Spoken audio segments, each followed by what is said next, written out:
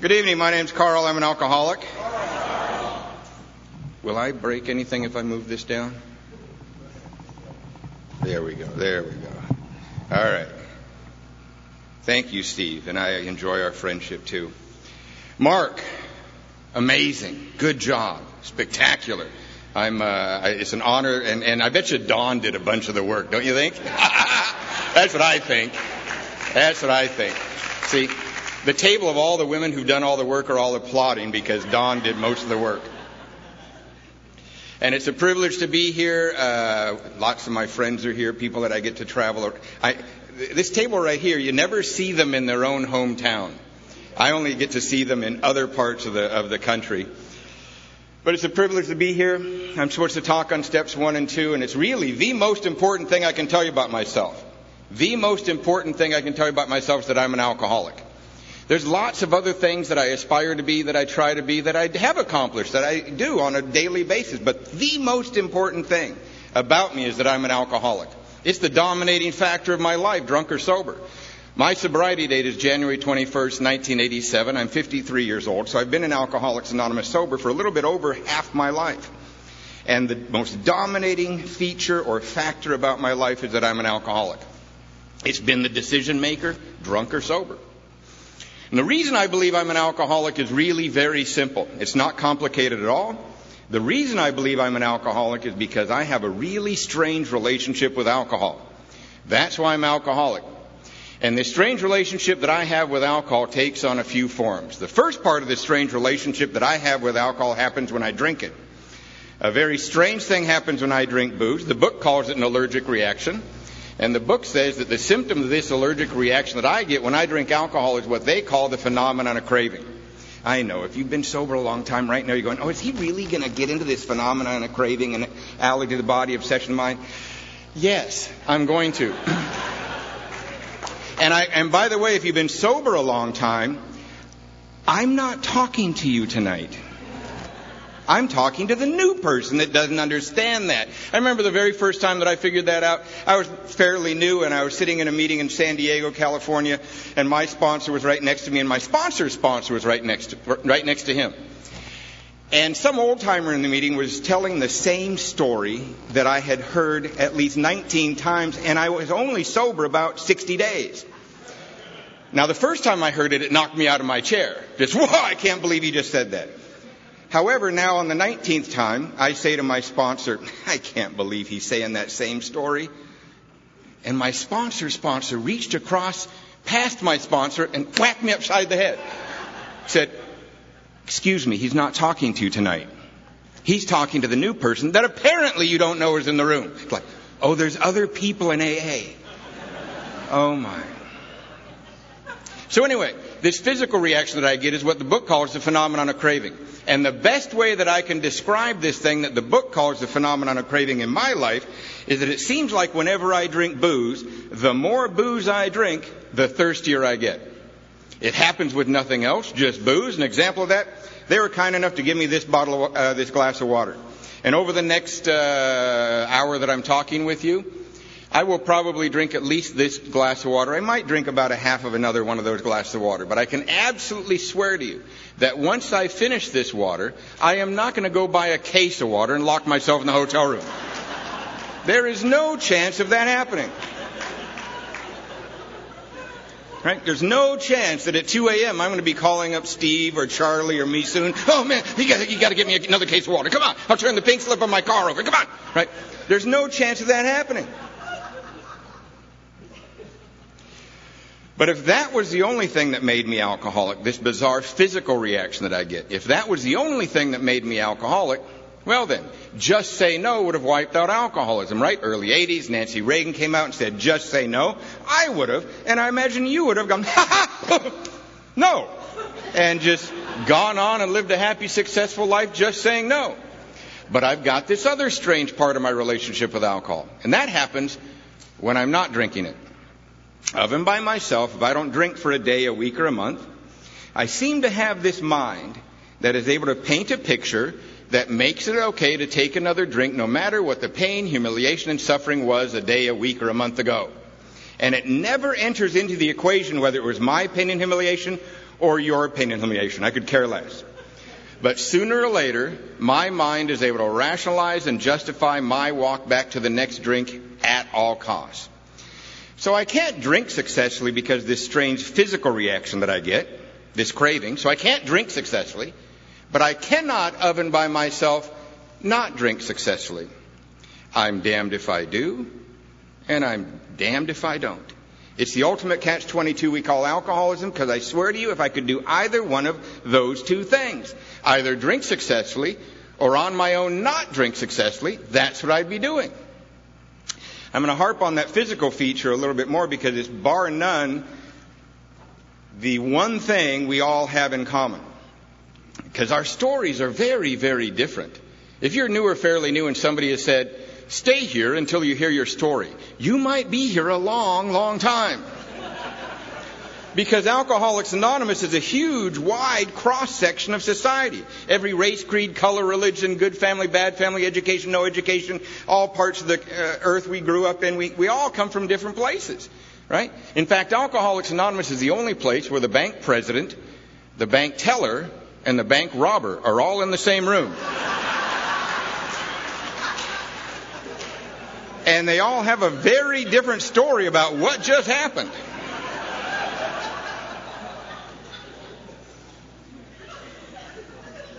So our stories are different on that. But then on top of that, we drink differently than each other. We do.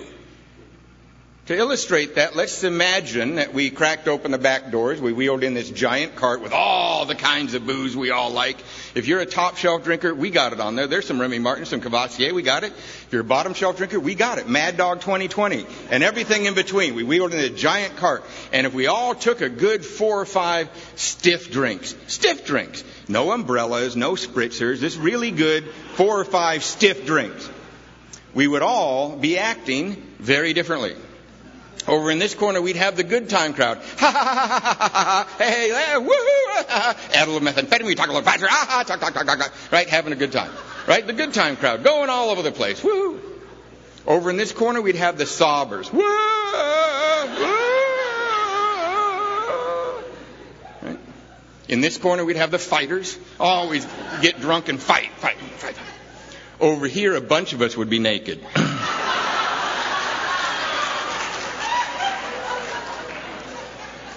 I would be visiting each corner trying to find a couple of friends to come over here with me.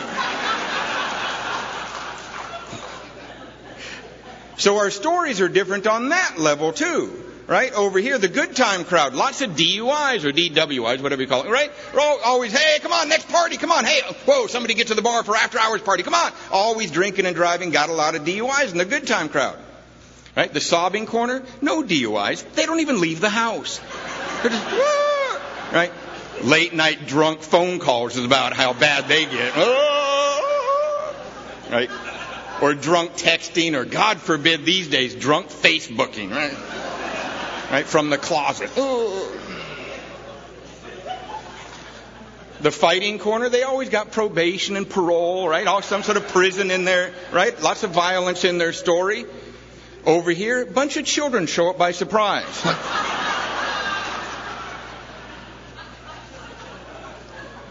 Right, so our stories are different on that level, too. But no matter what corner we're in, there's one thing we would all be doing. We'd all be back at the cart for more. Right? That's the one thing, bar none, we would all be doing.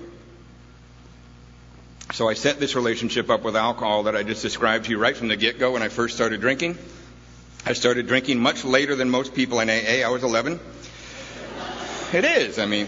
These days, there's 12-year-olds up there. They're on their 3rd treatment center, for God's sake. We lived in Seattle. A typical morning for me would be I'd show up early for school, not for study hall or anything, but to meet my new friends at the very edge of the school property. Loser's Corner. Every school's got a loser's corner. We'd be sitting out there. We would have the playground cocktail. Remember that? It's a jar full of whatever you could rip off out of the parents' liquor cabinet the night before. And that jar is scary because none of us have been to bartending school yet. So there's equal amounts of whiskey, vodka, cream to mint, right? All in that jar. There's green things floating around in there. You can imagine 8 or 9 of us, 11, 12-year-olds, choking that down, handing that jar around. And of course, it was the early 70s, so we're smoking that commercial pot. Anybody remember that stuff? 4-finger lids, $10 a bag, seeds and stems and the whole bit. And it was even before Ziploc baggies were invented, when it would just be a regular Glad sandwich bag. And as you'd roll it up, there'd be like 9 people spit on it. Like, oh, man. Were you guys there too? Yeah. So anyway, there in Seattle, by the time I'm 14, I'm the neighborhood drunk. I'm the neighborhood pot dealer. I forgot to mention, but my father was a neighborhood Lutheran minister. He didn't find anything funny about this at all.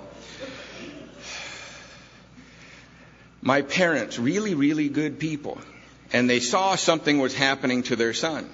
It was obvious that something was happening to their son. I mean, by the time I'm 14, my hair is growing down onto my shoulders, in front of my bloodshot eyes. My vocabulary is, whoa, whoa, whoa, right? That's my vocabulary. But they blamed my problems on people, place, and things. They didn't understand that I was alcoholic, right?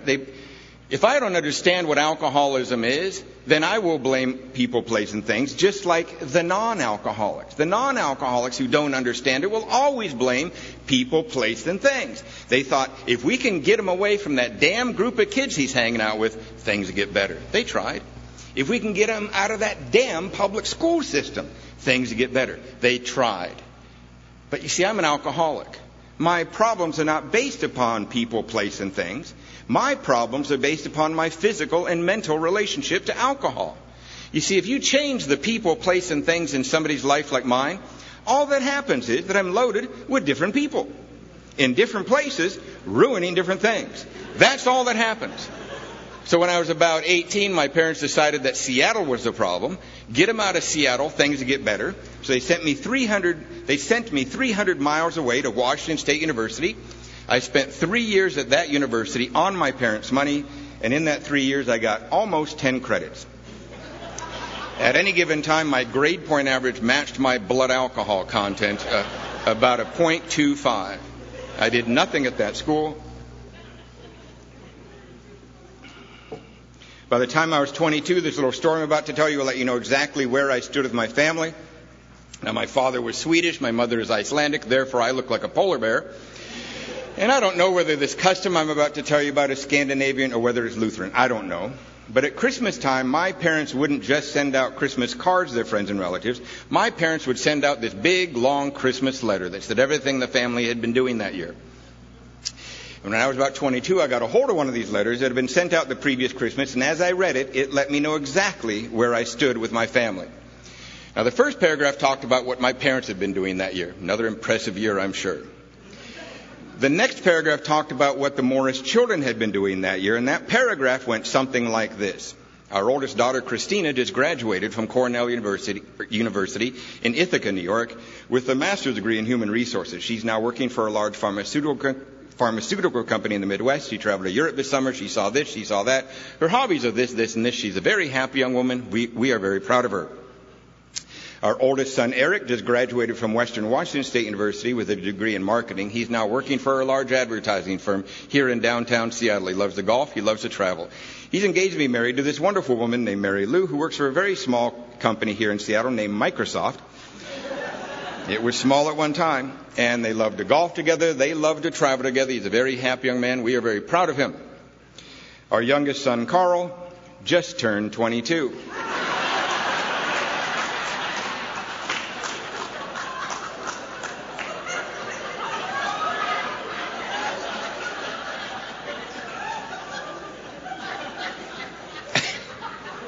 They were actually being very kind.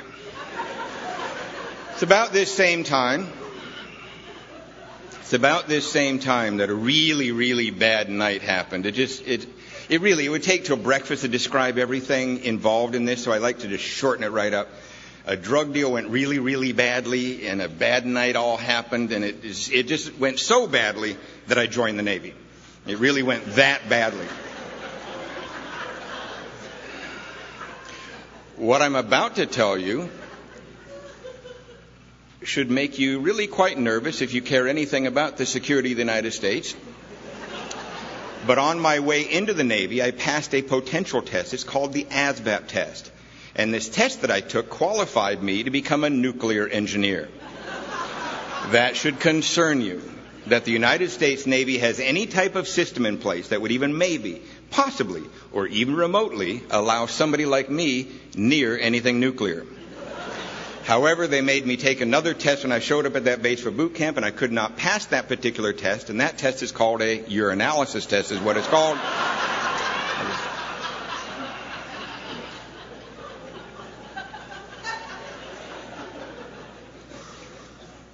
Still remember I'd been in boot camp for about maybe 10 or 12 days maybe, and in came the master at arms. This guy, with military police is what he is, and he came into the boot camp barracks, and he had this clipboard, and about 5 or 6 names were on that clipboard. I knew my name would be on that clipboard, and 5 or 6 of us were taken out of the barracks, and we were taken off the training side of the Great Lakes Naval Base over to the administrative side. And the other guys were taken into this one building. I was taken into a completely separate building, into the office of the commanding officer of the whole Great Lakes Naval Training Station. Big, beautiful office. Big oak desk. Pictures of naval vessels on the wall. I stood in front. The man behind that desk had so much gold on his shoulders, blind you on a bad morning. And he asked me my name. I gave him my name. And this would have been the early 80s, so on this big oak desk, he had a telephone with a speakerphone attachment on there. And on the speakerphone, he pushed the button on it, and into the speakerphone he said, "Walt." That's my father's name. By this time in 1984, my father would have been in the United States Navy active in reserve for 40 years. He'd been active in 3 wars. Reserve the rest of the time. He's one of the highest ranking chaplains in the Pacific Northwest. This was an old World War II buddy of my father's. So this man says into this phone, "Walt, out of consideration for our long-term friendship, I thought I'd ask you, what do you think we should do with your son?" Now, if you would have ever met my father, you would have, just by his body language and especially his voice, you knew he had a passion for living. You could sense it in his voice. You could tell that he viewed life as an extreme privilege and that he really, really loved the things that he had gotten to do in his life. You could sense it when you met him, and especially in his voice. But there was another voice that would come out of that man. And that was a voice like somebody had just kicked him right below the belt. It was a voice of confusion, defeat, and just... And I'd heard that voice so many times. It was always when he was dealing with me. And he'd always accompany that voice with this look, and he'd tilt his head like... And that was the voice that came out of that speakerphone that morning. I heard my father's destroyed voice say, "It's just none of my concern anymore." And then I heard that click and the dial tone. Eee, and as he just left that dial tone to go. Eee, and the man behind the desk just stared at me. If I could have just slithered out of that office underneath that carpet, I would have.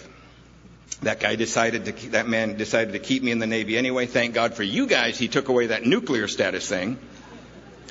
And a year and a half later, I'm a lower rank than when I first came in. It's kind of like this. I knew I was in the Navy. It was obvious. All I had to do was survey my surroundings. I saw that I was on a big gray ship in the middle of the Pacific Ocean. I was in a uniform. By God, I'm in the United States Navy. However, that ship would pull into a port. And I would leave that ship and I'd take a drink. And I would totally forget that I'm in the United States Navy.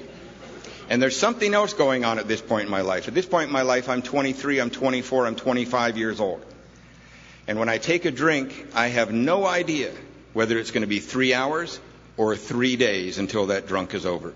And I got to tell you, it's a very strange feeling. After a 3-day drunk, coming out of that 3-day drunk, and I'm on a large pier in a foreign country, and it's 6 a.m., going...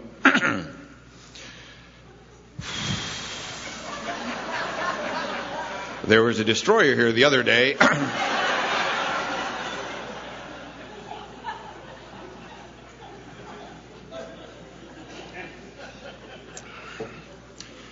Been in the Navy about 2 years. And it was a Monday morning. And again, I'm coming out of a 3-day drunk. I'm late getting back to my ship on that Monday morning. And I'm driving my car that's held together by rubber bands down this long straightaway. In the front of every naval base, there's a guard shack where a Marine stands duty. Under normal circumstances, you're supposed to slowly and politely pull up at this car, up at the guard shack. Show him your military ID. He'll check the sticker on your car. If everything's in order, he'll allow you to proceed onto the base. This particular morning, as I was driving my car into the base, I did what I always did when I'd come out of a 3-day drunk, is I would save a pint.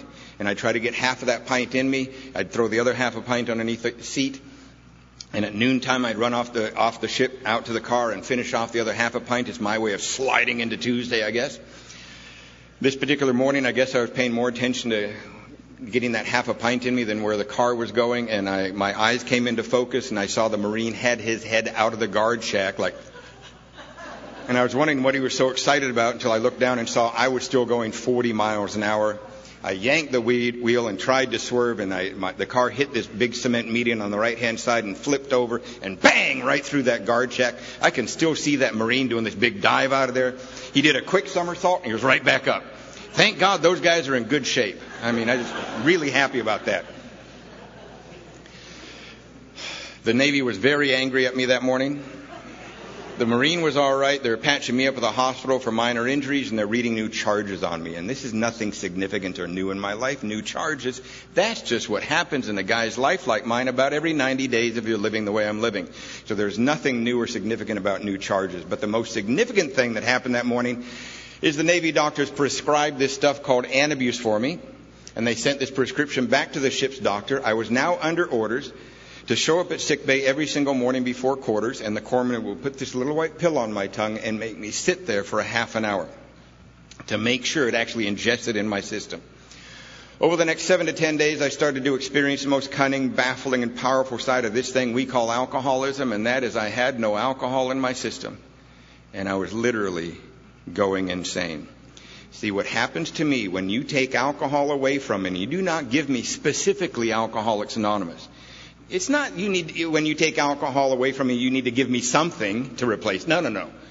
You have to give me one of two things. You either have to give me alcohol, or you have to give me specifically Alcoholics Anonymous. One of those two things has to be completely 100% active in my life, or I lose it.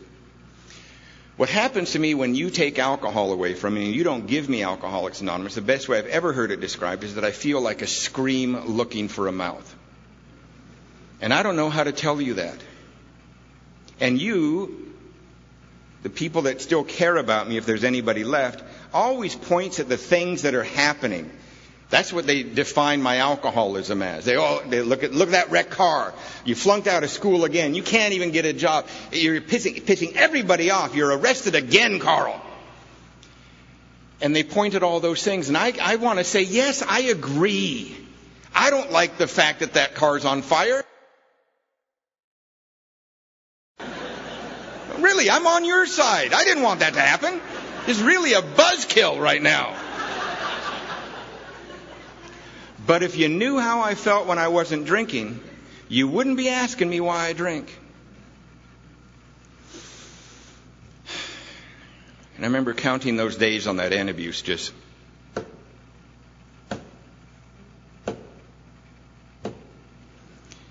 It's been 4 days and I'm on antabuse. Now it's been 6 days and I'm on antabuse. Now it's been 8 days, 6 hours,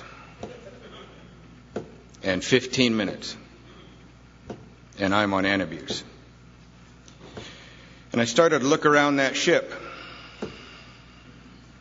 The other men, they're talking behind my back. All 300 of them. Have you ever felt that way in AA?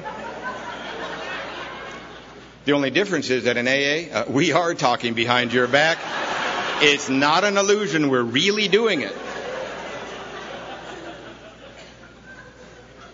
On the 10th day, I just snapped. I went AWOL from my ship. I locked myself in a little hotel room in downtown San Diego, the Plaza Hotel. It's on 4th and Broadway. It's still there. This would have been 1986. It was $13 a night back in 1986. I checked about 6 months ago. They rehabbed that whole area of San Diego. They didn't rehab too much on that Plaza Hotel because it's still just $19 a night to be at the Plaza Hotel. And I remember sitting on the edge of the bed, and I had this bottle of vodka in a shot glass on this rickety little end table. And as I stared at the bottle of vodka, I remembered that the Navy doctors had given me a very stern warning about drinking on top of the antabuse. When they had prescribed it for me, they had said, son, you need to understand that if you drink on top of antabuse, you're going to get one of two reactions. One reaction is you will get violently ill. The other reaction is you might die. I remember looking at the bottle, and I thought, well, wonder which reaction I'm going to get.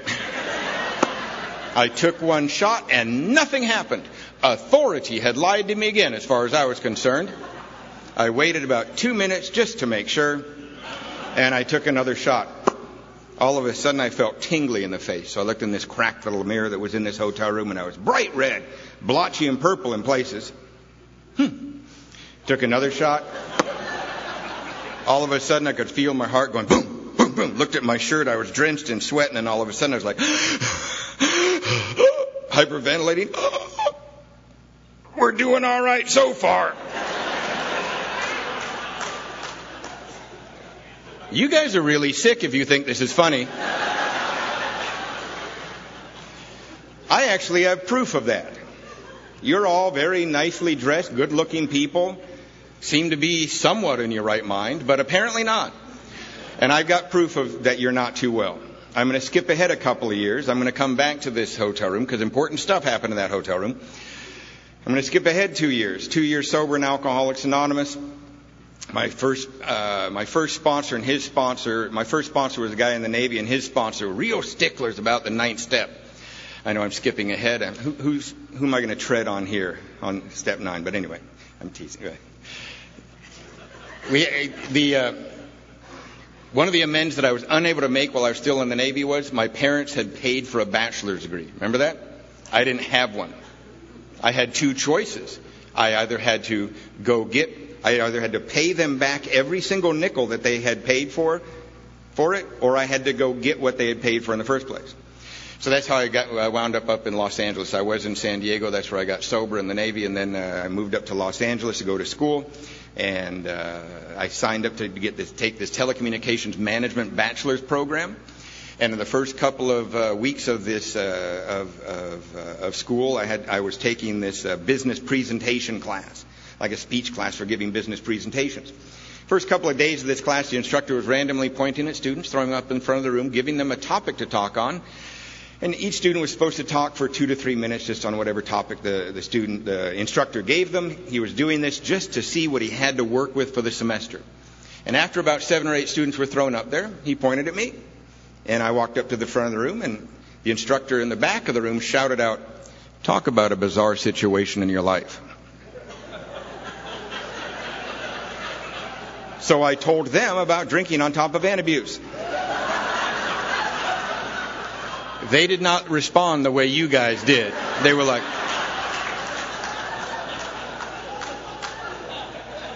there were, though, a couple of guys in the back going, "Woohoo, right on, dude, woohoo." So anyway, I'm back in the hotel room. I'm red-faced. I'm hyperventilating. I'm sweating. And I took another shot, and up it came. My second sponsor was a man named Eddie Cochran, who passed away in 1999 with 47 years of sobriety. Really one of the pioneers of Southern California Alcoholics Anonymous, along with your Saturday night speaker, Clancy. I mean, literally, that's the way I view them, pioneers of Southern California Alcoholics Anonymous.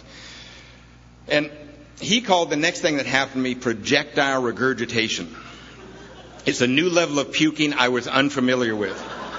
Because we all know the levels of puking, right? That one, you're just out there in the middle of a good drunk and you get that little warning, right? Sour taste in the back of your throat. Maybe a little bit comes up in the mouth, but not too much, just a little bit.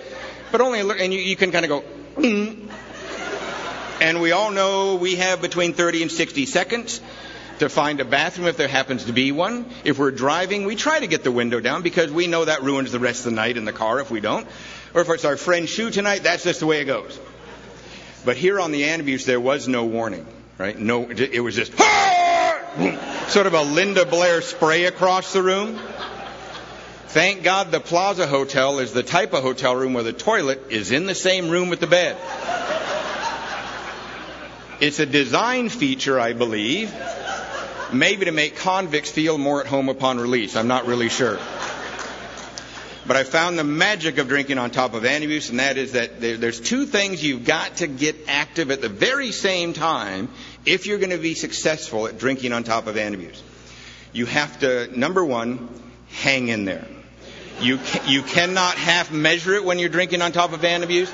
You really need to be committed to this. And at the very same time, don't die. If you can put those two things together, go for it. I found that if I kept drinking and kept puking and kept drinking and kept puking for about an hour to an hour and a half, enough of the antabuse would kick out of my system, and I would quit throwing up, and I would just be left with red face, hyperventilating, and sweating, and I'm all right with that. So I drank on top of antabuse the last 7 months of my drinking. There's no other way to describe this but desperation drinking. My last drunk, I was left for dead in a motel parking lot in an area of San Diego called National City. 3 guys, I'd like to think it's 3 guys. I've been saying that for so long, I sure hope it was. 3 guys just opened up my face and left me in a giant pool of blood, and I came to a few hours later on an operating table. And because they had no idea, my jaw was broken, so I couldn't talk. They had no idea what combination of alcohol or drugs was in my system, so therefore they could not use anesthesia. That was a fun morning. My last night of drinking, I'm being let out of the San Diego jail, being transferred from civilian authorities back to military authorities. I'm in handcuffs, and there's lots of angry people around. You know those mornings, right? And your neck muscles aren't working well that day. And that morning, the officer deck put his arm up when they tried to bring me back to my ship, and the officer deck put his arm up and said, "Wrong answer. Orders have already been processed on this loser. The orders are 90 days in the brig, bad conduct discharge, or treatment." And as I stood there in handcuffs, apparently some sort of option was thrown out on the table. And I do not remember thinking, as I stood there in handcuffs, I don't remember thinking, "Oh God, you're so good to a bum like me, and I just can't keep going this way. And look it, you've offered treatment." I don't remember thinking that. Nor do I remember, and it would have been more likely, but I don't remember feeling this way either. It would have been more likely that I would have thought, hey, if I just act like I want that treatment thing, maybe I can beat this rap too. That would have been more likely. But I don't remember that either. I now know that it wouldn't have mattered what I was thinking or feeling that morning because I was in handcuffs. And I don't know about your experience with handcuffs, but my experience throughout my life was always the same whenever handcuffs were involved. Whoever had me in handcuffs, never once did they ever turn to me and say, "So what's your opinion on this matter?" Right? When you're in handcuffs, you go where they say. And I was taken up to a military treatment center up in the north end of San Diego, and when the doors were locked behind me, that's when the handcuffs were taken off me. And that's what the society in which I live feels about how Karl Morris acts out there in the world without Alcoholics Anonymous, and rightfully so. So I'm in this treatment center. And in the first couple of days of this treatment center, other men and women are coming from various ships based in commands from all over, literally all over the western United States and Hawaii. And they're coming into this place over the next couple of days. And the first few days, they're doing medical checkups on us. They are trying to get our files transferred from our commands or our ships so that, they have our file there. And they've got us in like a group therapy session. And the first couple of days, there was this assistant facilitator who was trying to conduct this group therapy session, and none of us are talking. We're just arms folded, looking down at the ground, and he's running out of things to say, right? He's describing this and this chart and that, and then he'd try to get us to talk. Nobody's talking. We're just nothing. Somewhere in the middle of the third day, I think, this fellow named Paco raises his hand. Says, "I'd like to say something." And this facilitator got really excited. "Yes, Paco, what would you like to say?" And Paco says, "I hear that I'm supposed to be rigorously honest with you guys if I'm going to do this staying sober thing. And I want you guys to know that Paco's not my real name. Paco's just a name that I've always used since I was a young teenager whenever things looked like trouble. And the other day when I got here, this really looked like trouble. But I want to be honest and upfront with you. My name's not Paco. It's really Randy. Will you guys call me Randy from now on?" We all look up and go, "Okay, nice to meet you, Randy." But this assistant facilitator got really excited. Oh my God! This is the first breakthrough of any honesty of any of you SOBs. Later that afternoon, they gathered us all up again. They called on Paco. He walked up to the front of the room. They slapped a gold name tag on him that said Randy. It said Randy right on the gold name tag. And then we were all informed that whenever staff was not around, Randy's in charge. And Randy loved his new job. And we all hated Randy. On the 7th day in this place, they took us all to our first meeting of Alcoholics Anonymous. At least it was my first meeting of Alcoholics Anonymous. All I know is we've been in this place 7 days, and on the over the 1MC, it's like an intercom system through the barracks. They said civilian closed, parking lot 6 p.m. And so we're all about 35 of us are standing out there, and 5 or 6 white vans pulled up, and 5 or 6, 7 of us into each van, and boom, out in town, each van went to a different meeting of Alcoholics Anonymous somewhere in the San Diego County area. And sure enough, the van I was in pulled up at a meeting, and if you have ever been at meetings in San Diego, you see the military. We sit in the back of the meeting, and you guys started your meeting, and it was podium participation. Didn't know there were different kinds of meetings. Had no idea about that. All I know is a long string of people came up to a podium up front, and the first few people read stuff. And then the remaining 12 or 13 that came up there just got up there and started telling stories right off the cuff. No notes, no nothing, just blah, blah, blah, blah, just telling stories. And as I listened to what the people were reading and what those subsequent people were talking about, I got this overwhelming feeling of, oh my God, they know. They know. They know. Now, if you would have seen me sit in the back going, oh, and you said to me, so what is it that they know that you think you know? I would have said, I don't know. But they know. And what was happening to me, this is what was happening to me in my first meeting. I didn't know it. But what was happening to me in that first meeting is what I truly believe Alcoholics Anonymous wants to have happen to somebody that is brand new. I was identifying. And I was identifying with 2 things. I was identifying with the way they told their stories about drinking. But it was strange. I'd heard drinking stories before. I'd lived drinking stories. I told drinking stories while living a drinking story, right? Heard a million of them in bars and crack houses all over. We'd tell drinking stories out there. But you were telling your stories about your drinking in a way, without even saying so, that you were free of it. Strange. But I knew that you were free of it. It was weird.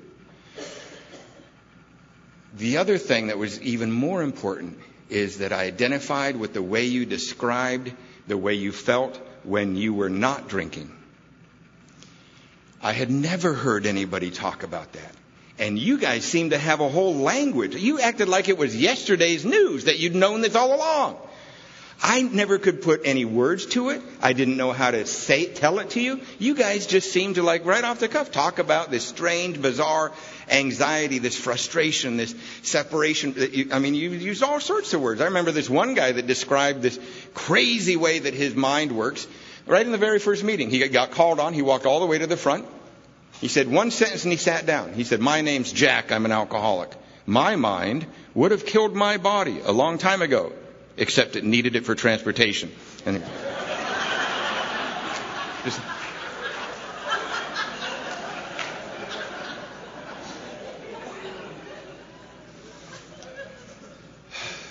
so I identified right off the bat. Next night, they took us to another meeting. And I don't know what kind of meeting it was, but as much as I identified at the first meeting, I got equally as confused at the next meeting. Because everybody at this meeting was talking about something called a drug of choice. I don't hear it much anymore in AA, but back in the 80s, man, they were just always throwing that term around. Drug of choice, drug of choice. And I'm like, what? I'm sitting in the back going, was I supposed to be choosing out there? Do they want me to choose now? What on earth are they talking about? So the next morning, I'm back at the treatment center. I asked the counselor who had been assigned to us. I go, "Mary, last night in the meeting, they were talking about something called a drug of choice. What on earth do they mean by that?" She said, "Carl, let's play a game." Now, that worried me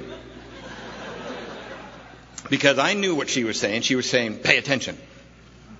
And that was difficult for me. I didn't know what was going on. I only know now what was going on. But it was hard to pay attention for quite some time early on in treatment because When I had shown up and they did that medical checkup on me, they had found that my liver was extended, my pancreas was shutting down. I had extreme, what they call alcoholic edema, where my skin was just soaked in alcohol. Apparently, drinking on top of Antabuse for 7 months does a little number on your internal organs. So they had salted my tail with these detox meds, right? Just to make sure I don't throw the big seizure in the middle of the therapy session and disturb everybody's day. Everybody would freak out, and it kind of just interrupts the process of everything, apparently. So they salt your tail with these things. And if you've ever been on those things, you know what I'm talking about. Your field of vision is just fine about like this. But there's dancing squiggly things over here. And when you look to see what it is now, it's over here. And so you're doing a lot of... And it's hard to pay attention. So when she said, Karl, let's play a game, I went, okay. And she said, imagine this, Karl. Imagine I walked in this room and I had a tray, she said. And on that tray I had a bottle of Jack Daniels, an ounce of cocaine, and an ounce of Thai sticks. Which one would you take? I started to drool immediately. Right out the side of my mouth. Ho, ho, ho, ho, ho. I take them all. I take them all. And she started to snap her fingers. Settle down, Karl. Settle down. You can't have them all. Play the game. Which one would you take? And I thought for a second. I said, well, I guess if I can only have one, Mary, I guess I'd take the ounce of cocaine. She said, oh, maybe cocaine is your drug of choice. Do you understand now? And I said, no. No, I don't understand. She goes, what's the problem? I said, well, Mary, the only reason I take the ounce of cocaine over the other two is, well, I take that ounce of cocaine, I get the hell out of here, and I'd sell 2 8-balls. I would now have enough money for a quarter pound of Thai sticks and a case of Jack Daniels. That's what I would do. Now,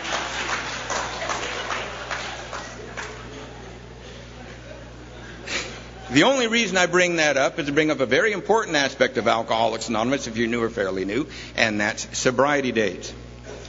First of all, it's very, very important to have one. Alcoholics Anonymous just makes a lot more sense when you have a sobriety date. It really does. And there's only one sobriety date. I bet you there's all sorts of people that work with new people. Maybe you run across this scenario every once in a while, like I do in L.A., but not very often, but every once in a while. But I like to, when I see somebody, hey, good to see you, how long do you got? And every once in a while, not often, but every once in a while I get this. Well, my drinking sobriety date is January 4th. My pot clean date is May 3rd. Oh, I blew my methamphetamine date last night. I was in Walmart all night long. It's like...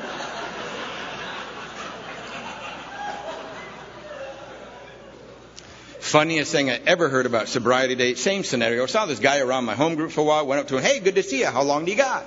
And he said, well, I had 90 days, but I drank last night. So now I have 89 days.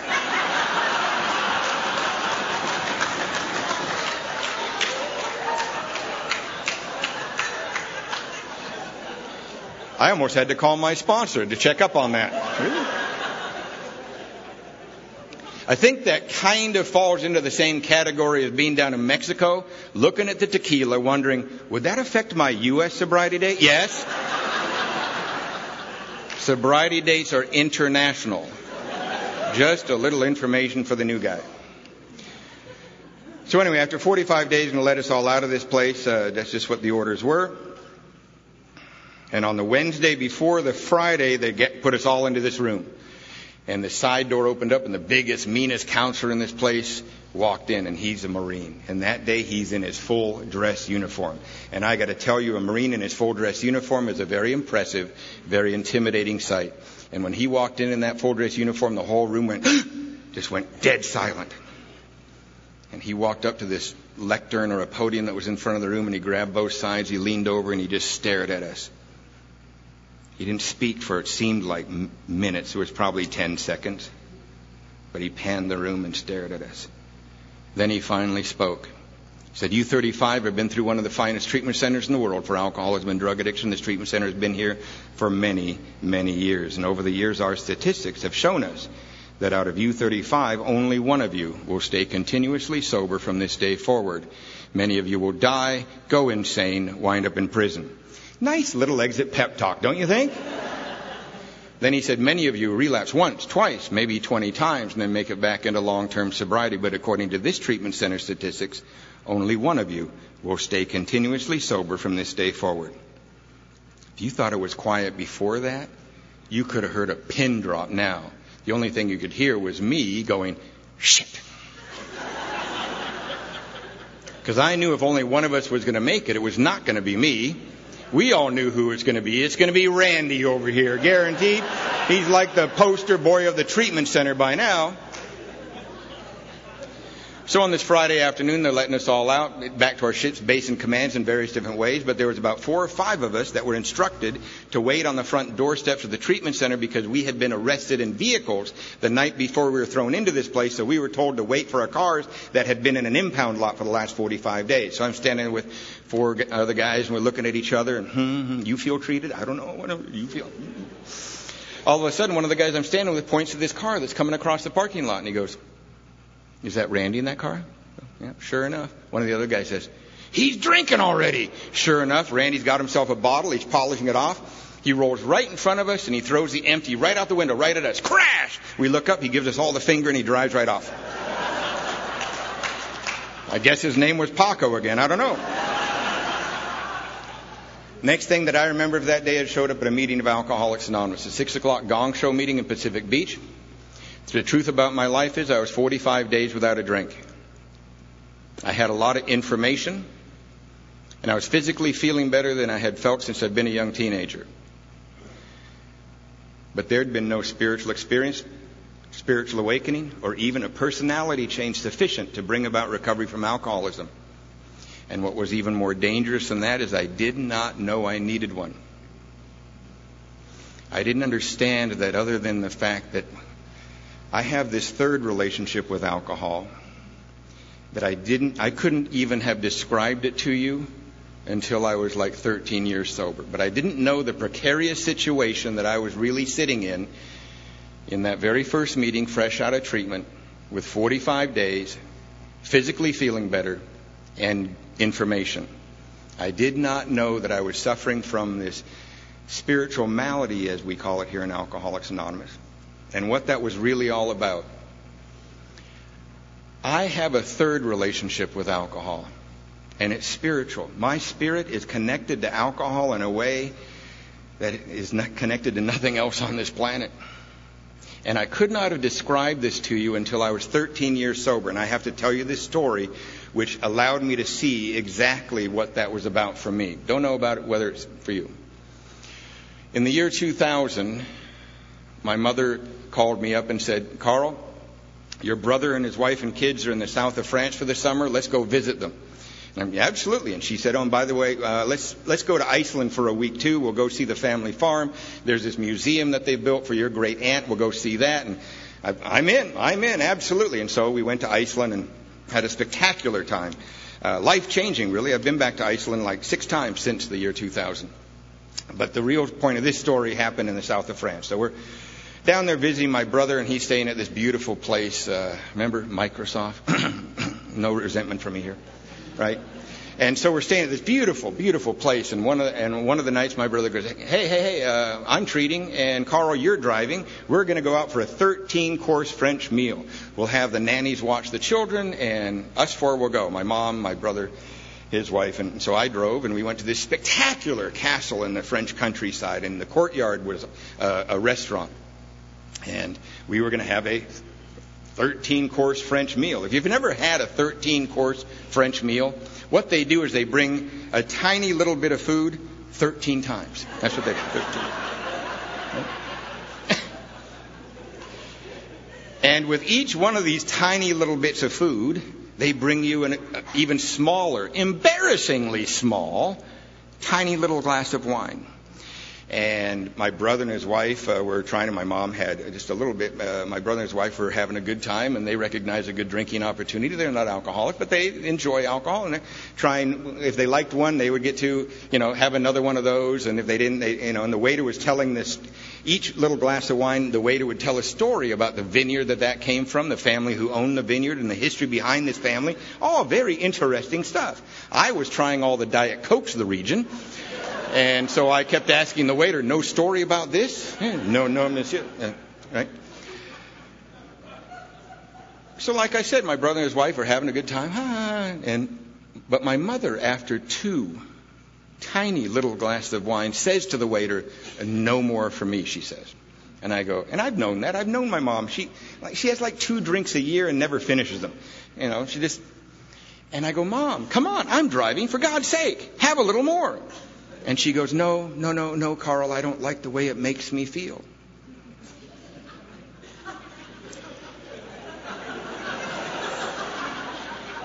Right, if I were smart, I'd just leave it alone and carry on. But the way she said it this time just really piqued my interest. And I go, "How does it make you feel, Mom?" And she goes, well, Carl, like you had said earlier, I'm having a once-in-a-lifetime experience sitting in this beautiful courtyard, looking at the spectacular colors of the French countryside at sunset. The string quartet is just, it's rattling my bones, Carl. I just love that. And I'm here talking with 3 of the people I love the most in the world. And if I were to drink a little bit too much alcohol, the colors become blurry and dull. The music starts to sound shallow and off in the distance. And I have a hard time keeping a conversation going with you. Do you get that? That is fundamentally the exact opposite to relationship to alcohol than I have. Because what she's saying is, of and by herself, she sees the colors of life. She hears the music, and she can connect with God's other kids. She adds a little alcohol, it all gets dull, blurry, and sloppy. Me, of and by myself, I cannot see the colors of life. I cannot hear the music, and you're goddamn boring. You are. I get 3 or 4 drinks in me, and look at those look at brilliant. Listen to that music. I'll tell you where that cello was made, whether I know or not. I can make up the name of a German village on the spot. And you become very interesting, but not as interesting as me.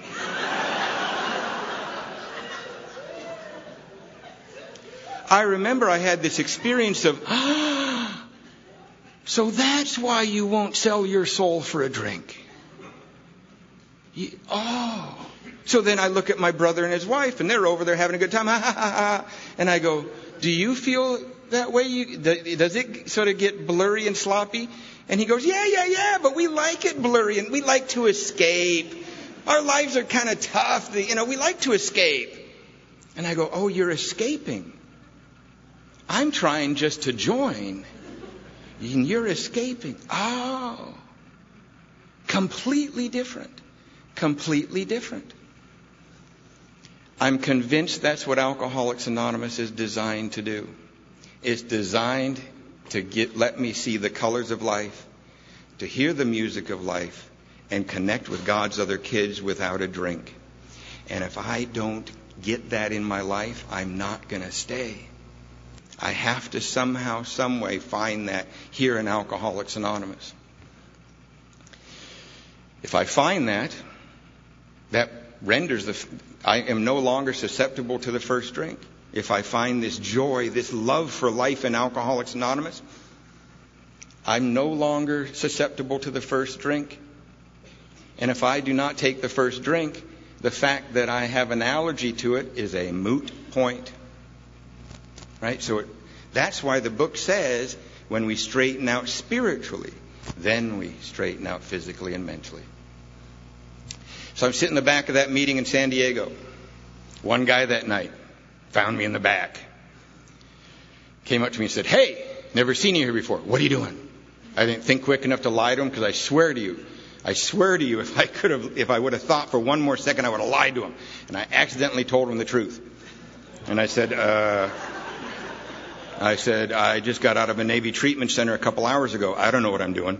This guy's eyes went bing, big smile went across his face. At the break of the meeting, he's like fighting his friends up. He's mine, I got him, mine, get away from me. I didn't know you marked your newcomers in here, right? But there was something else going on in this guy's life that particular Friday night that made him especially glad to meet me. This guy's girlfriend had left him the night before for one of his friends in his home group. So he was wondering what he was going to do with that weekend. Homicide, suicide, get loaded or grab this newcomer. He's like all over me all weekend. We went to like 18 meetings of Alcoholics Anonymous. And this guy was insane over this woman, flat out insane. In between this barrage of meetings he took me to, he would throw me in the passenger side of his car. He'd start driving and he'd start yelling. He wouldn't even look at the road. He had like one of those AA radar cars that just made it to the next meeting, right? And he'd just be yelling at me. You got to go to meetings. You got to read the book. You got to get a sponsor. Damn her! Got to go to meetings. Got to read the book. Damn her! And I'm like,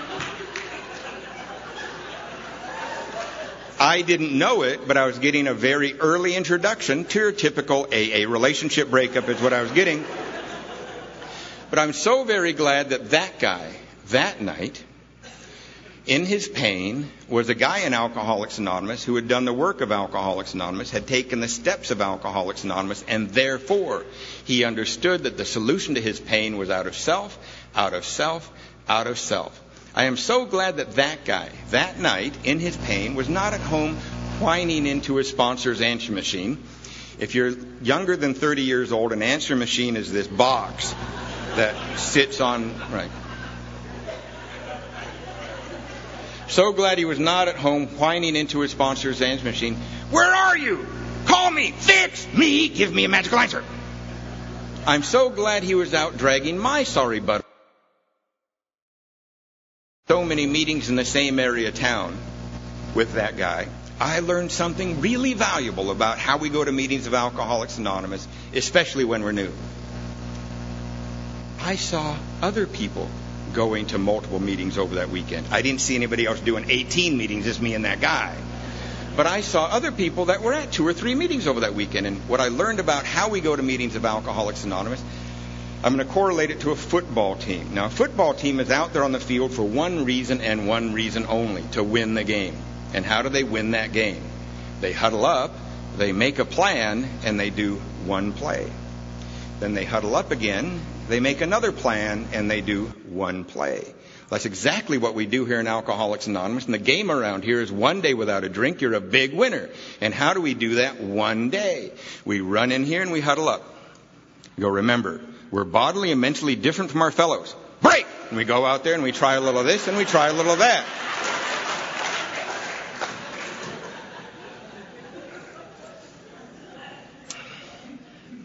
After that weekend, I got back to the ship, and one other sober member of Alcoholics Anonymous was waiting for me. His name was Bob W. He was 14 months sober, and he became my first sponsor even before I asked him. He could care less whether I wanted him to be my sponsor or not. He was trying to save his own life, and he was just all over me. It was kind of a captive audience because I would have to jump off the ship to get away from him.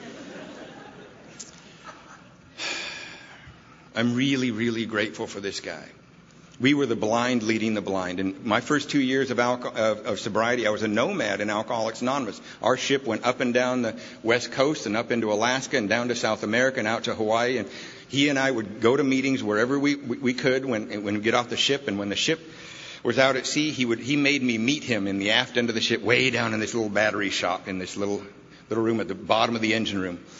I remember the very first night that I met him down there. He had that blue book with him, right? And he tossed it down on the table. He goes, I've been hounding you about it for weeks and months. Have you read it? And I said, well, yeah. There's like how it works. We antagonists, some doctor with an opinion about something. Now remember, he was only 14 months sober. He didn't know what he was doing. But he opened up the book and he started to read, and when he was tired, I would read.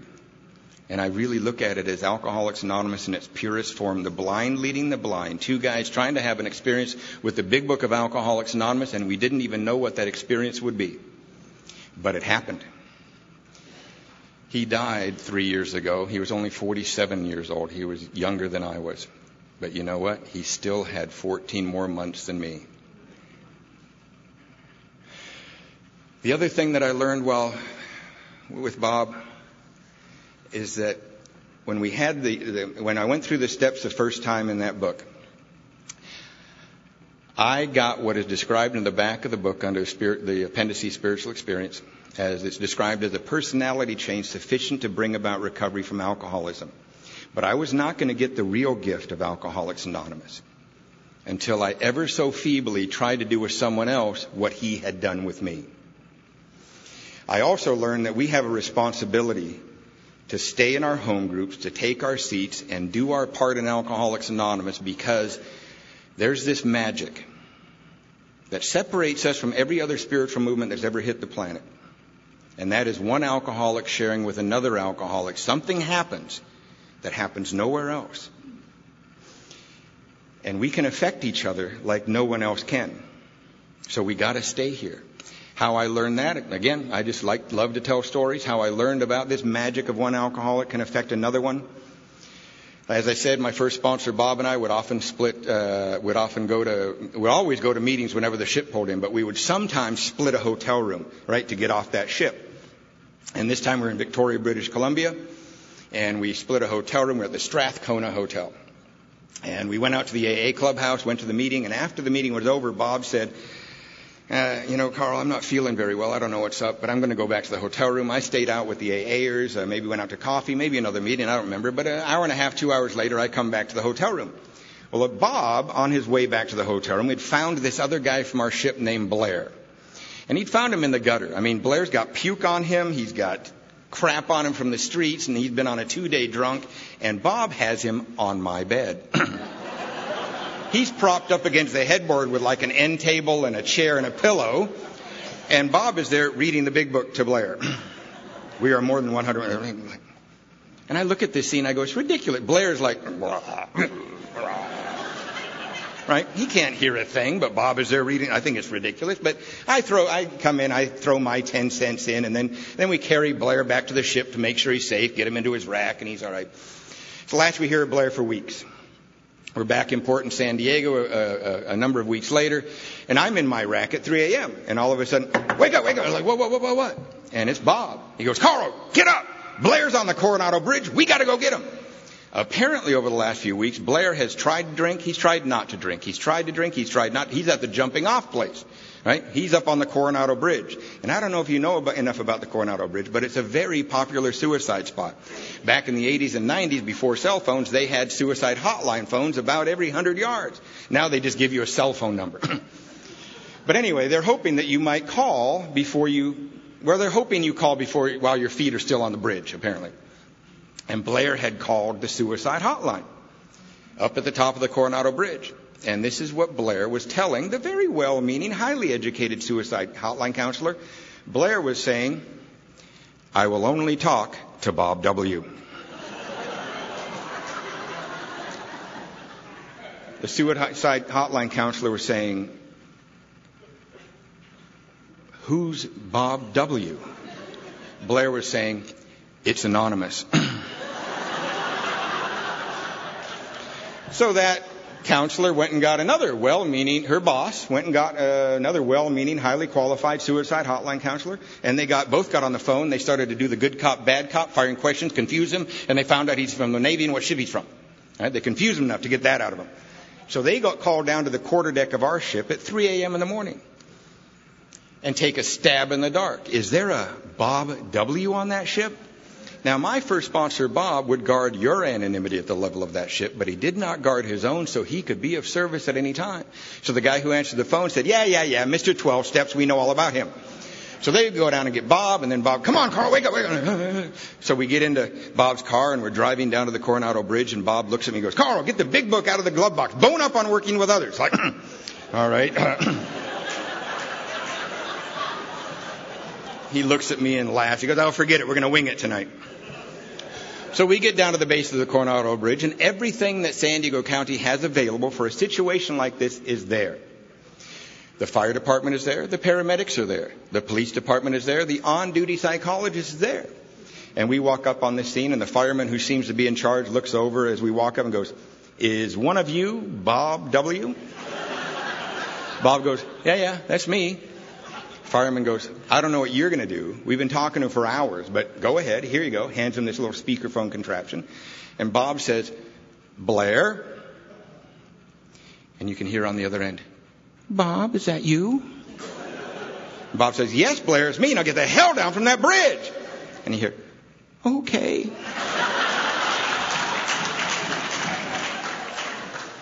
One alcoholic can affect another alcoholic like no one else can. Don't forget that. We need to show up.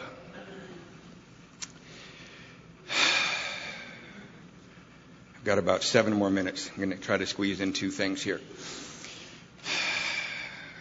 Really, I can sum up everything that's happened to me in my 27 years of sobriety in a couple of things here. In 1998, I was asked to come down and do what I'm doing right now down in Nogales, Arizona. And before I left, and this is back before everybody had a cell phone, right? When everybody carried those pagers. Remember those pagers? Nobody still has a pager, do they? Right? So anyway, before I left, I think, there's these big blackout areas where the pagers wouldn't work. Before I left, I called my mother and I go, "Mom, if you try to page me this weekend, don't get worried if I don't call you right back, because I'm going to be in Nogales, Arizona. The pager might not be working." Right? I already worried my mother enough over enough years. Don't need her to worry when I'm sober. She goes, "Oh, you need to get a hold of Don and Leona. They live right near there." And I go, "Remind me who they..." Oh, she goes, "Oh, that's right. You haven't seen them since you were like 9 years old, Carl. I guess you wouldn't remember." "Oh, yeah. But Don was the best man at your father's and my wedding. They're lifelong friends. They would love to see you." So I go, "Okay, Mom, absolutely." So I call up Don. I go, "Don, this is Carl Morris. I'm going to be just a little bit south of you. I'd love to get together for some coffee or something Saturday at noon." He goes, "Oh, I hear you love to golf. Bring your golf clubs." Now that surprised me. I go, "Well, yes, that's true. I'm a golf whore. I'll golf with anybody at any time for any reason. I don't even need to know your name. I'll golf with you." But how does he know that? I brought my clubs, and on Saturday morning I took off from the conference and I drove up about 15 miles up the freeway, met him at his golf club, and we started to walk along, and the more we talked, the more confused I got, because he started to ask me very pertinent, very specific questions about my life. He knew what school I had graduated from, what degree I had, what companies I'd been with, what these recovery homes I'm involved in. He just knew everything about my life. And by the 4th hole, I go, "Don, I'm really confused here. I haven't seen you since I was 9 years old. And you seem to know everything about my life. How on earth is that?" He goes, "Oh, Carl, that's easy. Before your father passed away 2 years ago, you couldn't shut him up. He would go on and on. It was irritating sometimes, Carl, but he would go on. He just boasted about everything you were doing in your life."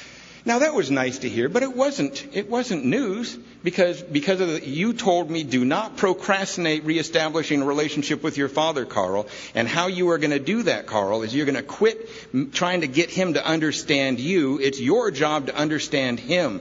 And you act that way every single time you talk to him." And because I didn't procrastinate on that, I was able to have a relationship with my father before he passed away. That wasn't so, so it wasn't news, but it was really nice to hear from a lifelong friend. But the second reason, I couldn't even golf anymore. He said, "Besides, Carl, every Christmas I get the letter." I'm like, "Yes! I finally got in that thing."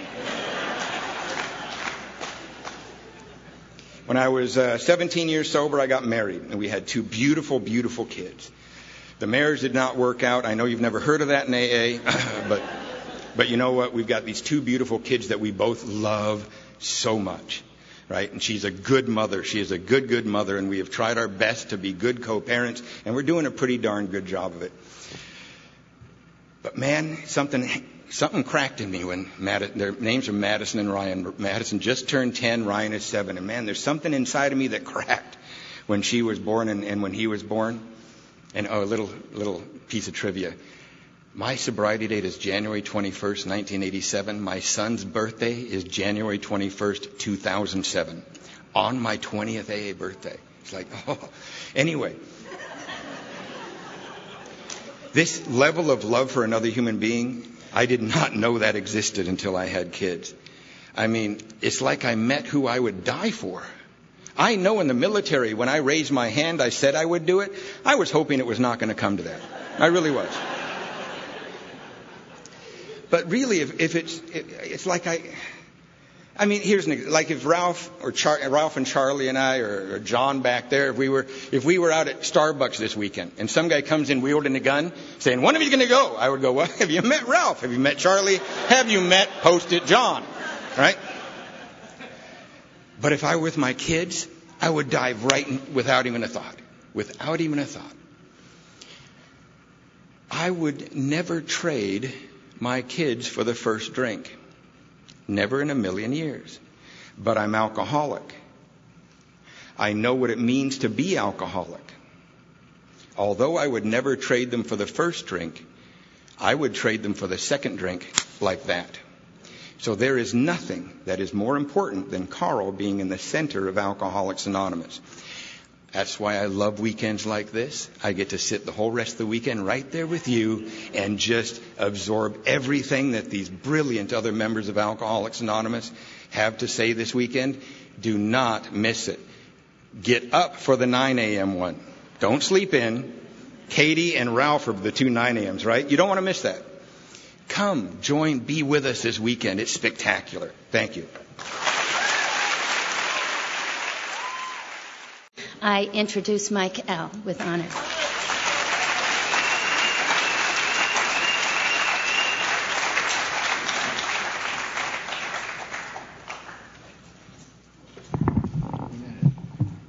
All right, Mike, alcoholic. Dry date September 7th, 1985, and that's just kind of average in this crew, but really surprised the people that had watched me fail for years.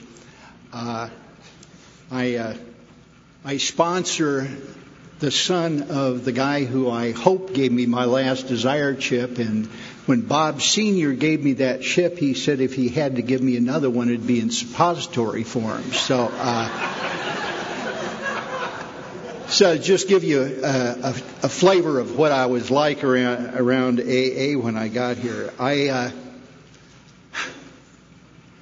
It sounded like Erica was reading a note from my former wife here when she was talking about tornadoes in the home and hearts broken and sweet relationships torn apart. And it's strange that I would be talking on this topic because I managed to do most all of that sober. I'm one of the people that managed to create a lot of harm once the plug went in the jug.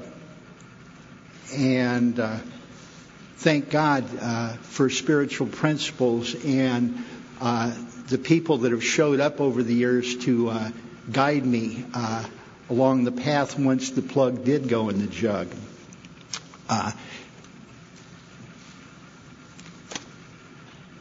If you'll indulge me just a moment here, I'd like to just take a couple quiet moments here and begin this session with a little meditation that I wrote a few years ago regarding something else, and I think it's really appropriate. It's about our first principle, the principle of unity. And I think that's what this entire weekend is about. And I found that unity is a vital thing because I got to have it in all areas of my life. First, at the first I drank for unity. I drank so I could be with me. I drank so I could be with you. I drank so I could just breathe and be in the world. And I didn't know that's what it was, but it turned out that's what it was. And now I've got to have unity in my business relationships, my personal relationships, and obviously with my relationship with God. So, oh gentle God, please show me the things I already know but am unaware of. Reveal to me the wisdom that I already have. I've failed to pay attention to my life, and I've squandered the riches of my own experience. Like Gulliver, I'm tethered and bound by countless old ideas. I'm now ready for you to remove the shroud from my eyes. How has self-reliance failed me? Haven't my best intentions failed to produce lasting happiness? God, please redirect that marvelous will you gave me so that it might align with yours. God, please channel my energy that my efforts might be useful to you and my fellows. If I'm to be truly happy, joyous, and free, I must be guided by the principle of unity. My heart's unspoken desire has always been to live in unity with you and my fellows. I'm now willing for you to remove the blinders from my eyes and my soul that I may stand in the sunlight. My fear has failed to protect me.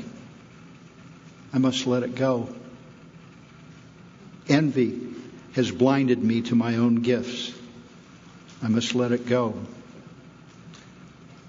Jealousy has poisoned my loving spirit. I must let it go. I'm malnourished, for I've been feeding on my ego, starving at the banquet of love. I've lived in the insanity of separation from you and my fellows. Now is the time to turn my prodigal spirit towards home. Loving Spirit, restore me to sanity.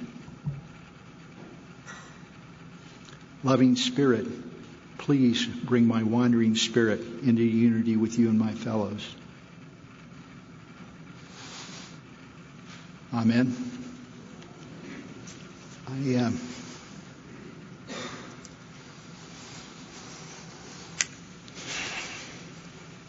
I grew up in a little Big Ten college town in Iowa City, and when I grew up there in the 50s, it was there were about 25,000 permanent residents and 25,000 at the university, or a few more, and it was a classic little small town, college town life, and everybody knew everybody else. And I really panicked when I saw forgiveness there, because on the program, because I don't have much of, if anything at all, to ever forgive those people for.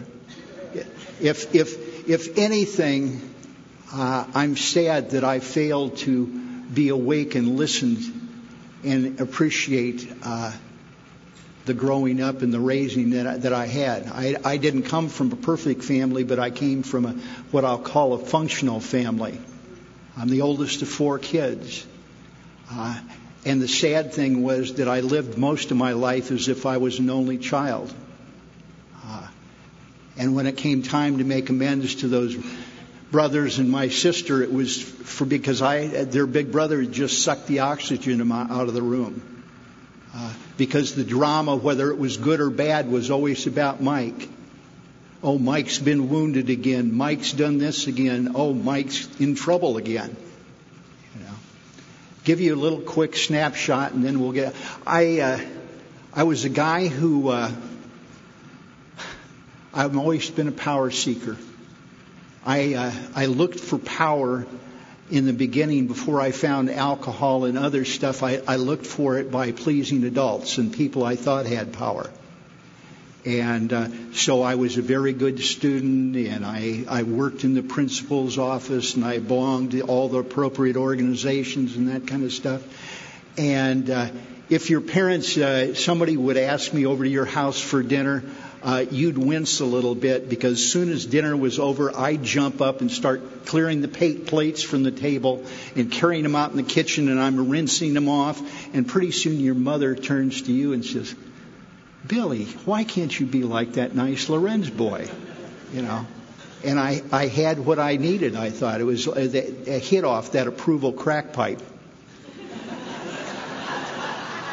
Yeah. Drama and approval, those are my drugs of choice, Carl.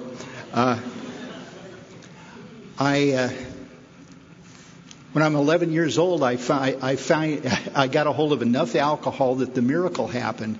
And the miracle for me was just exactly what Karl Jung describes in our page 27 of our basic text, where he's talking to Roland Hazard and trying to tell Roland what a spiritual awakening was. He says, and I'm paraphrasing, ideas and emotions that govern the lives of these men are suddenly cast to one side and a new set of conceptions takes hold. And that's what happened in the Lorenz household when Mike got enough liquor that he found the miracle. See, everything, I didn't care within weeks. I wasn't out sticking up 7-Elevens, doing B&Es, doing anything dramatic. You can't do that when you're 11 years old. But I, by God, don't need your approval anymore. And that just stunned my parents. They thought there'd been a demon possession in our household. That what happened to the honor student, It's all, get out of my... You're ruining my life. You don't want me to have any fun. You're putting too much pressure on me. No wonder I got a drink. You're putting pressure on me. You want me to show up for class. So, and I expect that's not unusual. A lot of people will have that reaction. However, it started to manifest. And I got in touch with this piece because I got here and I was sober for a period of time. And I really believed that there was a period of normal drinking that I'd enjoyed. And it turns out there was just a period without handcuffs and consequences, But there was never any normal drinking. Let me tell you what normal drinking looked like for me.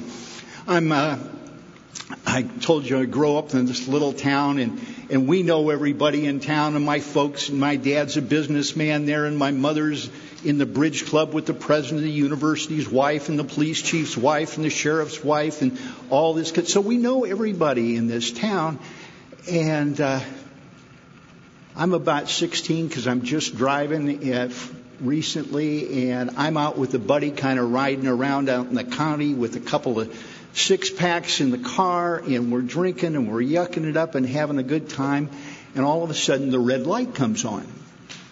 Well, turns out it's Barney Fife, the deputy, Barney's going to pull me over. Now, I know Barney. Barney knows me. It's all cool. So I pull. This was the days before two-man patrol cars. So Barney pulls me over, and I turn to my buddy, and I said, "Watch this." So I get out of the car, and I'm smiling, and I'm waving, and I'm walking back toward Barney, and he isn't smiling, but he knows who he's got.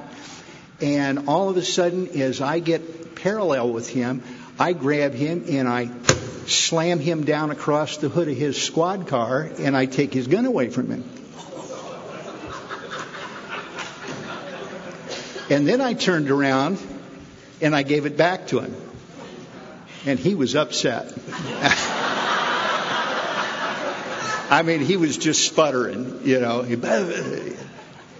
And I've always, my 4-year-old told me once, that I'm a little too smart for my own good. He says, Mike, you'll do a lot better if you'd probably start doing the second thing that comes to your mind instead of the first.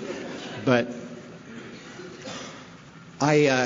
what happened is Barney yelled at me and screamed at me and gave me a lecture and poured the beer out. But at the end of the day, he turned me loose. Because I had it figured out. There's no way Barney's going to write me up, take me in, and have to listen to his buddies at the sheriff's department razz him for the rest of his career about the kid that took his gun away. Not going to happen. And the most important part of that deal was that my buddy is looking out the back window of that car with big bug eyes watching this all go on. And he runs back to my high school, and he's all over telling about Lorenz taking the cop's gun away the next day, and I get a little, I can walk down the hall at my school. I'm somebody, in my mind, and I needed to be somebody. And then the last piece of normal drinking I'll tell you about was about a year later. we had another tragedy at the Lorenz household. I'd been lobbying my dad for a new Corvette for a period of time because I need to be somebody, so I needed a Corvette. And instead of buying me the Corvette that I was entitled to, he actually bought my mother a new car, if you can imagine such a thing. And to add insult to injury, he bought her the lamest possible thing you could think of. He bought her a 4-door Buick hardtop with that kind of ARP senior citizen tan color, that you see putting along, and I'm mortified, and I'm sincerely outraged. Now my mother, if she had been able to keep drinking, she could have been one of us, I think, but she was just kind of normally my confidant and confederate, and so eventually, after a couple of weeks, she decides that she's going to give me her new car for a date. And so I take the car out, and I don't remember about the date, but what happened was, after I got through with the date, met up with the guys later that night, and we're having a few drinks, and it's going on, and I end up down at sometime after midnight at my buddy Jerry's dad owns a machine shop, and so we're down at Buck's machine shop, and one of my friends, we all got to have friends like this, is razzing me about this car, and then he fires up a cutting torch and puts the torch in my hand, and I get the brilliant idea, well, I may not have a Corvette, but at least I can have a convertible. So I proceed to cut the top off Mom's new car.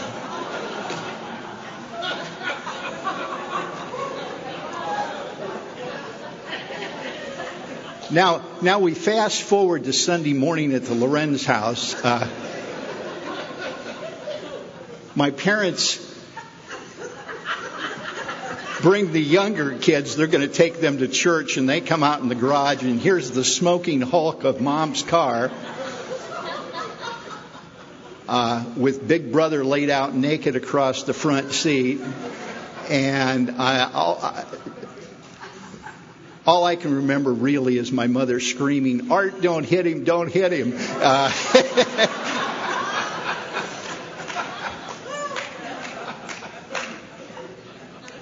And so that was my normal drinking period.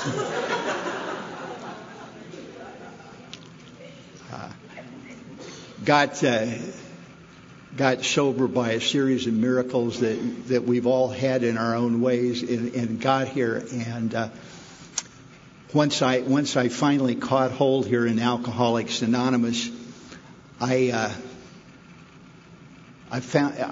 loved AA.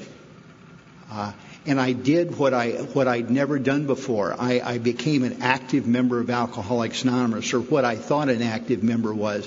I'm going to 11 meetings a week. I'm grabbing a hold of every service position I can get to. And this is not 90 meetings in 90 days. This is year after year after year. I love all this stuff. Oh, I even started my own meeting. This is my junior guru phase, and if you're going to be a junior guru, you've got to have your own meeting. Because chances are there are meetings where they're just not doing it correctly. And,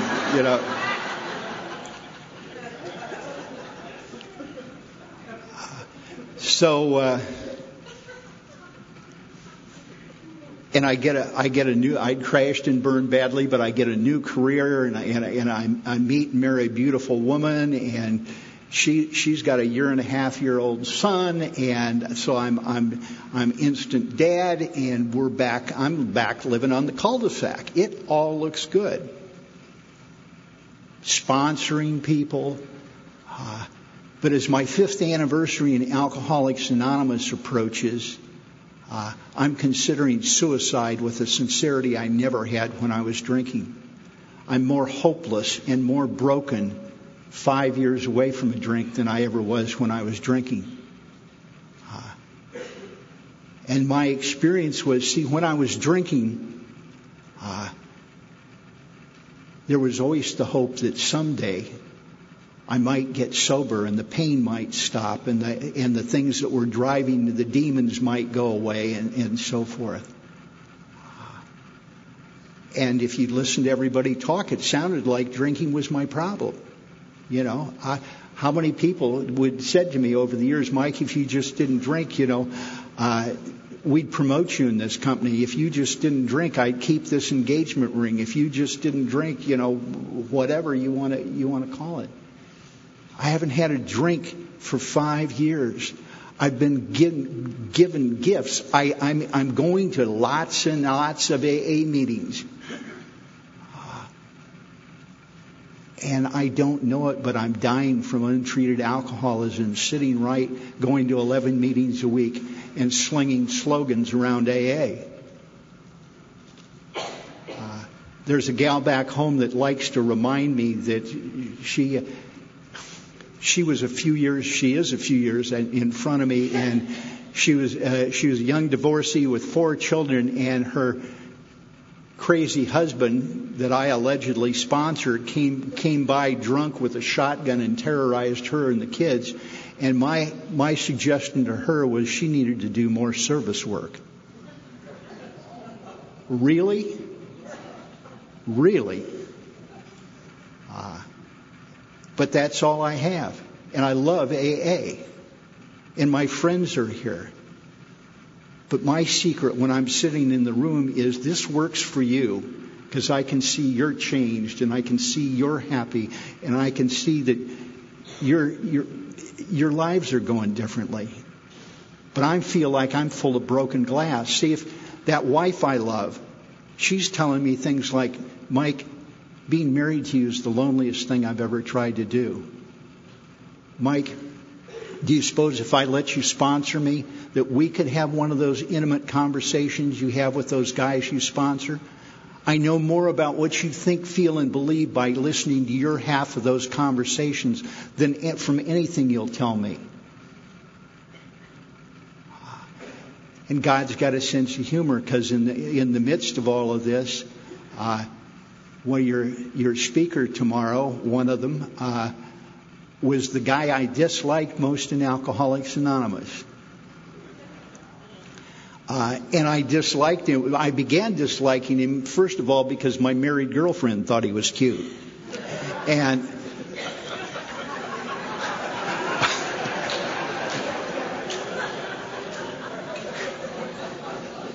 that'll do it every time.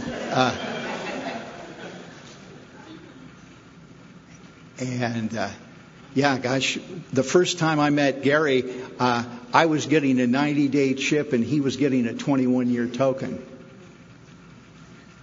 And everybody went, oh, God, he's gorgeous. Oh, he's so tall. He looks like the Marlboro Man, And, yeah.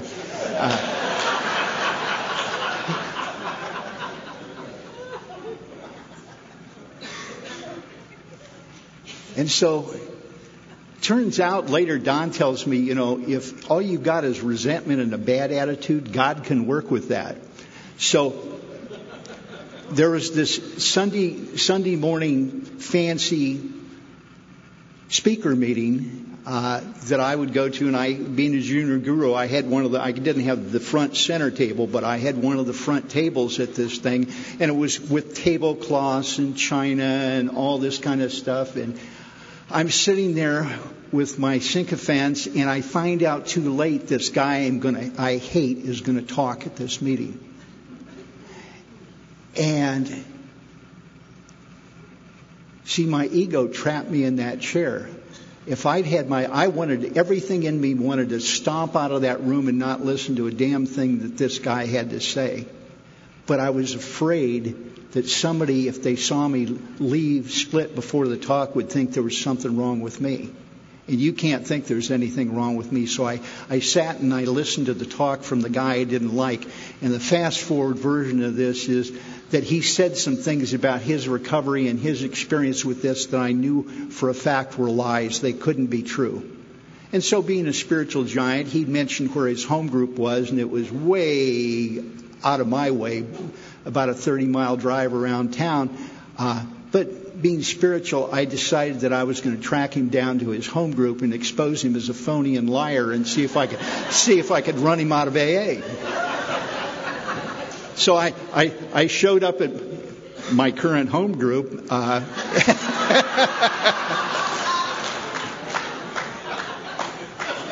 With this agenda, and Gary meets me at the door and welcomes me, and I go in and I sit through the meeting. Anyway, I never got the goods on him. I mean, I don't know why he kept up a good front, and I was leaving this place never to return again.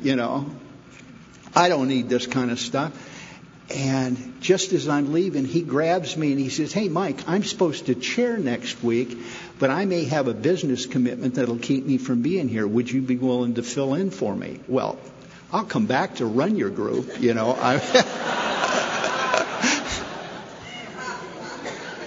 So once again, ego snagged when I came back there, and I further from a drink than I ever imagined I could be. I got to finally have an experience with Alcoholics Anonymous. What happened to me was a great deal like when I'd gone to the university years before. I went over to the field house, registered for all my classes, bought my books, joined a fraternity, threw the books in the closet, and started to party.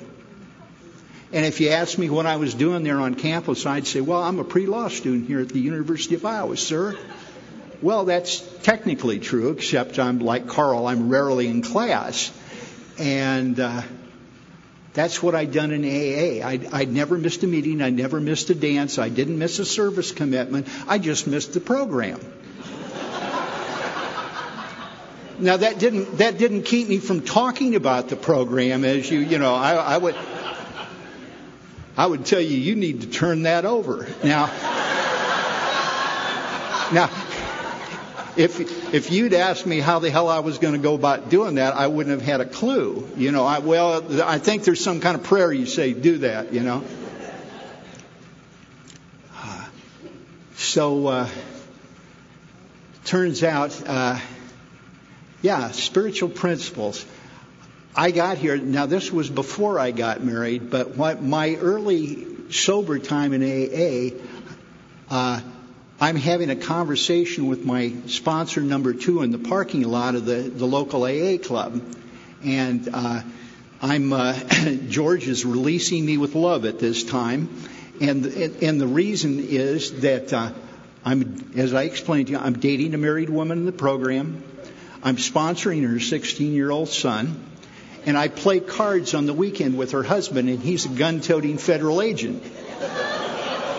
And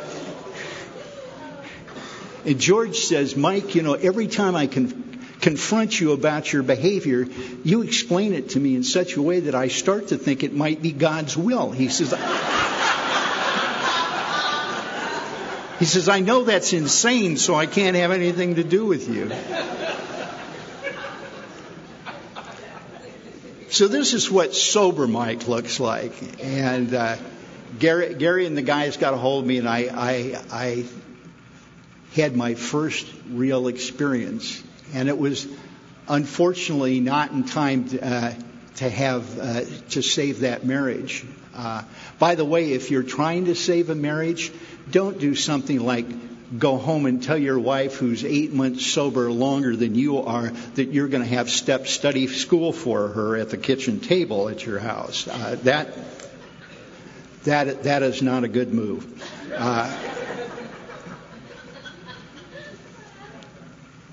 So, spiritual principles here. It turns out, here's what.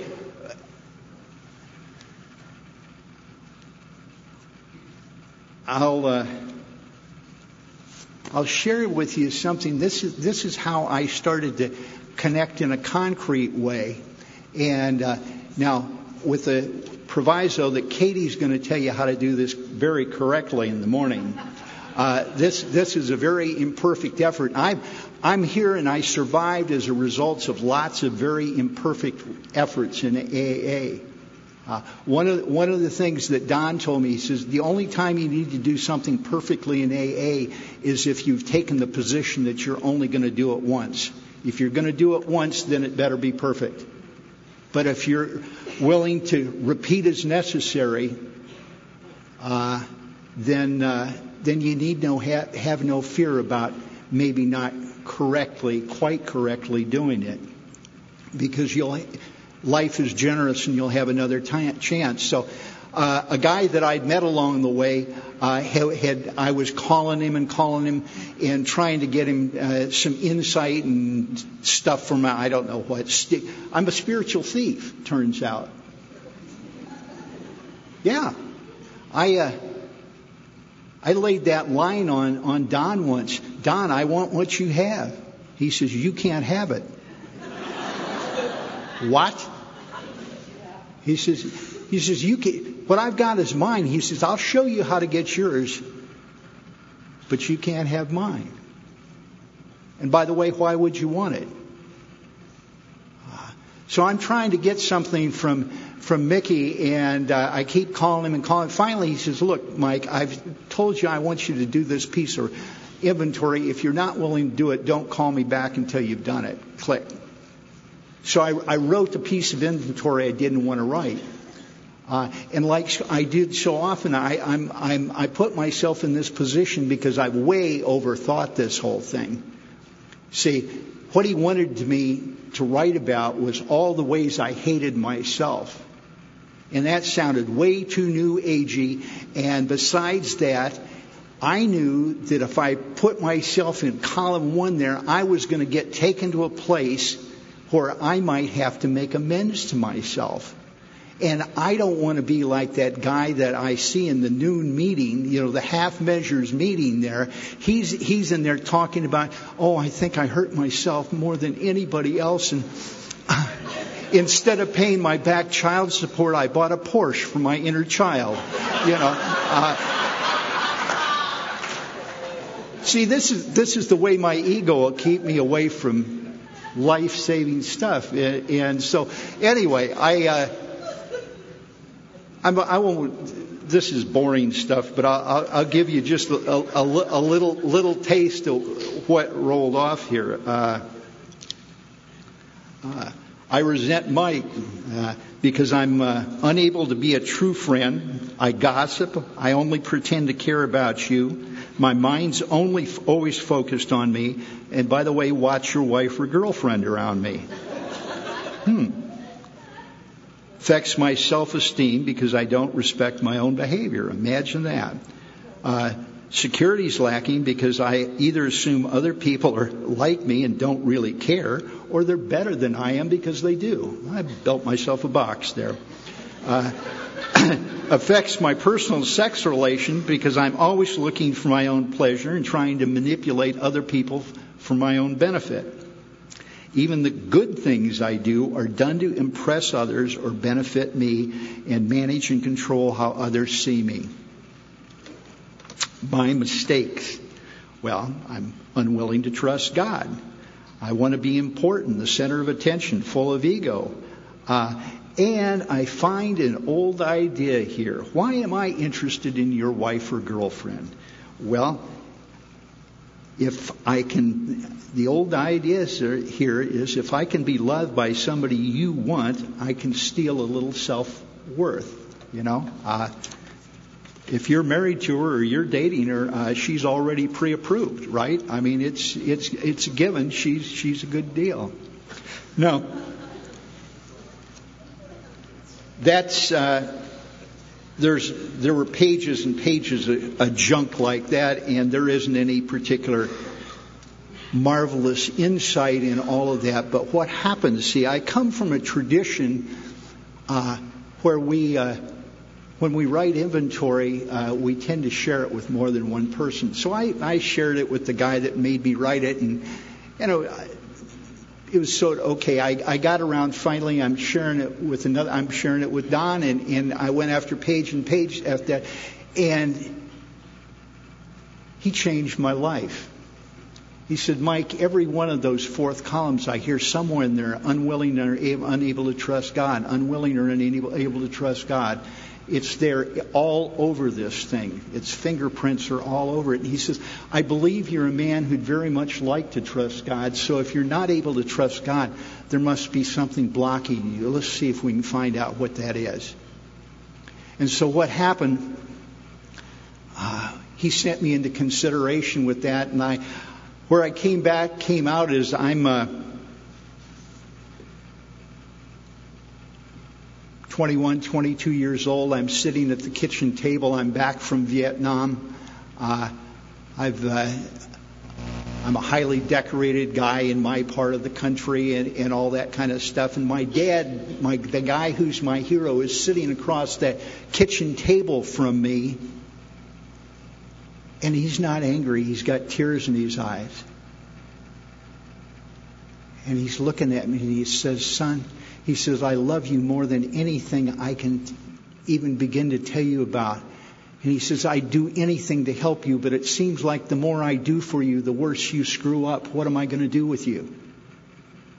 And given what I'd been doing, I mean, he's got a pile of my bad checks there. He had to go around to his friends and fellow businessmen and buy his kids' bad checks back and all that stuff. Of course, I've broken his heart time and time again. I terrified him when I was in the war.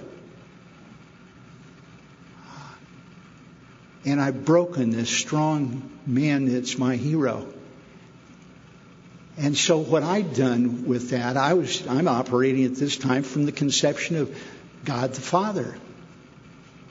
See, what I've done is I've transferred my Father's perfectly appropriate reaction to my behavior over. I hear God telling me, look at all I've done for you, Mike. I've given you careers. I've given you an education. I've given you relationships. I've given you a marriage. I've given you money. I've given you everything, and you keep screwing up. What am I going to do with you? See, what was a perfectly appropriate response from my human father was a death sentence when I put that on the God of my understanding. And I didn't even know that was there until that man helped me find it. And then get into the part that really started the change. We got to find something or somebody where I can begin to have a relationship. I had a good friend by the name of Clint, and Clint would always harp on the fact that he says, Mike, you don't need to believe in God, you need to have a relationship with God. And his example, he says, you know, that in your inventory, that cheerleader, Becky, that you were all excited about, he says, now did you need to believe in Becky, or did you need to have a little something more going on with Becky? I mean, was just believing in Becky going to get the job done? And he says, if it's that way with Becky, then it's probably that way, you know, in this relationship. And so I come up out of this after a period of consideration and reflection with what I call my four pillars that I started to assemble a spiritual life on. And the first characteristic that higher power had to have for me was God's not angry. I don't know about you, but I will not be close and open and intimate with anybody that I believe is angry with me. I'm never going to be good enough. I'm never quite making the grade. There's always a chip in the china, all this kind of stuff just for me. See, I was treating God like the IRS. I got to do business with him, but I'm not going to get any closer or spend any more time than I got to. You know. So God's not angry. That's the anchor point. And then the next piece was that God doesn't think comparatively. God loved me just as much when I'm standing in a liquor store writing a bad check to buy a bottle of whiskey to go seduce the neighbor's wife as he does when I'm at the Salvation Army trying to help a newcomer. Now, make no mistakes, I get different consequences depending upon which one of those things I'm doing. But that's not God punishing me, that's just me getting the consequences of my behavior. If I go out and lay down in traffic out here and a car hits me, that is not God punishing me. That is traffic, coming.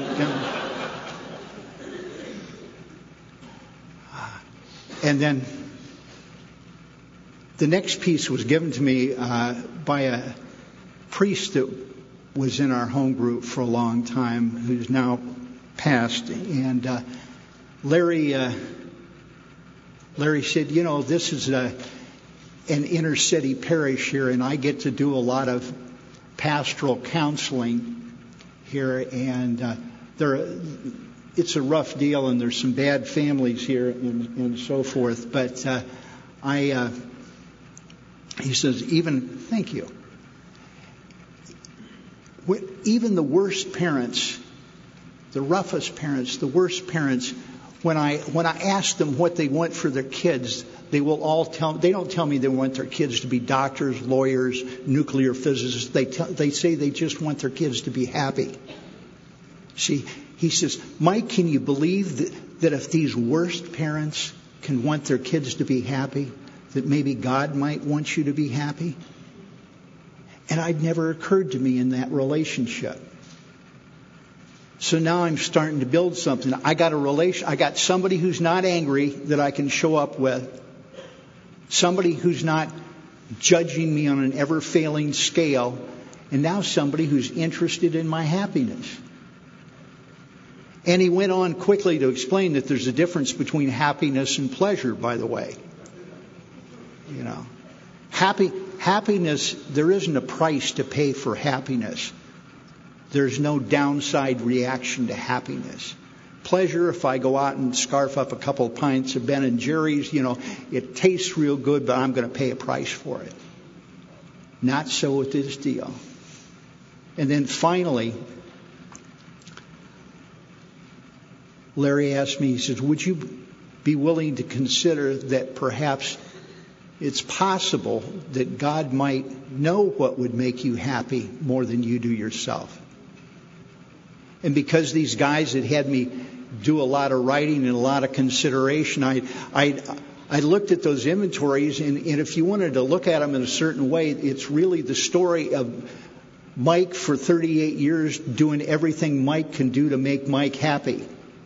My happiness, or my pleasure anyway, was my primary purpose. And I'm sorry if you got in my way. And I understood that I'd failed utterly, and I couldn't convince myself if God gave me another 38 years that I'd do any better job at making myself happy than I'd done with the first. So now I show up for this relationship. And old ideas are interesting things. Well, here, I'll show you what an old idea looks like. This is an old idea. Now, it's hard to see from here, but this is a picture of an attractive young woman. Now, 3 months ago, approximately, I get a phone call from a family member that says, Mike, and asked me to find a certain picture for him. So I go into the shoe boxes and start looking around, and I come out with this picture. And she looks kind of familiar, and everything, but I can't really place her. And I turn it over, and on the back it says, to Mike, with love, from Kathy. And then it's got a date on it. Well, it's a funny thing, but that date is the exact same date that's on my arm. And see, my story was that when I returned from Vietnam and got out of the Army at Oakland Army Terminal and went to fly home from San Francisco, that they were hating on us GIs, and they were mean to us, and they spit on us, and they cursed us, and they did all this stuff. And I've lived with this story, and I believe this story, and the story just went poof, it blew up. Because when I'm looking at this, I remember that the real story was that Kathy and I ran into each other at the San Francisco airport. And Kathy adopted me and took me home to her apartment in Oakland for 3 days to properly welcome me back to the United States. Now, no cell phones, no emails, so now I know if my mother gets wind that her son is back in the United States, his butt is going to have to be home. And I'm not quite ready to go home yet. I love my mother, but I'm not in that much of a hurry to get home. So what do? I make up a story. See, first of all, look at the self-centeredness. I'm willing to let the people that love me dearly, and remember, I've been shot and almost killed a number of times, so I'm willing to let those people think I'm still in a war zone being shot at so I can be shacked up for the weekend. How selfish and self-centered is that? And I can't tell you that's the way I am, so I got to make up a story. And I told the story so many times, honest to God, you could have polygraphed me 6 months ago and I would have told you the truth. I've told Gary the story. I believed that story was true. So whatever your story is, don't hang on to it too tightly. It may just blow up. But my experience is when those stories blow up, it's always good news. See, I found out that really people are far more loving and kind than I ever gave them credit for. Because the story I had was about how mean they were and how nasty it was. I want to tell you another quick story here, and then I'll be out of time. But as a result of writing another piece of inventory, I'll read it to you. What the hell? I'm trying to think of this may be the short way to tell this thing. Okay. I get in a major self-pity attack. Mike, I couldn't save my marriage, but now I'm a great three-day-a-week parent to that marvelous young boy I was telling you about. And Andrew's a lot of fun.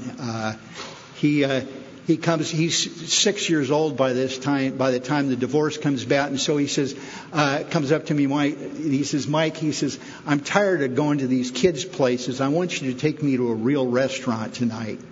No McDonald's playground, no Arby's, no, Applebee's, any of that stuff. So I want a real restaurant. I want cloth napkins. And, 6 years old. Well, hey, I didn't have a clue as to how to be a dad, and I asked Lori, my wife, I says, Lori, what's going on? She says, if you pay attention to him, he'll show you what to do.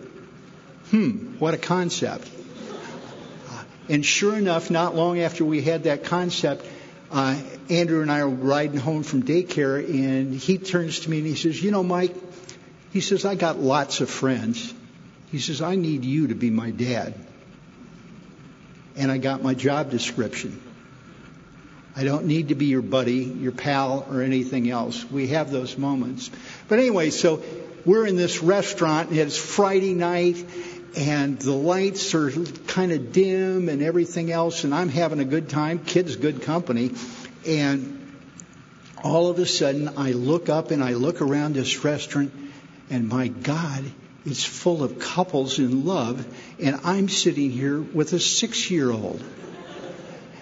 And look what God has done to me. And the self-pity tsunami just washes over me. I mean, the tragedy of Mike's life being stuck here with the 6-year-old. So you've got me trained by now. So we finish our dinner, we go home, we watch a video. He gets his shower, and we put him to bed, and we have a little bedtime story. But as soon as he's out, I'm at the kitchen table, and I'm writing inventory, and I am mad at God. So this is what it sounds like for Mike to be mad at God. Well, I'm mad at God.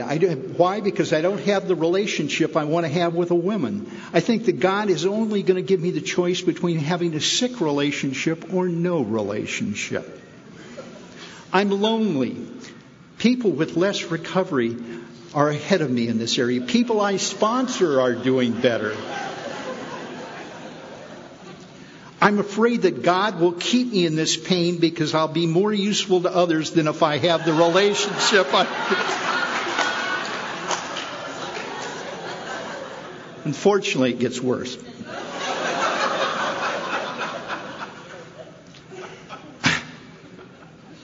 I feel like God has given me a gift of communicating with others, and the price of the gift is my own happiness. You can't make this shit up. I'm mad because I know that only God can help me, and I don't believe He will. Turns out that's a spiritual death sentence, folks. So, well, we get over here to column 3. Well, it affects my self-esteem. I feel like I sell out my principles to have the comfortable relationship. For example, I might do something like hitting on a newcomer. As a result, I feel like a phony. Don said, Mike, that's because you're a phony. He was that way with me. I feel so ashamed. You should be. I feel so guilty. You are. That, by the way, is love. That's the real tool we have here is love. See, I would listen to that man because I knew he loved me. And that had to be established before any of the other technical stuff really meant much at all. Distorts my sex relationship. I'm having an increasingly emotionally unsatisfying sex-only relationship. I decided, this is the early 90s, I decided before it was fashionable to outsex my sex life. And what that looked like was that I found a gal who was not a member of Alcoholics Anonymous, who was like-minded, and the agreement was no cards, no movies, no anniversaries, no any of that stuff. No cell phones then. Well, we just call each other secretaries, and the code word is racquetball. That we're going to make a date to play racquetball. And this isn't working for me. See, it's not my problems that are killing me; it's my solutions. Of course, Don says now. He says, that's wonderful. I said, it is? He says, yes. He says, if you were the kind of guy that could use another human being that way, there wouldn't be any hope for you. But since you can't do that, he says, I think there is. Anyway, keeps me jealous of everybody else and comparing myself to them and unwilling to share my pain. I feel ashamed apart from flawed and different. My unbalanced drive in this area makes me vulnerable to getting drunk, compromising my principles will get me drunk, and I know I don't have the strength not to do this. Column 4, I'm not willing to give this to God because I don't think He's interested or willing to help. I'm willing to sell out all my principles in order to get relief. And I won't take an honest look at what this. I've got this fantasy that if I just get this thing in place, just get this magic relationship going, everything else lines up. And I'm looking for somebody else to fill me up and make me feel safe and secure, and only God can do that. And I pretty quickly that same night I called Gary and I fifth-stepped that with him. And I start working my way west across the time zones, and I called Don, and Don listened to that, and he changed my life with a couple of things. He said, "Tell me about this magic woman that's going to fix it all." And so I did. In exquisite detail, exactly what she was like and personality, everything. He says, Mike, He says, let me ask you this. On the off chance such a woman actually exists, why would she want to have anything to do with you?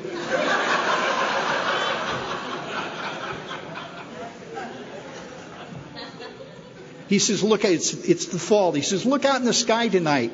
The geese are going to be flying over with the geese. The ducks are going to be flying with the ducks, and there won't be a cow in the middle of either formation. So, he says, if you want that woman in your life, you have to become somebody that woman would be interested in. Do you really think God's going to go mess with some nice woman's life in order to make yours better?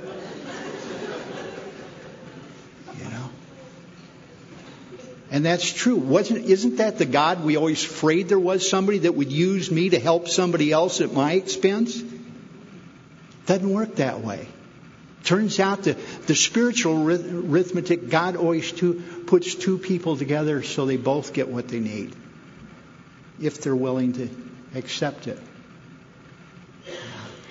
And so he gave me a prayer, and the prayer was, I kind of blew off. He says, God, the prayer is just this: God, please teach me about love. And I said, thanks, and I hung up, and I called Clinton, L.A. And part of my deal with Don was that if I followed his advice and didn't like the results I got, I could call up and complain. So a couple of weeks later, I call up, and I say, Don, you need to know I don't think much of your damn prayer. And he says, well, tell me about that, cowboy. And I says, well, since I started saying your prayer, the only woman I was really thought I had a chance that, she might be the one, her company transferred her out of town. And so she's out of the game now.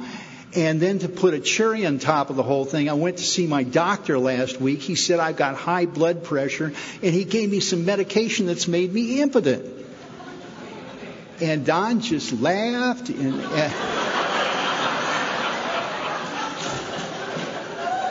he says, you misunderstood that prayer. You thought the prayer was, God, get me a woman, didn't you? He says, the prayer is, God, please teach me about love. Work with me here. He says, Mike, you're a man who knows a lot about sex and knows nothing about love. And so I started, because I knew he loved me. Oh, his other one I will give you. This would be the dialogue. You know I love you, don't you, Mike? Yes, Don, I believe you love me. Well, knowing that I love you, you know that if there was any way I could tell you how to have a successful sick relationship, I'd do it, don't you? But there isn't, so I can't. That's a great one to have in your sponsorship toolkit, by the way. Just saying. Saves a lot of torture. So I start saying the prayer because I know this man loves me.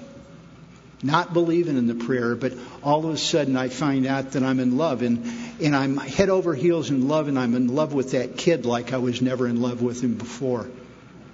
He and his mom were always a little more special with each other, a little tighter and everything else. And, he and I had always gotten along, but blew out. And I just loved him like a rainbow. And that's been a lot of years and still do to this day. And then another strange thing happened. I fell in love again, and it was with my former wife. Now, I didn't want to marry her again. But, no, that's not a laugh line. I didn't want to marry her again, but the best way I can describe it to you is God restored her to the place she had in my heart before all the stuff started happening. And one of the first things we were able to do together was go to a PTA meeting. And we're riding in the car home from this PTA meeting. I turned to her and I says, amends had been made and all this stuff by now. And I said, Lori, I says, I think about the only bad feeling I've got left about the divorce is that it interrupted our friendship. And I look over and she's got this big ear-to-ear grin. She says, you still don't get it, do you? I said, no, what?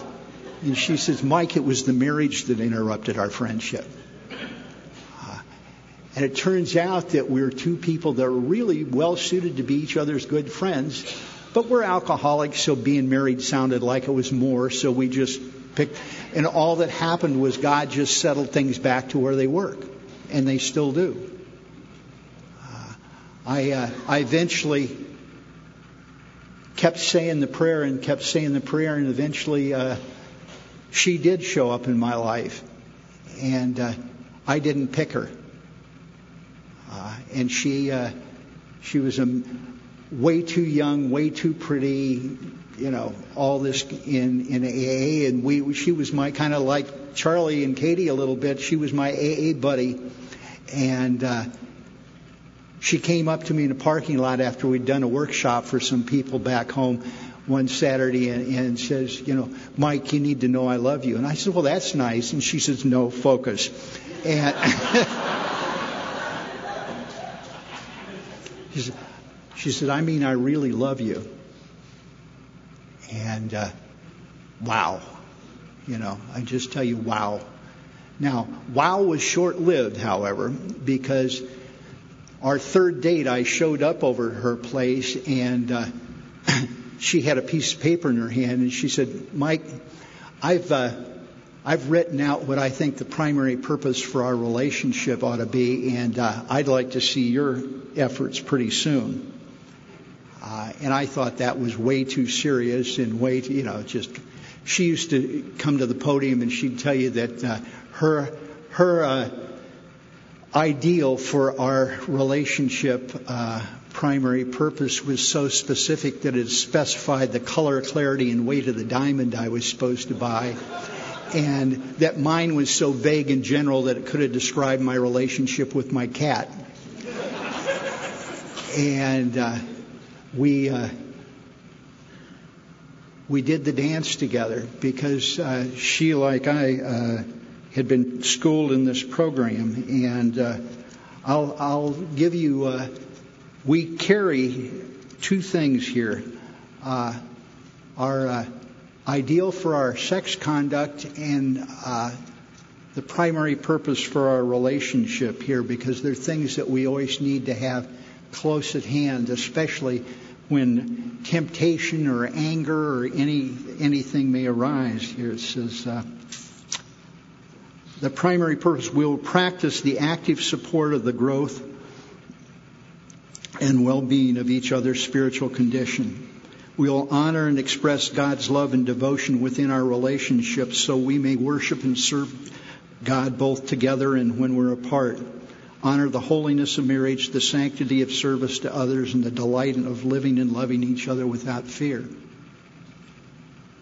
And then the conduct is, for me, I'll try to be the best of lovers by being the best of friends and seeking each day to contribute to rather than take from you in our relationship.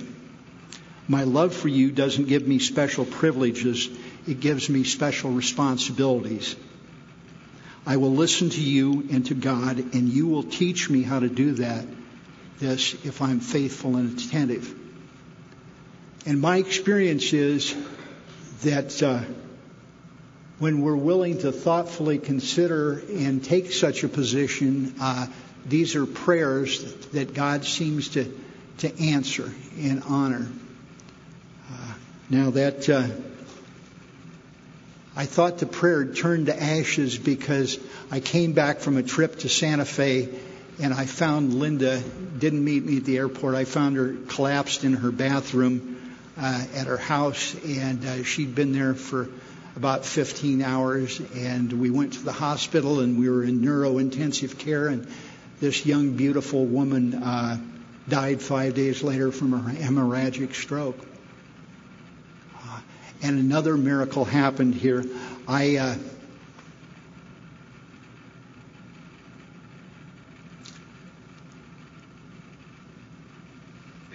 got to see this from an entirely different angle. I got to not listen to the voice that was screaming in my head, this isn't fair, and all this other kind of stuff. And I just got to be present with her and not lose that whole thing. So after that, it turns out the lesson is accepting love from others. And that can be very scary Because when I'm giving out the love, I'm deciding what it looks like and how long it's going to last. And when you're giving it out, you're in charge of all those things. What if I'm just leaning into you a little bit and you say enough? And then I get all these marvelous, keep saying the prayer. And all these beautiful women turn up in my life, and it turns out they're my friends without benefits. And I get to have the joy and intimacy and delight and spiritual wholeness of knowing these women in an entirely different way, and it's really sweet. I'd like to tell you more about that, but we're way out of time here. I just want to tell you that I'm the crazy guy that at closing time at the bar I used to be pounding on the bar and looking in the mirror and screaming or mumbling, it's not fair, God damn it, it's not fair. And I'm here to tell you tonight from the bottom of my heart, thank God it's not fair. Thank God it's not fair. Thank you very much.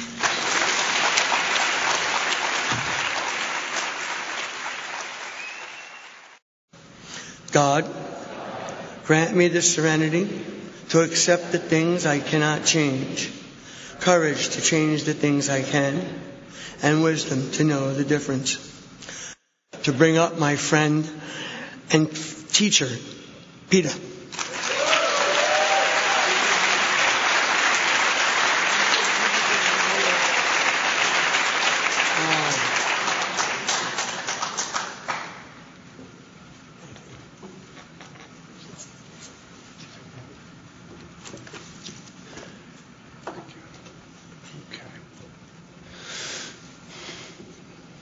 My name is Peter. I'm a recovered alcoholic.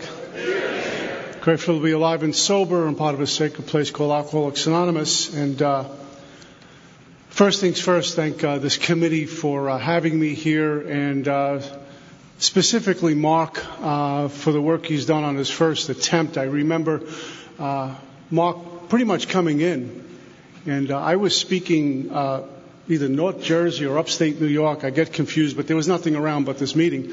And Mark somehow got up there. I don't know if he thumbed the ride. I don't know how he got up there. And he had no money to get back. But he came up there because there was a little bit of a workshop happening. And I kept seeing this guy show up at places and not knowing how he's going to get back. Just like an alcoholic. Get there, We usually find a woman to bankroll the whole thing, but that's a whole other meeting. And then he married Dawn, and he's putting on this conference, and we get to see the Age of Miracles happen right in front of us. And so when I think about Mark, I think about how about sobriety and how about God. So if we can just give it up for him and Dawn and the rest of this community.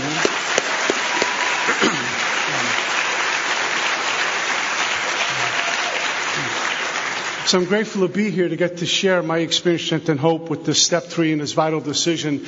I'm grateful to get to share about this power called God that I've gotten to experience in the sacred rooms of Alcoholics Anonymous.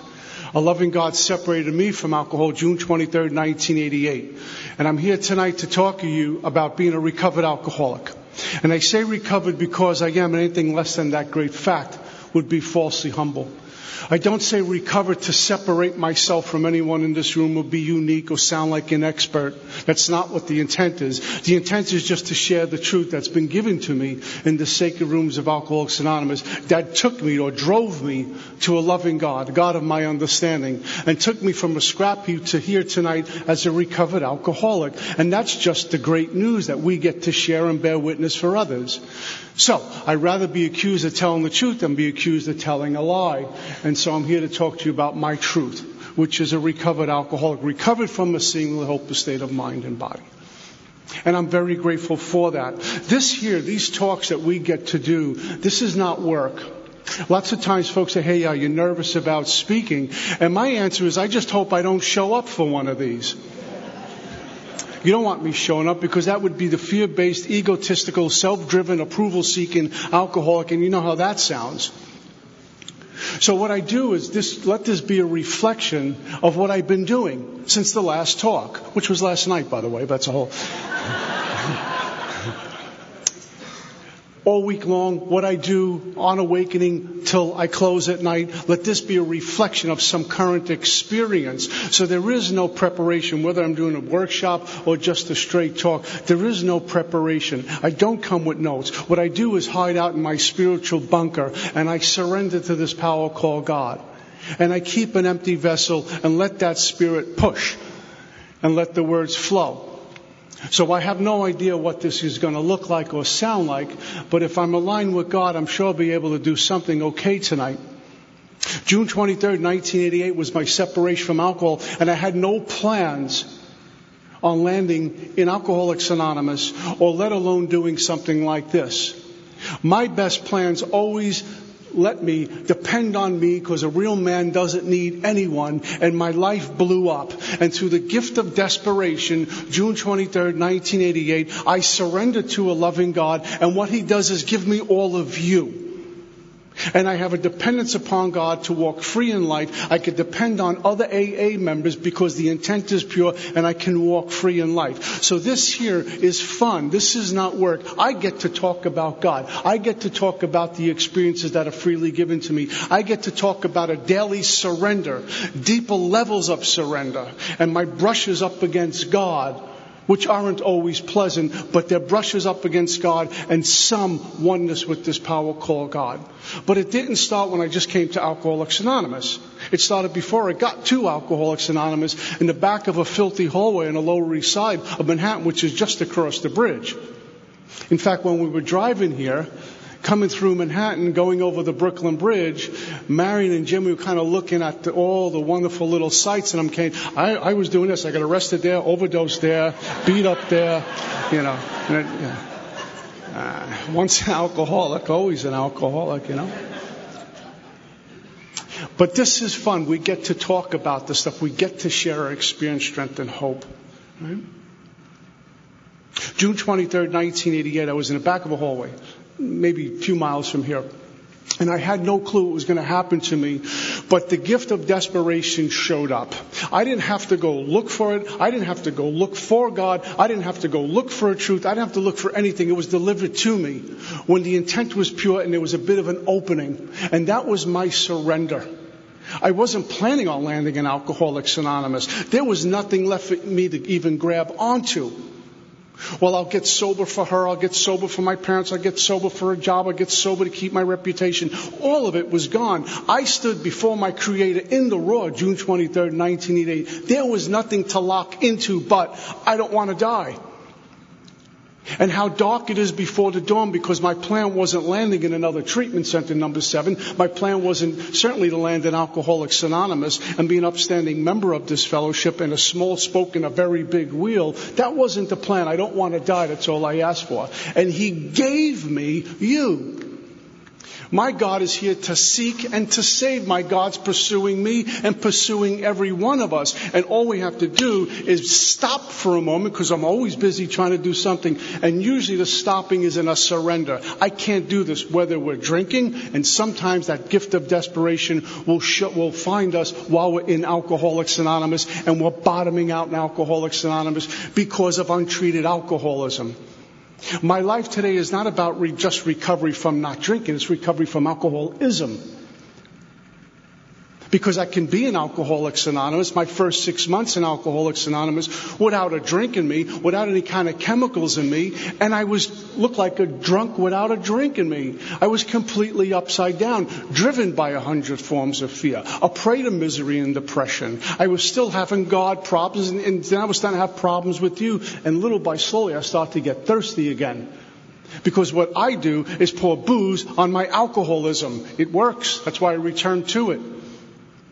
So I got to taste untreated alcoholism, and that was just as painful, if not more, than putting a drink in me where I can wash the night away. So I bottomed out again. I never forget the day. It was December 22nd, 1988. And I was really thirsty. And it's only by the grace of God that December 22nd, 1988, almost 6 months of sobriety, that I didn't pick up a drink, because I bottomed out in AA. And again, I was living in Minnesota. It was like 45 feet of snow out and 10,000 degrees below zero. What am I doing in this place? Right? I felt loneliness again. I felt fear again. Suddenly the meeting a half a mile away seemed like 10 miles away. I was all alone. I didn't know what to do. And I said, I got to go drink. It's better than doing what I'm doing. And I began this journey. And I said, I'm going to go into the first bar I see, the first liquor store I see, the first drug dealer on the corner. And while I did that, I piggybacked it with, God, I'm in trouble. Please help me. Another surrender. Not thinking much about it. And I kept driving, and I kept driving, and I kept driving, and I wound up at this guy's house in Cottage Grove. And I knocked on his door, and I says, I have a problem. I don't know what to do with myself. And I kept going and kept going and kept going. And when I finally paused for a moment, he said to me, Pete, where are you with God and the 12 steps? I says, when do you start the steps? He says, when you stop throwing up, you're late.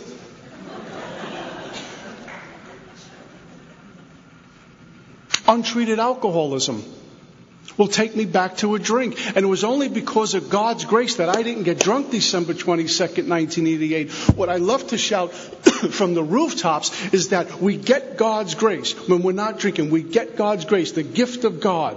Like we take care of our children, we give them our food. When they're hungry, we'll go hungry just because they're ours. We get God's grace. But there's a difference for me with the getting God's grace and experience that power, which gives me grace. I get to experience oneness with God.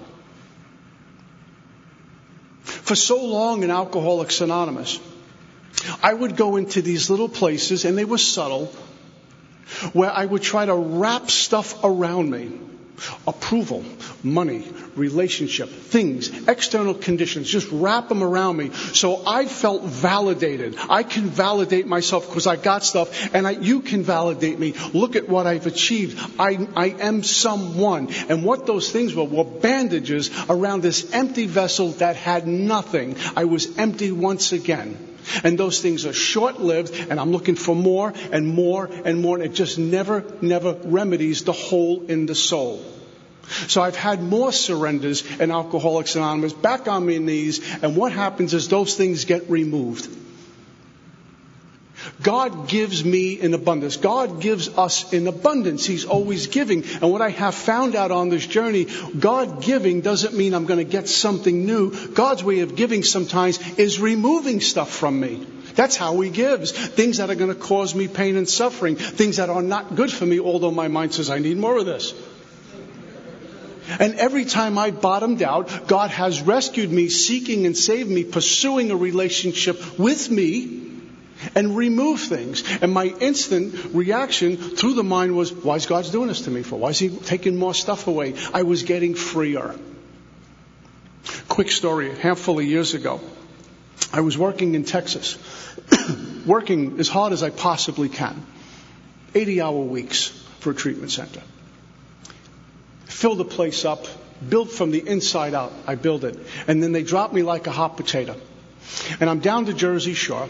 It's Labor Day weekend, and I'm out of work, and I'm thinking, who in God's name is going to hire me at my age? I know how to do one thing, and that's the treatment center business. I can't do anything else. Where am I going to go? Now, God knew I'd been looking to move to Florida for the longest time. I did my work in Texas, and God said, enough, I'm going to put you somewhere else. I interpreted it as God dropped me on my butt once again, removed my income. Why is He doing this to me? And what He did was set me up to move where I'm of maximum service to Him right now, an effective agent, and where I work and my community down there. I couldn't see it at the time, but God's way of giving was removing. My brushes up against God, or my oneness with God, my mind would always tell me it's going to be joyous, happy, and free. It's going to be wonderful. I'm going to hit Powerball. I'm going to have a new car. It's going to be an easy walk. When I use the expression brush up against God, when we get that taste of God, when we're experiencing oneness with God, that path happens to be for me an incredibly narrow path and a very narrow gate to which I'm about to walk through. which means everything about me, no matter where I am in his journey, is going to be challenged at a new level of surrender. And he's going to take me on paths I didn't plan on, valleys I didn't plan on, peaks I didn't plan on, and I get challenged all the time. And what I have found out, it's on his terms, in his time, in his way, and all I can do is lock in and take the ride with him, because it's better than anything I can come up with. Huh? It's a narrow path to which I'm walking. Many of us are going to walk a wide path, even in Alcoholics Anonymous. Instant gratification. I want what I want when I want it, and it feels good right now. That's not going to bring me to what Bill talked about, utopia in Alcoholics Anonymous. I got to get pruned, continually pruned, in order to bear good fruit. That doesn't feel good, and the ego fights for its life when that happens. When I get on the other side of the archway, I take all credit for all my growth. I get on the other side of the archway and I look back on the journey he put me on, and I feel blessed. Here's what makes me keep going. Why do I keep going any lengths with a few years sober? Why am I continuing to seek this power called God in his glory? Why do I continue to pray and meditate 3 times a day? The same reason I came in here and locked into you. Desperation and surrender. And the path you guys put me on, I never walked before. The God you guys are offering me, I never experienced before. And the method to get to that God, I had no clue what it looked like. And the only thing that allowed me to see one foot in front of the other was that light, that fire that burns in all of our hearts to get right with something, usually a God. And I look for it in the bottom of a bottle all the time. When that didn't work, now what? I still need to get something. I need something or somebody to make me right in here. And you guys, little by slowly, spoon feed me God. I like the effect produced by God, so I keep moving. And I enter the world of the Spirit, and I don't get free room and board. It's about growing and understanding and effectiveness. But I like the effect produced by God. I don't think about drinking anymore. I don't have obsessive and compulsive negative behaviors anymore. And still with that, the mind kicks in and wants to take over. Just recently, we all know the current events that are happening. Some gruesome things were shown on TV. My first reaction was this. I'm going to Brooklyn in a couple of days. I'm rounding up some old guys. We'll lock and unload it. We'll go over there. We'll straighten out the mess. That's what I was thinking. Because the people who are running the place, our country doesn't know what they're doing. I want to be careful not to break a tradition. But my mind was, I need vengeance. I know what I need to do. I'm taking over. I'm impatient. And I was getting restless, irritable, and discontented. And I was plotting revenge. Mr. Spiritual, plotting revenge. And it was justified in my mind. Well, thank the good Lord, Wednesday nights I called my sponsor. I had my inventory, because I wrote inventory on this. And the pen was pushing against the paper. I need vengeance. Vengeance is mine. Justified anger. And I read my inventory. And my sponsor showed me some things.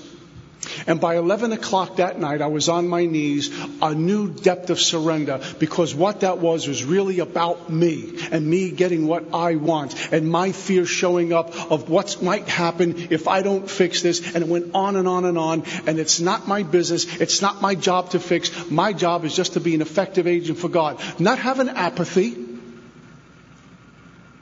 But how can I possibly fix that? Because soon as I hit you for hitting me, I'm guilty of what I just accused you of. And my teacher says, you turn the other cheek.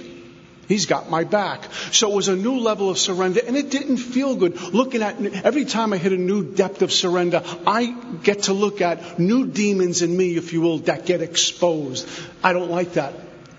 I like to think there's nothing left in the back of the closet anymore. But here I was Wednesday night on my altar, on my knees saying, Father, please free me from this. Your will, not mine, be done. It was a turning over of this once again, and another surrender. Went to work Thursday. That was in the past. Went to work Thursday morning. I wasn't blind to the facts that are happening, but it didn't have me anymore. How could I possibly serve God. How could I possibly be a servant in Alcoholics Anonymous when I am a slave to things, when I am a slave to worldliness, rather than being centered in godliness? It makes no sense. And how many times we walk around saying we're servants for God, yet we're slaves to everything. I need things, I need reputation, I need approval, things to make me feel okay. It's hypocrisy, and a house divided against itself can't stand. I can't serve two masters. And Wednesday night, I was looking to serve two masters, Peter spiritual and Peter lock and load. I was calling Tommy Taracco. Where is he? He was on the first guy I was calling, right? So I do a surrender in step 3 and turning it over. When I was a newbie, I got here. You know, my sponsor did this, I do this. He says, do that, I do that. It was the flying blind period. But desperation, hey, you're sober 5 years, 15 years, 20 years. Your life seems together, so I'm going to do what you do. I had no idea what I was doing. My intent was pure. And what we did, he had me write out the third step prayer word for word as appears on page 63. And underneath that, write my interpretation of it so I knew what kind of those words meant. God, I offer myself to thee to build with me and do with me as thou wilt. We didn't talk like that in Brooklyn. It was kind of different. So I had this prayer personalized, because what happens is we have to be the book. It has to be part of my beingness. I shouldn't have to remember. I remember Don once told me, you're going to get to a place one day that you'll be able to take someone through the steps without having a big book in front of you. And I said, that's blasphemy. How could you do that? And what he meant by that is, if the book becomes me, oneness, my beingness, internalized, then I can sit down and walk you through the work. I don't have to remember about the step. I don't have to recall what I did 20 years ago. It's current. And so this prayer became internalized. And I remember after I wrote down the prayer, my sponsor had me meet him, and we held hands on our knees, and we did the third step prayer together. And I didn't wait 90 days and 90 meetings to do my fourth step. I launched out in a course of vigorous action at that moment. And I got to see my unmanageability when we went through step 1.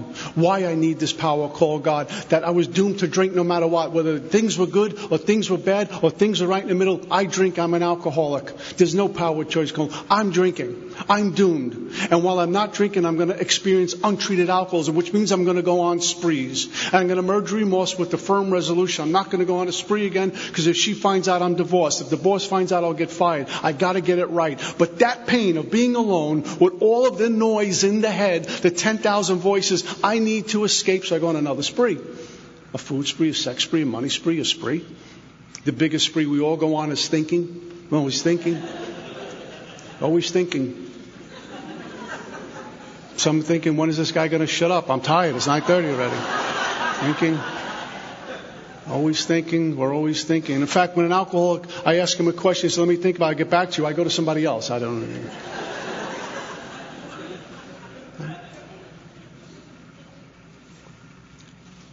10 o'clock at night.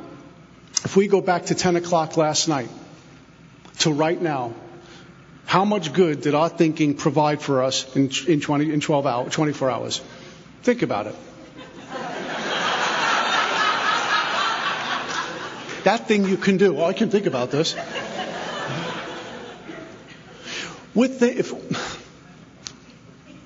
When I try to figure stuff out, I need to think about this. I need to figure this out. What I'm really doing is turning my will in life over to care of my mind at that moment.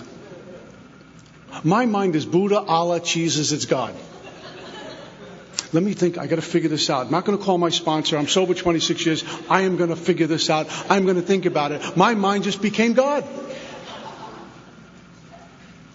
How often do we do that during a day?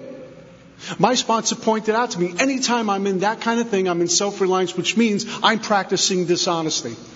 Because I made a commitment, step 3, that my life was none of my business anymore. Isn't it interesting when we're on a spiritual path, we get really clear that I got really clear. My life is none of my business. My recovery is none of my business. But my God allows me to participate in it as if it was. This talk is none of my business. Me being here is none of my business. What I do for a living is none of my business. I just suit up and show up on an invitation.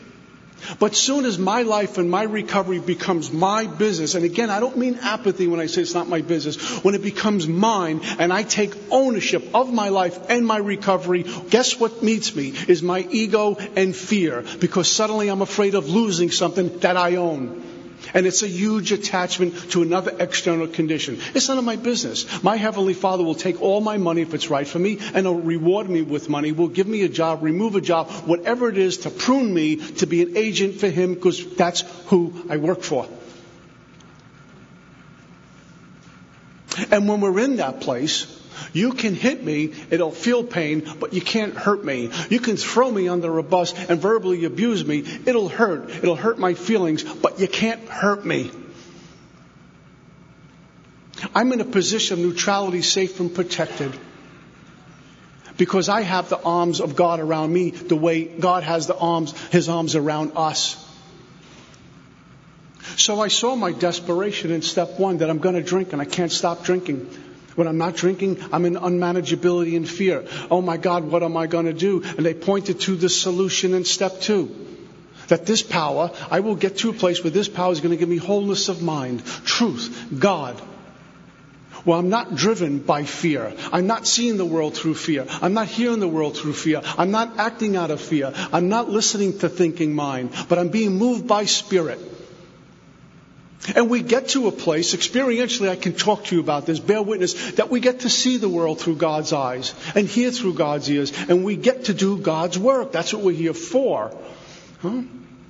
But what was in the way were my perceptions and conceptions about this power called God. Old belief systems, old ideas about this power called God. When you talked about spirituality, I heard religion and I would bristle at antagonism. And those were one of the blocks in my way, and another surrender demanded of me. I don't know about you, but when I was, even now, if I'm going to buy a car, I do my due diligence. I like XYZ car. I go online. I see the best price. I see what kind of colors I like. Who has the best deals? If I'm going to buy a house or real estate, I want to do my due diligence, investigate, do what I have to do. When I was buying dry goods out there, I wanted to know where Flacco was and if he had the best stuff. We do our due diligence.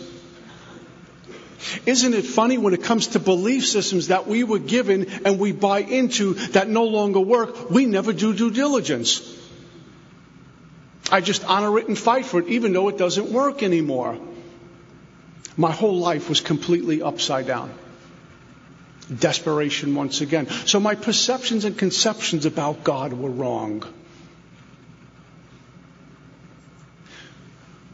I was the one who had the problem with God. God didn't have a problem with me. Not an all-loving, all-forgiving God. Even for all the things I've done, all the bad decisions, all the people I've hurt, God didn't have a problem with me. It was me towards God. And I had to get that.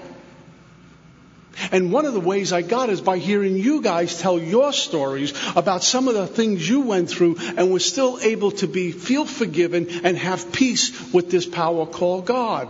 Well, I wanted what you guys had to offer. Keep moving. Chop wood, carry water, keep moving forward. This power called God is going to bring me to wholeness of mind, to sanity, where you're telling me not only the obsession is going to be lifted, but I won't even be thinking about drinking anymore, and my life will be of maximum service to others. I'm not going to be consumed with me, like page 62 talks about, but less about me and more about you. And my life is going to get better. Okay, let's keep moving. In chapter 2, agnostics, they make it really clear over and over and over again that I didn't need to consider anyone else's conception of God. Whatever conception worked, was I willing, yes or no? Was I willing to go to any lengths? I don't know about you, but I went to any lengths to keep the drunk going. I have the ability to go to any lengths. If I'm not going to any lengths in AA, it's because I just don't want to. I'm lazy. And beyond that, I just might find truth. And the truth sometimes is just a little too much to bear. I like my little spot in the corner, not sponsoring anyone, no commitments, just hanging around AA and dodging bullets every day. I'd rather do that because there's greater pain in not changing than the change itself, but I'll settle for that because that's what I know. I'm used to pain. This requires self-searching and leveling of pride for me to move forward. And I had to be convinced that drunk or sober, my life's unmanageable. 26 years sober, if I decide to start running my life, it will quickly become unmanageable. It will unravel. And you'll know about it quicker than I do.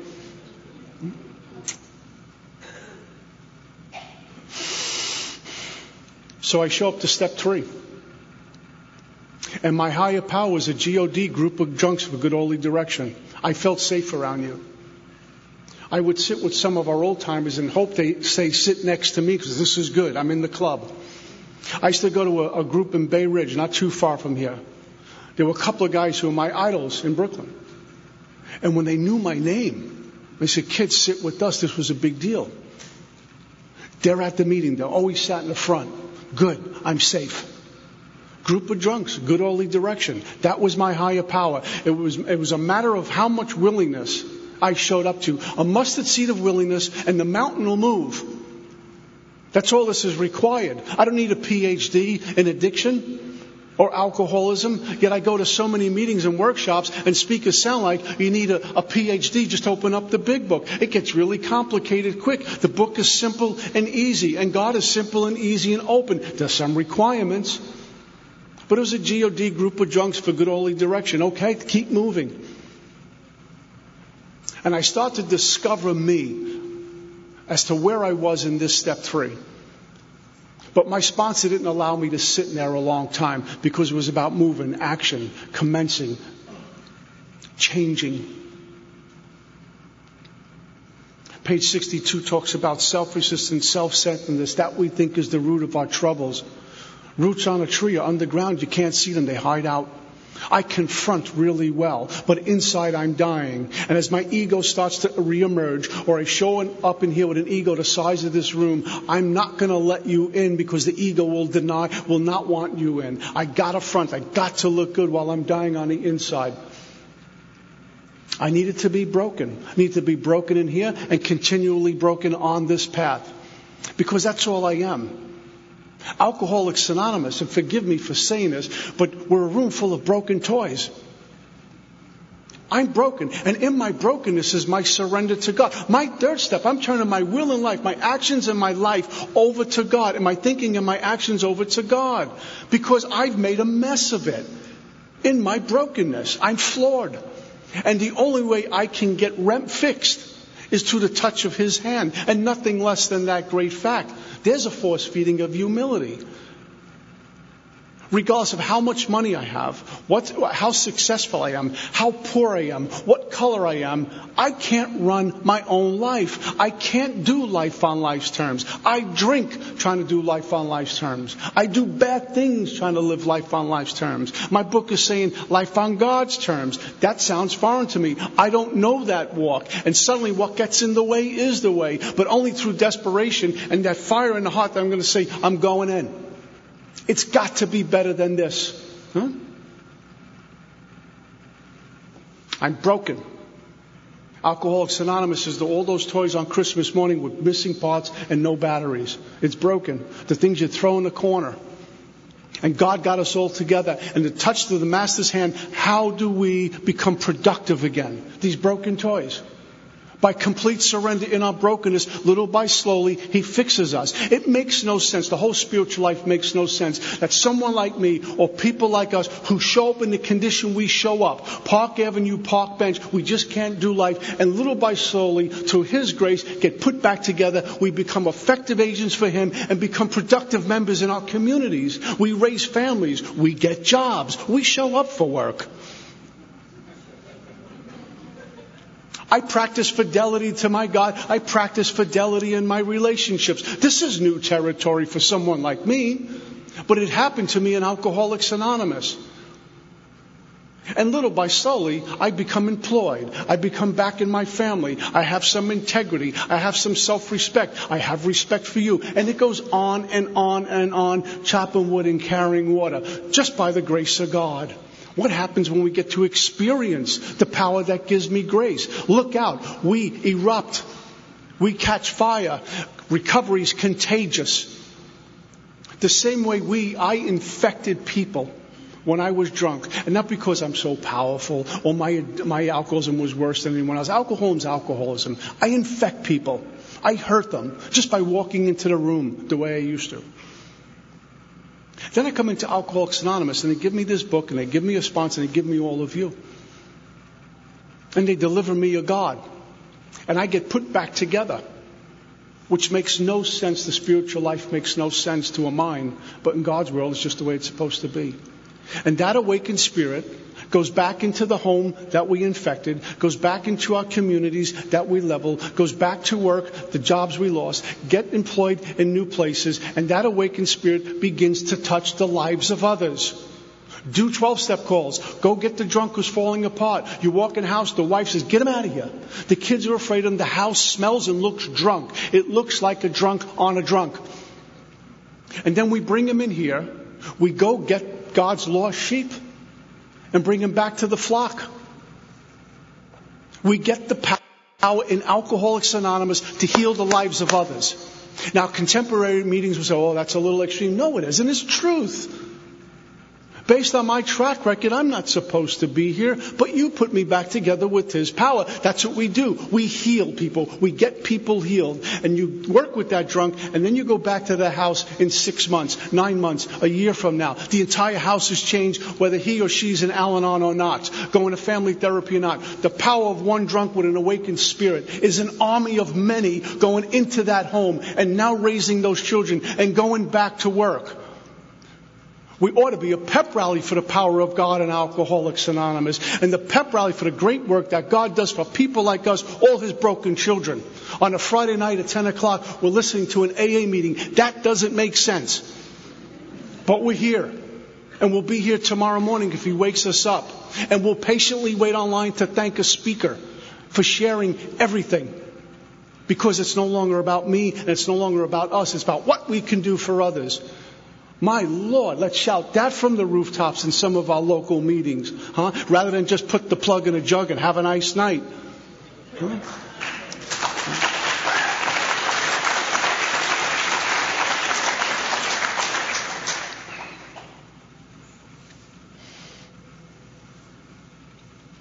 This vital decision, nice little fancy name for the third step.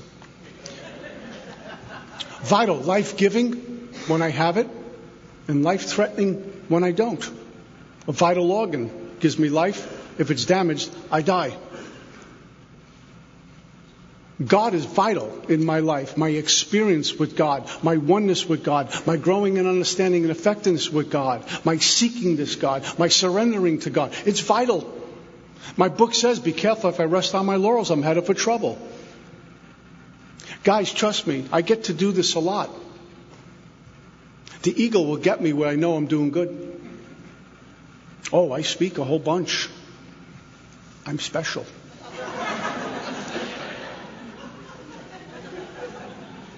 I better be grounded. I better have a sponsor I'm accountable to. It's interesting. I call my sponsor Wednesday nights. 8 o'clock, I'm on the phone with Mickey. All my inventory. I've been disciplined to the spiritual life. I have a big book in front of me. I have my notepad with my inventory, and I have a pen in my hand. Sometimes we'll talk about scripture. Sometimes we'll talk about book. Sometimes we'll do inventory. Sometimes we'll just talk. But I'm sit there willing. I come back from a conference on a Sunday. Wednesday I'm on the phone with him. He doesn't say, how many people were there? Did they like what you said? He says this, you have any inventory for me? Let's get grounded right away. The only thing I've been given is the gift of awareness, the greatest agent for change, awareness, because I've seen a lot of people crash and burn when they got too comfortable in their chair in Alcoholics Anonymous. I don't need to be accountable. I'm sober this long. I don't need to be accountable. I sponsor a lot of men. I don't need to be accountable. I speak.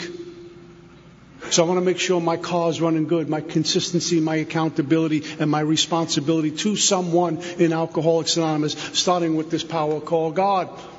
So on awakening, I hit my knees, and closing at night, I hit my knees, and I hit my knees in the middle of the day and work with some religious practices. I'm seeking God. He's seeking and saving. I can seek Him. Right? So I hit my knees with my sponsor, and we did the third step prayer, and he gave me instructions for step 4. And what I have found out through the teachers that God put in my life, the way I do step 3 is 4 through 9. My third step prayer is an affirmation of the bottom of 62 to the middle of 63. He's the father, I'm the child. He's the principal, I'm the agent. An agent represents the principal. LeBron James is the principal. He has an agent. That guy goes out and makes deals, goes back to LeBron and says, yes or no? He says, yes, no, I'll think about it. That's what we get to do. Effective agents for God. That's what my book is telling me in step 3. We're agents for this principle. How am I doing with that task? And God could have gave that task to great minds. He could have gave it to PhDs, all sorts of doctors, all sorts of religious men, gurus. He gave it to another drunk to go get another drunk. That makes no sense. But it worked. I think 79 years we're here. And the basic thing we do, the basic service we do in Alcoholics Anonymous is you get with me and taking me through the work. One drunk working with another. Thank God we haven't lost that. And so I finished my third step prayer. My sponsor gave me instructions, and off I went.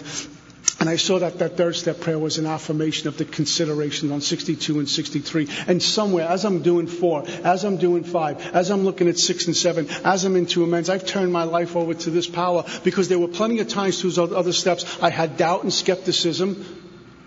Spiritual growth doesn't occur until I go into the unknown, and that unknown can be really scary. Okay, God, let's go. I'm going in. You better be coming with me. Spiritual growth, turning it over once again. I'm looking at the 4th column. Oh my God, it's about me. I can't blame anyone. Oh my God, let's go in. And the pen keeps moving. I'm turning it over once again. Got to go sit with the sponsor in 5. They're going to know everything about me. Everything, including the sex inventory. Okay, God, we're going in. And He gives me the courage, strength, and direction. And here it comes. And I get freer as I experience the death of self. I get lighter as I experience the death of the ego. And I become present and mindful to where I am, what I am, and my breath. And this is the only moment I can really experience is the breath I breathe. That's it. That's where I find God. Not yesterday, not before, but in this breath.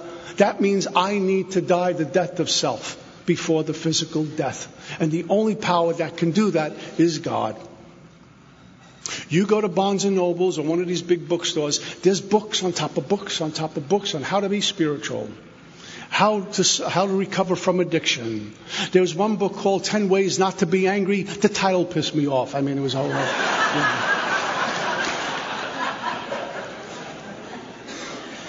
all these books. We come into Alcoholics Anonymous, and we have a big book with 12 spiritual disciplines. And they say if you follow these, great things will happen to you on the inside that will manifest out there. That makes no sense. Our fellowship has changed. Right? A lot of young people coming in. Different dynamics in our meetings from time to time. God doesn't change, nor does our 12 steps change, nor does the first portion of this book change. It doesn't change because they work. My job is not to have AA fit me, but me fit AA. Me surrender to this book, and me surrender to this God. That's vital for me to do. So it's a daily surrender. June 23rd, 1988, that wasn't the plan. I just didn't want to die. And I went into my 7 treatment center. I tried Alcoholics Anonymous. They said, don't drink and go to meetings. If I cannot drink, what do I have to be here for?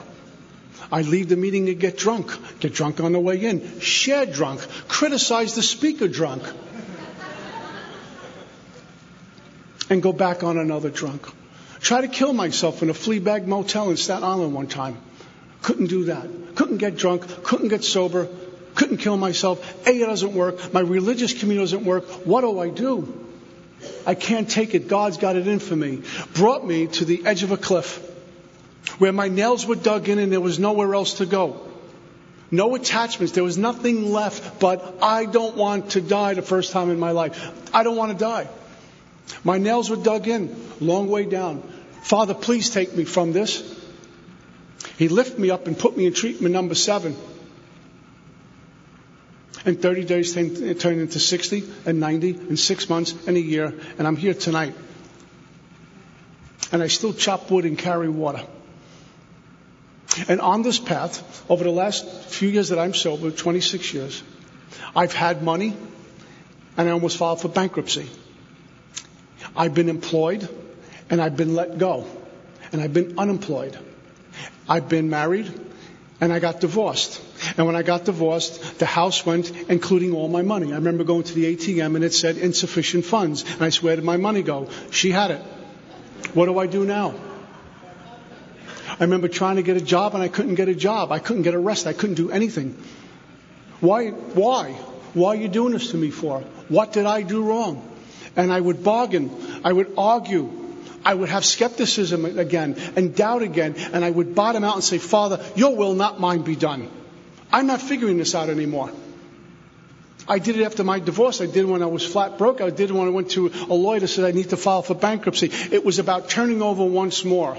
How dark it is before the dawn. It seemed to be every time I surrendered and completely let go of my life because it's none of my business. Somehow I found the path again. That things were accumulated. My belief systems, my ideas, my comfortability, and what makes me me. Money, a relationship, a car, and a house. Now I'm valuable.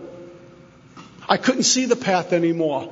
How much money do I need? How much money do we need? Just enough not to need God.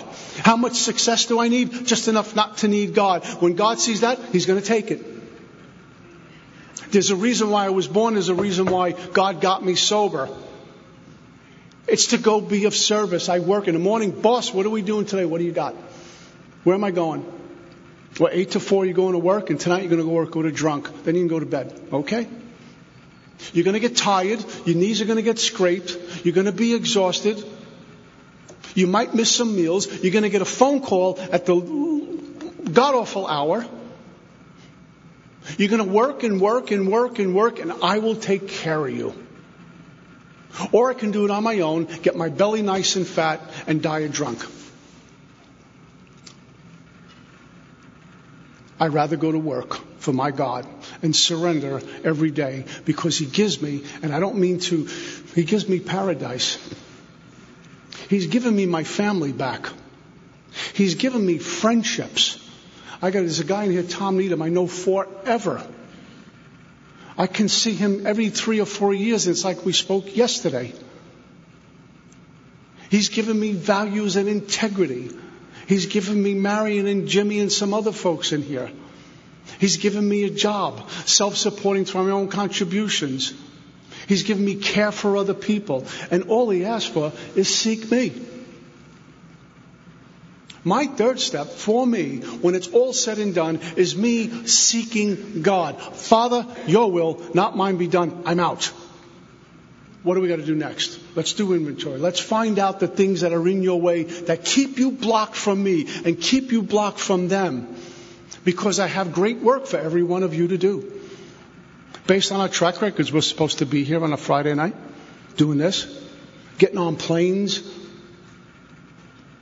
around people we don't know, another hotel room. But we do it for fun and for free.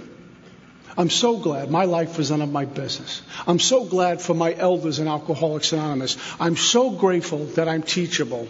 And I'm so grateful that next to sobriety, the greatest gift I've gotten is knowing that I am known by my Creator. What a freedom. What a gift. How about sobriety? How about God? Huh? That's all I got. Peace.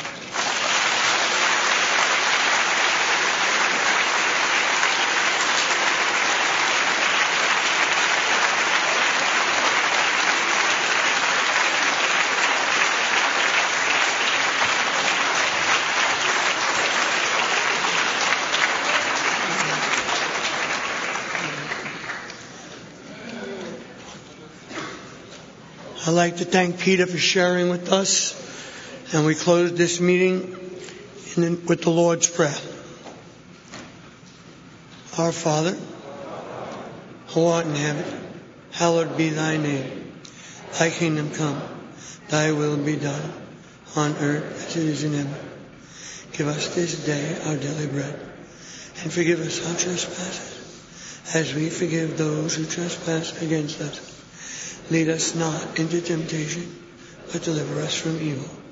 For thine is the kingdom, the power, and the glory, forever and ever.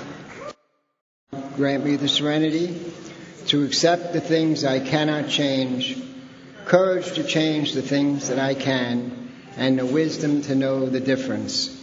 And Alcoholics Anonymous is a fellowship of men and women who share their experience, strength, and hope with each other, that they may solve their common problem and help others to recover from alcoholism. The only requirement for membership is a desire to stop drinking. There are no dues or fees for AA membership. We are self-supporting through our own contributions. AA is not allied with any sect, denomination, politics, organization, or institution, does not wish to engage in any controversy, neither endorses nor opposes any causes. Our primary purpose is to stay sober and help other alcoholics to achieve sobriety. Primary purpose group of Austin, Texas.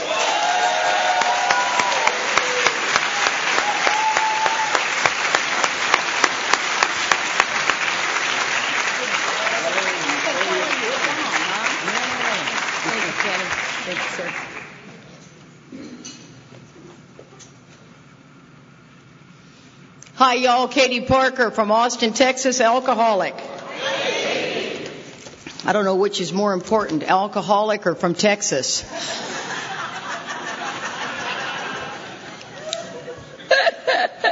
I know I'm in the state that you guys love Texans. I've already had somebody come up to me and go, I don't like Texans. All righty. Wow. Got off to a good start there now, didn't we? My sobriety date is October the 28th of 1984, and for that I am truly grateful. I will be coming up on 30 years sober, which is unbelievable to me. I know it. That is longer than I've done anything other than have a child. You know what I mean? But I got sober when I was 26 years old, and none too early. You know, I see people come in at all ages, and I am grateful that I got sober at 26 years old. I do. It is important for you to know, though, that I have 5.5 months more sobriety than my husband, Charlie, who will be... You know, and they say time doesn't matter, and that is bullshit. It damn sure does. And I love your line, Steve. I steal it all the time. But in our house, when he's having trouble, I tell him in about 5.5 months, it'll get better, honey. Just... hang in there.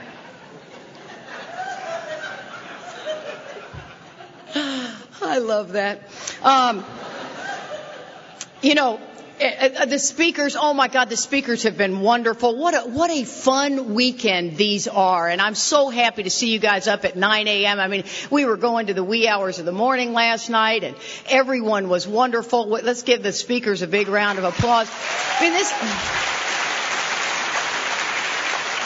You know, and for you guys showing up, I mean, we are all one here. We are all garden variety drunks, you know, and I love it. And Peter was in Austin last weekend, and he was at our convention. We were participants, and I got to see him speak again.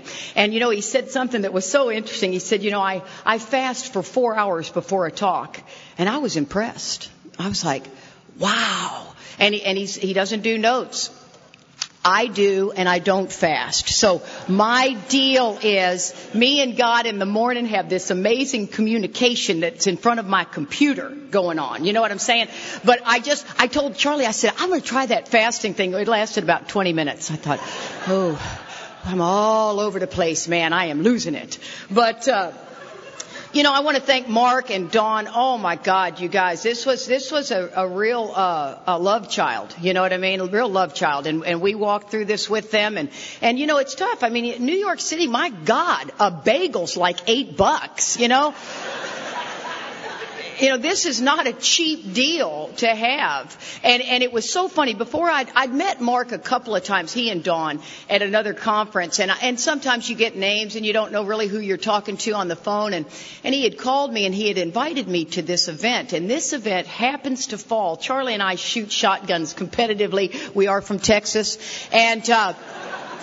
I carry, 2 shotguns in the trunk of my car at all times. And this weekend is a huge event that we always do. And so I've got it blocked out on the calendar. Nothing really comes on that weekend. And Mark said, he calls and he says, Katie, this is Mark Cox. I'm not putting 2 and 2 together. And he says, can you do this event? And I'm like, oh, no, I have a previous engagement. I'm not about to say it's not AA. You know what I mean? I love it when people say the hand of AA. When it reaches out, you're always there. Really? Let's watch everybody on that line. You know what I mean? Come on. And so I said, no, I have a previous engagement. And then he tells me the lineup. And all of a sudden I go, hey, hold on just a second. Who all was that? And I'm the only girl? I'm in. Oh, yeah. I do have to say, it's nice. They did arrange the lights, the scenery, and the ballet. The girls are here now. Yes, sir, Reba. My home group is the Primary Purpose Group in Austin, Texas. We study the Big Book line by line. Every Tuesday night at 7:30 at Faith United Methodist Church. If you're ever in Austin, Texas, please come by. We'd love to have you. It is an amazing experience for me. I've been studying the Big Book for 8.5 years now, and I got to tell you something. There was a time that did not appeal to me. Even a Big Book meeting didn't appeal to me. And I'll tell you, based on my experience, oh my God, you guys, I was in untreated alcoholism. You've heard that term a few times. It can fall under many things. We call it dry, stale, flat period, drifted, whatever you want to call it. I call it untreated alcoholism. If I suffer from a fatal illness and I'm not treating it, I am a loose cannon in the world. I'm an absolute loose cannon in the world. And so when I was in the first 3 years of my sobriety, I was all about the book. Chased a boy into AA. He was a big book guy. I'd sit at his feet while he read the book. It was actually fabulous. I'm very glad no one was the arbiter of my sex life. And, he and I remained married for 20 years until he got very, very sick. He got very, very sick and ended up having a brain tumor, and unfortunately he relapsed at 23 years sober, went out and shot some dope and died. And so today I get what untreated alcoholism is, because you almost lost me. The obsession to drink came back. What? I thought that was a done deal. That was off the list. And what I didn't realize, guys, is if I don't treat my alcohol, I thought meetings treated alcoholism. Nobody said they did or didn't. I thought meetings treated alcoholism. So I was doing 5 meetings a week. My husband was doing 5 meetings a week when he died. And we were not treating our alcoholism with the recovery program based out of the Big Book. So today I study the book. Today I am a book technician. I'm not at all embarrassed to say I'm a technician. I am a technician. Yeah. God almighty, it's clear-cut directions. We will screw up Disney World books. You know what I mean? Green eggs and ham we can screw up. You know what I mean? So to me, it's like I'm okay to be a technician. Are there people out there studying the book that bug the crap out of me? Yes. Are there people that don't study the book that bug the crap out of me? Yes. So welcome to the Fellowship of Alcoholics Anonymous, man. Oh my God, I've written more inventory on you guys than I ever wrote on my family.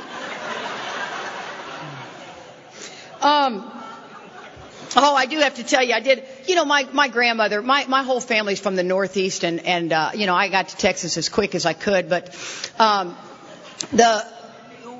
I've never ridden the subway. Man, Charlie's got some history in New York City. Oh, you'll hear it.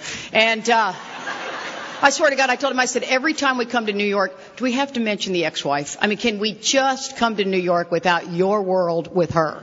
And, so we get on the subway because we're going to go meet Bob and Linda in Manhattan and go for a walk in the park. And so we get on the subway, and it's pretty exciting, you know what I mean? And so we're on the subway, and we get the deal going, and that thing takes off. There's no seat belts, okay? It's like all of a sudden you're meeting your neighbor, whoa! A little bit faster than the one at the airport, and And then all of a sudden, it feels like, remember when you were a kid and you had those train sets that were pretty technical train sets, and they would go so fast, and when they'd round a corner, they'd shoot right off. Well, at one point, and I'm thinking, oh my God, and Charlie leans over and goes, we're underwater now. Oh, good. And I tell you what, now, if I were in charge of the subway system, there would be railings. This no railing thing, woo! Oh man, I could see being pissed off at a boyfriend drunk and pushing him. I could. We do crazy things. We get behind the wheel of a car drunk. Oh, I can push you. Oh, that'd be a terrible decision, wouldn't it? And I got to tell you, in Central Park, I got to get off. I kind of jumped into the story too quick. In Central Park, the boys went for a walk and I went for a run, and I love it. You know what I mean? I'm in New York City and looking all around. And let me tell you, the people run on the trail the same way they drive. They don't stay on their side. See, in Texas, on the trail I run on, you stay on that side, I stay on this side. I mean, they're coming at you. We're playing games of chicken on the trail. You know what I mean? Oh, I'm not moving. Come on, bring it. And I mean to tell you, we just went, whew. Got a little tense there. Oh. Whew. And I do a lunge walk that's kind of peculiar looking anyway, but then once I started that, man, the dogs, the kids, people are liking me now, aren't you? Charlie's a funny bird. Boy, he gets out here, and the next thing I know, we're walking by, people goes, how you doing?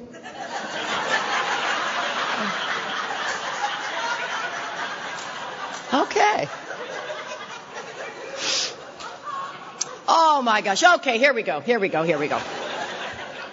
Like I said, the book talks about these clear-cut directions. Oh, hey, Clancy, I brought you some postcards. I found them. Yeah. Sucking up. Just want you to notice that. The book talks about these clear-cut directions, and there's a reason I think that they're clear-cut directions. Man, we can screw up just about anything. Wouldn't you agree? And so and they found it important to put it in a short amount of pages. And so I do go with a technical approach on what the fourth step is. To me, I think it is very important. It says in the third step, it says, I'm almost always in collision with something or somebody, even though my motives are good. You see, to me, what that's telling me is what happens is I come into Alcoholics Anonymous with very few tools in my toolkit. I have a tool of self-reliance. I get what I want. I am a powerful girl. That was established early on. Left home at 15 years old, managed to make it through high school. I mean, I got what I wanted. I was voted most likable 4 years in a row in school. You have any idea how hard that is? You got to get everybody to like you. That's a lot of sucking up. And I'm good at it. I'm good at sucking up, and it's the corroding thread in my inventory. Is I got to get everybody to like me. And I'll tell you something. Ralph says this beautifully. It's crucial that you like me. I don't particularly have to care for you, but you do need to like me. And then look at my personality. I mean, there's already people, once I stood up here, you just didn't like me just based on my appearance. You know what I mean? And I mean, that's my life of what I got to constantly be looking at. But this constant collision the book is talking about, after a while, I learn about service. I learn about unity. I learn about integrity, dignity, honor, respect, right? That's what we're about learning. That's what the process is about, becoming somebody, part of society. Well, before you know it, man, I set up chairs. I'm 30 years sober. I'll still set up chairs. But you know what I do? I pay attention to who's not. Do you see that behind a kind motive? It's like, oh, yeah. So I start to get real self-righteous. I'm a good AA. You're not. See, and that's where it gets troublesome. And I miss that. I miss that whole point. Because I'm only looking for when I show up and I'm a real jerk. Oh, I get that. That's the obvious one. It's behind the kind motives that I'm troublesome. And then it says in the 10th step, we have ceased fighting anything or anyone, that position of neutrality that Peter was talking about last night. Oh my God, that position of neutrality, I can't get in it by myself. I absolutely can't do it without God's help. It's an absolutely wonderful gift. It's kind of like the bubble on a level. When you just get it just right, all of a sudden I got no dog in that fight. You know what I mean? That is none of my business. I'm going to keep my mouth shut. And I'll tell you, one of the things that I still love in Alcoholics Anonymous, it makes me feel uncomfortable, but I love gossip. Woo-hoo! And thank goodness it makes me feel uncomfortable. I'm getting better and better and better with God's help to not gossip about people. And in Texas, all you got to say is bless their heart. She's such a... Yeah, bless their heart. She's such a dumbass, you know. And you seem to have, you put it in a nice package. And the third step is just a prayer. It's not just a prayer, and that's what I thought it was, And in my experience, I went from the A, B's, and C's. Do you believe you're alcoholic? Well, if there is anything as far as alcoholism, yes, I'm it. Do you believe in God? I had no problem with the God deal. I mean, I didn't go one way or another. And they said, well, let's hit our knees. And I remember doing that third step prayer and feeling nothing. And I'm not saying that I needed to have felt something, but I can assure you at that point in my sobriety, I wouldn't have even understood the self-centeredness if you would have explained it to me.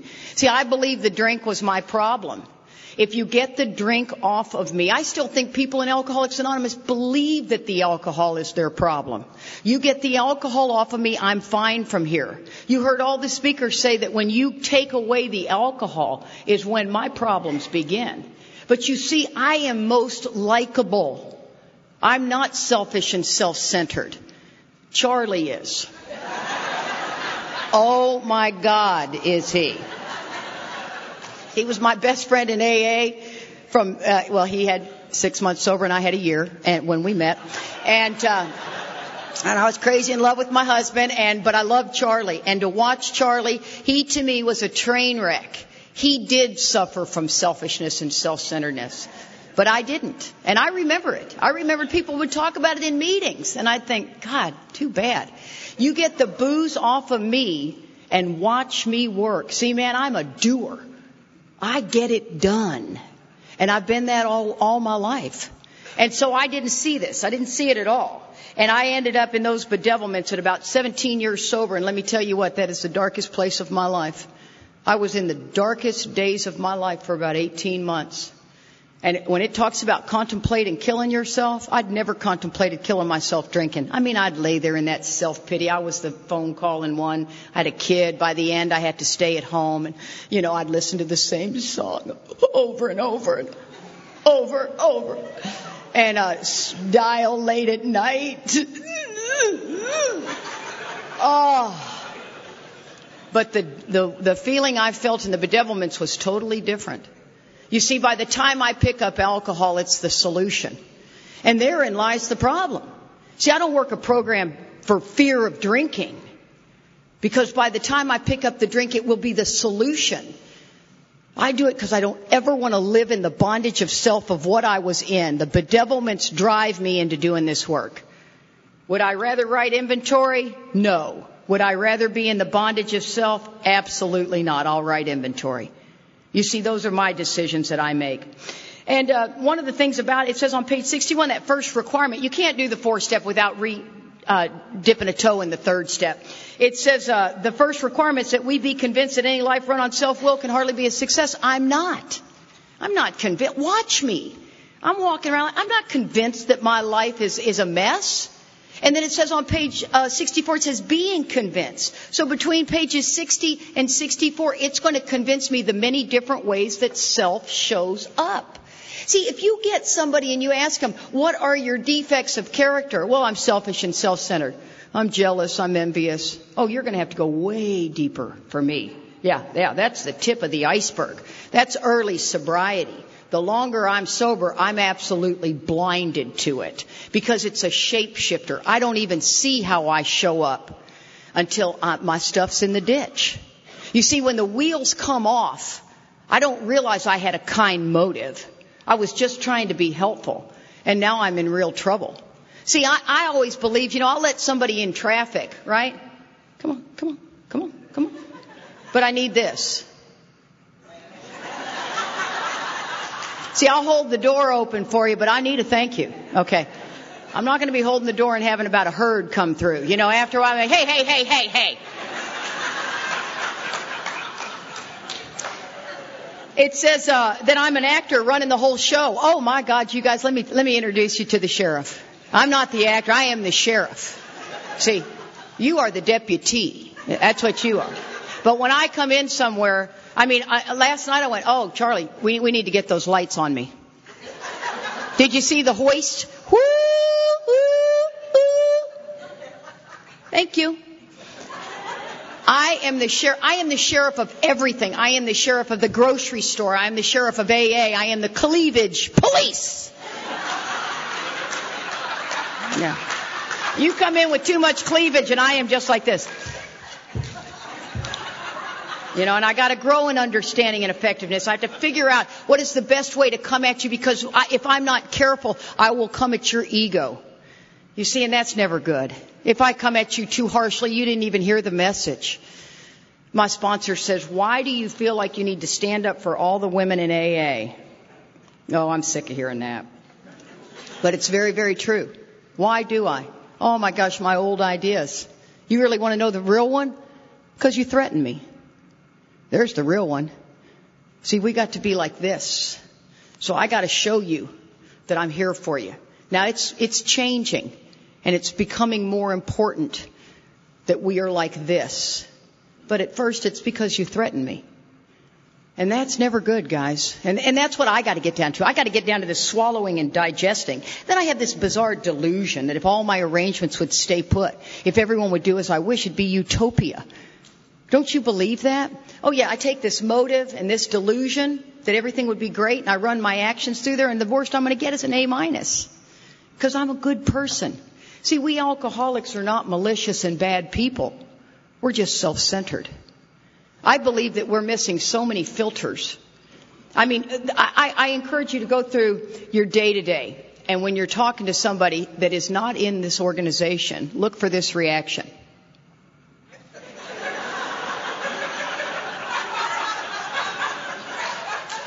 We are an extreme example of self-will run riot, though we usually don't think so.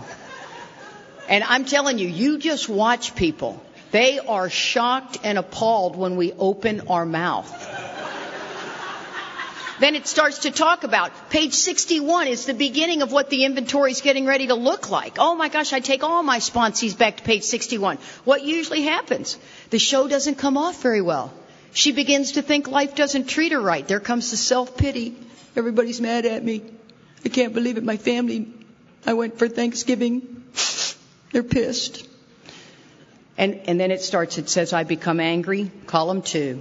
Indignant, column 3. And self-pity, column 4. It begins the process. And then it says, what's my basic trouble? Am I really not a self-seeker even when trying to be kind? It's trying to wake me up to behind my kind motives. People always say, check your motives. I'm sorry, I can't. I can't check my motives till my stuff's in the ditch. I've written enough inventory on it. I've had enough effect of pain that I begin to just awaken the spirit enough to go, oh, this looks like those last 19 situations. Okay, God, hold up. See, I can't check my kind motive at the door. I can't check my ego at the door. People say, things like to me, where's your humility? I can't make myself humble. I can't do any of this without His aid. And, I love this one when I'm working with you. If you call yourself a people pleaser, oh my God.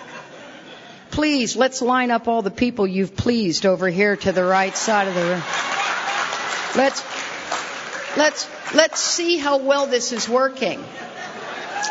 It's that what we are is an approval sucker, We're chameleons. You like it this way? Fine. You like that music? So do I. Okay. That's what we do. And that's the other thing. It says, is Katie really not a victim? That means I'm tricked or duped by my own delusion, the failure to recognize reality, not denial, delusion. That I can wrest, and that means to seize by force, satisfaction and happiness out of this world if I just manage well. That's a lot being said in that line. That means my spirit's completely asleep. You hear things like, would you rather be right or happy? What a stupid line. Both. I want to be happy when I'm right, okay? And I want you to know that. I'm not going to go, oh, silly me, I'd rather be happy. It doesn't work that way for me. I'm the kind of personality, I'm a lot coming at you. My husband likes to say I'm a little like taking a drink out of a fire hose, man. You get a lot more than you were expecting. And that is very true. And one of the things about that is, it says rest, satisfaction, and happiness. Do you see where it says, would you rather be right or happy? I'd rather be both.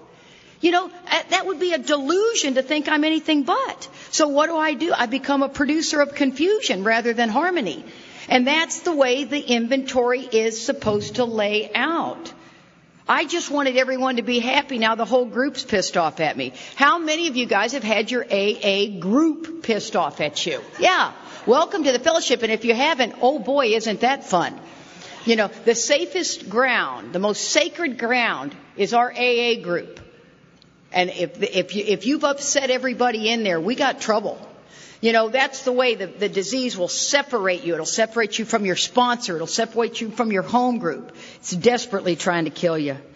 And I'm so blinded to self-centeredness in me, but I can see it in others clearly. And it says, there's some words I like to kind of refer back to that we don't use in our literature. It's a different word, and that's controlling. If everyone would do as I wish, right?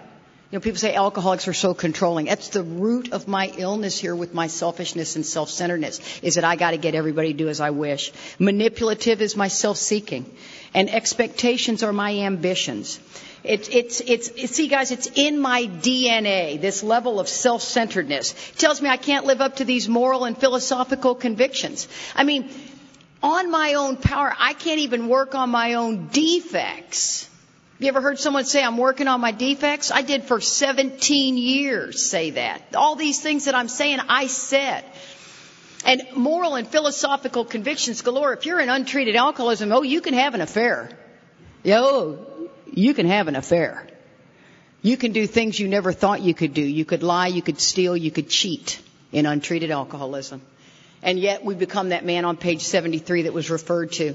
I only thought I had lost my egotism. I only thought I had leveled my pride. And the other thing, one of the things that I can tell you is when I was in untreated alcoholism, I spanked my kids. I'm a spanker. And that may be against your value system. It ain't against my value system. I'll spank you at 15 years old. You know what I mean?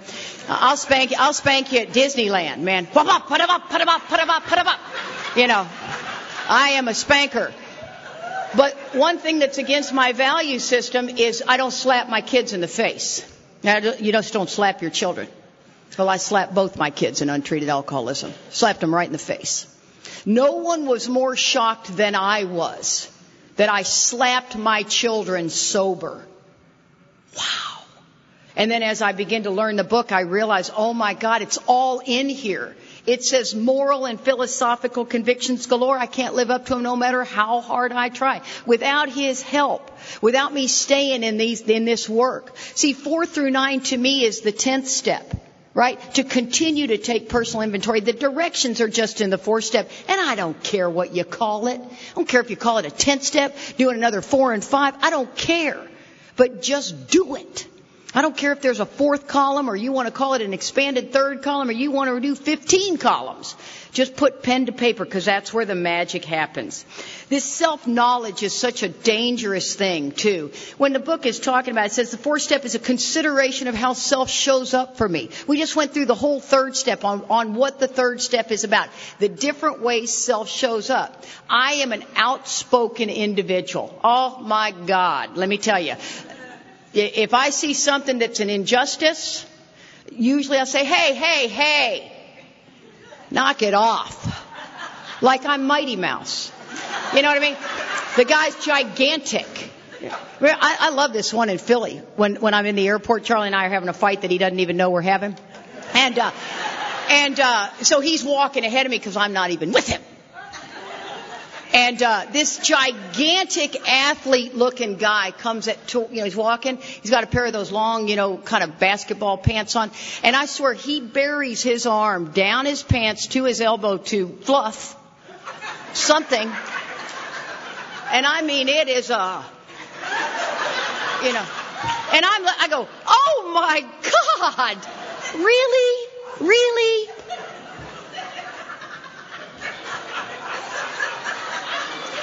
I'm just saying, man, sometimes you can't shut me down. You know what I mean? And now he didn't stop. We didn't have a little chit chat. He'd go, I'm sorry, I buried my arm down to my elbow. But I couldn't believe nobody else was saying something. Okay, so it says before, so I am an off the chain kind of personality, right? I am. Now, if you show up and you couldn't say peep if you had a mouthful, you couldn't stand up for yourself if your life depended on it, does not make you any less alcoholic than me. Matter of fact, it's just the different ways that self shows up.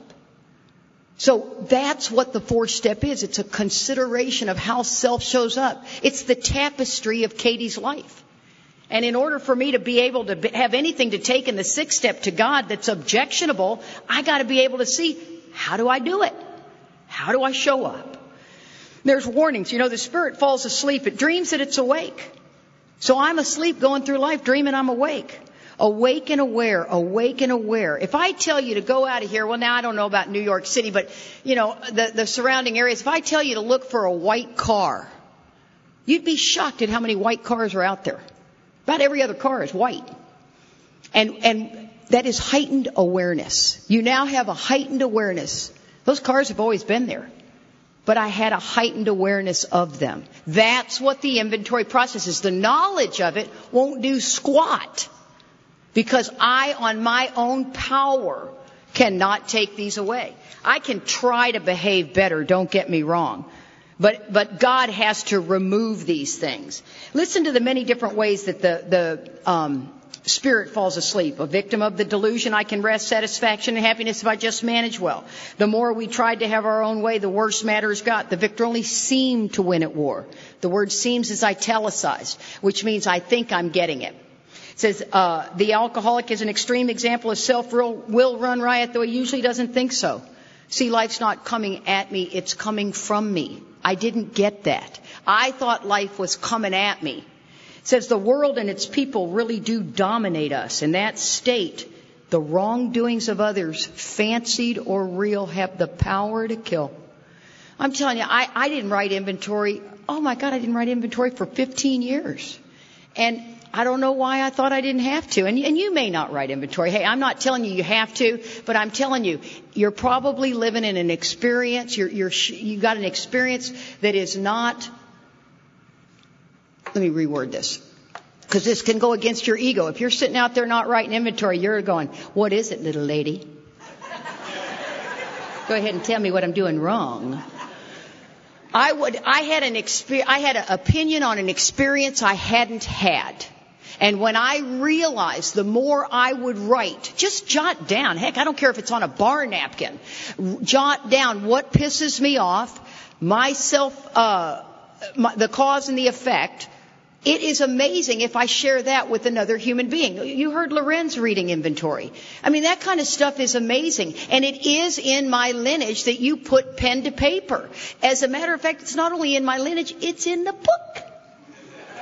You know what I mean? So I'm going to treat my alcoholism by putting pen to paper. Do I do it on everything I'm pissed off at? Of course not. I have my own barometer. I can call my sponsor with a verbal 10th step, and if I get the freedom I need, that's it. I'm all good. But if by that evening I wake up at 3 o'clock in the morning, my eyes ping open, and that son of a bitch, I'm writing inventory.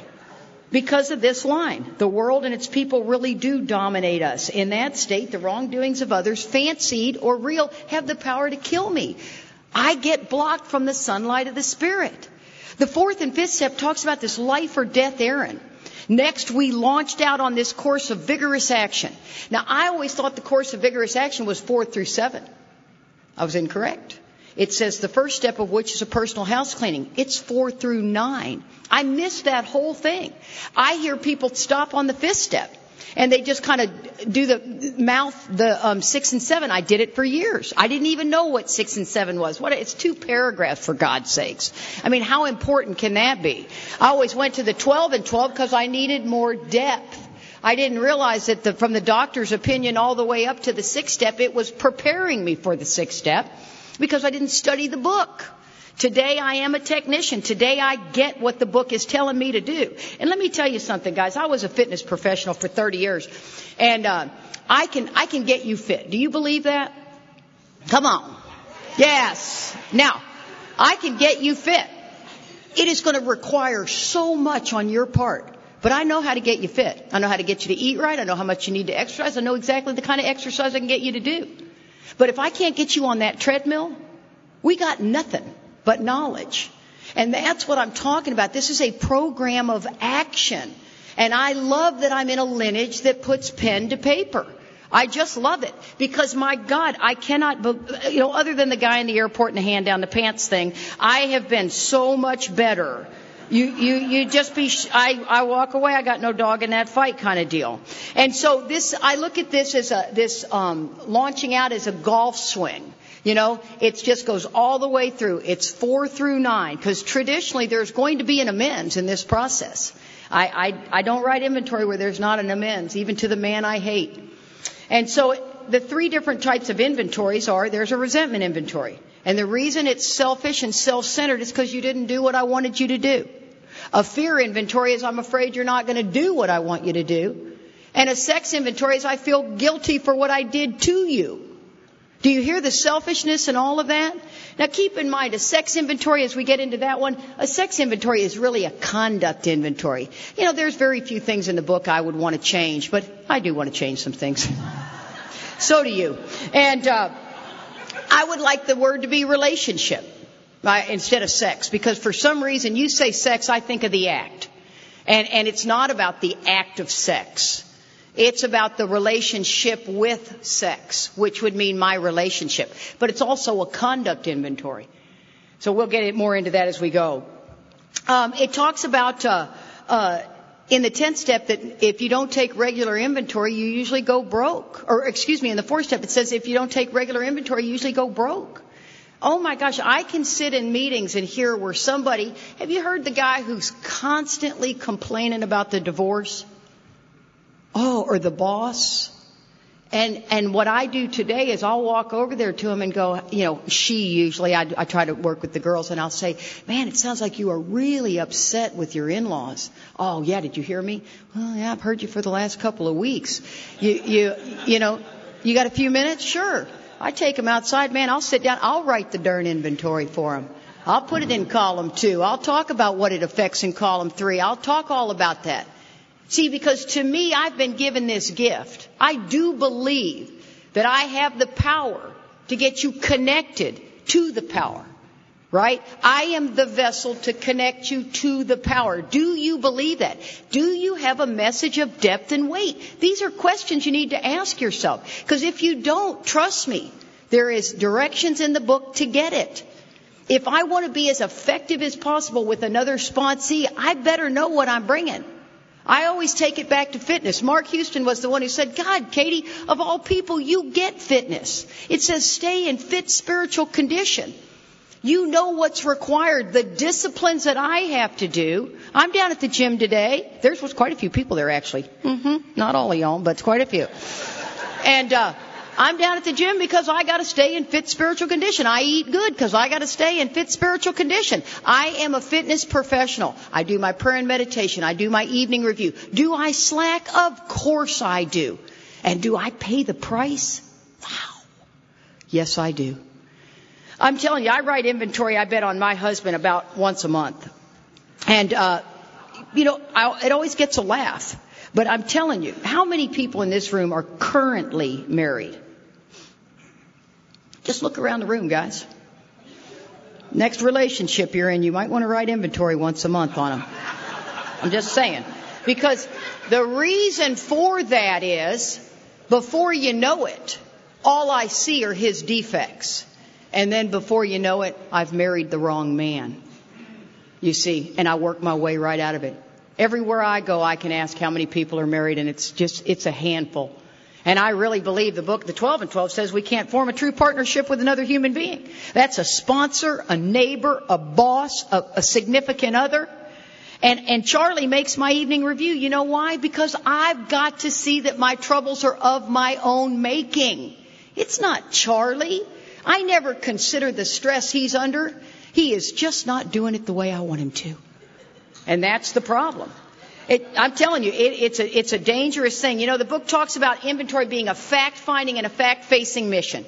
Oh, I love that. Matter of fact, I take all emotion out of an inventory. I'm not going to sit there and do a fist step with you while you're bawling your eyes out the whole time.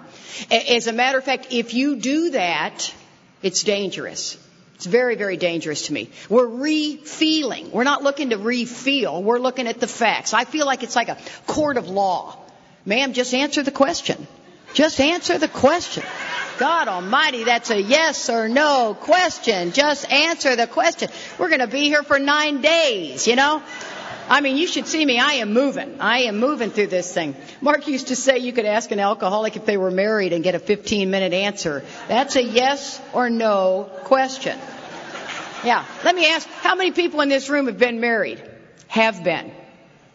Yeah, the hands go up. More than once. Oh, yeah, there's the wave. Twice. 3 times. 4 times. And you're kind of waiting until your number gets hit. Wow!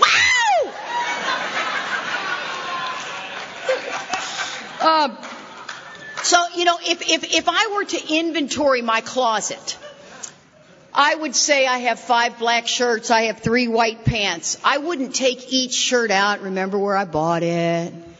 Remember how much I enjoyed wearing it with those cute shoes. You're just doing an inventory. This is a fact-finding that I'm on as the person, you know, listening to the inventory. And you're on the fact-facing. You're on the swallowing and digesting. Because traditionally, the second column is a delusion. Oh, it's your perception of how it went down. But it's my job to show you, is it possible it went down a different way?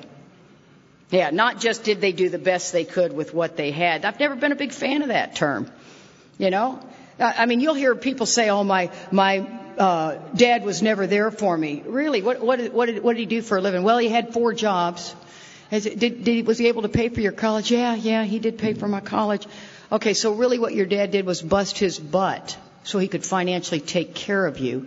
And you are such a black hole of emotional need that when he came into the house, you're all up in his business. You couldn't give him 2 seconds to sit down in the chair and take a breath. Hey, look at me. Check it out. Check it out. Check it out. Check it out. Check it out. Check it out. Check it out. Check it out. Check it out. Oh, my God. So, you know, and I swear to God, once you start really getting there, they go, oh, my God. Oh, and I love it. I get the privilege of listening to about 10 hours of inventory minimum a week. I'm retired now. I mean, I love it. I absolutely love it. I listen to inventory from people I've never even met.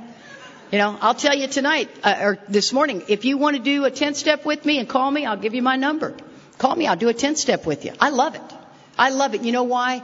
It feeds my soul because you are me. And I am more awake and aware than I have ever been. When the book talks about that we have entered the realm of the Spirit, the first time, I remember reading that in Untreated Alcoholism going, what does that even mean? Entered the realm of the Spirit. I know what it means today. I can't put it in words to you, but I know what it means right here. And I love when I listen to inventory. And before I listen to inventory, I always pray, God, open my eyes to how this is me with the person, because it is a mirror image. It is the gift to listen to somebody else's inventory. And I'm not always talking about a 4-hour inventory. Most people think that, inventory, God, you know, that's going to take forever. No. 10-step calls, usually about 30 minutes, maybe 45. And sometimes I'll tell you, you know what, you're going to have to write this one down. And write it down fast. Don't think. You know, the inventory in the book is very, very clear. You know, Mr. Brown got 19 words. He wanted his wife, right? He told him about his mistress, and he wanted his job. 19 words. My favorite AA t-shirt is Mr. Brown needs his ass kicked. Now, I do agree with that. Yeah. I do agree with that. But to me, it's trying to teach you that it's quick. It's one thing is it's an effort to discover the truth about the stock in trade. That's me. How do I show up? What do I do in life? I'm a know-it-all. I'm opinionated. I have tried to not be sarcastic. Wow, the entire state of New York has a lot of sarcasm. Jeez. How you doing? Worth looking at. Do you find sarcasm offensive? Ask the person you were just sarcastic with. Did that hurt your feelings? Yeah, it did. Sarcasm is ripping of the skin. It's a tough one. And sarcasm to me is the ego just being, blocking you. My dad was from Chicago, and he used to say, Katie, you'd screw up a one-car funeral. And then he'd say, your ass would fall off if it wasn't hooked on. And I always thought, you're so funny. And the more and more I thought about that, I just began to lose my self-confidence. Now I was a pain in the neck. My dad did a great job. Oh, my God, I got his humor. I got a ton of stuff. And I also got some of his ugliest qualities. Opinionated, outspoken. And if I can channel that through God's power, I'm a very powerful woman in the rooms of Alcoholics Anonymous. I know that. And I'm also the kind of person that will climb the highest mountain for you, man. You show up and you really want this deal, I will bust my ass for you. But you take any of it for granted, you'll move to the bottom of my list real quick. It's the way I operate. It says one object is to disclose damaged or unsaleable goods, to get rid of them promptly and without regret. Oh, my God. If you're not careful in an inventory process, you go from self-righteous to self-pity. And the ego loves it, as long as you're still thinking about you. See, you got to go from self-righteous to right here, to where God can remove this. Do you believe that? It says in the fifth step, we will be delighted. Oh my gosh, be very careful you don't drift into that self-pity. We try to keep the emotion out of it. It says self-manifested in various ways is what had defeated us. How do I show up?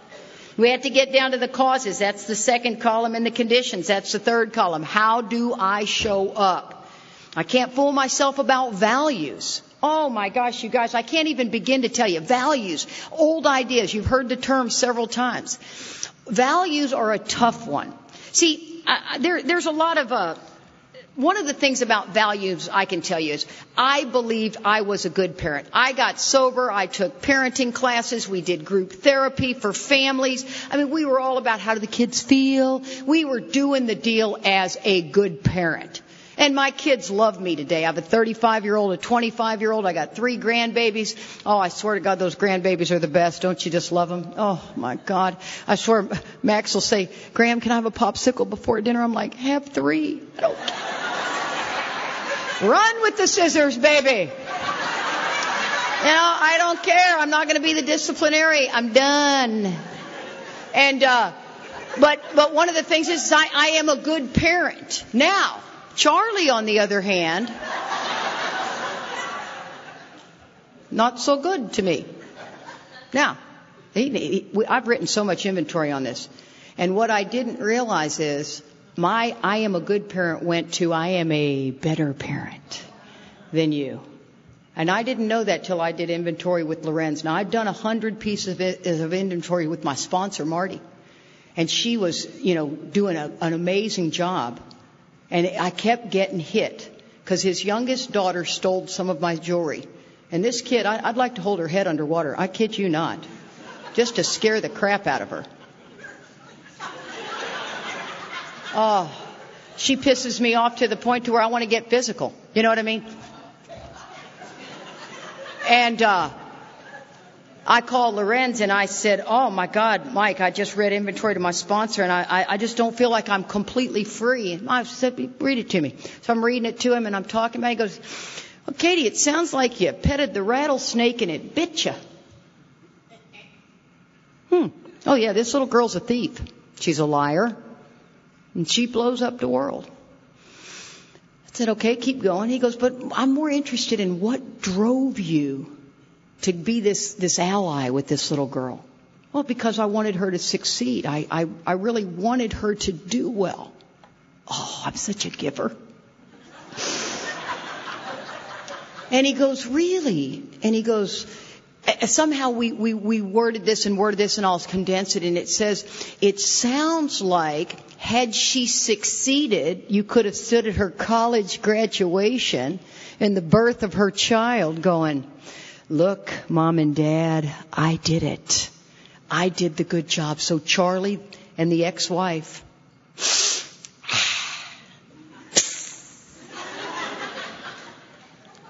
because I'm better than you are. I mean, it was just like, whoa.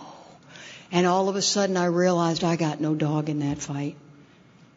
That child is none of my concern if all I'm going to do in there is to try to do it behind a kind motive without God's help. Oh my gosh, you guys. And I have gotten to where I've gotten this soft spot in my heart where I can look at Charlie after he talks to her and I say, how are you doing? Instead of what is she doing? And that's the place I got to be, guys. I am dangerous. And that's what I'm saying all behind that kind motive stuff. I just don't get it. And that where my old ideas show up, they show up in the third column of a 4-column inventory. My old ideas. I just ask you the question, you know, a lot of people do the check marks. That's what I did for a long time. I didn't understand. If you asked me, how does it affect your self-esteem? I wouldn't have been able to tell you. I just say it affects my self-esteem, my pride, my ambition, my security, my personal relationships. I don't get it. I don't really know what that means. I just know I'm pissed off. So it's got to affect everything, right? But when you say how, see, this is the 6th step. This is how is this objectionable? How do I show up? So how does it affect my self-esteem? I am a good parent. My pride. No one should disagree with me. My ambition. If she would do as I wish, this show would be great. My security is I really want everybody to be happy. My personal relationships is I am a good parent. Do you see that my self-esteem and my pride always stand in the way of my security? That's what's killing me. It's always killing me. So I got to know what's in that third column. Oh, let me tell you, it's a dicey one. And then we've got that sick man prayer. This was our course, right? The world and its people really do dominate us. In that state, fancy to real, have the power to kill. How were we to get over this? This was our course. God. Oh my gosh, could you imagine if you were leaving Florida and heading to the Bahamas and you didn't have a course, you'd end up in Cuba. You have to have a course. And this is a course of vigorous action. And this course is what we call the sick man prayer, right? The world and its people really do dominate me. I mean, if you want to pray for them, that's great and groovy, and that's a nice piece of work. But what the book is telling me is that I have to ask God, please help me show them the same patience, tolerance, and pity I'd grant a sick friend. They, like myself, are sick too. See, I miss that. I miss that whole deal. See, I just see you as sick. I'm really better than you are. That's the pair of glasses I typically wear. Page 19 says, the viewpoints and shortcomings of others is my guiding light. Really? So the guy that pisses me off and bugs me the most is my guiding light? Why? Because when I do the inventory, I can see the me and you and have that compassion. I could be either person in this play easily. I can't imagine being the guy in the airport sticking my hand down my pants, but I'm sure I've done a couple of those, that was inappropriate. That's what I'm talking about. I could be either person.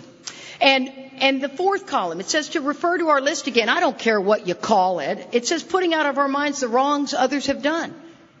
See, the book is very clear that it is not about my part. If there's anything in AA I could erase, it would be the term my part. It's not in there anywhere. The only place it's really in there is to the man we hate. But the rest of it is all mine. Disregard the other man entirely. The inventory was mine, not theirs. And that's what it's talking about. Selfish. My 4th column, it's going to be how I'm self-righteous, how I show up self-reliant, how I show up self-pity, dishonest, how I lie. Oh, I can lie. I'm almost 30 years sober. I could lie like that. I can tell somebody I saw their text, and then when I finally call them a week later, I tell them I didn't see their text. That's a lie. Yeah, I didn't see your text. Oh, you texted me. Oh. So I lie. Okay? Let's get that out there real clear. I also don't tell you the whole truth. Right? Heading to work in a hurry.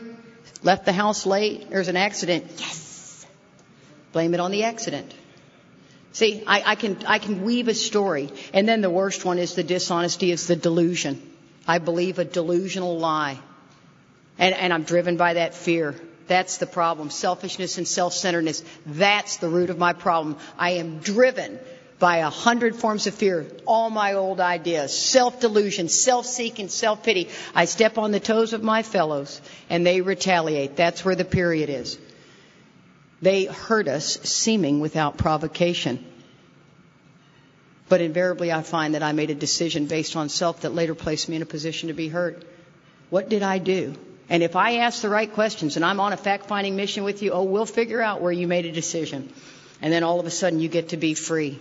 See, the cause is always fear and the condition is always self-will and self-reliance. It always is. This self-centered fear is my problem. I'm afraid I'm not going to get what I think I need and lose what I got. I'm afraid I'm not going to get the job. I get the job. I'm afraid I'm going to lose it. I'm afraid I'm not going to get the guy. I get the guy. I'm afraid I'm going to lose him.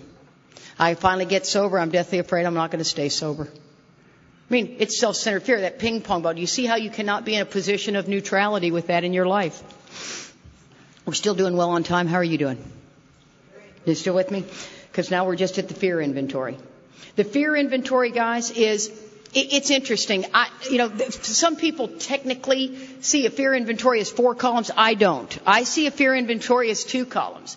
The fear inventory, it says it's the corroding thread. It's important that you know what your corroding thread is.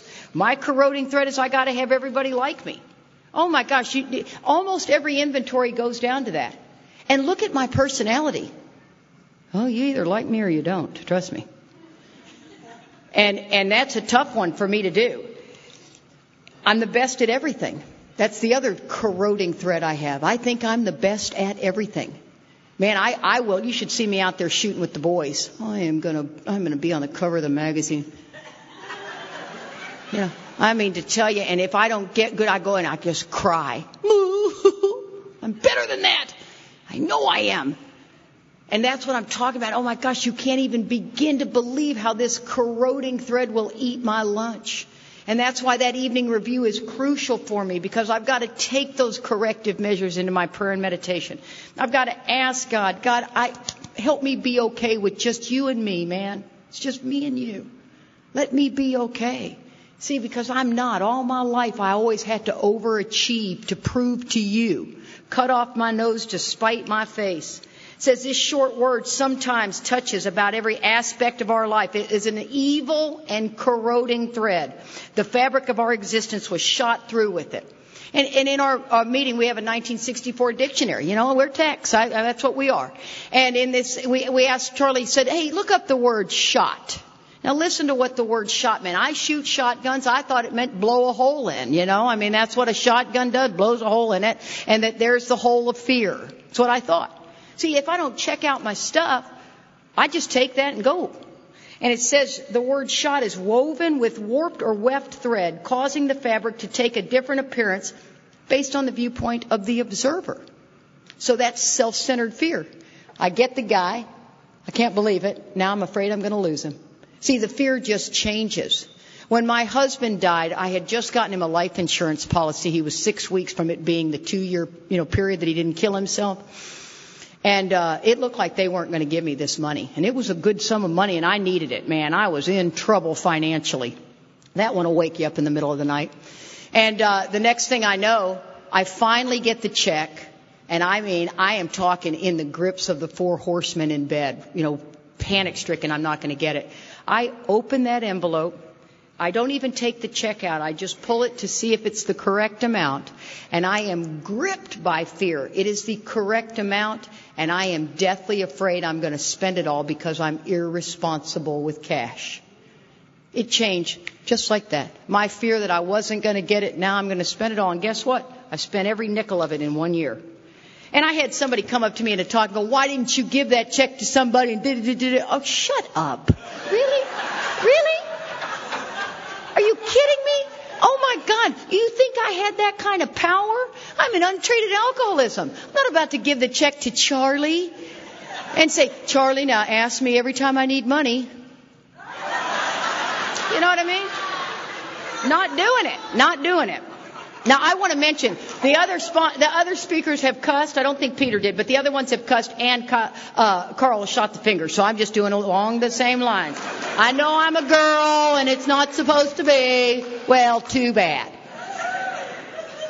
Okay, and then it says, it set into motion trains of circumstances we felt brought us misfortune. We felt we didn't deserve it, but didn't we ourselves set a ball rolling? Absolutely. And so that's what I do. I do a 2-column inventory. What is the fear and why do I have it? You know, the fear could be all kinds of things. I'm irresponsible with cash. How does that affect my self-esteem, my pride, my ambition? What does my self-reliance do? What does my self-righteousness do? I get in there and I get to see it. The book promises me that my troubles are of my own making. If I want to be free, the problem's got to be me, man.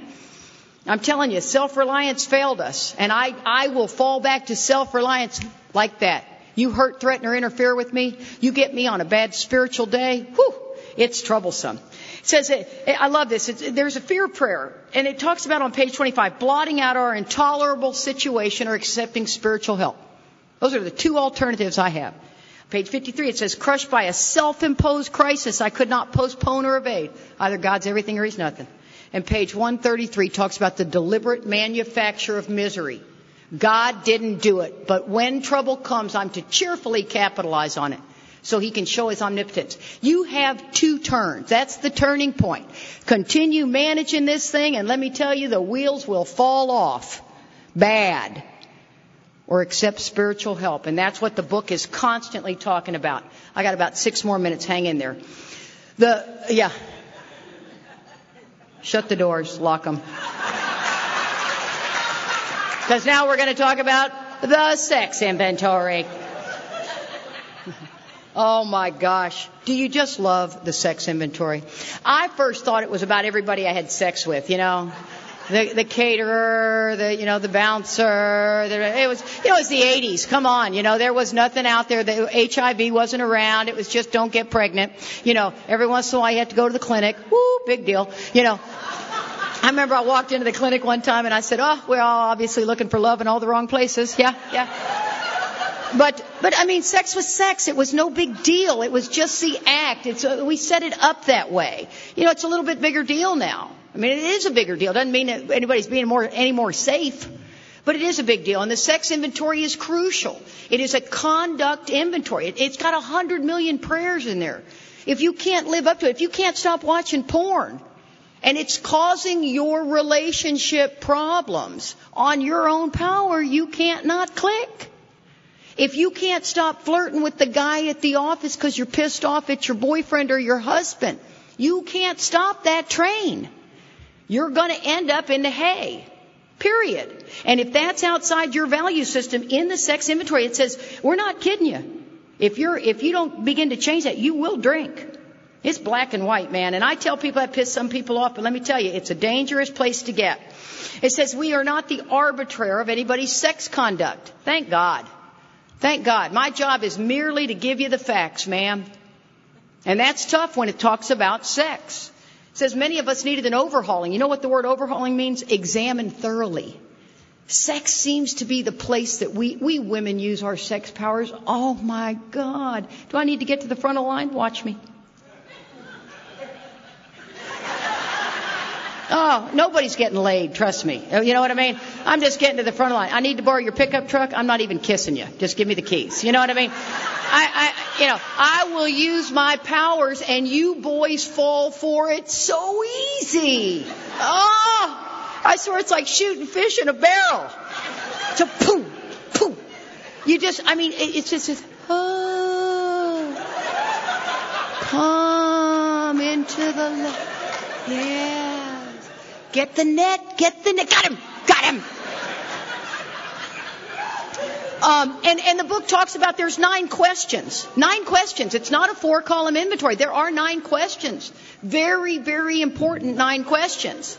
And I got to tell you, one of my sponsees, oh my God, was her. She had boys, girls, you name it. We had the whole, let's bring in the whole camp and we'll sleep together. And oh my God, was she sexually active. And to try to, get this girl down to her real values, because most of us values are really monogamous. They really are. And so she says to me, Katie, I've met this guy. I had to write out the whole sane and sound ideal. I met this guy. Oh my gosh, he's fabulous. He doesn't drink. Really? She's wild. Really? She goes, no, he has a breathalyzer in his car,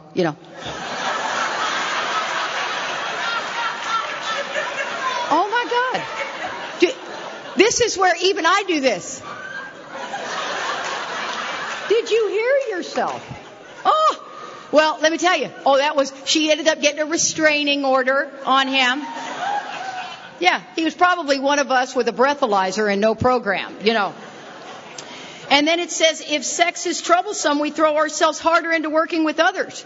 So if you're in a breakup, I love that story about that guy. He knew what to do. Grab the newcomer. Oh my God, it's the best thing in the world. It says here, guys, on page 77, our real purpose is to fit ourselves. That means to adapt ourselves, to be of maximum service to God and the people about us. We're here to play the role God assigns. I'm going to get angry, guys.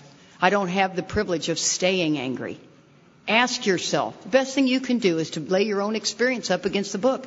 If you're sitting out there and you're pissed off at about 4 or 5 people, put pen to paper. Hell, I'll listen to the inventory. That's all I ever do is listen to the inventory. I love it. Book implies I'm going to have trouble. The 10th step is the key. The disciplines of 10 and 11 are crucial. Remember, my pride is it's the delusion of my pride and my ego is that it's protecting me.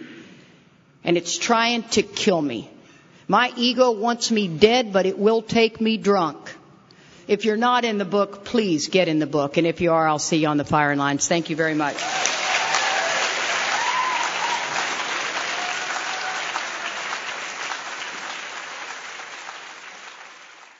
This meeting with the serenity prayer.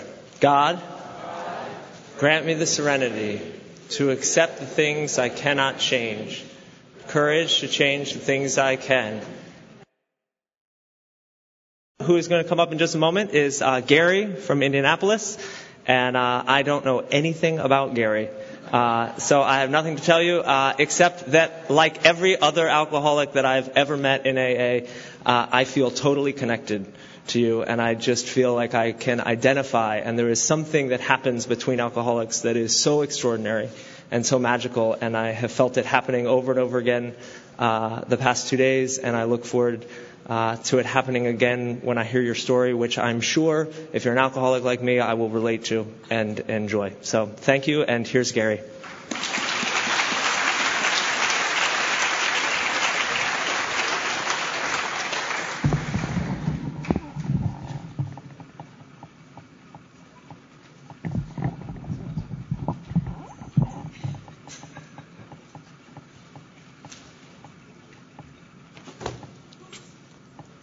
Did that on purpose. That's the first step that'll get you. I'm Gary. I'm an alcoholic. My dry date's December 3rd, 1964.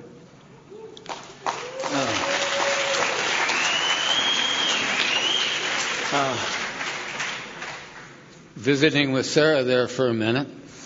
A member of Mike and my home group is a young lady named Betsy. And she and Sarah went to school here, I think, together. Not that long ago. I'm looking at you. It can't be that long ago. Boy, what a privilege to be here. Julie, my bride Julie there, and I love to come to New York any chance we get, and it's delightful to come just to be with you people and all of that. It's a privilege to be with all of you, even this bunch of yahoos around the table. But that's not why we're here, but it doesn't hurt. So thank you very much for having me here. December 3rd, 1964, I found myself in a conversation with my wife and her dad. We were having that talk. You relate to that talk, I assume. And that talk was, what are we going to do with Gary? And times it was like I wasn't there, but I was, and times I don't think I was there. But we talked about what to do him, and this was in Cheyenne, Wyoming, in 1964.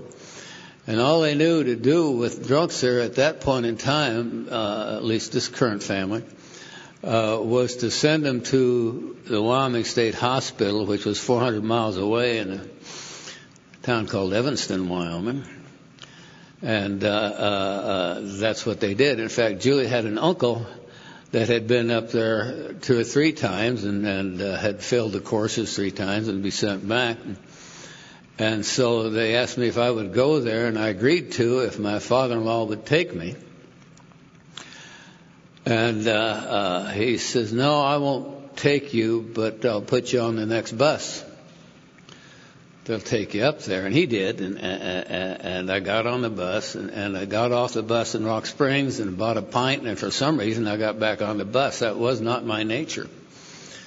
That's not what I did. I didn't very seldom fulfill anything I told anybody I was going to do.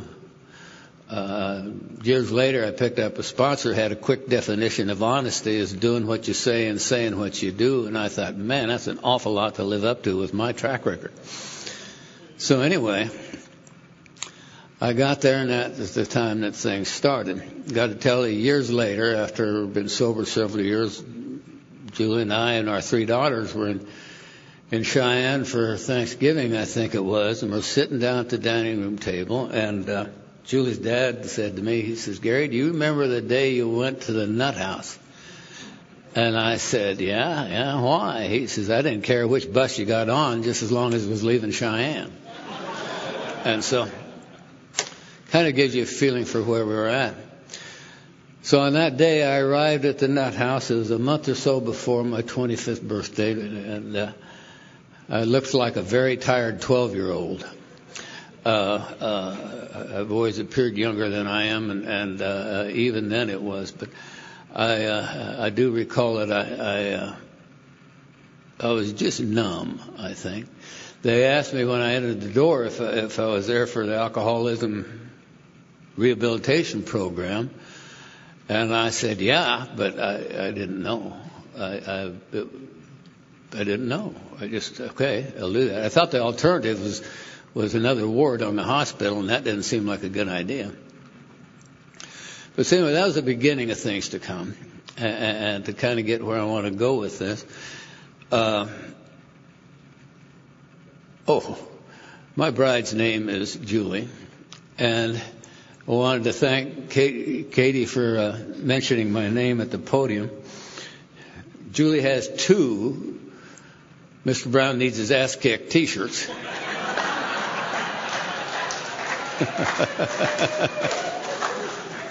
And a sweatshirt.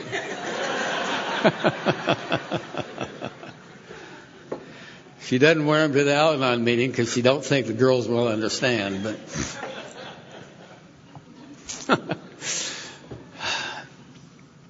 I got my health back there. When I got there, I was 6 foot 2 inches tall, weighed something less than 130 pounds.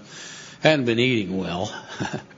Hadn't been eating at all because food money took away from money you needed it for, and with that. So, but I didn't realize I was in as bad shape as I was, and they locked me in a little room for, I think, 3 or 4 days, and it had one window about like that in the door. You'd look at the room, look out the window, and there'd be a nose pressed up against the glass on the other side looking in, and I don't think that bothered me much. And they kept me medicated with drugs most of you never heard of, such as paraldehyde and Noctec. And all I can tell you is in that nut house, there seemed to be some regular old alcoholics that would show up there in December. And it might have been for the cold, and it might have been for the paraldehyde. We don't know which, but they would show up there. But I didn't. It did what I needed, I guess. I don't know. And after I'd been in there and moved in on the alcoholic ward, I started learning about AA. I was attracted to AA because they told us if we didn't go to the Alcoholics Anonymous meetings there, I had to change wards. So I was attracted to Alcoholics Anonymous. I'd seen what was in those wards. And I almost hate telling part of this story because the truth is I don't remember much of it, and I'm not sure I had it right when I thought I did. We went to AA meetings, and then we had an AA meeting that was just the alcoholics on the ward. And there would talk about the steps. There's one particular meeting, and it seemed to be my turn to talk, and I just thought it was crazy. I didn't know anything about this God bit. God was not a part of normal conversation in my home as a kid growing up, unless you were swearing. And I guess it happened a lot now I think about it. And and so the only time I'd seen anybody that my parents had to do with that had a religious background at all was during a drought. Wyoming doesn't get much rain anyway. And when they say there's a drought, it's by God dry. It's a drought. And my dad would go to the Mormon's house and ask them to pray for rain. Sometimes it rained. Henry Standing Bear said one time, do you know what the most important thing is about a rain dance? Timing.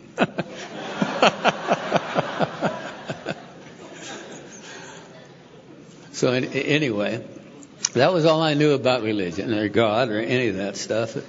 And I'm hearing these people come into the nut house and talking about God and praying and that kind of thing. And I don't know why. I didn't have reason to, but it kind of made me feel a little squirmy. I didn't know anybody that did that. And that was just one of all the crazy things going on in my mind as we were going along. Flash forward, I was in that place for 4 months. That was the normal stay. I didn't get extended for any reason. For alcoholics. And a couple of months later, I'm sitting down in the canteen drinking coffee with a few other alcoholics, and they're talking about what they're going to do when they get out of there. You know, and it kind of normal AA lies going around the table. We were talking about what we were going to do when we get out, and one guy wanted to go back to Fort Bridger and get the ranch back. The other one wanted to get the family back, and just, you know, all these things are doing it. For some reason, they got around to me, and I'm sitting there thinking, I'm in a room full of has-beens, and I'm a never was. I've not done a damn thing. But they looked at me like it was my turn to talk, and I said, I have no idea what I'm going to do when I get out of here. I just know I don't ever want to take another drink. And I heard myself say that. I had never thought that. That was so new to me that I just knew it was true. I didn't know why. With that. And then 2 months later when I nut that house, and left that nut house, and I'm back on the bus going back to Cheyenne. And I'm scared. I got the same hole in my belly with the wind blowing through it I had 4 months before, and I went in there. I had my physical health back. I had a place to go. Julie and our daughters were waiting for me, sort of. They'd had a tough time living hither and yon because the house was gone that we had with that, and she was living with parents and with cousins and getting around and dragging the girls around. It wasn't any picnic for her with that, and of course I wasn't thinking about them at any point in time when I was there, other than I wonder if they could send me some money. I came home, and just a real quick story there to get where I'm going with this. I got off the bus in Cheyenne in the morning at about 2:30 in the morning, and in Cheyenne, Wyoming at 2:30 in the morning, there's not much going on. I hear nobody sleeps in New York, but by God they do in Cheyenne. And I walked into the bus depot and I figured, well, I just gonna have to walk on out to Julie's parents' house, which I don't know, mile and a half, no big deal with that. And there was an old police detective there named Lloyd Gallion. And he came up to me and he said, Gary, he said, you going out to the Bailey home? And I said, yeah. He said, I'll give you a ride. Come on. That wasn't the first time Lloyd had given me a ride somewhere, but it was the most pleasant by far. And we're on the way over there, and he says, you know, Gary, there are just some people that shouldn't drink. And I said, so you know where I've been? He says, Gary, I've known where you've been since you were 16 years old. And I always bring that story up because I think as we're looking over our men's and things where we're going with that, we look over our lives, and all of us have had one of those people in our lives who the Denver Young People's Group used to call an Eskimo, that would show up your life and help it out. If you've not heard the Eskimo story, it's just about three guys sitting in a bar in Alaska talking about whether or not there's a God. And this one guy says, I know for a fact there isn't. And all that, I don't care what you guys say, these crazy things you're talking about. There ain't no God. And he says, I was sitting out here last winter in that worst blizzard we ever had. I was 30 miles away from town, stranded out there. The last dog had died, and I'm just going to lay there and freeze to death. He says, I know damn well there ain't no God. And they say, you're sitting here. How can you possibly say that? He says, some damn Eskimo came along and drug me into town. So you always have these Eskimos out there that showed up out of nowhere, and they kind of do that. And that's the last I've seen of Lloyd. I don't know anything more about him. But that kind of goes into where I hope to end up when I get going on this. I got a free ride to college. I took advantage of it because I had to look for work otherwise. And got a 4-year degree in 3 years in the summer in accounting at the University of Wyoming. Then we packed Julie and the kids up, and we went to Denver. And where, after a series of circumstances in Denver, I still was very, very. I gained some weight back. I think I got up to about 175 after I got out of the nut house there and all that, and began to think I looked a little bit like a man. I wasn't sure, but things were changing physically. I was doing better. I fooled myself and I fooled my dad when I did well in college. There were 2 AA meetings a week in Laramie, one on Monday and one on Friday, I think. If somebody showed up, there were 2 scheduled meetings a week. That's probably the way I would phrase that. And after I'd been there for a while, they asked if I would be the treasurer, and I said, of course. I needed the money. And this is going to go in the men's story too, Charlie. So don't. So anyway,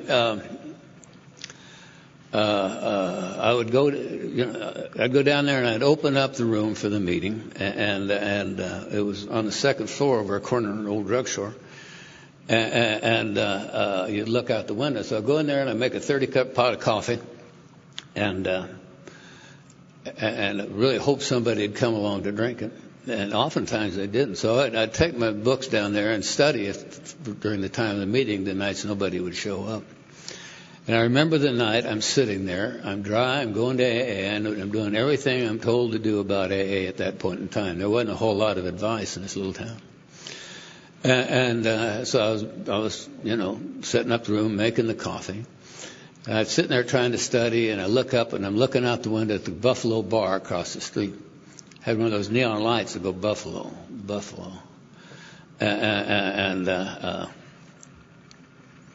Sitting there looking at it. Had a B out of it on the neon light. The B was gone. Actually, it said Buffalo. And I'm looking out that window, and I said one of the first prayers I think I said in AA. I said, God, please help me. I can't stand this much. This is just so miserable. I can't do it. It was the most painful time of my life when I was first sober there. And I really didn't have many people to run to. My best buddy in AA there was a drug addict who didn't have a drinking problem. We fished him out of the nut house the day I got home, out of the jail the day I got home from the nut house. A guy named Jim knocked on her parents' door. And her dad says, Gary, this guy wants to talk to you. And so I went over there and said, hi. He says, my name's Jim. He says, you're not doing anything tonight, are you? And I said, no, why? And he said, I'll come by and get you. We're going to go to an AA meeting. And he said, but first we got to stop by the jail and fish this guy out of the jail there and take him to the meeting. And so we got down there, and I was familiar with that jail. And so I went in to get him, and you looked up the stairs to the holding pen, and I look up there and see who was waiting to come downstairs. And I'm thinking, I ought to leave. I don't want to be anywhere with that guy. He's just no damn good. And he looked up and looked down at me from the stairs. He says, I don't care how bad it is. I'm not going out of here with him. And what we did, we went to the meeting and all that. And then later on, he ended up in Laramie going to school with me. And so we would go to AA meetings together. This is before there was any discussion that I'm aware of that what do you do with a drug addict in Laramie, Wyoming, when there's only AA and there's nowhere else to send them, so they came into it. And we protected each other and lied for each other with each other's wives and what we were doing when we were gone, and did probably everything wrong you could possibly do. But I didn't drink and he didn't do anything else all the time. And I graduated from school and moved to Denver. I went to a job in a large oil company, so I thought for sure, well, this is Wyoming and the oil business, and I'm going to get rich for sure. And that didn't work, but I had a nice job there, and I started going to AA meetings in Denver. And it was different. I went to this one meeting. As it turned out, oh, never mind. It turned out to be a meeting that my friend Bob O went to when he first moved to Denver. It was just an awful meeting. It was just so bad. It was run by these two people, and Wayne, and I don't remember her name, thank God.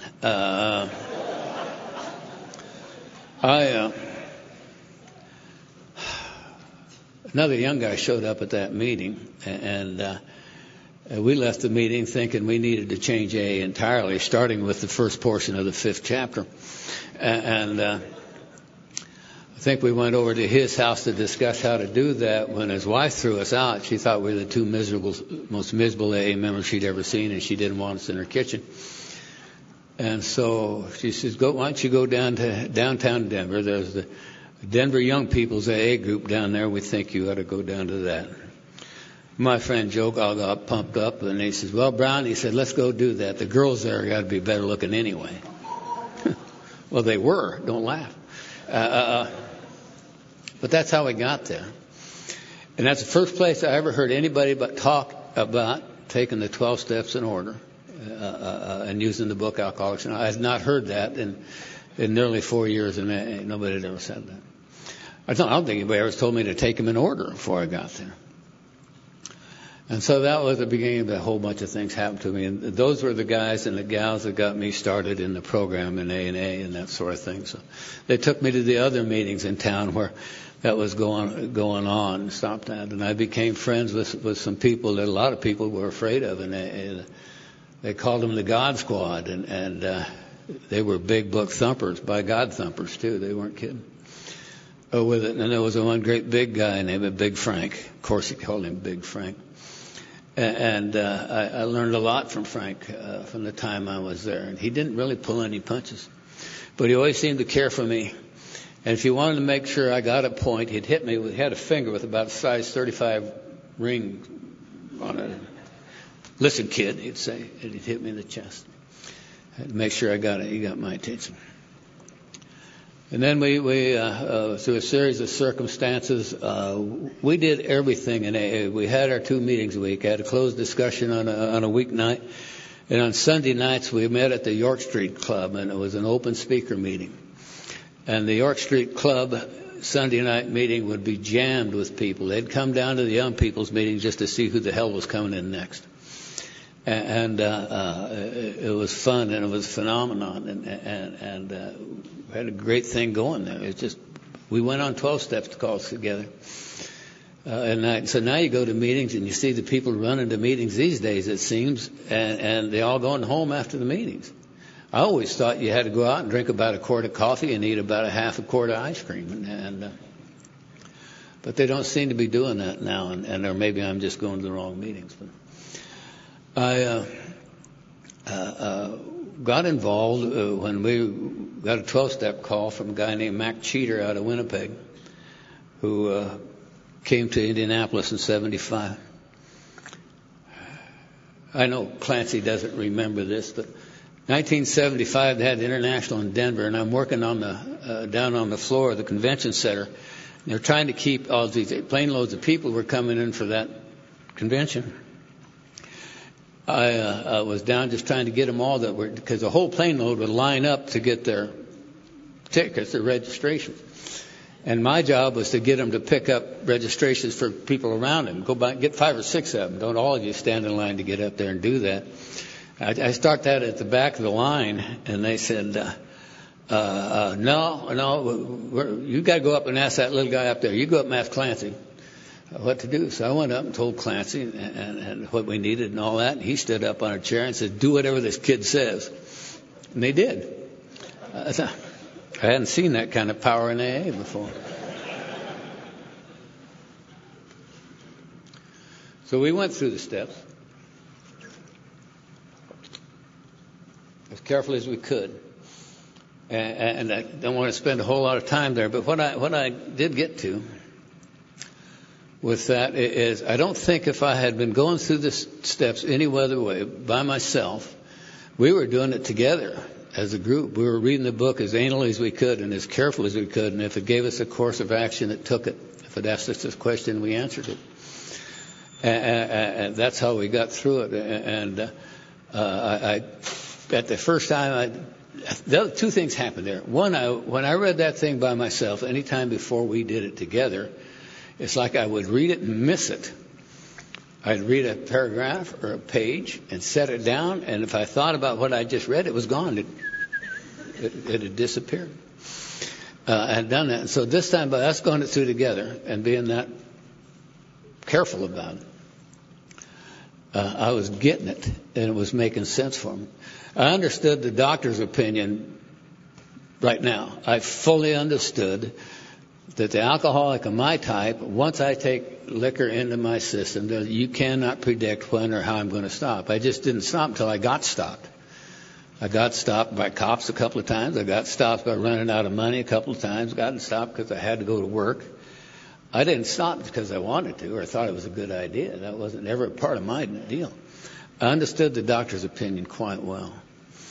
And when we started reading in the third chapter more about alcoholism, there in the first page, where it said we learned we had to fully concede to our innermost selves that we were alcoholic, this is the first step to recovery. The delusion or anything like other people or presently may be has to be smashed. It's like I got it. And I don't know, there's no intellectual reason to explain why I got it right there. But now I see I'm powerless and I'm unmanageable and I can't get it. On my own, I must have some help, and it made my life easier from that point on. And we got through steps. We took the third step prayer together. There were 14 of us at the time that we took the third step prayer together, and we read it / prayed it out loud together, 14 guys. And a week or so later, Eddie Durkin went out and drank and froze to death. But the other 13 of us are either still sober or have died sober. It's pretty fair odds. You don't see that very often. In fact, those of us that are left of that, and a few other members of the young people's group that were not a part of it, are going to kind of have a reunion at the Colorado State Convention next weekend with that. And so Julie and I are going to get off the airplane when we get home Sunday, get in the car Monday, and we're driving out there to hang with the guys. A bunch of old people now, but we're still going to call ourselves the Denver Young People's Group. To hell with them.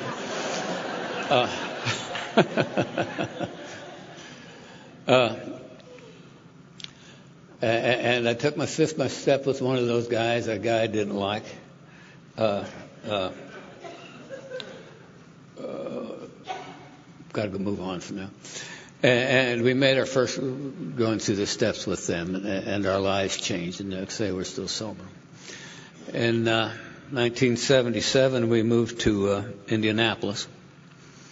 And people ask me today, why did you leave Wyoming and Colorado to move to Indianapolis, Indiana?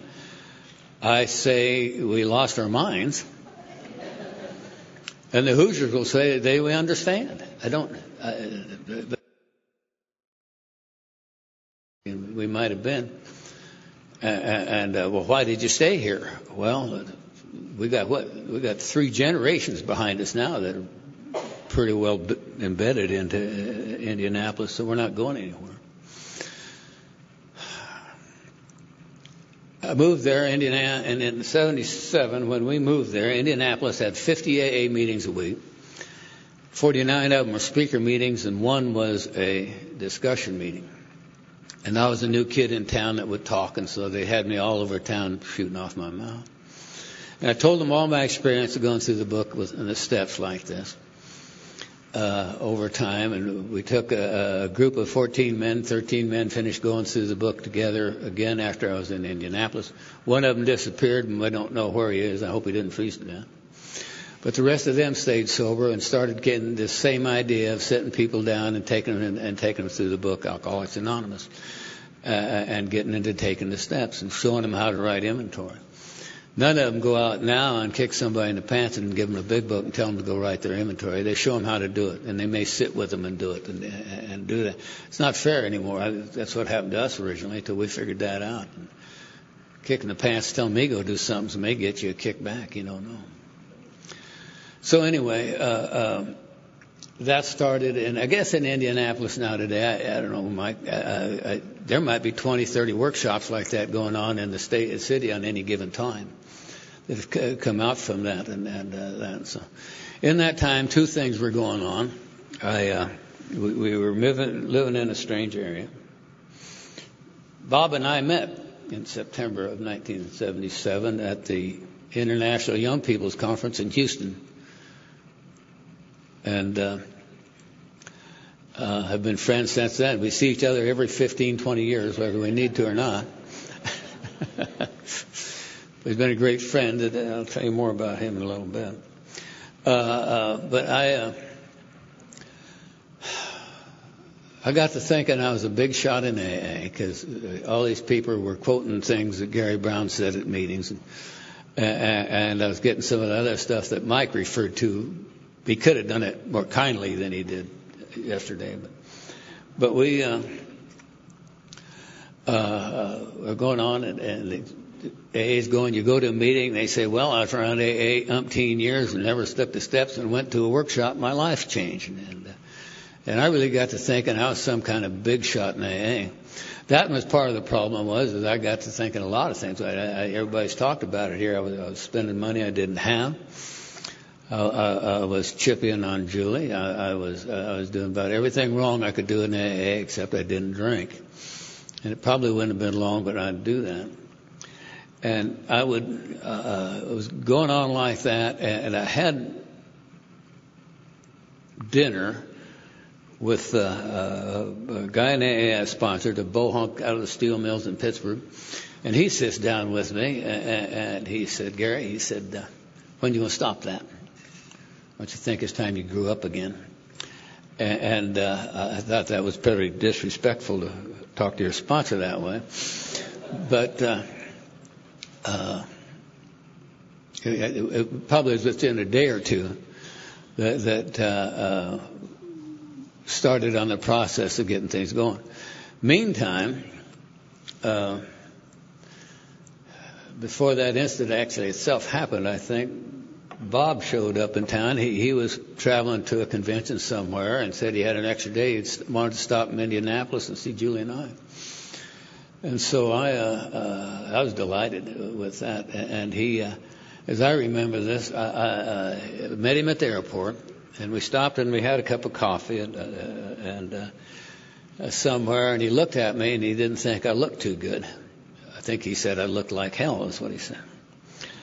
And what's going on? And I told him that, well, they're going to foreclose on the house Monday, and Julie doesn't know that, and I'm afraid it'll kill her. And that's the first time I had told anybody that was coming up and all this was coming to it. I hadn't told any of my best friends in AA or nobody with that. And I got some relief just by telling him that. I mean, I really did. It improved right there. And we're driving by downtown Indianapolis on the interstate, and Bob says, "Where's the bank?" And I said, "What bank?" He said, "The one with the note on the house." And I said, "It's all right downtown here. Why?" He said, "Let's go talk to him." And I said, "Bob, they're really tired of talk. Them guys don't want any more talk. Trust me." And he said, "No." He said, let's go see him anyway." And so we did, and as I recall, we found a parking place across the street. We're jaywalking across the street to go into the bank, and I felt like I was going in to see the principal with my dad. And we went in there, and Bob pulled a chair up right behind the desk there where they'd be out, and I sat clear back by the wall.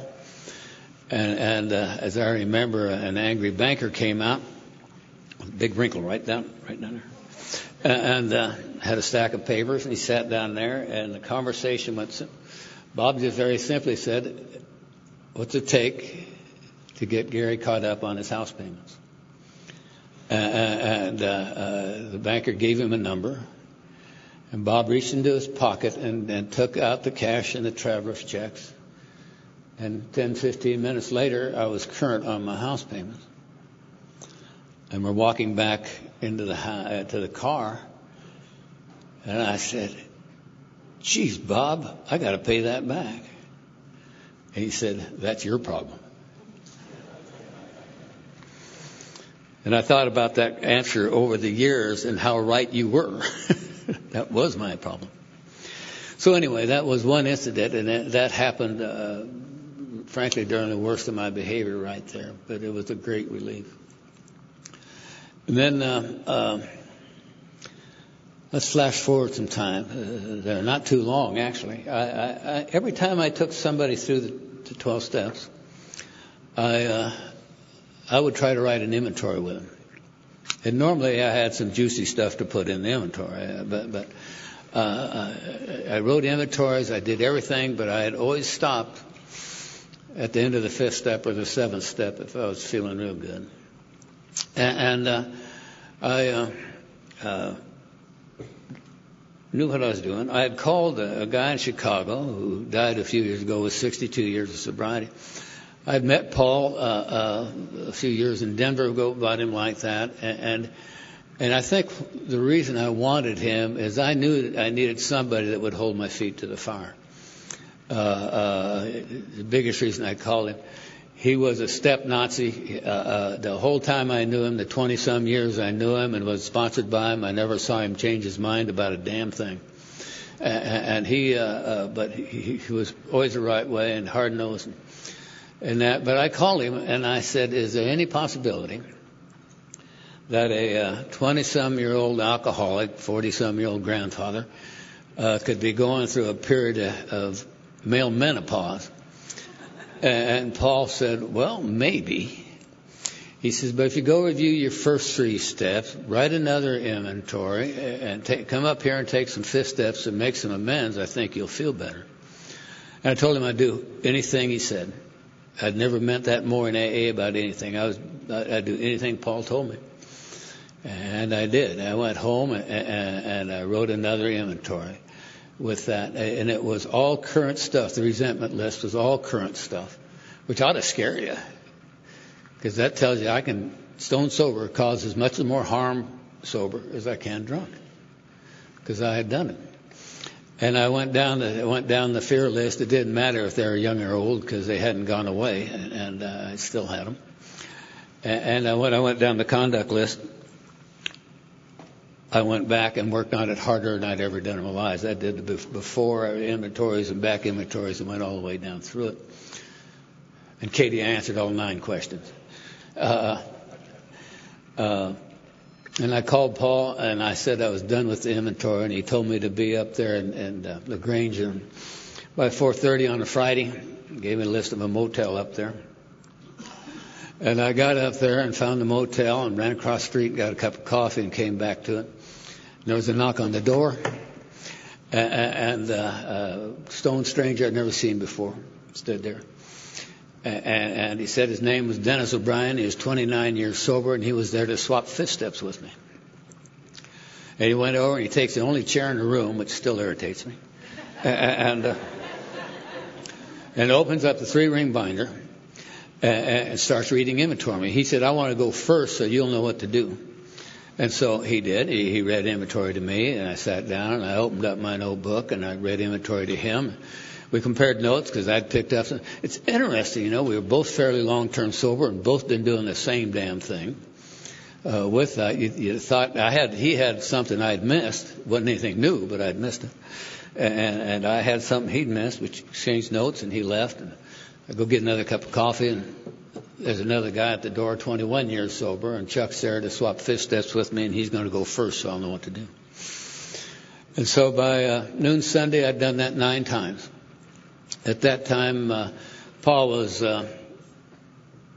probably about 35 years sober with that. And I'm swapping 5th steps with guys 2 or 3 years sober. But they had something going I had never done in AA yet. And so that Sunday, after we're finished, I am told to meet them for breakfast, some of them for breakfast at pancake shop over on LaGrange Boulevard. And I go there, and 4 or 5 of them there. I'm thinking it's over, the heat's off and all that. We finish our breakfast, and they say, Gary, get your pad and pencil out. We're going to help you with your amends list. And they had really good memories. So we went down that amends list, and we picked them off all there and wrote them in the list. And then Paul says, now, Gary, how about all those amends you owe that aren't on your inventory? What about those? And so then we went down there, and I'm answering questions, and most of them are about money. Well, Julie and I had borrowed money from anybody and everybody, you know, parents, both her parents, my parents, from AA members, Dial Finance, good old, everybody's got a Dial Finance in their history. God. And then, and so we listed all of those things, and by the time that morning is over, those guys are looking at me and they say, how the hell did you stay sober this long without having making any amends? There's no good answer for that, other than it must be God, because in 12-step work, we were always chasing drunks and things like that, but I never, obviously wasn't working with them. And I didn't know the answer beyond. Those guys believe and still believe that anybody with substantial sobriety that goes back out with unmade amends. Now, you define substantial sobriety. It could be 3 years, and we've seen them go out and die at 40 years with that. So whatever it is, get your amends made. I don't know that it's going to ensure you won't go back out, but I think it's not going to hurt. I'm sure. So anyway, went home, and I sat down with Julie, and we looked at that amends list, and she looked at it with me, and she said that those amends were as much hers as they were mine, because she was with me at many of those visits to borrow money. With that, and it's kind of, I can't honestly tell you.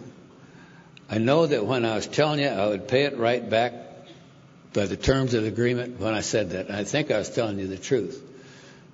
But an hour later, I don't think I had any intentions of paying them back when they did that.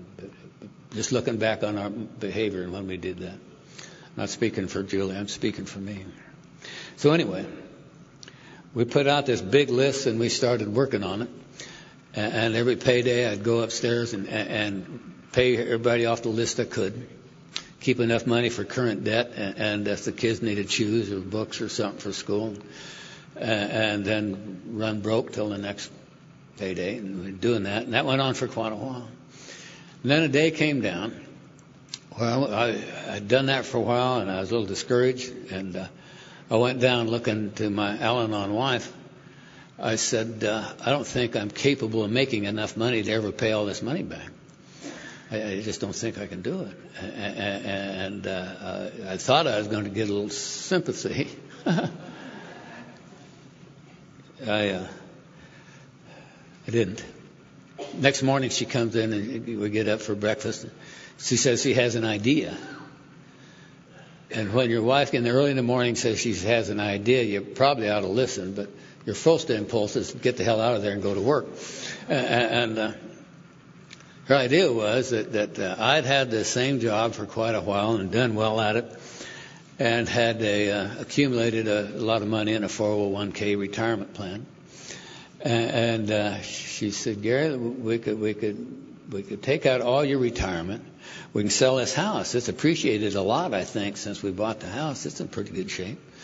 And we could buy a trailer house to live in, and we can pay off all of those amends, and she thought there'd be a little bit left to pay off any current debt too, and I'm thinking, my God, she can't be serious.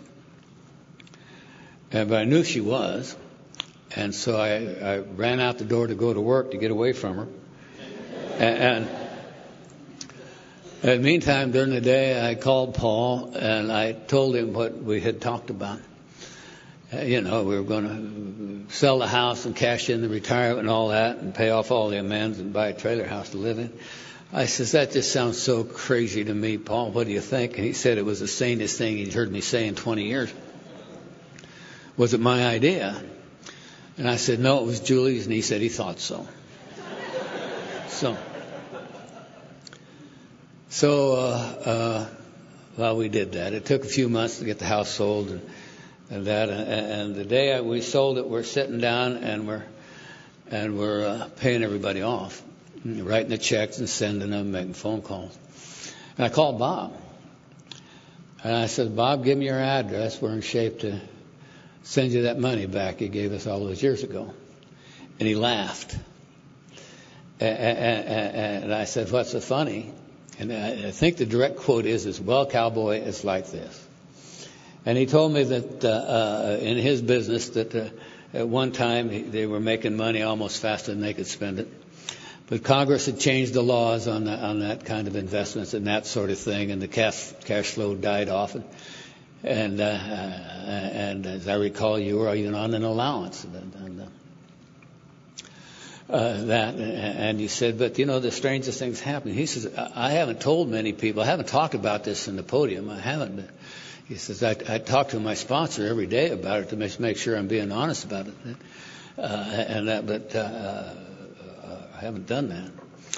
And so anyway, he gave me the rest of the story. Is what he gave me. I don't know where I'm going. And he said, but what's happening today is I go down to the mailbox a couple, 3 times a week and get the mail every so often. He says, we've been doing this for quite a while. Linda and I pray about who we can help with the money. Our tithe is to help alcoholics we see out there that need help with that. And so since we started that, and now I'm in a little trouble financially and that sort of thing, I go down to the mailbox and get them out. And every week or so in there's a check in there from somebody we've helped out that have returned the money. So I got to be one of those guys. And I think that's one of the first times that I was able to really realize a relationship in AA is one of those big deals that goes all the way around and then it comes back around. And it certainly did for us in that case. So we got that taken care of, and we did. The house sold, and we moved into a mobile home. That's got a little bit more class than calling it a trailer house. It became a mobile home then. But you could hook it up and trailer it anywhere you wanted to.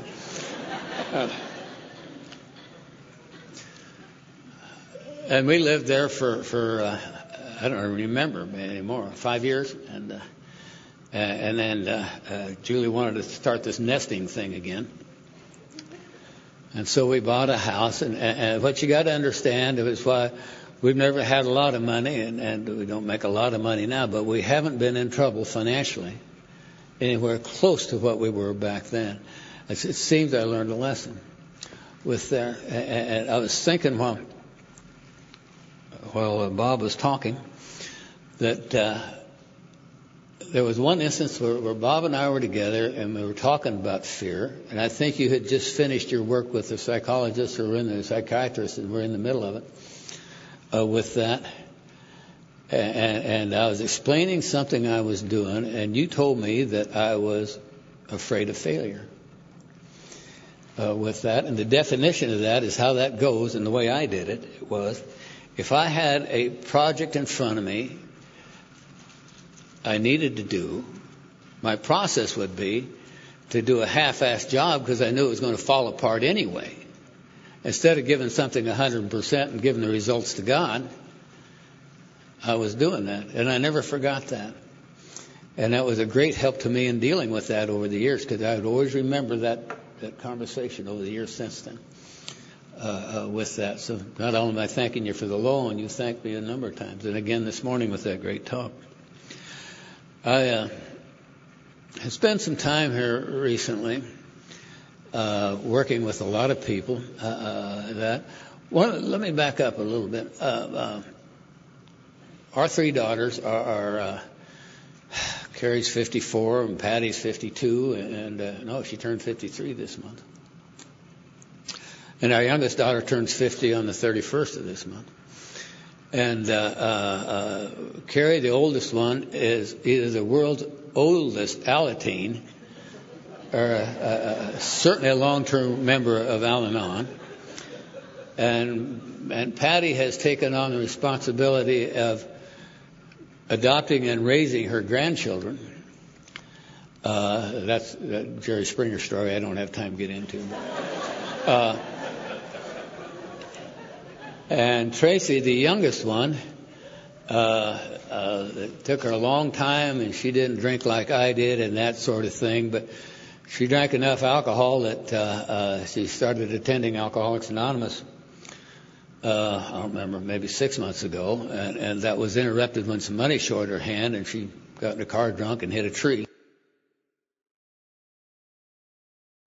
So when she came back into AA this last time, there's something a little more, she's more motivated, it seems to me, than what she was, and she's kind of going through her life. Tracy's the little girl that when I went into that nut house, I knew she existed, but I had no memory of her.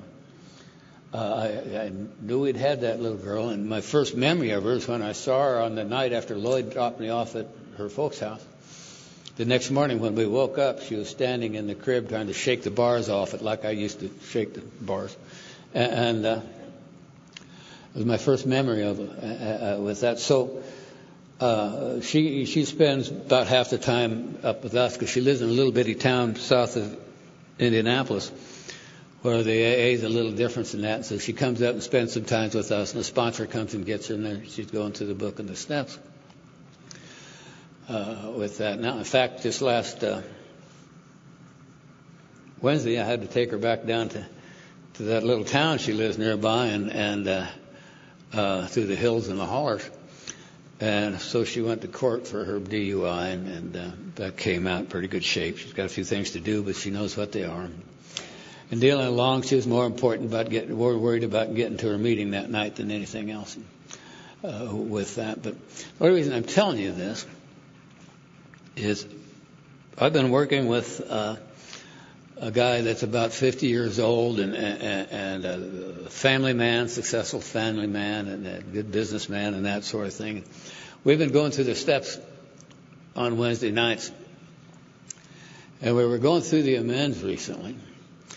And he's discussed, he's done the same things we all had. He's lied about the money. There's infidelity going on. He was caught up in pornography. He was all these other things that's going on in AA, and the men don't normally talk about. But we were talking about how do we make amends to those. I'm talking about those of us who have long-term relationships, marriages, or if they're not marriages, but long-term relationships. How do we make amends for that? Not just the hell we caused them, but the more subtle things that we don't think about that probably drove them nuts and we really haven't heard about. And so Tom and I are talking about ways to do that, and I invited Julie to come out and join us in that conversation. Because is there more to be done than what we've done so far? As the question was. What have we missed? And I wanted to hear from the bride of what they think more we could be doing with that. Now, I'm in a situation where Julie's health is taking a turn. She has Parkinson's, and that's disabling in a number of ways. And so I've been helping more around the house. I've been cooking more. I just do more. I've always done some of that, but I'm doing a lot of that and trying to be more and more available to her as part of that. But I really don't see that as an end. I think that's part of the deal that I made 55 years ago this month when the priest said for better, for worse. So I don't really see that as an amend. So I'm having a little trouble with the term living amends. Now, how much of that is real and how much of that is bullshit? I think, who said bullshit first?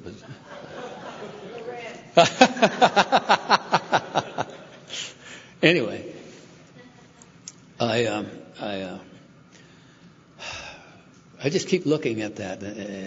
What else we've been doing, and Tom's working on that, and I've been bringing that up more and more. It's kind of interesting. Now, Tracy, I was talking about her a minute ago. Flashback, when she was in high school, she had come home drunk one night, and I wake up to she and her mother screaming each other in the kitchen. And I made the biggest mistake I'd ever made in my life. And I promise you it will never happen again. I am never going to get between two women who are fighting again. Damn, that's dumb. That's a no-winner. But anyway, I do get them separated. Julie goes back to her room and shuts the door. And I'm trying to get Tracy to go to her room. And she starts getting in a fight, screaming in my face, telling me everything is wrong about me and this family and all this stuff and all this thing. And I don't know what they did. She literally is right here, screaming at me. And she says, "You want to hit me, don't you?" And she was right. I, by God, wanted to hit her.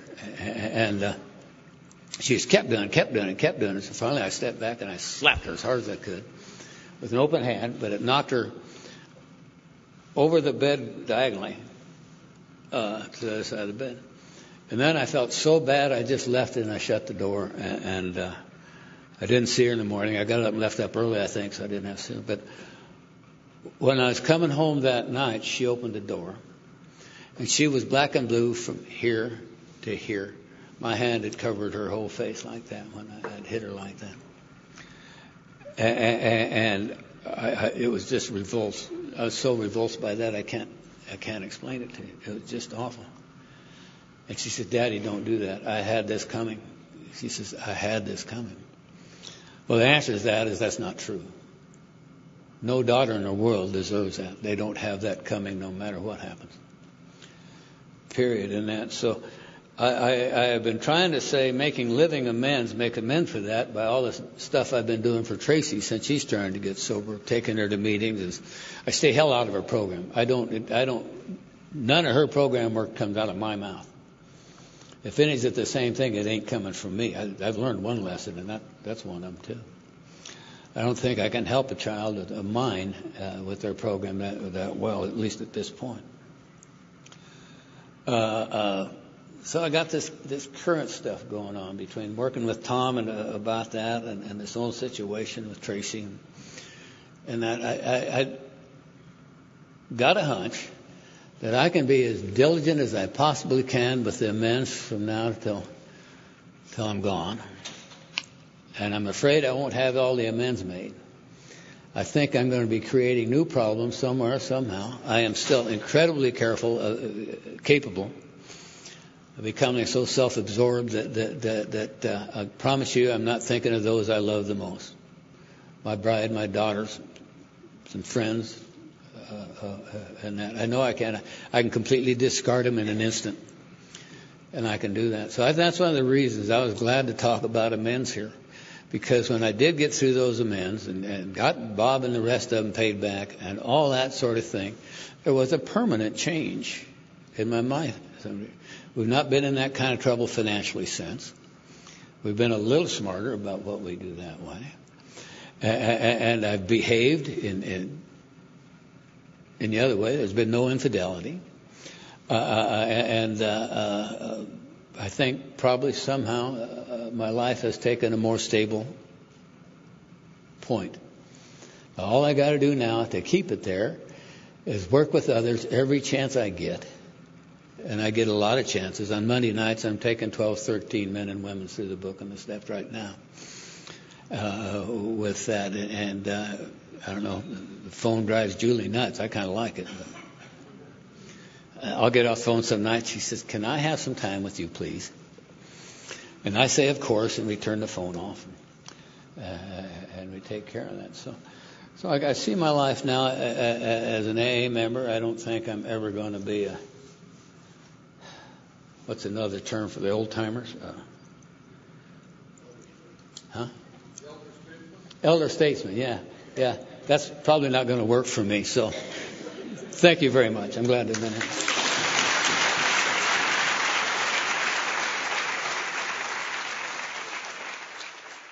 Meeting with the Serenity Prayer. God, grant me the serenity to accept the things I cannot change, the courage to change the things I can, Your program, but number one in our hearts, Bob Bazance.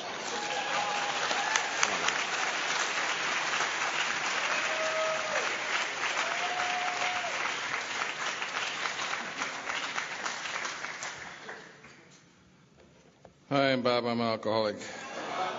Sober through the grace of God and AA. It's the 10th of December, 1967. For that, I'm very grateful.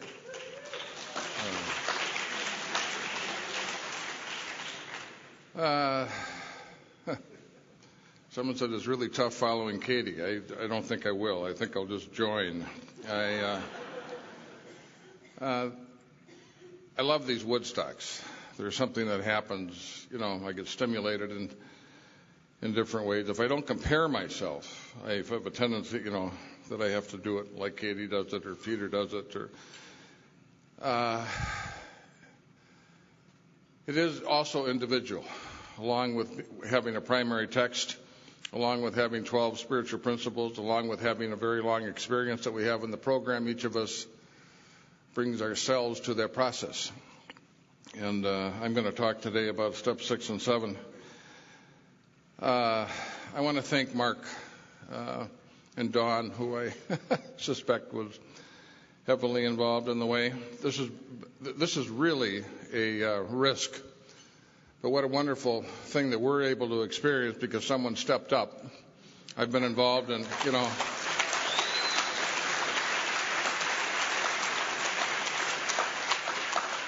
and I don't know why, you always hear a little skinnier gossip about why people thought it wasn't going to work here. This is really cool. Very cool. Thank you for including me. Someone would have told me 46 years ago that I'd be in New York City at an AA conference speaking as opposed to... I sometimes don't get what a complete privilege and change that it is. My wife and I are thrilled to be here. Yes, we had a great day. Tom and Cheryl, mostly Cheryl, has been a great host. But they allowed Linda and I to have a morning lunch together, so we had kind of walked down memory lane and did a little shopping and went to her favorite restaurant for lunch, and it was just cool. We had a great dinner Friday night with Tom and Cheryl and Charlie and Katie, so it was cool. And I'm here with people that I love and respect. I feel like I like being with you. I like joining this process. So I'm going to talk about, I started drinking when I was 13, 14 years old. Liked it from the beginning. I was an insecure kid. I entered high school at 4'11", 95 pounds. You kind of try to compensate for that as you go through. You're pretty insecure. Went to a military academy and a high school and a college campus. We drank a lot in high school. We had fraternities. Our parents were those Second World War heroes that came back and made life look pretty easy and drank hard, played hard, and worked hard. I lived in a Catholic ghetto. If you had less than 7 children, you had a reproduction problem. And I just went to a funeral of my next door neighbor, and we were each other's lower companions. We were the sneaky bad boys. And I quit drinking when I was 23 and 24, and he kept on. He had got Korsakoff syndrome and died 8 days ago. And I went and visited him in the hospice. Brought back a lot of bad memories of what a sneaky little craphead I was, and how we shared that experience. And it was interesting. I drank my brains out as a young guy. Got into a lot of trouble. I was the guy who made the false ID cards. I got into a lot of trouble. I thought my trouble was I was underage. We were copying our parents. I mean, we had cocktail parties and we stole their booze and went out and did it. Had a chance to go away to school. Thought I'd get away from my parents. Thought I'd get away from the cops. Went to school. Thought my life would change. It got worse. I was my mother sent me to school early, so I was 13 in high school and I was 17, I guess, in college. And I was unprepared for it. I was sophisticated, but I was pathologically immature. So I get down to school, and now I'm the school drunk. I mean, they use my room as a study hall. I started out as an A student. I walk out of the University of Notre Dame, middle of my senior year, in the yearbook with my class ring, walk out, never finish.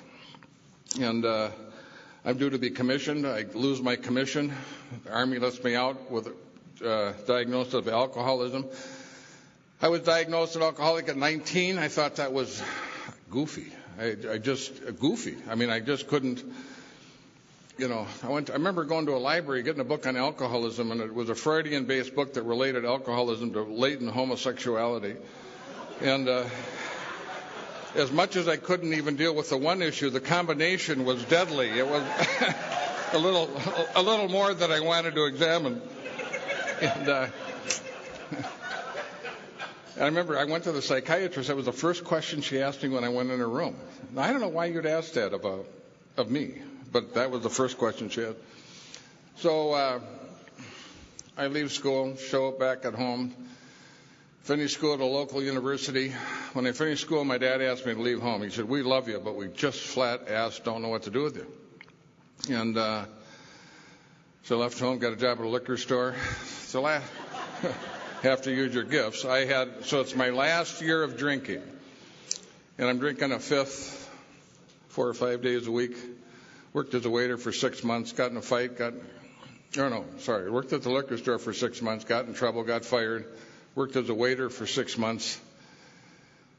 And I'm living not quite on Skid Row, but pretty close. I'm shacked up with people that I live with and worked with, and went to a party one night, got my face kicked in, got fired, and I was tapped. I had no place to go, and I went back to my family and asked if I could move back in the house. They allowed me to move back in the house. They asked me not to drink. I was unable not to drink. I started to fall apart when I quit, so I drank my way through that process.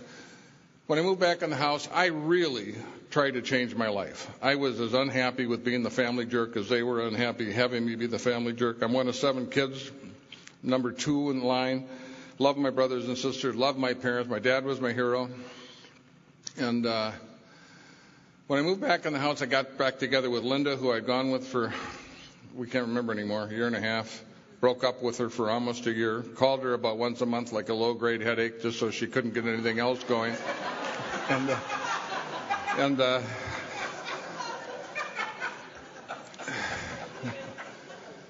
I went back and asked her, we were pretty serious before we broke up, and I went back and asked if we could get together with the idea of looking at marriage. And she allowed that. She was a psychiatric nurse working on an alcohol ward at the time. So while she's attractive, she's not very bright. And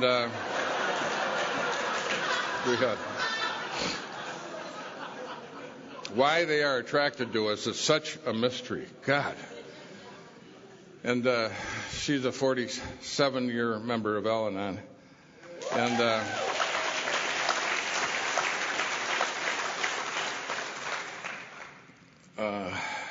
she's got a great program, and it's been a great ride all the way through.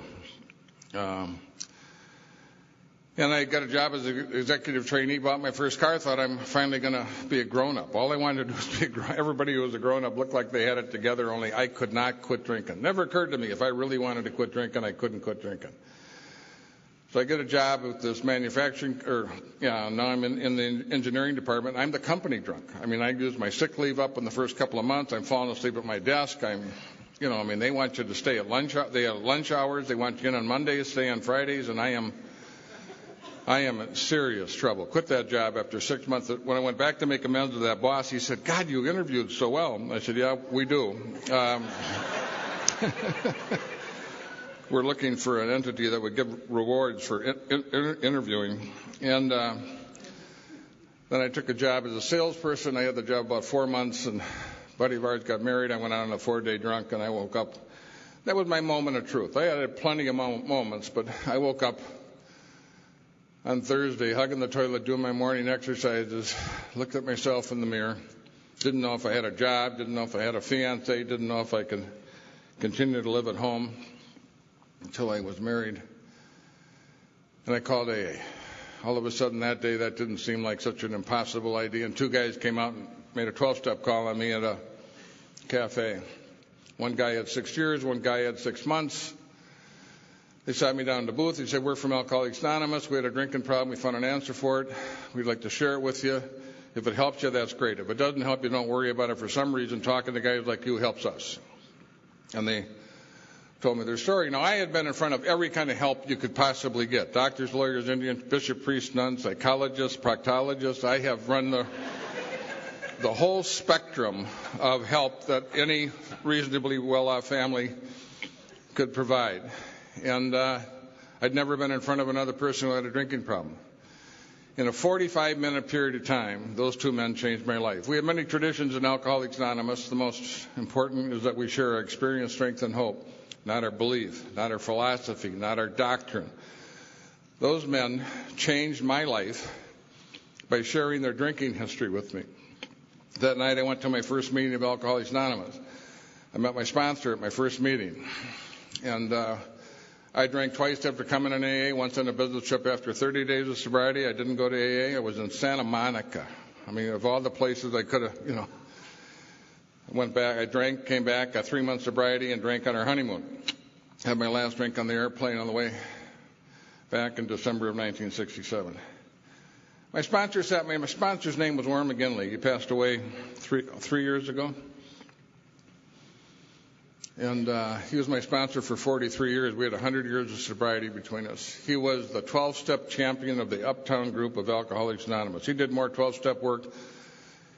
He was a mailman. He was a powerful, ordinary man who probably changed the course of 200 people's lives in his AA career. And his wife was Linda's sponsor, and we were privileged to be part of that. Right now, my sponsor is a guy by the name of Dick M. in Omaha, Nebraska, or Bellevue, Nebraska. My sponsor sat me down in a chair and said, alcoholism is a disease, physical, mental, and spiritual. Once you're across the line from problem drinking into alcoholism, your alcoholism affects you all the time when you're drinking and when you're not drinking.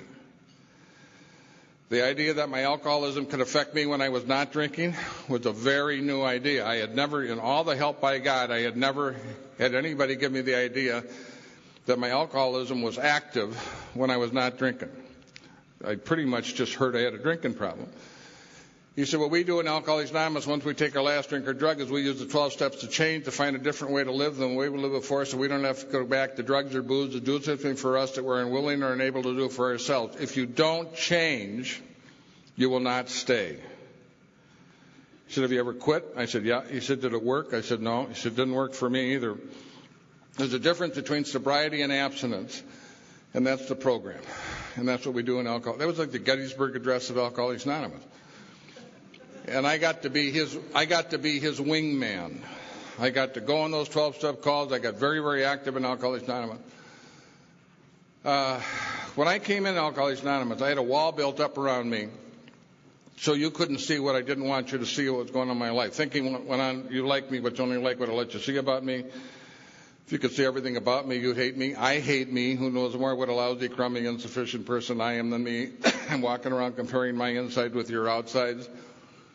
At some point in time, I got sick enough or afraid enough or tired enough or hurt enough that I started to tear that wall down, and I said, hey, come and get me. I don't care who you are, where you come from. Just come and get me and help me not be who I am anymore. I can't stand me 5 more minutes. For the first time in my life, I started to tear the wall down. Started when I called AA, continued when I joined Alcoholics Anonymous, and culminated when I did my 5th step and I made a discovery. Tore the wall all the way down. I'm not unique. My personality may be unique, but not my illness, not my behavior, not my feelings, not my experience. And I started to have a sense of hope that what worked for you could work for me. Big change. Most of us, Clancy has about a half a dozen things that I think are unique to him. He talks about, the disease perception, but my case is different. And each of us walks in here with a profound sense of uniqueness. If that doesn't get reduced, you look for the differences rather than the similarities. Most of us have some sort of ego collapse when that wall comes down, and you start to identify. And that's what happened to me in Alcoholics Anonymous. I was a very active member from the very first time I came in Alcoholics Anonymous. My gift is I loved AA since the moment I walked in the front door. It's been hard for me to do the work, but it has not been hard for me to stay.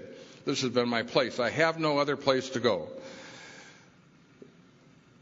Those men and women, there were 2 women, Rose and Helen, But the meetings I went to, my two home groups, there were mostly about 35 men, mostly 50 years of age, talking to this punk 23-year-old, 24-year-old, Second World War vets with the same issues and problems and feelings that I had. It was just one of the most profound experiences. They welcomed me.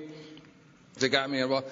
I learned very quickly that AA wasn't about just abstinence. I'm going early, I'm staying late, and I'm listening to the conversations they're having, and they're having conversations about fights with their wife, amends. I mean, they're not having problems at work. They're talking about life.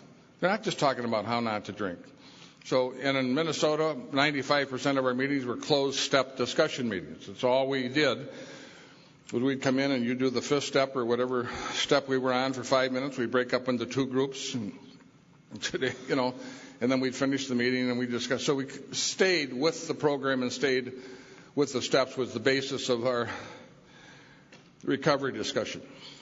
So I said, okay, I'll buy it. I'm an alcoholic. If I'm an alcoholic and AA's got the answer, I got a half a dozen other things that are going on in my life that are tearing my life apart. And if AA works, those ought to be taken away from me, right? And it might take a year. It might take 50 from what I can tell. It's amazing. Gary's going to have 50 years in December. That's really something.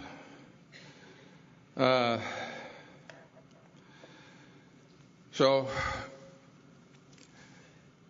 I got very involved. I went through the steps, and I had different areas of unmanageability in my life. I spent more money than I made, which you end up in debt if you continue that. I had trouble getting up in the morning. I had trouble getting to work. I had trouble staying at work, and I had trouble working at work. Other than that, I was a pretty good worker. We started to have children. As my children got older, I was loud, impatient, angry, and sometimes violent with my children. Had a gambling problem. More of a hobby. 4 or 5 hours a day, 4 or 5 days a week. It wasn't a big deal. But I'm making $5,000 a year playing backgammon, and it's kind of like a second job. I've always kind of supported myself by gambling. It was just, I did it all the way through college, and now I'm doing it in sobriety. I had every one of those problems when I did my first, fourth, and fifth step, and none of those issues made my first, fourth, and fifth step. My first, fourth, and fifth step was a recitation of the worst things that I had done, the guilty things, the things that separated me and made me different. I did not get to the causes and conditions. I did the best job I did. I wouldn't go back and redo it. I had a chance. I've since taken 15 or 16 or 20 fourth and fifth steps. But my first, fourth, and fifth step did not get to the causes and conditions. I didn't have a very good sense of my defects of character during my first year of sobriety. During my second year is kind of where I got them handed to me. One by one, the issues that the gambling, the money spending, the angry, the pornography, the poor husbanding, the work issues, one by one, those started to come and land on my plate. And one by one, I started to take them on and I tried to deal with them. And I had, what I thought recovery was? I thought recovery was the absence of problems. Now, I'm kind of an idealist, but I did. I thought if you had a good program, you didn't have any problems. Now, I'm at my sponsor's house 2 or 3 days a week. He's a very human guy. It isn't like I don't know, but there was some reason that I'm harder on myself than I am on others. I so admired and loved these guys and gals that I was in the group with. I didn't see their issues like I saw my issues. I saw mine from the inside. And one by one, I'm taking these things on, and it's kind of like, you get me sober, I'll learn how to be a husband. You get me sober, I'll learn how to work. You get me sober, I'll do this, I'll do that. And one by one, I get taking these things on, and I'm making very little progress. I'm on the down escalator going up. They started to bother me. Second year, I really get a pretty good list. Third and fourth year, they start to bother me. Fifth and sixth year, they're eating my lunch, and I'm 7 years sober. My pants are on fire, and I'm in trouble.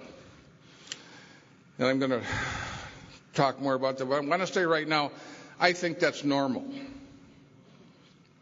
I was so ashamed because I'm a great starter, never finish anything. And I thought, this is just what you're doing. You're just repeating this pattern in AA. For the first 2 years, I was one of the youngest guys in the group. They're patting me on the head, telling me what a great guy what a great job I'm doing. I got all the merit badges. I'm sponsoring people. I'm giving talks. I'm doing this. I'm doing that. And but I'm dying on the inside. And it's kind of like, when you start drinking, one of the great questions when you first start drinking, when people say you're alcoholic, is when did you start lying about your use? Early, from the beginning, I started lying. Well, now I'm in AA, and brick by brick, don't worry about that. I'll get them. So now I'm in AA, sober, going to 7 meetings a week, sponsoring guys, giving talks. And brick by brick, I build the damn wall back up, sober and Alcoholics Anonymous. Thank you very much for helping my drinking problem. Stay out of my sex life. Stay out of my marriage. Stay out of my parenting. Stay out of my work. Stay out of my finances. Brick by brick, sober, sponsored. I'm telling my sponsor 65% of what's going on. I know in New York you do 100%. I think that's great. Shit, you only tell yourself 65%. Life is lived forward, but it's understood backwards. You don't see it until you're through it. I did not get it when I was going through it. I was sleepwalking through my own life. And I'm 7 or 8 years sober, 7.5, I guess, about the time of the International. Linda's dad dying. We have to cancel Denver, and I'm in trouble. I'm in as much debt as I was when I walked in the front door of Alcoholics Anonymous after paying off all the bills. And every area of my life is in trouble. And I'm scared. I'm thinking about suicide. I'm not thinking about drinking. This is too much for me. And I've gone through the steps twice. I don't seem to get the relief that I think I'm supposed to get. And I'm in serious trouble. The two things that have saved my butt in Alcoholics Anonymous is I love the old timers, so I had good examples and plenty of teachers and good people to talk to. Second thing was I can't keep my mouth shut, so I am talking about some of the stuff that's going on in my life, but it's kind of surfacey. And I knew what the problem was. The problem was to find out what God had to do with Wednesday. I'm busting my ass trying to get my life straightened out, and my life's not straightened out. And the problem I had is you go to God and you ask God for help. Who's there? God is Bob. What do you want?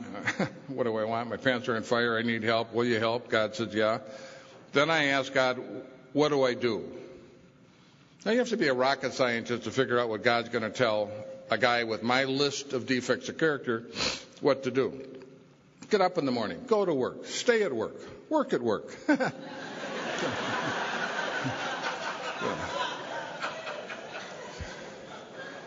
I know you don't have that problem in New York, but it's kind of a Midwest thing. Get on a budget. I think that's an Al-Anon word. It's not in the book. It's a tough word. Be kind and loving to your wife. Be gentle with your children. And stop gambling. I'm going to say, hell, if I knew how to do all those things, I wouldn't need God. What the hell you think I've been, trying to do for the last 8 years? And I was stuck in that place for almost 2 years. So what's the use of going to develop a relationship with your higher power if you can't fulfill the conditions of the relationship? As soon as I clean my act up, as soon as I start making some significant progress in what's going on, that's when I'm going to deepen my relationship with the God of my understanding. But until then, I just don't see the efficacy of doing that. I'm stuck. Out of fear, I went back to the steps for the third time.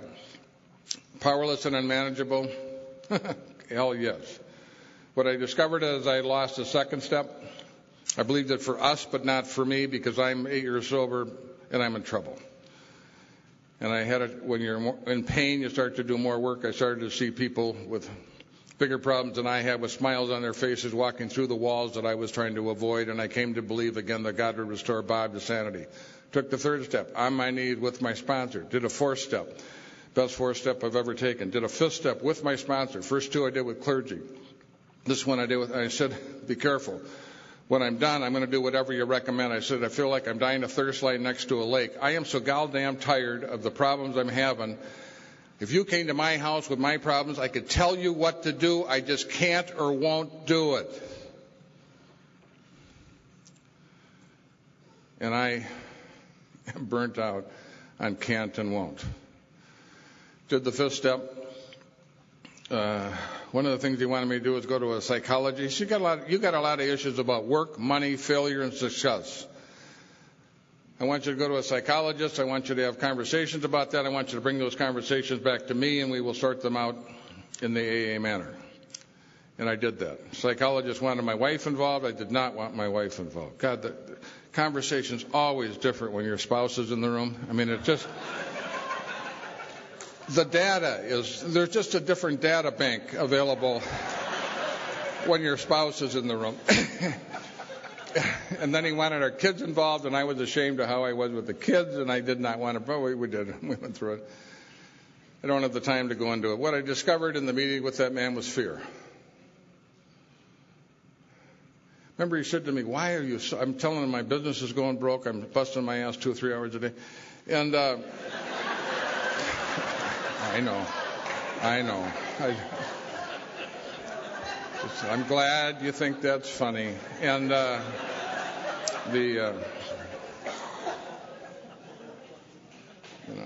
he said, why are you so afraid of failing? I wanted to punch him. And what I discovered was fear. I'm swimming in fear. I'm afraid of being a husband. I'm afraid of being a father. I'm afraid of work. I'm afraid of failure. I'm afraid of success, which I later found out. And not too long after that fateful meeting with that guy, I mean, that was like the 7th or 8th meeting with that man. I'm in my living room after a particularly horrible day. Went to work late, left early, got in a backgammon game. I won $700. I missed dinner. I missed the AA meeting. I came home. I got a fight with my wife and slapped one of the kids. One of those you like to have videotaped and sent to the General Service Office to show what 8 years can do. And I said, gee, it happened again. I said, it happened again. Weren't you there? Yeah, I was there. But it's so habitual. I don't even have to think about this. I fall into these patterns like I'm in a blackout. And all of a sudden I realized that was a bunch of crap. My life was the way it was because I designed it that way. I wanted to gamble whenever the hell I wanted to gamble for as much money as I wanted to gamble and not have problems because of gambling. I wanted money without work. I wanted my wife's and children's love and affection without spending time with them. Not a very good design. And all of a sudden I realized that I had tried as hard as I knew how to try to clean my act up, and I had failed. And I was given the opportunity to take the 6th and the 7th step at a level that I had not taken them before. The 6th step said we're entirely ready to have God remove our defects of character. 7th step said we humbly ask and remove our shortcomings. I had spent 8 years with your help, trying to get rid of my defects of character. I do not have the power. I have the responsibility, but it happens through me, not by me. I'm the pipe, not the well. A doctor doesn't heal. He creates a septic environment, creates an atmosphere where healing can take place, and God heals. Farmer doesn't grow. He plants a seed, creates a fertile environment for growth can take place, and God grows, and we don't change. We create an atmosphere in which change can take place, and God changes us. Honest, open-minded, willing. 6th and the 7th step. And that night, 4 of the major problems of my life disappeared, such as the power of the 6th and the 7th step and the power of God in the AA program. I quit gambling that night. Now, I had to put a structure in to support that change. I gave the checkbook to my wife. My wife happens to be a spouse who can manage money. Not all spouses can. She could. Gave her the checkbook. I went on an allowance. She still puts a $100 bill on my bedstand once a week. That's kind of, I like. It's kind of a good feeling. Actually, recently she went up to 140. So, I mean, I made appointments with my sponsor about when I'd go to work, how long I'd stay at work, and what I would try to do at work. I spent thousands of dollars and hundreds of hours trying to learn how to be a better parent. I think having children is one of the most demanding, wonderful experience, but I think it's like having a bowling alley installed in your head. I mean, it's a great privilege, but it takes 125% of whatever you got. And my life started to change. It got much better, and my business career took off and all that sort of stuff. If you ask many of us what our greatest gift in our lives were, I think many of us in this room would say Alcoholics Anonymous. It gave me my life back.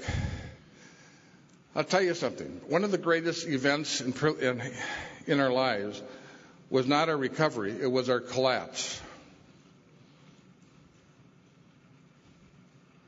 And it wasn't just like hitting bottom, it was like hitting bottom and having a trap door open.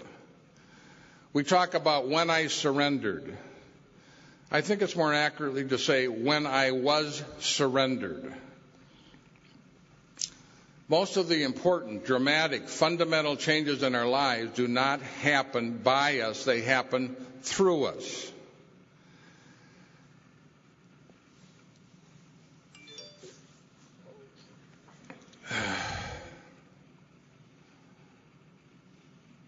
I'm a Catholic. I've been gone to parochial school. I've always had a pretty good sense of values and ethics.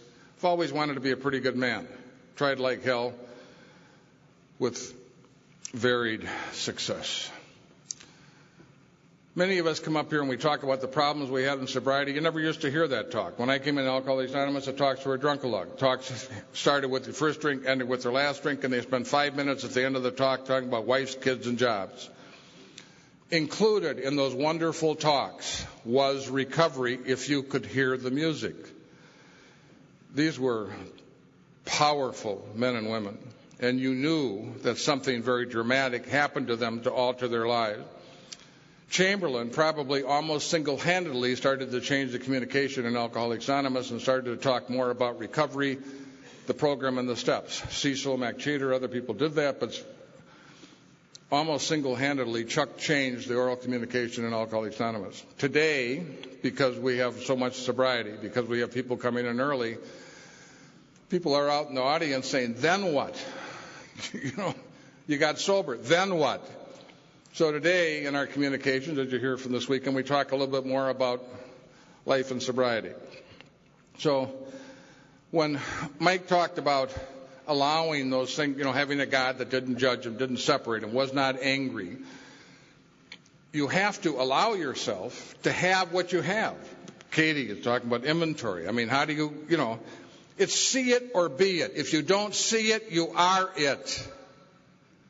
It wasn't until you saw your alcoholism you could do anything about it. See it or be it. It owns you if you don't see it. Lady goes to the doctor. She says, I got a problem. Doctor says, what's wrong? She says, well, I'm passing gas. You can't hear it, you can't smell it, but I have this horrible sensation. I wish you'd give me something for it. Doctor gives her some medicine, comes back in a week. Doctor says, how's it now? She says, it's worse. He says, what do you mean? She says, well, now you can smell it. He said, good, now that we have your nose cleared up, we can work on your hearing.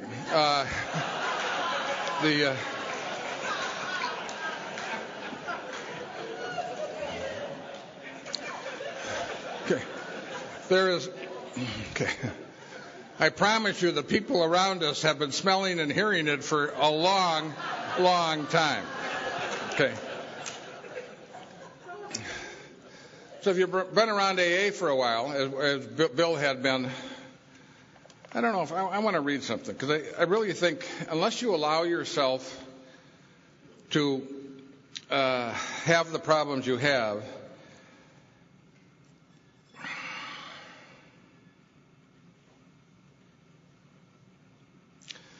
1951, a guy by the name of Mel Barger wrote a letter to Bill Wilson.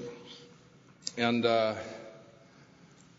so this is a guy with 2 years of sobriety writing Bill Wilson, asking him about his spiritual experience and wondering about how his life's going. And Bill... crap. Well... Bill says two things about it. So he's asking about his spiritual experience. He said, I failed to make the point to every AA who has been in the program gets the same thing. The only difference is that most experiences are strung out over a long period of time in sudden events. I think the ego gives way at depths in those complete collapses, at least momentarily. This permits a huge inrush of grace and brings a vision. In most cases, grace leaks in a little by little. Therefore, I can't hold them with most theologians that these sudden experiences are something very special and unique. If you were to take the sum of your own transformation since you have been in AA and condense the whole business into 6 minutes, you too would see the stars and more. He goes on to say later that he's just been into about an 8-year depression, that he doesn't believe that, he said, even at my worst, he said, on further point, with me, the original experience was so prodigious that the preview of destiny was so intense, I have never had any difficulty with doubts since that time. At my worst, and that has been oftenly damn bad, I sense the presence of God, and He has never deserted me. Long ago, I became a pupil of AA. All around me, people were doing better with themselves in a spiritual sense than I ever could. This is Bill Wilson talking to a guy with 2 years of sobriety. In my role as Mr. AA, I have been enabled to manage fairly well. But as one neurotic drunk trying to get along and grow, I often have been pathetically rebellious. Practically all the sins I didn't have time for when I was drinking, I've fallen for since in the last 12 years. Despite all my blessings and opportunities, I spent 8 years in depression, sometimes very severe ones. And he goes on to talk about how the advantage, what he did is he got off the road and he was able to write the 12 and 12 and design the general service structure. So he said maybe it wasn't all that bad. He goes on to talk about how Dr. Bob was more grounded spiritually than he was. And he just kind of ends it and says, this is my report. This is the founder of Alcoholics Anonymous talking to a new guy, writing him a letter. We talk about Bill's ego. I think Bill had a level of humility that was astounding. Every time the Fellowship of Alcoholics Anonymous asked something of him, he said yes. Every time. So first of all, in my life, I have to allow myself the truth that I have failed. I have to allow myself. So we know we're powerless over our disease, but do we know we're powerless over our lives? Do we know that you come in here and you've got a 6-foot ball of dirt that you've dragged through the junkyard of life, and you show up in AA with this thing, and then they start power washing it and reducing it. And you find out somewhere in the middle of there's something that looks pretty sexy, and it's this beautiful thing, and it's got jewels on it and everything like that, and you find out it looks like a lamp. 2 years later, you get a cord. A year after that, you plug it in. A little while later, someone gets you a bulb.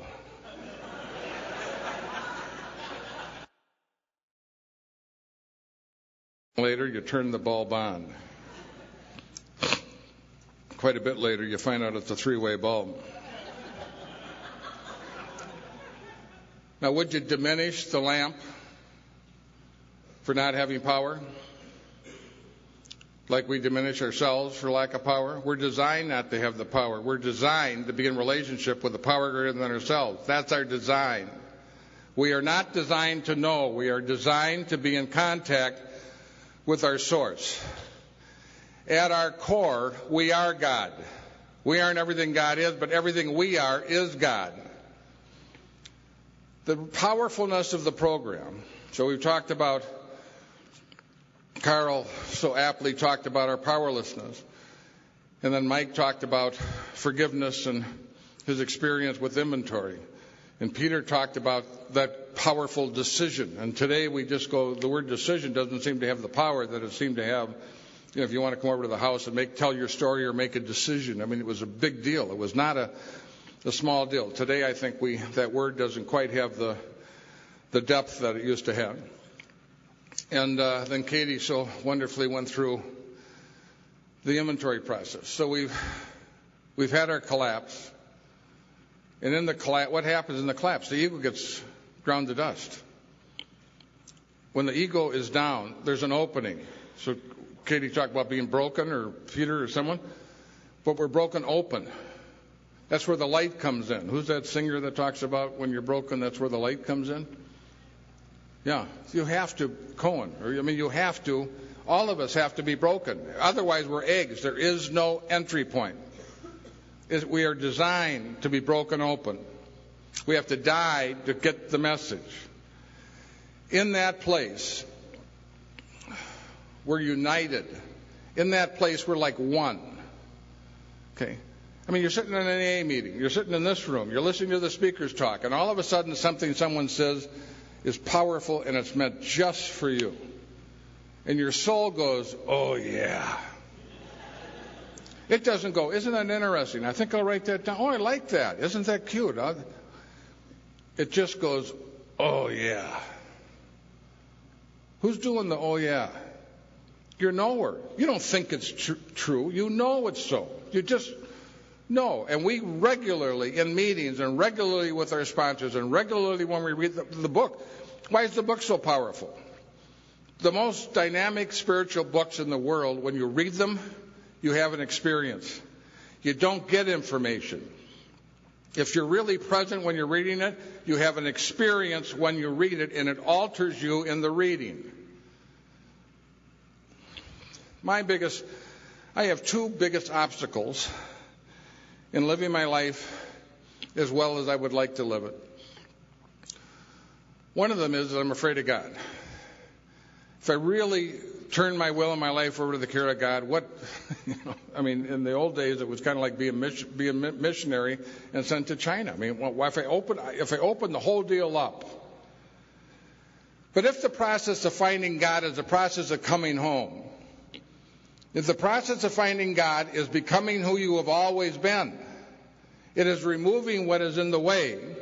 The process of finding God is not a process of addition, it's a process of subtraction. And what you discover is what's always been there. Your instrument.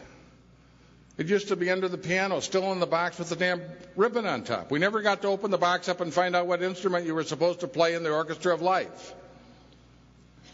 But once you start to have a spiritual experience, once you start to live in the world of the Spirit, it's an entirely different world.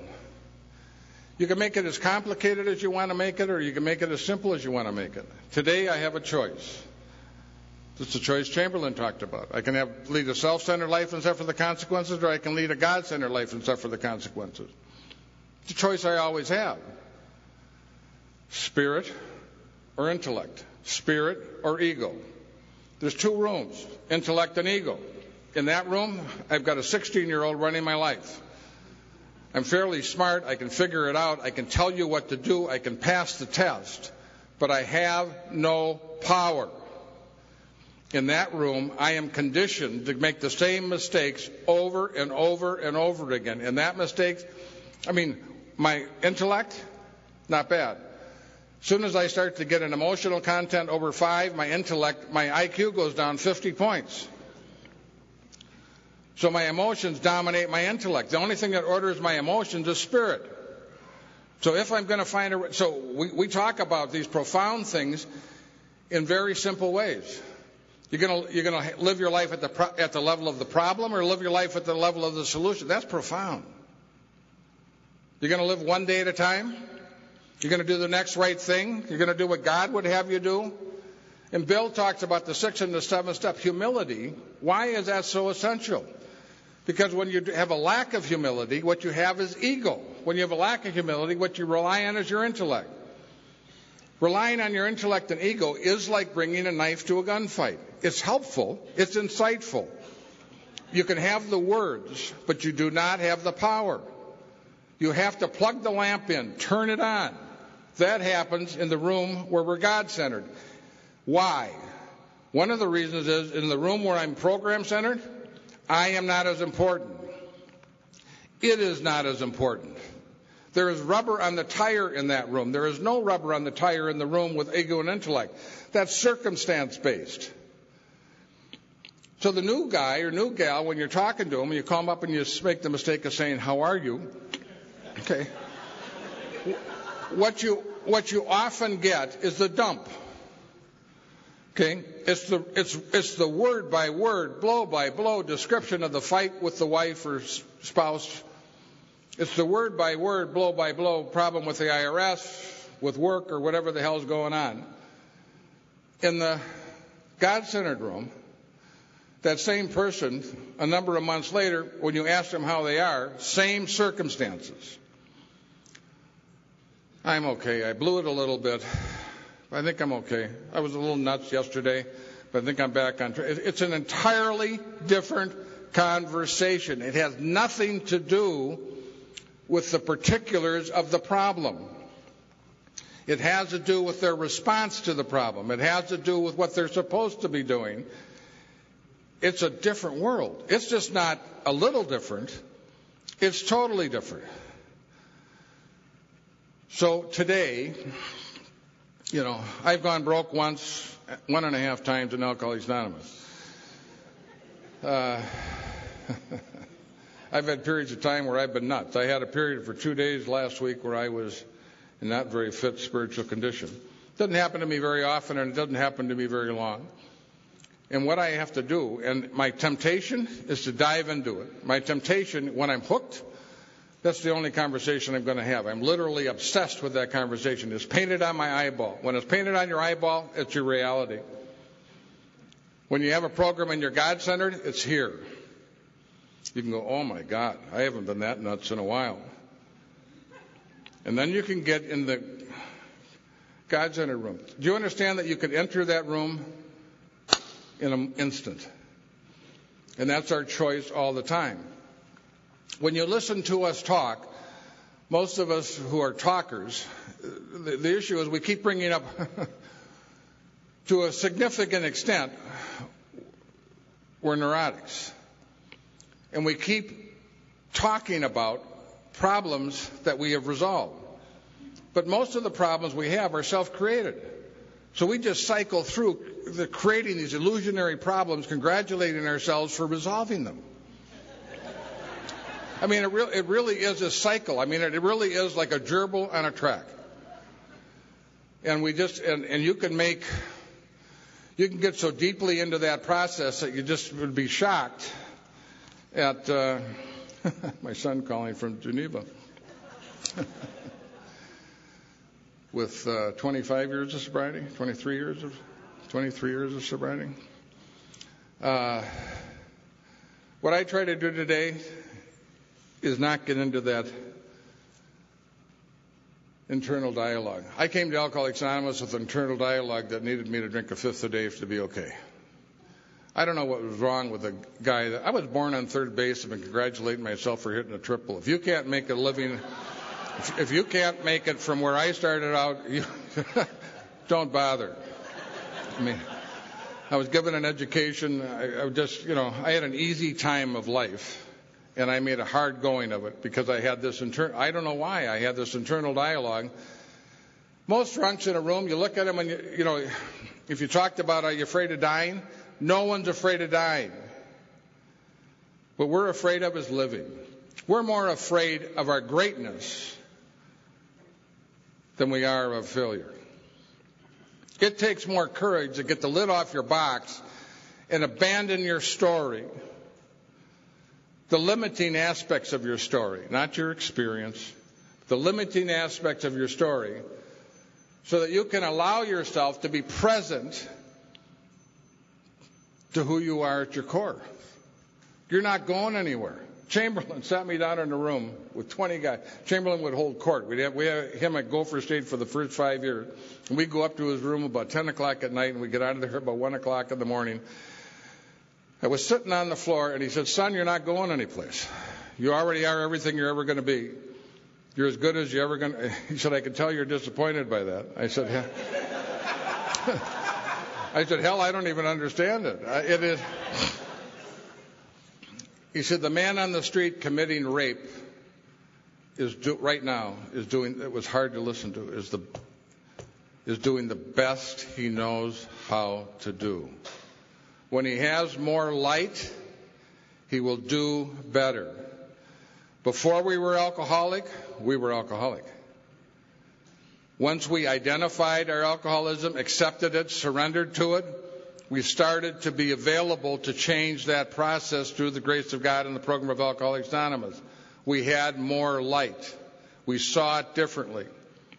You cannot alter your lives. If I had a magic wand and said I could take away every defective character in this room on the condition we come back in this room in 10 years. Everybody. When we came back in 10 years, if your consciousness had not altered or improved or increased, you would have recreated the same problems in your life that you have today in this room. Anybody in this room have any new problems? We got new circumstances, but we have any new problems? Most of us don't. Most of us, same old, same old. And most of us have resigned ourselves. We're afraid of change.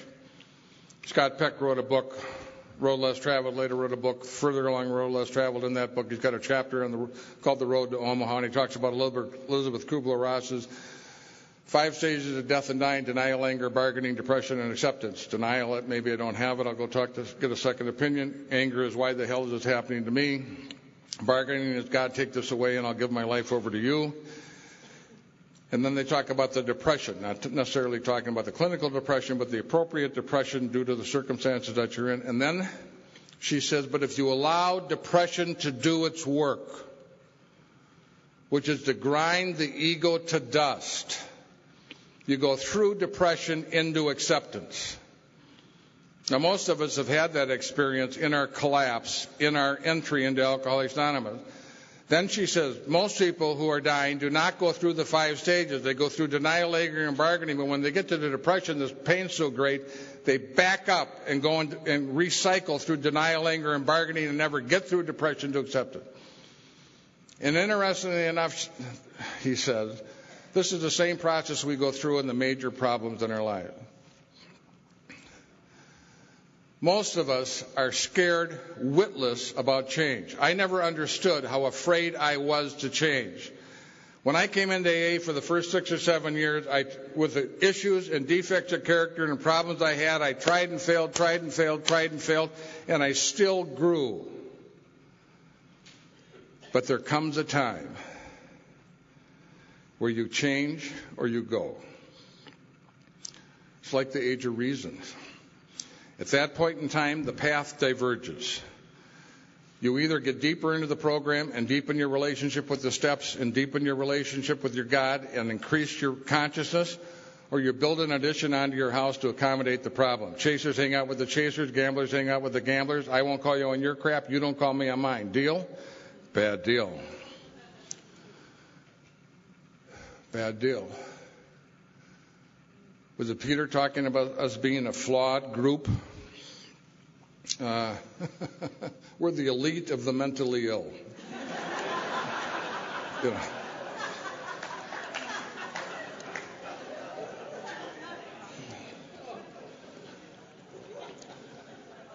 There was a great Zen master that talked in one of his sessions. He was talking about one of his dearest students. And I won't be able to quote this exactly, but what he said to his student, he says, I love you. You are the worst horse we have here. He said, you know, the best horse, before you ever even want to go left, the horse anticipates what you want him to do and he goes left. A good horse goes left when he sees the shadow of the whip. But he says the worst horse, you have to take the whip to the bone before the horse goes left. But with the old-timers that we see in Alcoholics Anonymous, they've had the whip to the bone. It's not an intellectual process. They're surrendered. They were done. They were just flat-ass done. Today, the religion of the world of today is psychology. The second major issue I have in my life is what I bring to my AA program is my intellect and my psychology. It's worthless. It's helpful and nice to have insight. Don't get me wrong. I read a lot of books. I'm interested in this stuff. But this is a spiritual process. Intellect plays a minor role in the spiritual process. The knower, how do you find out what needs to be done? Peter, chop wood and carry water. Why is that the way to find out what needs done? Because that's the demonstration of your life. You want to know what to do? Look at what's not working. Look at what to attend to. That's the entry point. When Bill says pain is a touchstone of growth, it's the entry point. That's where we're supposed to show our spiritual attention. Our advantage is that we are so flawed. We are the worst horses. As a result of that, we need a practice. As a result of that practice, you have to do an inventory to know what to focus your attention on. Most of us settle far too early for far too little. We are not going to become perfect human beings. I'm not having this talk. I have eating issues. You can't tell that by looking at me, but okay.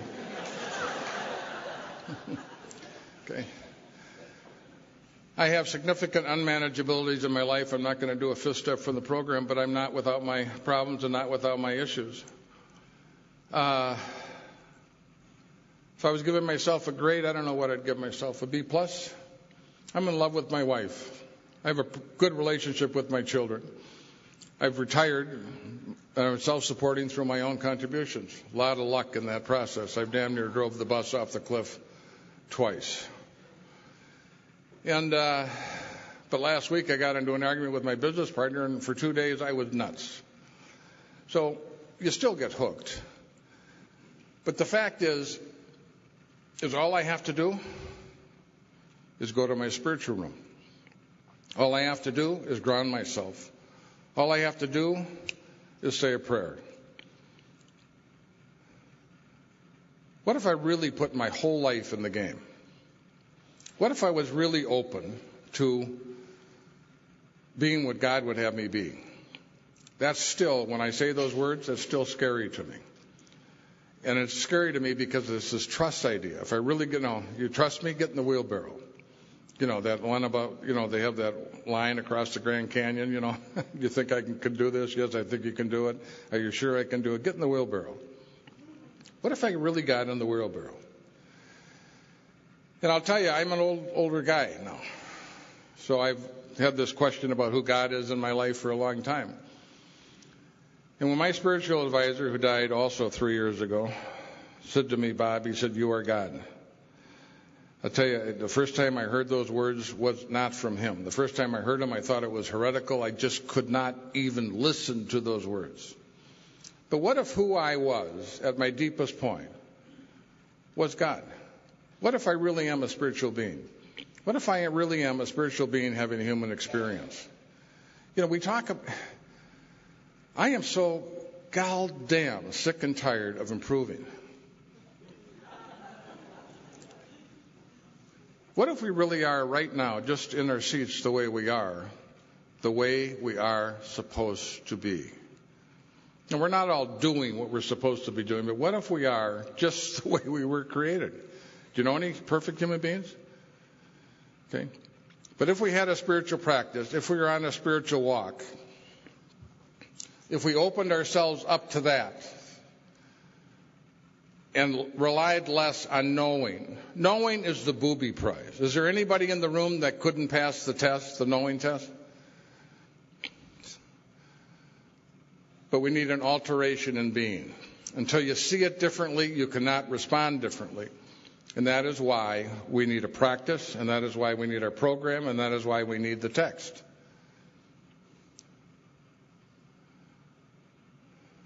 There's nothing missing. There's nothing that needs to be added. For most of us, there's things that we need to discard, as Chamberlain talked about. Uncover, discover, discard. And in that, your consciousness is open. Having had a spiritual awakening, what's the difference in life today? I'm more awake. I don't strike children. I don't spend money I don't have. I'm not as angry as I used to be in my life. That's an altar. Do I do that as a practice? No, it's happened to me as a result of my participation in Alcoholics Anonymous and of my participation in the steps. We're not going to be perfect. We're not going to get rid of all our defects of character. The first 2 or 3 years in Alcoholics Anonymous, we spend our attention mostly on the consequences of our drinking. And we do an extraordinary job. Those are some of the most difficult circumstances and difficult issues that we deal with over a period of time, and it is just astounding to watch how people take those on with the grace of God, sponsorship in the program. But the more subtle things that restrict us, when Katie talked about how many people are married, how many people are married, where and when, the things that restrict us from marriage, from permanent relationship, that restrict us from careers rather than jobs, that restrict us from the relationship. Most of us, at our worst, we had to take hostages. We had to find people who would put up with our crap. We had a little clique that, and they were the people we could have the conversations with. As our lives start to broaden, you run into what doesn't work. And all we need to do is put it on the table.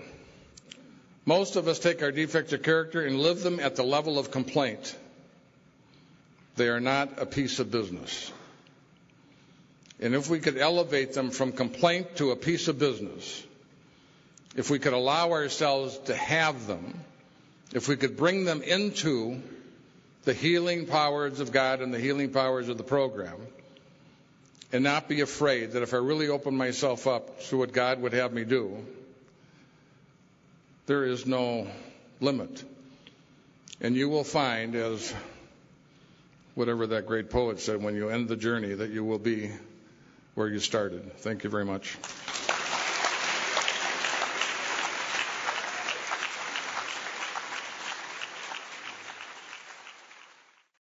The serenity prayer. God, grant me the serenity to accept the things I cannot change, the courage to change the things I can, and the wisdom. Steve. I met Steve maybe 6 years ago, at a men's retreat in Nashville, Tennessee, as the usual suspects. And it was an unbelievable experience for me, and Steve was one of the powers of example that was there. And, I don't know, I would love to say that Steve is a great friend of mine. I've maybe seen him 6 times, but every time we connect, it's that unbelievable phenomenon in AA that when we connect, we have a really good, unbelievable relationship. And so it's my honor and privilege to introduce Steve.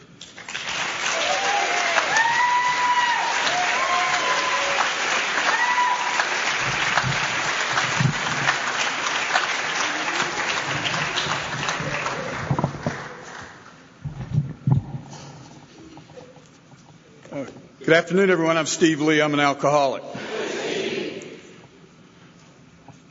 Thought I had this timer set. You'll just have to depend on my good sense of timing. The 5:30 walk could be in jeopardy.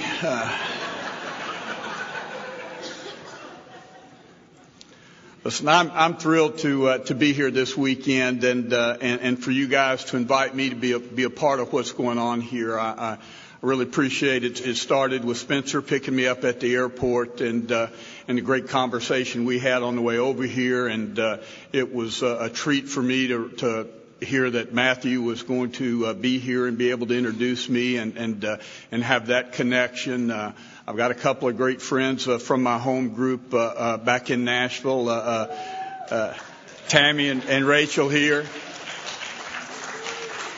They wanted me to let you know they're here in spite of me, not because of me. And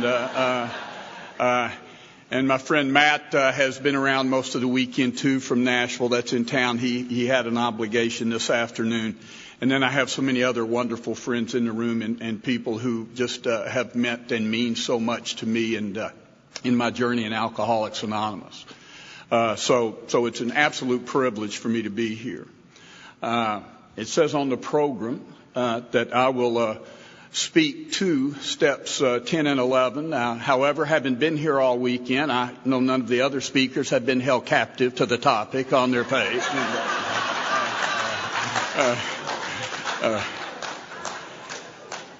I say that jokingly because the truth is, if I speak to you about my experience and about the spiritual journey of Alcoholics Anonymous, whatever number you put in front of that is almost always going to fit in some description. And what you've invited me to do is not to instruct or teach you about a step. I certainly would be out of my depth doing that, but to do what we do in Alcoholics Anonymous, which is share our experience. I'll share my experience. I will try to talk a little bit about what AA seems to say about these steps, because as has been made so abundantly and accurately clear, that's where the clear-cut directions are. That's where the basic text is. That's where the guidelines for living are. And but it says in our book when it's talking about, it says that each of us in our own language and from our own point of view talks about how we establish a relationship with God. And it says there may be a wide variation in the way each of us approaches and conceives of that power. And I would suggest that likewise what I'm going to do to the best of my ability is share in my own language and from my own point of view my experience, my personal experience, both in the understanding and the application of steps 10 and 11, both as I came upon them initially and kind of where they are now.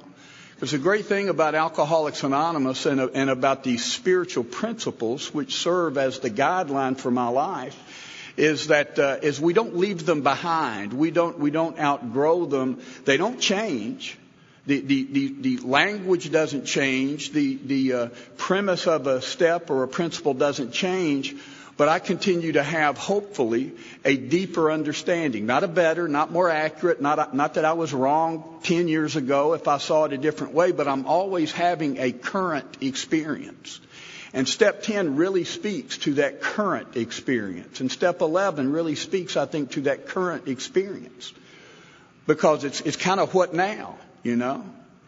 It's kind of what now. Right after those 9 step promises, it says, that I'm going to embark on this, to continue while I go about cleaning up the past.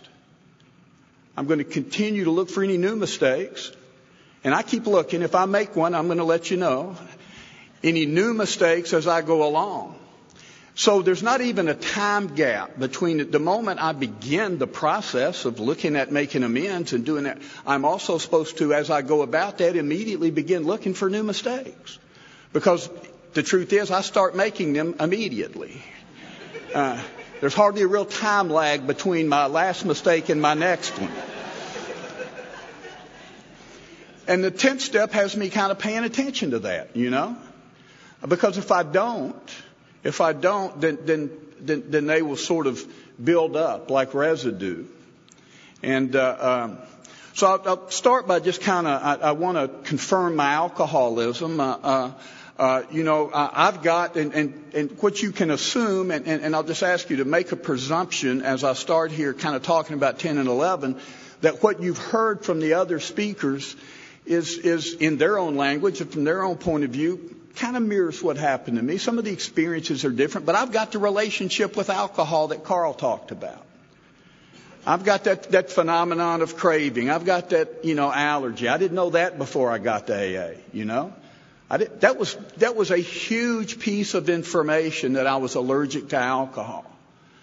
Because as it says in the doctor's opinion, it explains that for which I could not otherwise account. It explained, and I never knew that I had the phenomenon of craving. I was never in the bar somewhere, and about the third drink, nudged the guy next to me. I don't know about you, pal, but that phenomenon of craving's kicking in on me. Whoa, lack of power is my dilemma. I didn't have any of that language. I didn't know that. I just thought I changed my mind.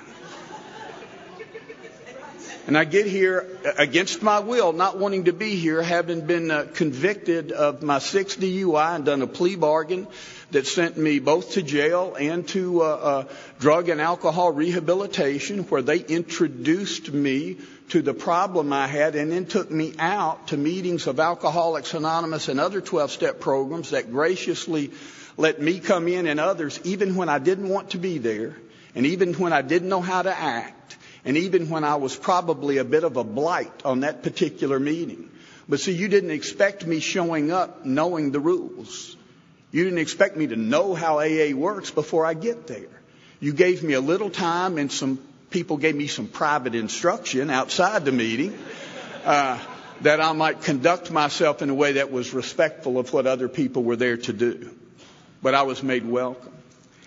And then having bought into this problem that I've got and recognizing that I'm in a trap I can't spring and got a problem I can't solve, I became grudgingly open-minded to the prospect of step 2, that a power greater than myself would be required. Something other than me. I don't know what it looked like. Wasn't a religious guy, not a religious guy.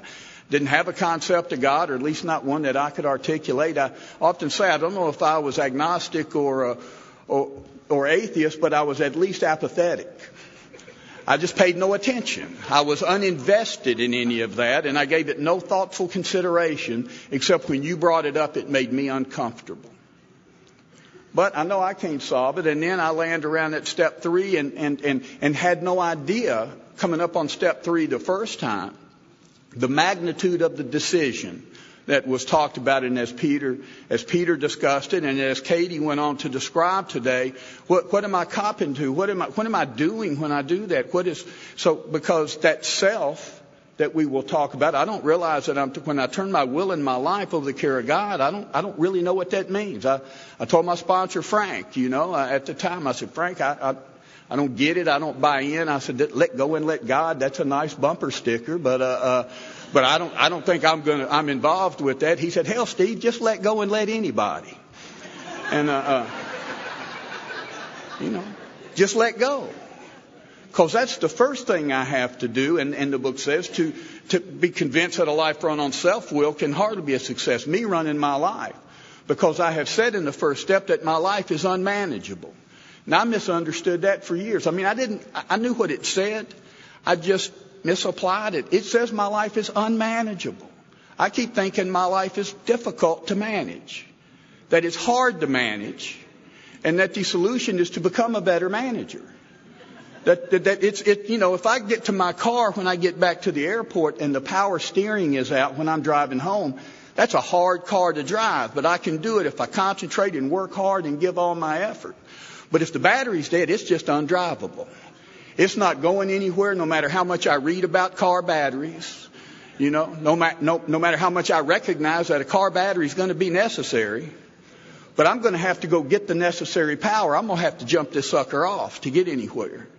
And here in Alcoholics Anonymous, I don't realize the depth of the decision that I'm kind of walking into. In fact, it's a trick. It's only after the prayer that it tells me to think long and hard before taking the prayer. To be truthful, our book is full of bait and switch moments, and because I think the people in AA know I'm not going to read ahead. What if they had on page 164 is the first time you guys tell me we realize we know only a little.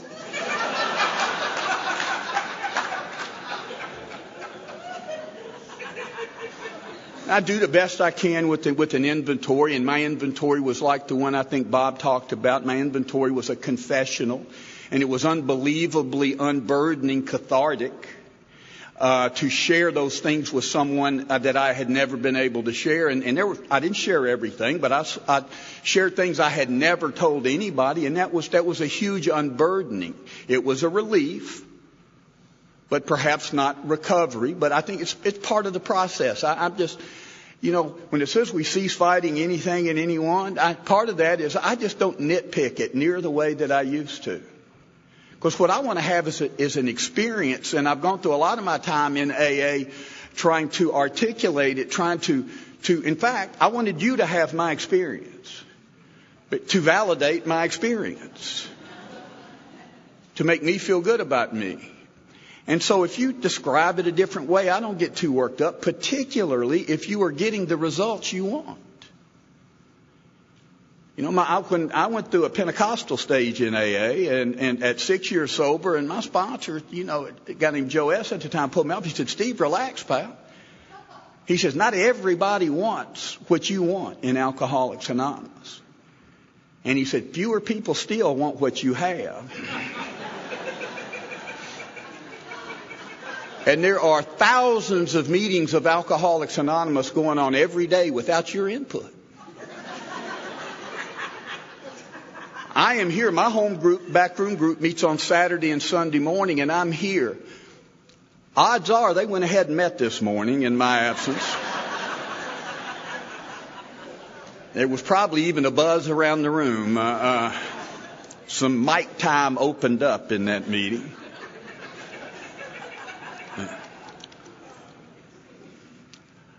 I did a couple of amends, which were kind of the apology that our book says is insufficient, but it was huge. It was huge for me to go look at a few people, my wife and my daughter and my mother, and say, I'm sorry. Our book says a mere mumbling, I'm sorry, isn't sufficient, but it doesn't mean it can't be part of the overall amends. There's a difference in me going, I'm sorry, get off my back, than a true heartfelt recognition that I am sorry that I hurt you. I am sorry that I let you down. And then I land at the 10th step. And if I go to my sponsor and ask what I've done at most of these others, which is, okay, what now? And the short answer of the 10th step is, well, just keep doing what you've been doing. Continue to take personal inventory, and when wrong, promptly admit it. And ease on over there toward the 11th step and seek through prayer and meditation to improve your conscious contact with God as you understand it.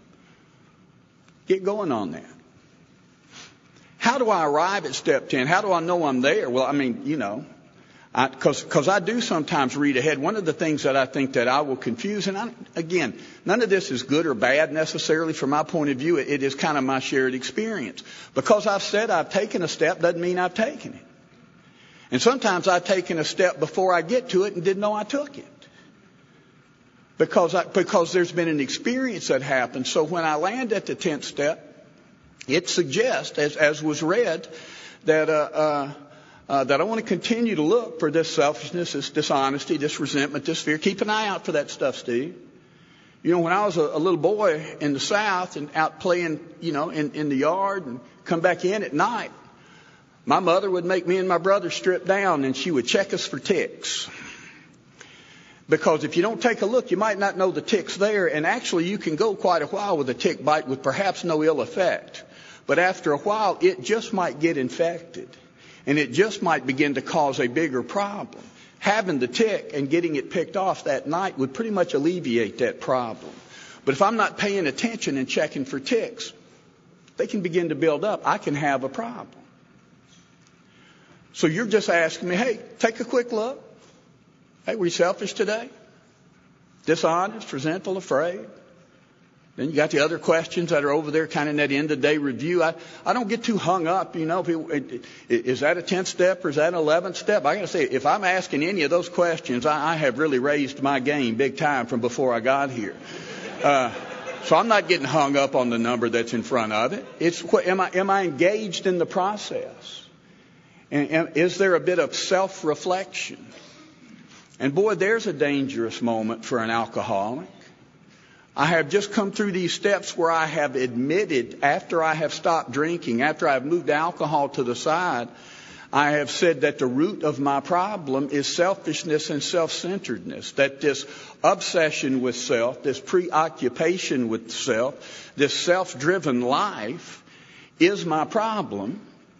And then you say, and by the way, Steve, think about yourself a little bit every day. I got the kind of same relationship with self I do with alcohol. I get the phenomenon of craving. When I think about me a little bit, pretty soon I will turn that in. So the directions are just, they're kind of clear. They're just hard for me to follow sometimes. I've got to be careful not to turn self-examination into self-obsession. I got to be careful to make it a positive experience rather than just look to flog myself. It is that fact-finding and fact-facing business. Hey, Steve, were you selfish today? Yes. Well, how? Maybe I can talk to somebody, call my sponsor, call a buddy of mine. Maybe I do it the next morning, depending on how bad it's weighing on me that night. I got a couple of guys other than my sponsor and some guys I talk to Karl a lot. I call my buddies Butch and Danny a lot. And I'll call Danny and I'll say, man, you will never believe what I did or what I said. And he said, I will have no problem believing what you did or said. Yeah. But I arrive at step 10 and it suggests some things have happened for me. It suggests that regarding alcohol, I now react sanely and normally. And so sanely and normally for me means that I'm not confused about the fact that I can drink anything at all. Sanely and normally, it says we're in that position of neutrality. I'll tell you what's not neutral for me. Here's what looked like for me when I would go someplace where other people were drinking during the first few years of my sobriety.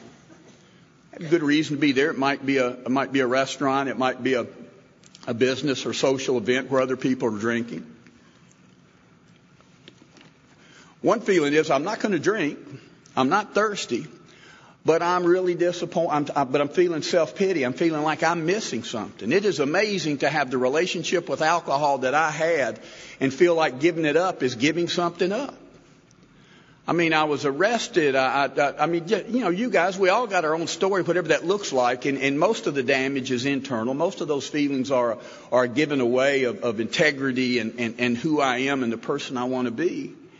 And then I go, hey, but I hate to give it up. You know, I met a guy one night. I picked him up at the airport. I never met this guy. It was going to be a business deal, and he was coming in. We were going to go to lunch. We were going to make a sales call. We were going to go to dinner, and he's going to get on a flight the next morning. He flies in. I pick him up. We go to lunch. He has a few drinks, a few beers at lunch. He's ordering about his third beer. He noticed I'm not drinking. Nothing about AA. He says, Steve, I hope it doesn't bother you that I'm having this beer. I said, man, it doesn't bother me at all. I said, fact is, if that's going to make you more effective on this sales call, I'm buying. You know, I'd really like this to go well. And then we did our business, and we went out to dinner that night. He started drinking at dinner a little bit, and I'm still not drinking. Nothing, no mention of AA or Alcoholics Anonymous or being an alcoholic. But he just begins to ask some questions, and he begins to tell me about, he says he's in trouble at work because of his drinking. About to lose his job. He said his wife's been on him. Said his wife had her brother come over and talk to him, who was in AA. And I thought, man, the brother-in-law 12-step call's got to be the deepest cut of all, isn't it? That's got to be tough. And I'm just talking to him, and I said, well, I said, you know what? And you guys know that this is a trick question. But I just said to him, I said, you know, since you're having all that trouble, I said, why don't you just stop drinking? And he hung his head for a second, and he looked up, and he says, you know what, Steve? He says, I'm afraid I'll quit, and I really didn't have to.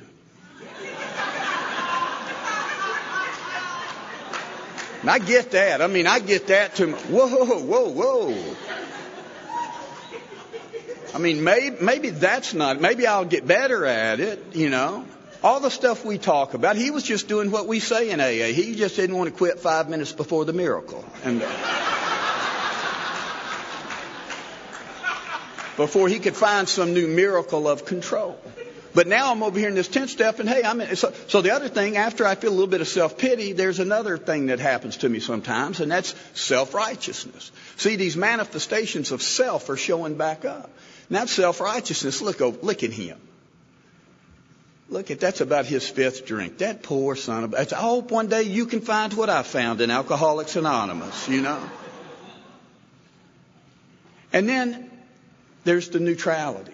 Then there's that where I am unaffected, I am unimpacted by my not drinking and by you drinking. That can get comfortable. I'm not always there, but that's a comfortable place to be. And then it used to bother me that the book said, but that I've gotten here without any thought or effort on my part. So what do you mean? I've been working steps. They use the word work in front of this. I've been working hard in AA. But see, it says this new attitude toward liquor. But I've not been working on my attitude toward liquor in AA. I've been working on building a relationship with a higher power, and my attitude comes with no thought or effort towards that attitude. I didn't learn more about it. You know what? I read something. You know what? Finally, I've got a piece of information that is totally changing my view of alcohol.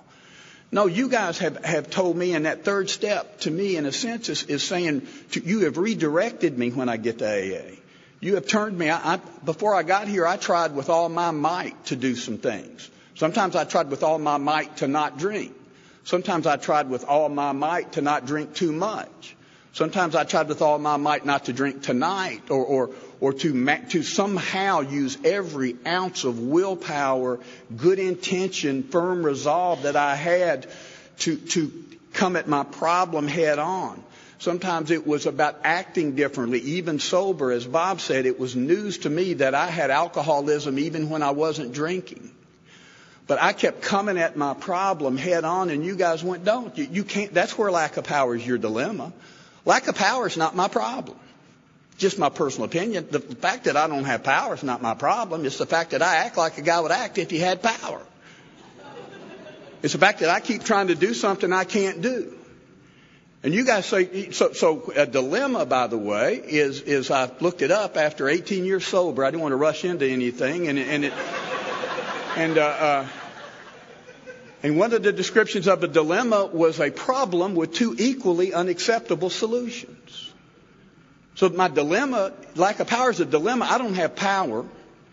And I don't like the idea of what you're suggesting I do to get power. I've got a problem I can't solve. You got a solution I don't want or I'm afraid of or don't understand or don't think's available to me. But you tell me, quit fighting your problem, redirect your willpower, redirect everything toward the solution. Don't fight the problem, embrace the solution. That's the proper use of the will. It says that in the 12 and 12 in the third step. It says it in the big book at the 11th step. This is the proper use of the will. So I'm landing here, and this is how I land. I think about the way the book's talking. This is the way I'm supposed to land. This is the way I come ashore at the 10th step. The first 9 steps have produced this effect, and now I am just trying to maintain, to continue this, to enlarge and grow this spiritual relationship with a higher power. So I got to keep looking for any new mistakes as I go along. Just this week, I was talking with Bob at breakfast, but just this week, my wife asked me a question, something that was really important to her, went right over my head. And I heard her, and I don't see it. And one of the reasons I didn't see it was because I wasn't stopping to check for ticks. I wasn't asking myself the question. I was an extreme example of self-will run riot, though I usually don't think so. Sometimes I'm self-will on purpose. I just load up and go. But I am my most dangerous when I am absolutely unaware that self-will is driving the boat. And that self is once I quit drinking, self is my problem. God is the solution. Self, the problems of the alcoholic arise from within. So my problems are internal. They're not external. They look external lots of times. My sponsor Frank used to say, it ain't them, Steve-O. I'd call him, I'd say, Frank, today it looked a lot like them. It was cleverly disguised as them today. Because I think that the solution, because when I think my problem is external, I think the solution to my problem is resolving my external circumstances to my satisfaction. And that will bring about peace of mind. And I will continue to say it is much easier for me to get peace of mind when you cooperate. So it believes me when circumstances in my life are good, I tend to do a little better. But I was walking into a meeting and I had work stuff going on for a long. I had non-work stuff going on for a long time, and not getting paid stuff that went along with that, and life was felt challenging to me because I decided it was. And I'm sitting in a meeting, but now I had hit this really good space. In spite of these circumstances, I'm sitting in a meeting, got there a little early, and nobody was sitting to my left or to my right, which may say something about me. But sooner or later, a guy came and he sat on my left. He said, Steve, he said, how you doing, man? Just a casual hello. How you doing? I said, man, I am doing great. Thank you for asking. And I said, I believe that I'm about as comfortable and at peace as we sit here tonight as I've been in a good while. Thanks. And a few minutes later, another guy came in, sat down on my right. He said, Steve, how's it going, man? I went, it ain't going worth a damn, man. I said, the job thing, the money thing, my kid thing, and this guy's looking at me like I got 3 heads. And I said, look, man, you asked me how I'm doing, and he asked me how it's going, and those are 2 different questions. And sometimes, far too often, how I'm doing and how it's going are directly connected. But you have taught me in a perfect world they do not have to be connected. That how I'm doing does not have to be attached to how it's going. When I can be free of the bondage of self. Because my problems aren't even what I think they are. I think it was Katie maybe that touched on it, and Bob today as well. My problems aren't what I think they are. My problems aren't my problems. My problems are that I've decided my problems are problems. My problem is that I have labeled it a problem. So I am now stuck. I have painted myself into my own corner. My problems are self-inflicted. And what if it was just okay? I'll tell a quick story and go on to... I can just pretend that the steps are interconnected because our book says they are, right? It says taken separately, prayer, meditation, and self-examination are quite useful, but when logically interwoven, they form an unshakable foundation for living. Unshakable. So when I put this stuff all in the pot and stir it together, man, now I got some glue. I got something that's really working, that's substantive. And so I went to a conference a few years ago in Toronto. We took a little break for lunch, and this will be my Zen moment for the conference here. And we break for lunch, and we're ordering lunch, and I ordered a cheeseburger, and the guy next to me ordered a club sandwich, and then everybody ordered. And a little while later, they brought our food, and they brought me a cheeseburger, and they brought the guy next to me a cheeseburger. And he started eating his cheeseburger, and I said, man, I thought you ordered a club sandwich. And he went, I did, but they brought me a cheeseburger.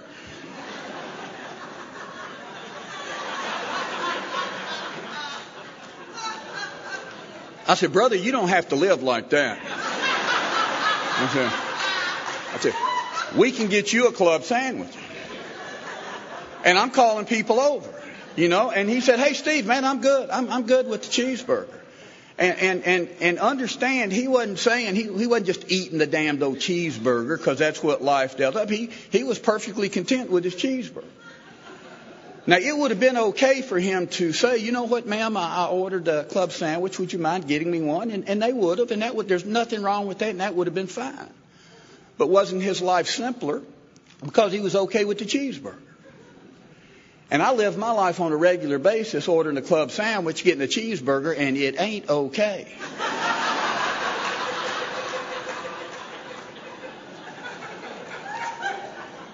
And what our literature says about that is that living a life of unmet demands will leave me in a state of continual disturbance. And that this is not a life in Alcoholics Anonymous of having my demands met. It's a life of lessening my demands. Of being more and more comfortable under today's set of circumstances. And it's perfectly okay. There are a lot of things that I hope and aspire to in my life. I just don't want to wait till they happen to be okay. Because what happens to me is I realize that I spend most of my life getting ready to have a good day. When this, and why we talk about a day at a time all the time in Alcoholics Anonymous. And when I first hear a day at a time, it's about me enduring this day. I can tough it out today. I can take anything for a day. I can endure a day. But you guys are teaching me to embrace a life where I can live this day. Where I can live one day at a time under this set of circumstances, as I am, as you are, as it is. Or is it always going to be too hot outside, too cold, it's too crowded, there's too much traffic? Cheeseburger instead of club sandwich. What is it? And I don't even know that I'm walking around with this list of unwritten demands. Unless I'm paying attention. Unless I'm doing some self-examination. And seeing where these things are showing up in my day. When it says in the book, over around the inventory and the pages that Katie was talking about today, it says, right before I start out on this resentment inventory, it says, being convinced that self in its various manifestations is what had defeated us, we looked for its common manifestations. It says resentment's the number one offender. Being convinced that self is what has defeated me. Am I convinced? And then I want to look for its common manifestations. And in steps 10 and 11, I'm continuing to look for where did self show up today? Where did it happen? It's like an autopsy. I think my inventories look like an autopsy because I watch CSI. You know how that goes. It's there's a dead body. And in fact, this guy was driving over a bridge. The car crashed off the bridge, went down in the ravine. When it hit the ravine, it exploded into flames. And now here you got this badly mangled from the crash, burned from the fire body that is clearly dead. But the CSI team takes him back to the lab. All external evidence would imply the crash or the fire killed him. But they go in. And they discover he had a heart attack, which caused the crash, which caused the fall, which caused that. And so you're telling me to go look for the real cause of death, Steve. I know in fact, we won't even argue about the external circumstances, real or imagined. But are you willing to go in and look for self? Did you show up? Did selfishness, self-centeredness show up in a way that you didn't even recognize? Are you willing to really ask the question? And I got to say, often the answer is no, I'm not. Often, because Bob says all the time, and he said it the first time that I heard it in 1989, I'm 6 months sober. I'm listening to a Bob B. tape. I tell him it was an 8-track. But he said, if there's a problem I'm unwilling to have, I'll have it forever. That's still true. If I can't own it, if I can't spot it, admit it, correct it, as the 10th step suggests, then I'm stuck with it. Then I land over here at the, so now I'll just chat a little bit about my experience with the 11th step. Because all of this, to me, the numbers begin to fall off of me living this spiritual life. The numbers aren't unimportant. The sequence of the steps are not unimportant. But pretty soon, and even it's there around the 11th step that it says that this becomes a working part of the mind. That now I am more naturally doing what was unnatural to me when I got here as a result of a psychic change that is limited to a daily reprieve. But what happens around the 11th step, it suggests that in the 10th step I started reacting sanely normally around alcohol. The 11th step is now I'm encouraged to ask God for the first time to give me some direction. Almost all the prayers prior to getting to the 11th step, as I see them, are me asking God for power to do something that I can't do. In the 11th step, I'm beginning to ask for direction and for power. And I'm asking God to divorce my thinking from selfish, self-pitying, dishonest motives. Let's take this stuff which clouds my vision. I can't see things as they really are. But what if I wasn't afraid? What if I wasn't selfish? What would this look like? How would I live this life? As Bob said, what if I really let go? What would that look like? So I'm asking God to divorce my thinking from this bondage of self. Take all of those things that have held me hostage. Pride, envy, jealousy, sloth. It's embarrassing to say that one of my biggest defects of character is I'm just lazy. And I would prefer to have a lust problem. It's just more fun to talk about. And because lazy is just such a weenie problem. But it's just... But that's what I'm stuck with, I got some other minor defects, but, but what if I wasn't burdened by this bondage of self, by my human frailty? See, I'm never going to be free of all of those things. I'm never going to be absent these things. But every now and then I can get the swelling down on them enough to be able to see life as it really is and not be motivated. Those motives, so those things which push me into action. Fear will push me into action. Greed will push me into action.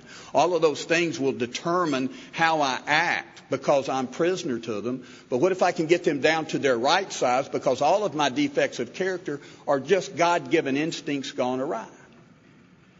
And our book says that the measure of this defect is the measure between God's intended use and my misuse. So I'm always going to be somewhere on the scale. But can I just get back here sometimes long enough, and if through that prayer and through asking God to remove those things, to do what I can't do, and take a look at my day ahead, it says I can begin, that my thought life will be placed on a higher plane. And I can begin to trust my thinking in that day. That perhaps I'll begin to have an intuitive thought or idea. And it says I come to rely upon it. And then it tells me, and Steve, by the way, when you rely upon it, you're going to make some huge mistakes. That you're going to mistake your voice for intuition. That intuitive voice implies that it comes from somewhere other than my intellect. I did not create the intuitive voice. The steps are clearing those things away that let me begin to hear that intuitive voice. Not coming through the prism of that fear and self-centeredness and selfishness. And I can begin to hear and see this. And what would that look like, you know? And so I begin to, can I listen to that voice? And I'll tell you what happens to me today more often, not at least as much as not, is when I got here, that thing you guys, we always say to each other is, hey, whatever you're going to do, whatever your first thought is, just do the opposite. That's a pretty good plan for a guy like me when I get to Alcoholics Anonymous. But if I've been here a long time and my first thought continues to always be a bad thought, I might still have the alcoholic mind. But it says I get this intuitive voice and I come to rely upon it. And what happens is I'll hear the intuitive voice and I'll shout it down. I'll shout it. Pride and fear will shout it down. I go, I can't do that. I was on a plane headed out to, I was going to Canada again. I guess most of my worst stuff's ever happened to me was in Canada. And, but I was going to a conference in Canada and I was really excited about going. It was a really big conference, which I thought made me a really big deal, which is, so now I've got these things that are self is showing up. Now get on this, as I'm going to the gate area in the Nashville airport, there's a woman and holding an infant child, and she's just crying inconsolably. But I go on and get on this little, 50 passenger jet or so, regional jet, whatever size that is, and we're on there, and a flight attendant comes on and says, there's a young woman out here with her infant son. Her brother has been critically injured in a car wreck in Detroit. We were flying to Detroit before going to Toronto. Critically injured in a car accident in Detroit. Would anyone be willing to give up their seat so she can get there? And intuitively, immediately, my voice said, sure. I mean, my inside voice said, sure.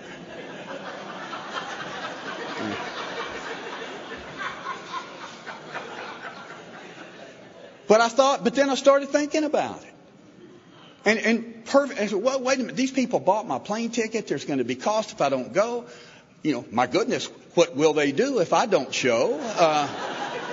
This whole thing could unravel. And I'm thinking, and my mind is spinning, and I'm trying to I am rationalizing, because our book calls rationalization, back in one of the personal stories, she calls it providing a socially acceptable explanation for socially unacceptable behavior. So I'm trying to give myself a good enough reason not to get off this plane. While I'm thinking about it, they closed the door and nobody got off. And for that whole weekend, I'm carrying that. And I'm standing up at that conference like I'm standing up here. And what was clear to me is the man they thought they invited would have gotten off that airplane. Because, see, I'd rather come someplace and talk about spiritual principles than actually act on them in the firing line of life. When it shows up, give me a week or two to sort through that, I probably would have ended up letting her have my ticket. Magnanimously. I would have leaked word that I did it, and there might possibly have been a mention in, Box 459 or the Grapevine, and I've got some headshots I could have sent in. Give me that time, but what about when life is fired at point blank range, and when my response is I wasn't up to the task that day, yet intuitively I knew what to do.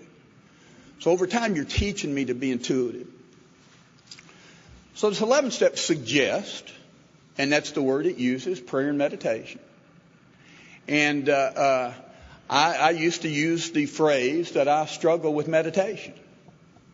I would have told you and passed a polygraph that I struggle with meditation. And about 13 years ago, I was going to a conference, and Howard P. was going to be there. And Howard's those of you who know him, is a devoted practitioner of meditation. And my friend Danny said, you should talk to Howard about that. So I got there and I saw Howard, and I didn't know Howard very well at the time. I'd met him a couple of times, but I said, Howard, I'm struggling with meditation. So those of you, I was now right in Howard's wheelhouse. I mean, he was excited and rubbed his hands together. He went, "Oh, Steve," he said, "let's go to my room." And we go to his room and we get in there, and he went, "Okay, what are you doing now?" And I says, "Well, I'm really not doing anything now, Howard." And he went, "Oh, I see." He says, "Your problem's not technique, it's commitment. You're not struggling with meditation, you're not meditating."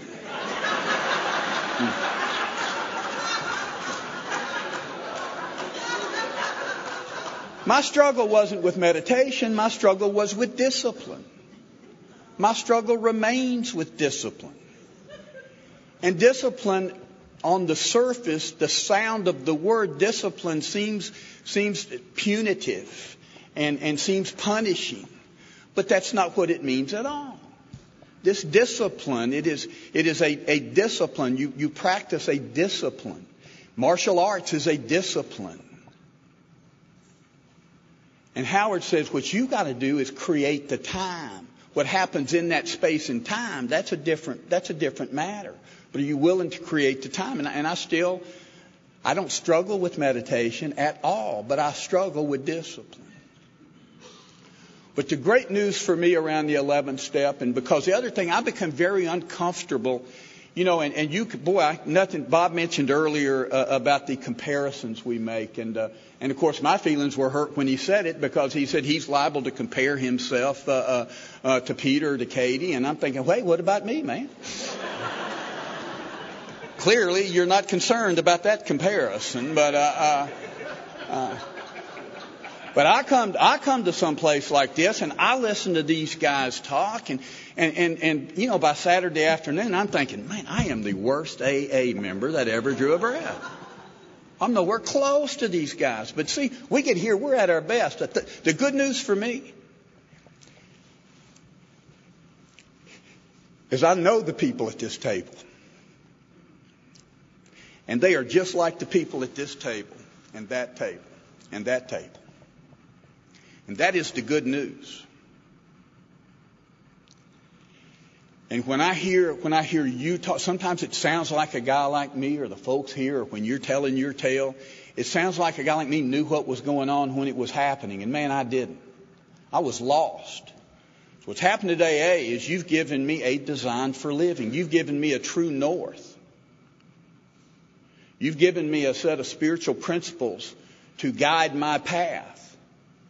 I waver off of it all the time. I will say that my execution and my commitment to the steps of AA has wavered over time.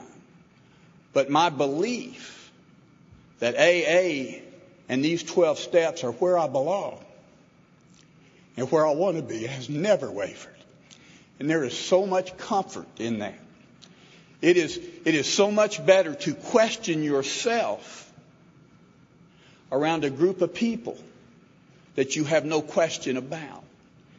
It is so much better to question myself in a fellowship and in a program that I know is spiritually ideal, but you shared with me my first day, I'm going to come nowhere near perfect adherence to these principles. The point is, am I willing to grow along spiritual lines? And as others have implied, that growth is not a race. That is not me trying to grow in comparison to your growth. How am I doing? I'd like to get a little bit better. I'm encouraged when I take that inventory, that end of day review that's in the 11th step, not to fall into morbid reflection, for I will minimize my usefulness if I do. It says, if I have fallen prey to one or many of these manifestations of self, I ask God's forgiveness. I see what corrective measures can be made and turn my thoughts to what He would have me be. But I'm a guy that'll go in the fetal position and suck my thumb for a week. And that is the self-obsession.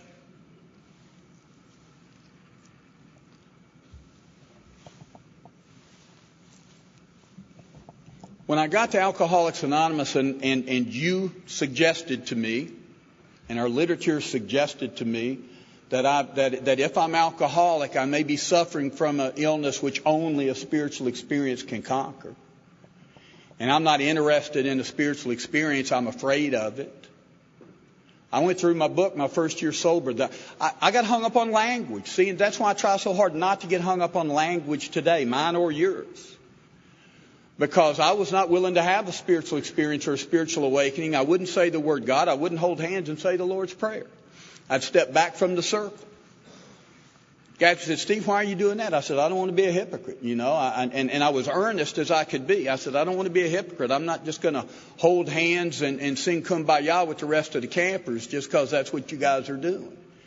And this guy had heard that confessional four-step that included infidelity and included stealing time and money, included being drunk at the hospital when my daughter was born.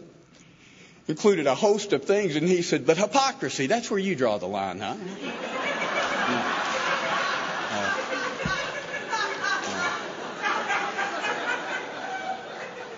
He said, that's impressive. He said, I got good news and bad news for you. And I said, okay, I'll play. But I felt I was being condescended to. And I said, what's the bad news? He said, the bad news is hypocrisy is way down your list of problems.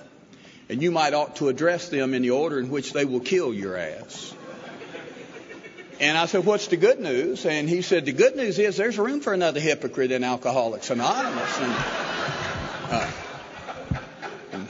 I'm as pleased about that today as I was then, by the way.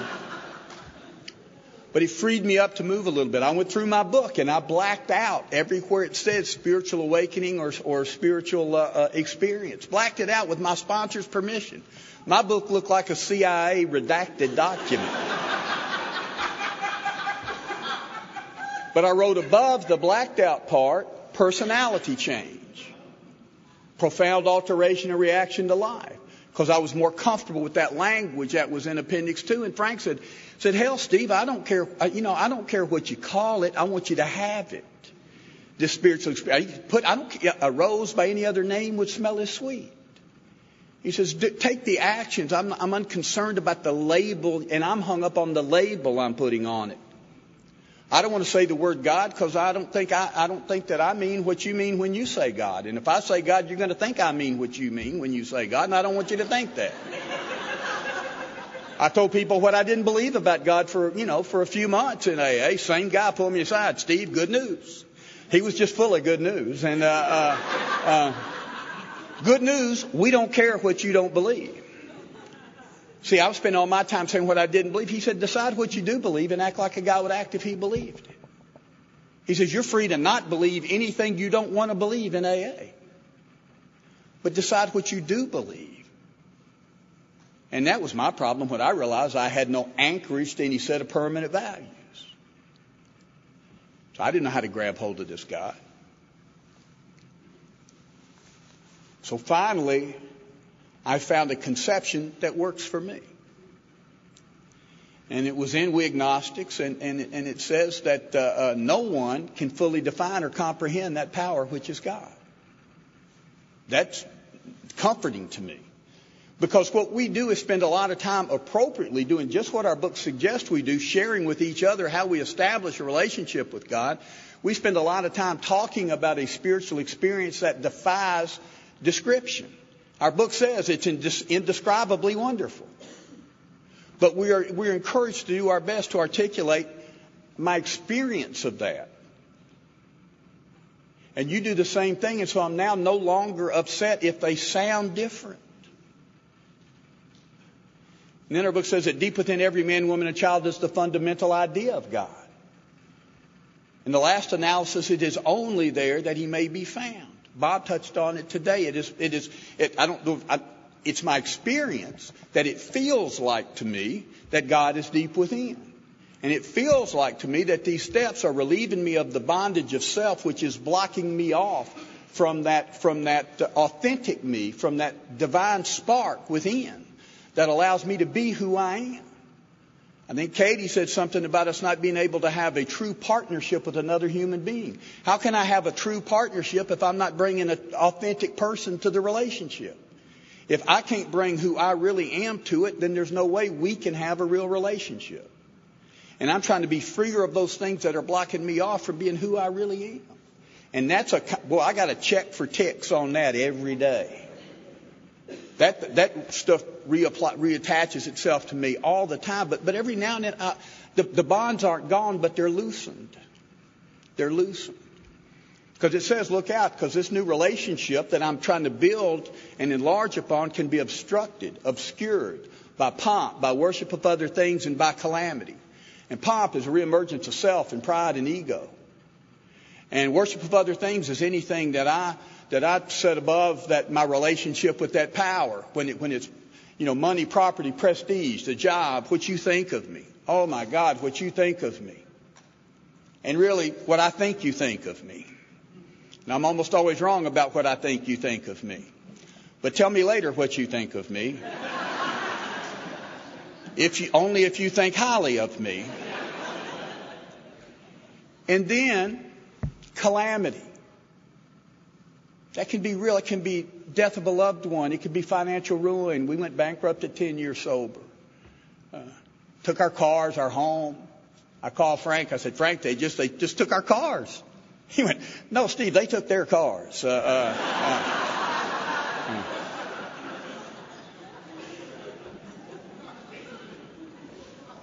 But calamity can be when I get home, and I recorded some programs on a DVR when I left, and if they didn't record properly, that can be a calamity.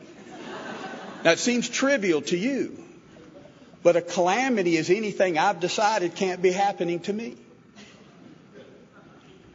And in AA, I am more and more open to more and more things happening to me, and that not interfering with my relationship with this higher power.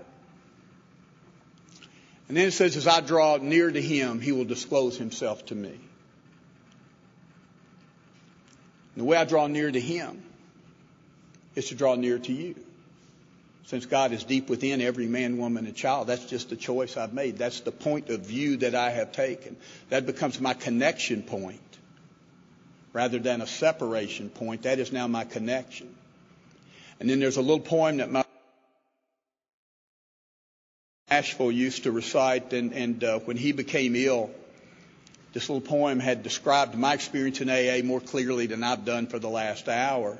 And I asked Mo if he would mind if when he was gone, if I closed my talks with the verse to that poem. And he said, if you think it'll help another drum. And that's what Mo was all about. He's the best AA member. He loved AA as much as anybody I'd ever met. And more importantly, may seem like a distinction without a difference, but I don't think it is. He loved alcoholics more than anybody I'd ever met. And a guy, I can show up at AA and about an hour and a half later, I love AA, but I'm not too crazy about alcoholics. Particularly the ones that, don't let the drinking guy come to my meeting. He's really, I got some high-minded stuff I need to talk about, and he's over there throwing up or interrupting us or something. But the poem that Mo always recited was, I sought my God I could not see. I sought my soul eluded me. I sought my fellow man and found all three. See, in Alcoholics Anonymous, that's been my experience. I was here chasing something I couldn't find. There was a God I can't get my arms around. There's a power I can't describe or comprehend.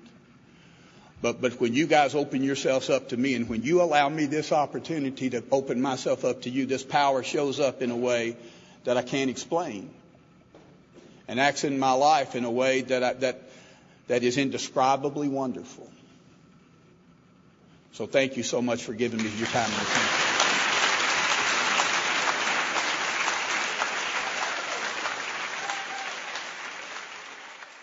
Serenity prayer now.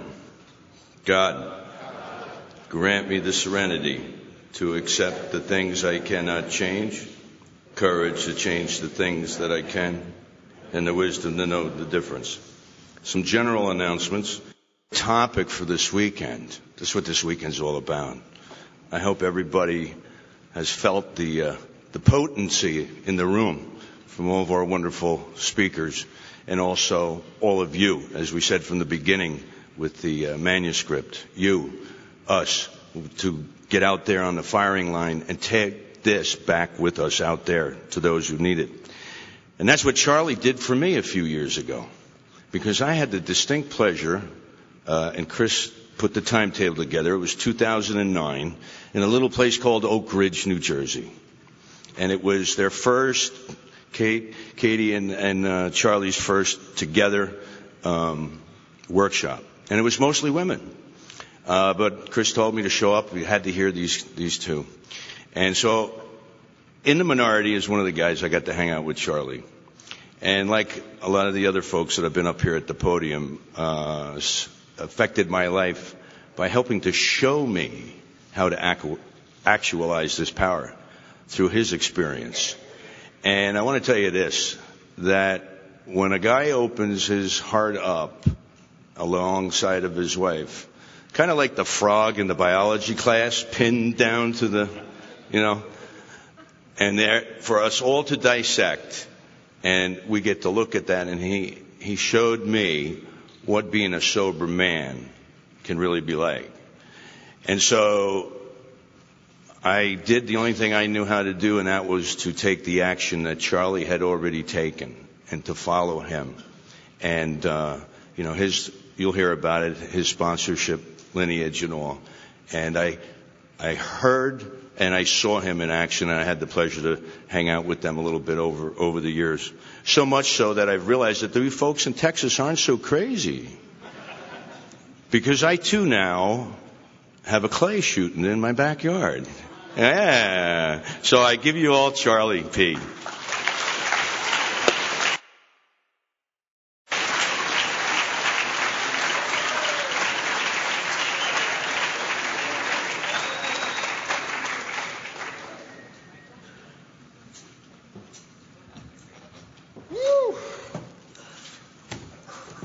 Uh-oh, I just closed the book. Whoever's after me. Give me just a second.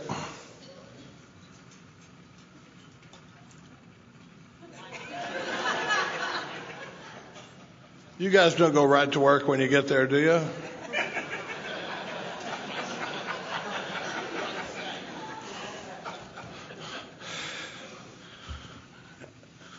I'm Charlie Parker. I'm very grateful, recovered alcoholic. Woo! What a good time we are having here this weekend. Everybody having fun?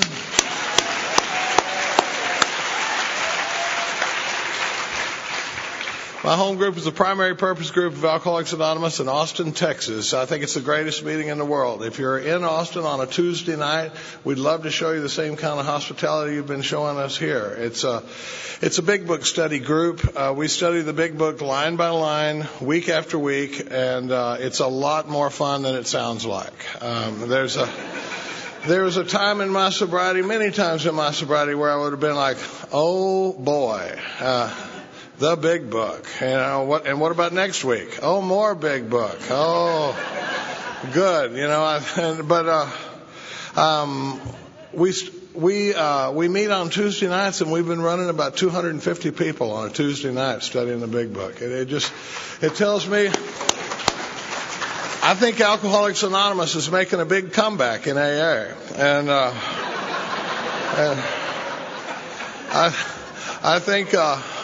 I think real alcoholics are hungry for real solution, and we find it in this book. I'm a bit of a big book thumper. I'm an unapologetic big book guy. I love what my buddy Bill C. out in California says. He says, when did working the steps and out of the big book become right wing? But we're gonna. I can't wait to hear what I'm going to talk about. We'll get around to it, but oh my God, I've been places where they set the bar high before, but come on, I'm sitting there, even my wife, you got to hear my diminutive bride do 4 and 5 this morning, my little shrinking violet. Katie's my best friend in AA. She's my wife. She's my partner, and she's the best AA I've ever known. I'll hope to talk. My talk and Katie's talk have a lot in common. We both talk a lot about Katie.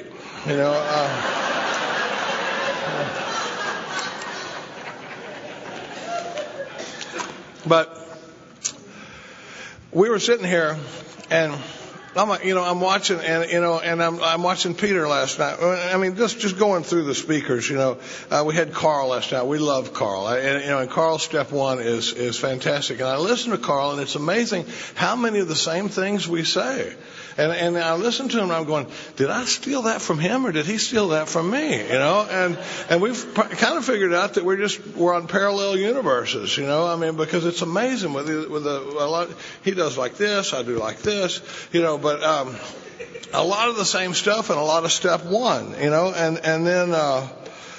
We love Mike Lorenz. He is actually literally one of our best friends and as far as pace horses or running buddies in AA, I go to Mike with 10 steps, probably as much as I go to my own sponsor, and I know what I'm going to get there. But I don't always anticipate it. Sometimes he hits me with a sucker punch out of nowhere, and we may talk about that a little bit tonight, And then Peter, when Peter was up here, I'm going, why am I talking about actualizing the power when we got Peter here? He was up there, and I was going, why didn't I do step 3 and we have Peter talk about actualizing the power? Because that was all his talk was about last night. And I love an unapologetic talk that talks about God. We're going to talk about God a little bit tonight.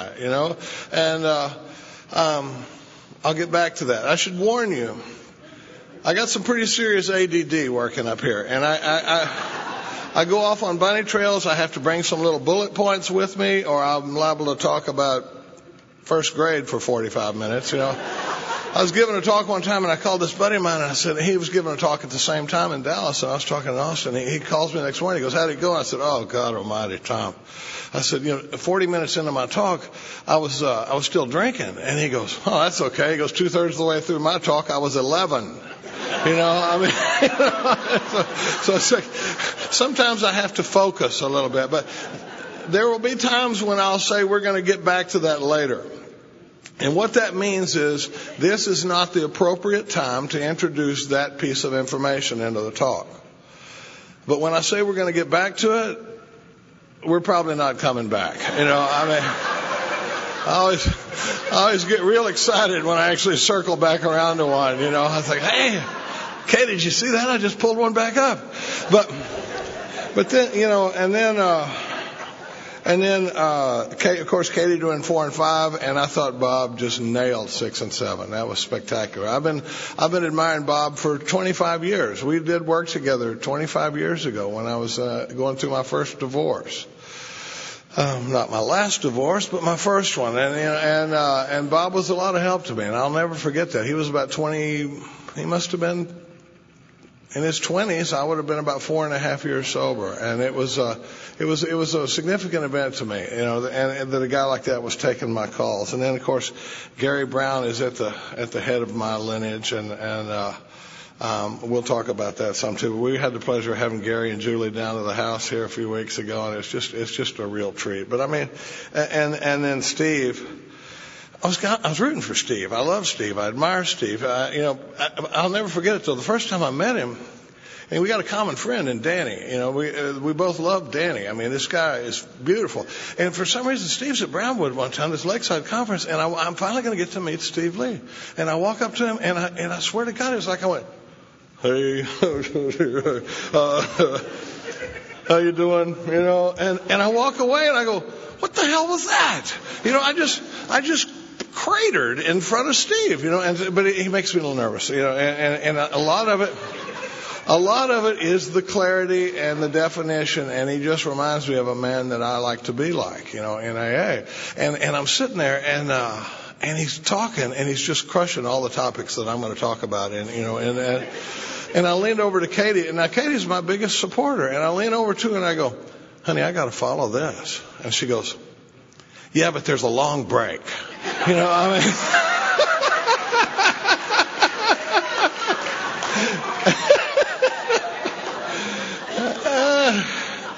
Yeah, thank God for my support group. But I want to take a second to thank anybody that had anything to do with this thing coming together. I have been involved in things like this. And if you've been involved in stuff like this, there's a lot of people that did a lot of hard work to get this thing to come together. And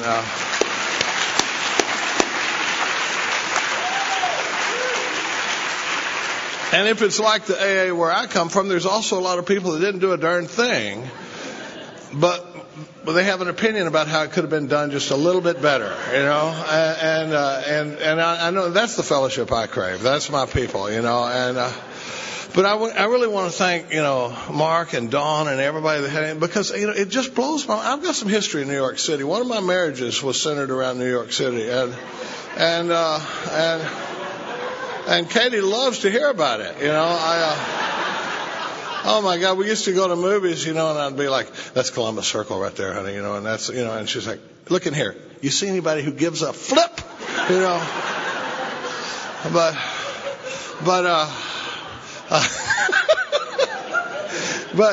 I commuted in a marriage from Austin to New York City for 12 years, and I'll hope to talk about some of that, you know, tonight, because we had, you know, it was a very interesting situation. But the idea that New York City doesn't have a big conference just blows my mind, you know. I mean, it seems like there'd be a squillion people at a thing like this. I don't, you know, and I'm hoping that it builds support, and once word gets out about what a good time we're having, that you know, they'll have to take this wall down next time we're in here, you know, and I've seen that happen in other conferences.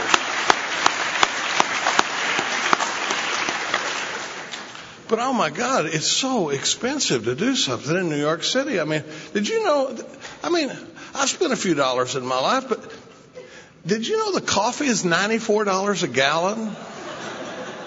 $94 a gallon. I'm like adding water to mine, you know. I feel like I'm doing 12-step work by watering down my coffee, you know.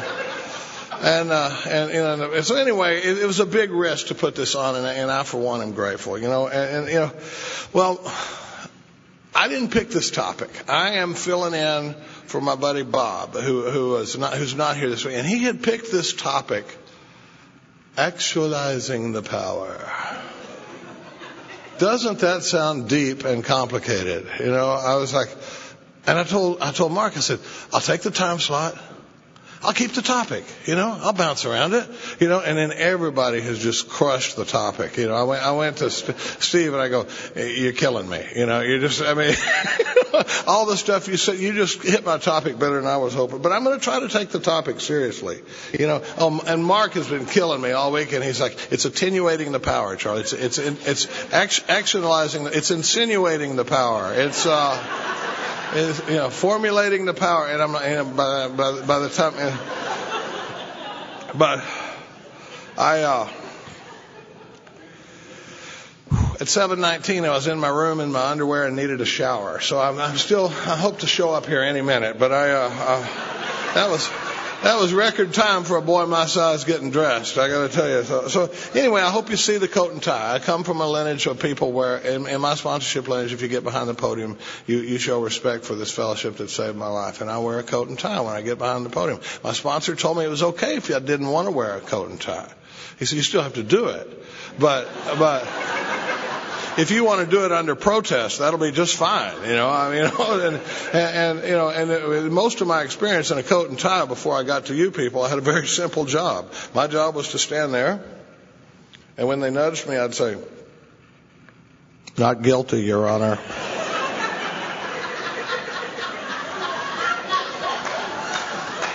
Maybe I'm the only one with that experience, but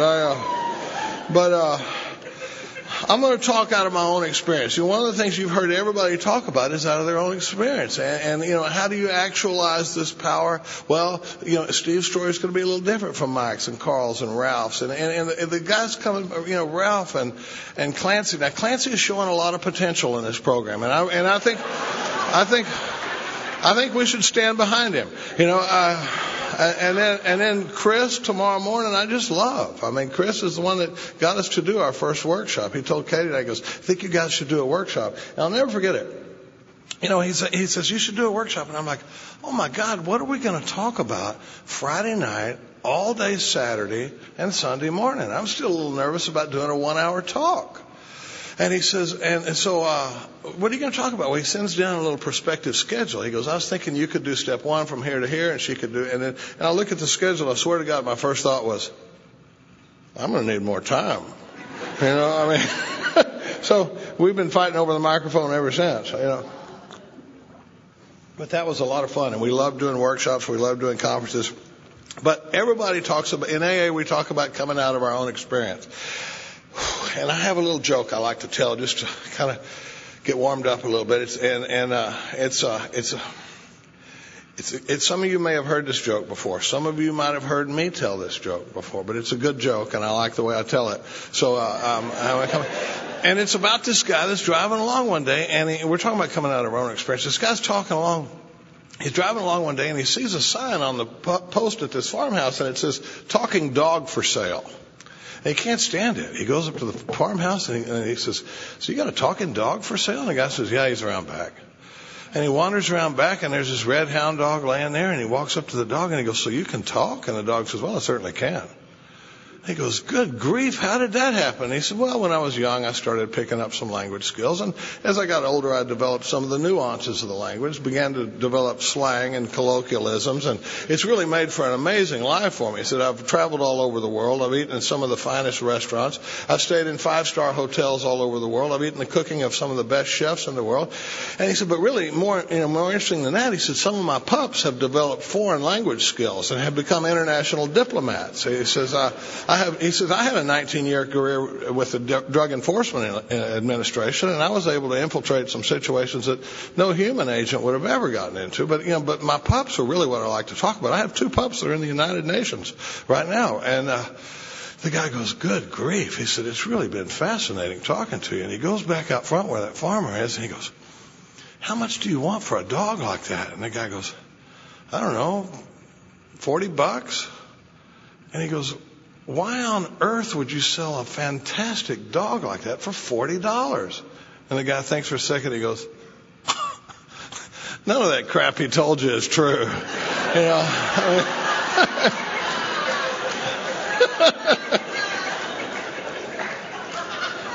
it's kind of like that around here. It doesn't matter how good the story is if it's not my experience. You know, so we're going to talk about actuating the power. You know. I looked up actuating in the dictionary when I was still pretty serious about doing this, and it says actuating, to put into motion, to start a process, to turn on, right? To turn on what? To start what? To put what into motion? The power. When we show up here, we don't have any power. The book clearly says lack of power was my dilemma. And then what we do, though, is and then why are we trying to talk about it? Because in step 1, we experience the need, we establish the need for the power.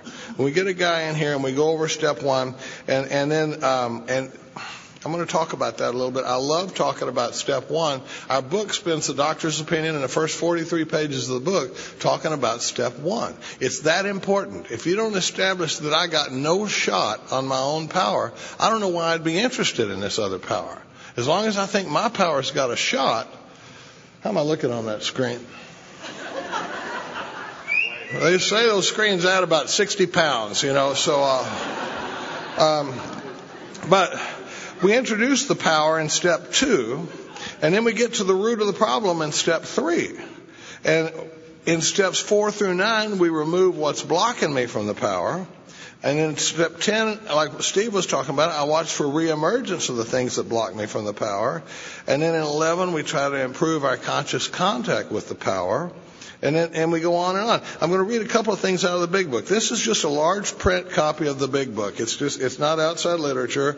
My sponsor owns a book bindery, and he took my big book and leather bound it for it. It's one of my most prized possessions. It doesn't wait long to make promises to a guy like me. Some people heard me say I'm a recovered alcoholic.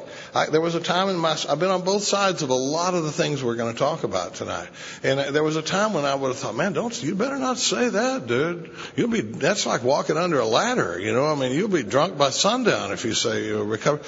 What are we talking about having recovered from? It says the story of how many thousands of men and women have recovered from alcoholism. And in the foreword of the first edition, it says, we of Alcoholics Anonymous are more than 100 men and women who have recovered from a seemingly hopeless state of mind and body.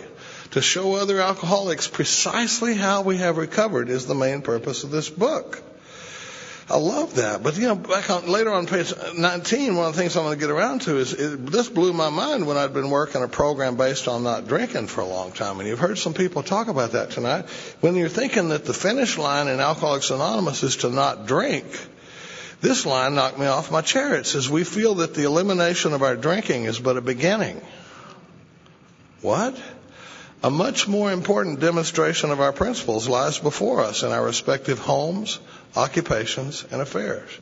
The places where I spend the most time, my home, my job, and out in the world, is where it says a more important demonstration of our principles. That's what we're going to talk about when we talk about actualizing the power.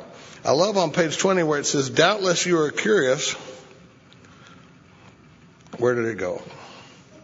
Doubtless you are curious to discover how and why, in the face of expert opinion to the contrary, we have recovered from a hopeless condition of mind and body. If you're an alcoholic who wants to get over it, you may already be asking, what do I have to do? It is the purpose of this book to answer such questions specifically. We shall tell you what we have done. And in the book on 25, it says, there is a solution. Almost none of us like the self-searching, the leveling of our pride, the confession of our shortcomings, which the process requires for a successful consummation. But we saw that it really worked in others, and we'd come to believe in the hopelessness and futility of our life. When, therefore, based on those two things that I've seen it work for others, and I've discovered how futile my life is, the way I'm living it, when I'm convinced of those things, when I'm approached by people in whom the problem had been solved, there's nothing left for me to do but pick up the simple kit of spiritual tools laid at our feet. We have found much of heaven, and we have been rocketed into a fourth dimension of existence of which we had not even dreamed. See if they're not really going easy on God on this page, It says, the great fact is just this and nothing less, that we, the people who are on the other side of this deal, have had deep and effective spiritual experiences which have revolutionized our whole attitude toward life, toward our fellows, and toward God's universe. The central fact of our lives today is the absolute certainty that our Creator has entered into our hearts and lives in a way which is indeed miraculous. He has commenced to accomplish those things for us which we could not do by ourselves. And then it goes into talking about that turning point, which several people have mentioned tonight. We read how it works in every meeting. And they say, we stood at the turning point. We asked His protection and care with complete abandon. The we they're talking about is the founders of our program. And for a long time, I didn't ever ask myself what that turning point was. But it's there on page 25 where it says, if you are seriously hopeless, as alcoholic as we were, we had but two alternatives. One was to go on to the bitter end, blotting out of my consciousness my intolerable situation, the best I can, and the other to accept spiritual help. My sponsorship lineage believes in turning these statements into questions out of the big book. And when I read stuff like that, I ask myself, is that my situation? Am I convinced of that? Is that what I believe based on my experience? Or do I think there's a door number 3 for me? We know that God irritates some people. About half of our fellowship has some problems with the idea of talking about God. And you notice that we don't open the book on page 1 and go, God gets you sober, God keeps you sober, rock on. If for a guy like me, you got to pound me into a hopeless spot where I got no shot. If I got it the way you're describing it, I got no shot without this power. Do I believe that? Because there's no good news at the end of step 1. Right? Imagine we bring Karl in here. He's brand new, just got out of the Navy. And we say, I love your drinking on Annabeth's story. I would have drank with this guy in a minute. That's the highest compliment I can pay anybody in AA is when I go, I'd have drank with him. There's some guys where I go, I wouldn't have drank with him if he had a keg in his living room, But of course, I judged no man. But we get Karl in here and we go, okay, Karl, here's the deal. You got a body that doesn't respond regular to drinking. When you start drinking, it's going to get away from you, and you'll never be able to control it with any success. It's a big problem. Not your biggest problem, though. You've also got a mind that gets so uncomfortable when you're sober that it's going to lead you back to drinking every time. Really sorry. try to have a nice day, you know. But that's where I find myself at the end of step one, you know. And I'm rolling through my notes pretty good here, you know. But it says, by every form of experimentation and self-deception, I will try to prove myself an exception to the rule, therefore non-alcoholic. I'll even try not working the steps. I think the bulk of people that come into AA these days go to the meetings and put the plug in the jug. I hate to say it, but I really think people that have worked all 12 steps out of the big book of Alcoholics Anonymous are in the minority in the rooms of Alcoholics Anonymous these days. It's been my experience. I don't like reporting it. But I think most of us, you know, and I've been on a lot of sides of a lot of stuff. I think most of us, when we decide we got a drinking problem, for most people, going back to AA means going to those meetings and not drinking. And if you got alcoholism the way I got it, those meetings will keep me sober right up till I get drunk. You know, because there's going to come a time when I can't recall the suffering and humiliation of even a week or a month ago, and I can't stop on self-knowledge. I love Fred. We study the big book a little bit. There are stories in there that just, you know, I used to read some of this stuff and get nothing out of it. I have fallen in love with Fred. You know, I mean, this guy, you know, Fred's the one where it talks about he was the accountant and he had the family. And I like to say I was a lot like Fred, except for the family and the career and the likable personality and you know, and everything. But other than that, I was a lot like Fred. But you know, Fred, he comes in. He says they laid out the spiritual answer in the program of action, and he says, I agree with what you say, and I can identify with a lot of it, and thanks for the information. I'll take it from here. And he goes out in the world. Next thing you know, it says, we heard no more of Fred for a while. I'd like to hear more about that period. But then he's back in the hospital, and they come back to see him, and it says they laid on me heaps of evidence that an alcoholic personality like mine, you know, was going to drink again. And it says, and they says they cited stories out of their own existence. Why would they do that? It says this process snuffed out the last flicker of conviction that I could do the job myself.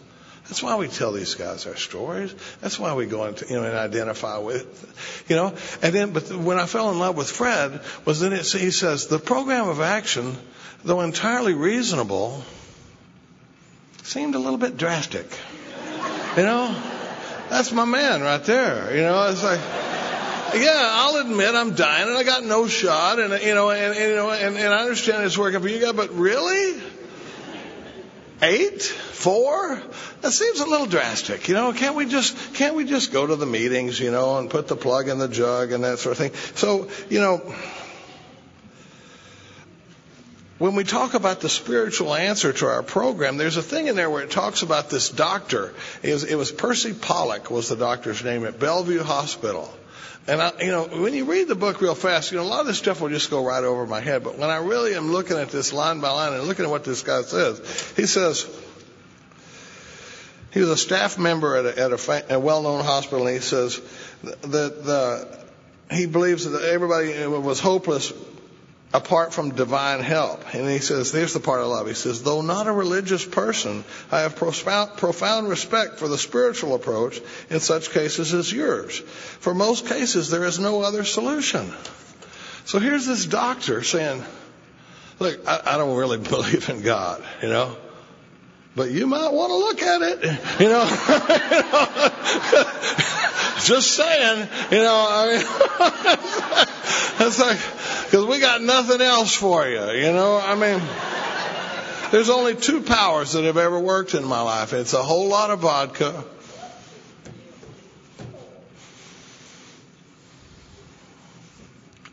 or a whole lot of God. God dang it. I should warn you, I'm a shotgun shooter. I'm a big guy. I ride Harleys. I do all this stuff. I'm liable to cry like a little girl in a pink dress up here in a minute, you know. And I swear to God, even during Steve's talk, I was going, he even cries more manly than I do, you know. I mean, For God's sakes, he can cry and keep talking, but Peter knows what I'm talking about. There's a guy I'm going to talk to some about tonight named Mark H. And he came into my life, and every once in a while I think I'm going to be able to get out one of his trademark lines, and I get about halfway through it, and it just goes up in me. So forgive me, but. The reason we talk so much about God, is in this power is, it says you may, like Peter said last time, if those two things on page 44, that I can't control when I start drinking and I can't stay stopped when I really want to stop, it says, if that be the case, you may be suffering from an illness which only a spiritual experience will conquer. In my book, I've underlined it twice, and it says only with a question mark. I hear people talking about maybe we should reduce the talk of God in Alcoholics Anonymous. That we could we would attract more members if we didn't lay on the God piece so much. It's the only product we have to offer. We got identification and power. That's the only two things we have. We can identify with the guy. I was going to say, if you want to attract more members, I'll tell you the piece that's running new guys off is the not drinking part. Maybe we should lighten up on that one a little bit, for God's sake. I'm just like, we know that not everybody's just digging the idea of God in this deal, but it's the only, do I believe that my two choices are live life on a spiritual basis or die an alcoholic death? Do I think I got some kind of a door number 3? Because that's the way I operate. When I get out of a treatment center, I don't act like a guy that thinks he's powerless over alcohol. I act like somebody who's almost powerless over alcohol. And when I'm almost powerless, I don't have to do all the stuff you're talking about. Right? I don't have to go to any lengths. I don't have to do this inventory. And Mark used to tie everything to step 1. When you get around to, do you want to write inventory, Charlie? And you're like, no, not particularly. No. And he goes, well, what if your choices are write inventory or drink vodka? I'm like, well, good grief. Compared to what happens to me when I drink vodka, writing inventory is a walk in the park. That's what drives me through a lot of this stuff. I want to talk a little bit about my story in AA, because I've had two very distinct experiences in AA. Katie and I came in at essentially the same time. She has and she's watched a lot of this story take place. She's been around for all of my marriages, but we were literally like brother and sister for 20 years. We were in the same home group. We were what we call litter mates. We came in at the same time, but I came to the meetings. I hit bottom with drinking. I'm a bad drunk. I didn't start drinking until I was 16, and I probably didn't need you people until I was like 17. So I had a pretty good year of controlled drinking. But I'm telling you, it got ugly early, and by 17, I had a serious problem, and I was. I'm a big believer in singleness of purpose. Alcoholics Anonymous is about alcoholics working with alcoholics. So we don't try to be all things to all people. And I have deep respect for this program, but my alcoholism led me to do things other than drink alcohol. I did things to treat my spiritual malady outside of alcohol, but I don't talk about it from the podium of Alcoholics Anonymous. But I just say I have deep experience with a lot of things but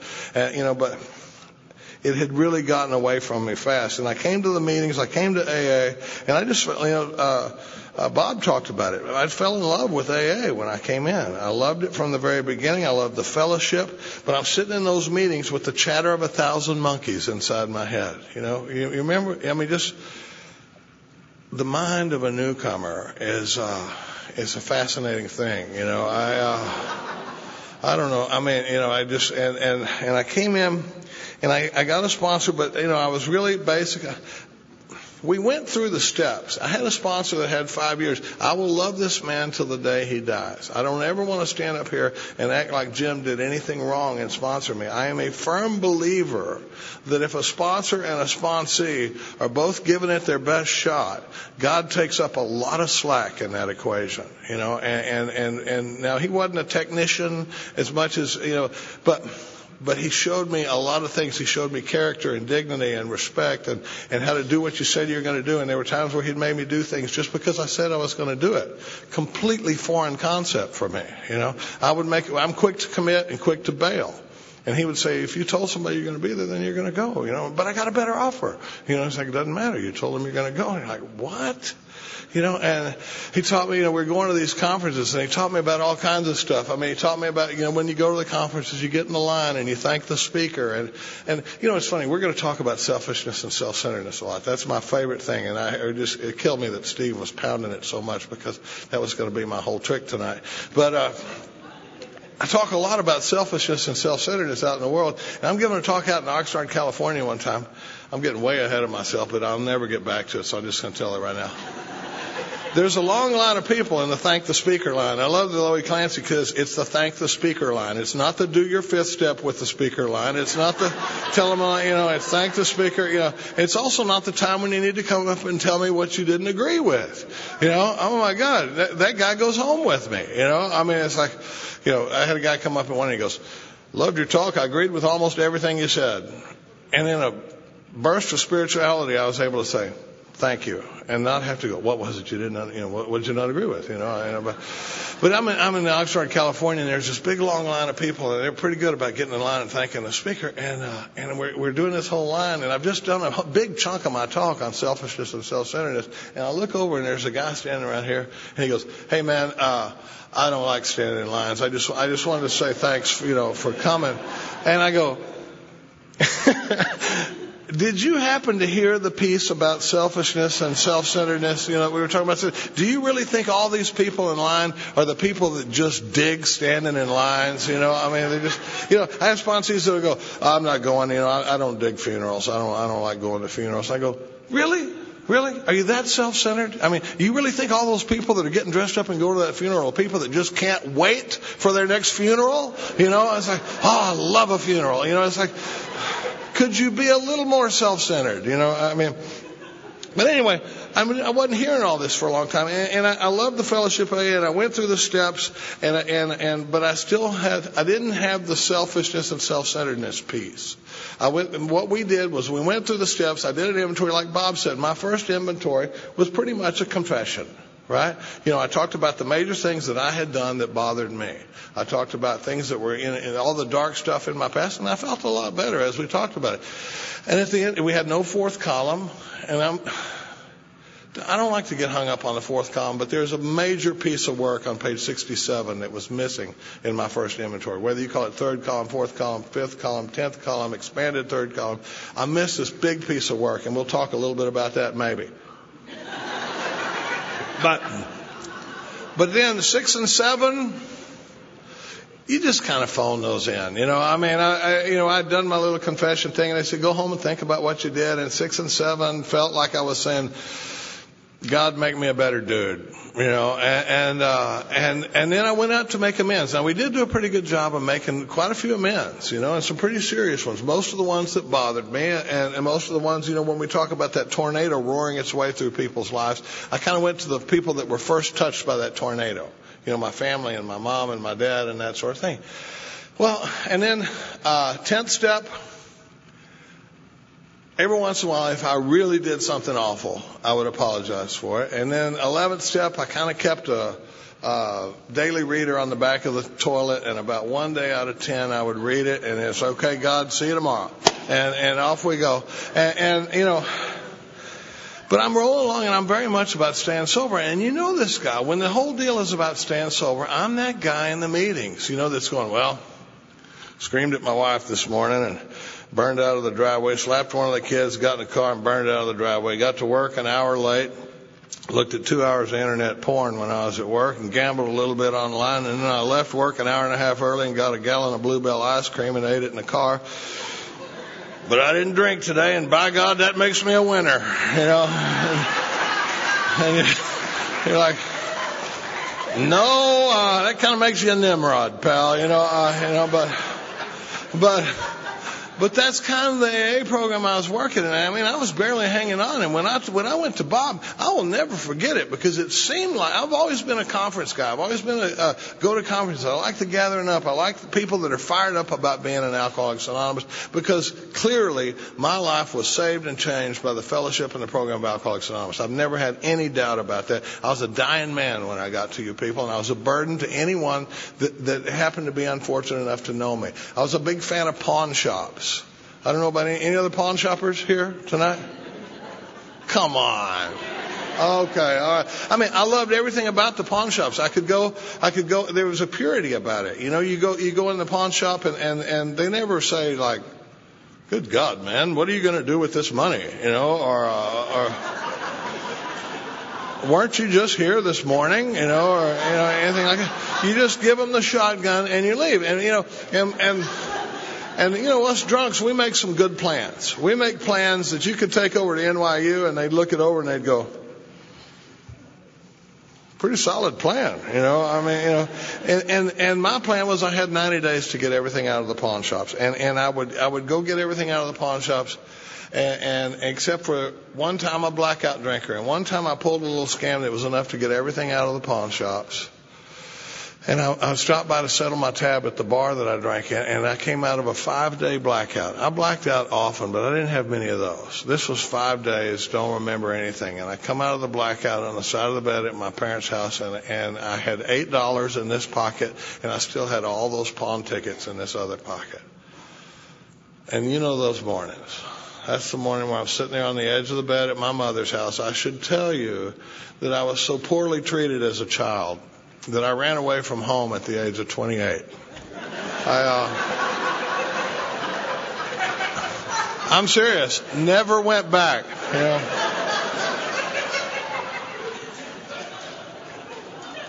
But I come out of this blackout on the side of the bed at my mother's house, and I got $8 in this pocket, and I got all those pawn tickets, and I'm just like, oh no.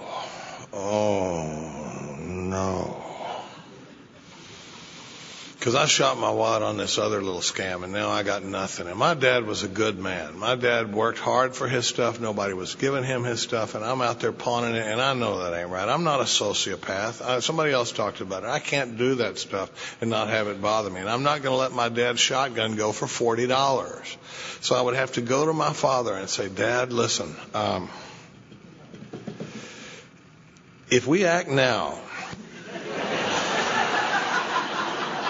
I can get you a pretty good deal on all your stuff, but if we wait till tomorrow, it's strictly retail, are there any Al-Anons in the room tonight? How many Al-Anons do we have here? Welcome. I'm so glad you're here. I love Al-Anon. I love the program of Al-Anon. I especially love it for Al-Anons. I don't want to get off on a big soapbox, but I don't know that the Al-Anon need a bunch of alcoholics coming in there trying to figure out how to manage their lives better. But I said I wasn't going to get off on that, but I love Al-Anon. For God's sakes, they're the only group of people that loves us. And for the Al-Anons in the room, because when I came in the mid 80s, my sobriety date, I don't know if I told you, is March 22nd of 1985. And, when I came in, it was real clever to tell jokes about Al-Anons in the rooms, and it never did strike me as funny. Most of us would be dead if it wasn't for one or more Al-Anons in our life. And I don't ever want to take that for granted, but if you're Al-Anon, believe me, we know that's not funny. When I talk about if we act now, I remember the desperation of that day. I remember having, to go to him and say that, because what would happen was we would get in the car and we would drive around Dallas, and it wasn't just going to the pawn shop. Dallas is a big spread out town. Like, I live in Austin now, but this was in Dallas. And it's like Los Angeles. It's spread out. We got to go to Garland Road and get your shotgun. We go out to Beltline Road and get the deer rifle, and your metal detectors are in Oak Cliff, and up on East Grand is the coin collection, and the sterling silver is in Garland. And it was all day in the car with me and my dad and all that shame. And when we'd be driving around, I'd be saying, Dad, I swear to God, I will never do this again. And if I was lying to that man, I damn sure didn't know it, because it felt like I meant it with every fiber of my being. I will never do this again. What I didn't know, riding in the truck with that man, was that I didn't have the power to make good on that promise. When I was promising him that I would never do this again, I might as well have promised him that I'm going to flap my arms and fly around this room, because I did not have the power to make good on that promise. That's the guy that showed up here for Alcoholics Anonymous. That's how cool I was. That's how slick I was. I was a burden to everyone that was unfortunate enough to care about me or be associated with me. That's how slick I was. Well, so that I worked that program for a while. I go through the steps, but I'm hitting walls. I blew up a marriage at 4.5 years, and that's when I got with Bob. Bob was the first one. I went to the Lone Star Roundup. There were 3,000 people there, and I'll never forget it. I can still tell you the temperature of the room, where I was sitting, where Bob was. This ridiculous sport coat he had on, I mean, they were wild back then. Those were awesome sport coats. I wish I knew where to get one now, but he was the first guy I'd ever heard talk about having significant problems in sobriety. It seemed like up to that point that everybody I heard talking from these podiums was talking about my life was a wreck, and then I came through those doors, and it's been nothing but caring and sharing ever since. And I'm sitting there at 4.5 years sober, and I don't know what's wrong with me, because I ain't doing okay. When I stop drinking, untreated alcoholism will kill me, and I'm about half a badass. I can hang in there for a long time, but I am miserable, and the booby prize is everybody that's associated with me gets to be miserable too. I'm a little bit restless. I get a little irritable, right? I never really thought I was irritable. I had this sponsee call me the other day. This is a great story. This sponsee called me the other day, and he says, I came home today. I was a little irritated with my wife, and I was still kind of irritated with this guy from work, and then I got a little irritated with one of the guys at the meeting, and I said, it's funny. I said, I hear you talking a lot about being irritated. He goes, yeah. I go, you probably wouldn't like being described as irritable, though. He goes, no, I wouldn't. Isn't that funny? I see, because when I'm irritated, it's y'all. When I'm irritable, it's me. Katie said, if I'm going to be free, the problem's got to be me. Well, I get in this marriage up here, and things are good. From the outside, everything looked good. I married a woman with a 7-figure salary in a penthouse apartment in New York City, and we had a beach house in the Hamptons, and from the outside, everything looked good.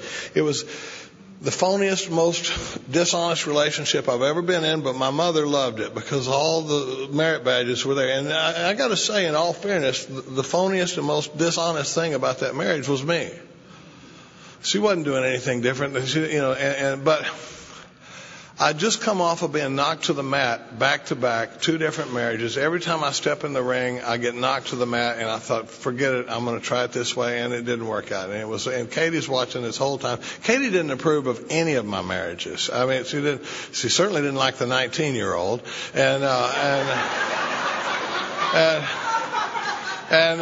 and she's watching this one. But anyway, one night we charter a plane, and we're going to fly from East Hampton out on eastern Long Island. We had a beach house out there, and we're going to fly from the Hamptons back into Manhattan. I'll never forget it. In the New York Post, they said Mr. Parker and his wife had chartered a plane to fly from their Hamptons home to go in and have dinner at Cipriani's. Don't you know there were people reading the Post going, I wish he'd have died. You chartered a plane to come from your house in the Hamptons to go to Cipriani's for dinner, you poor thing.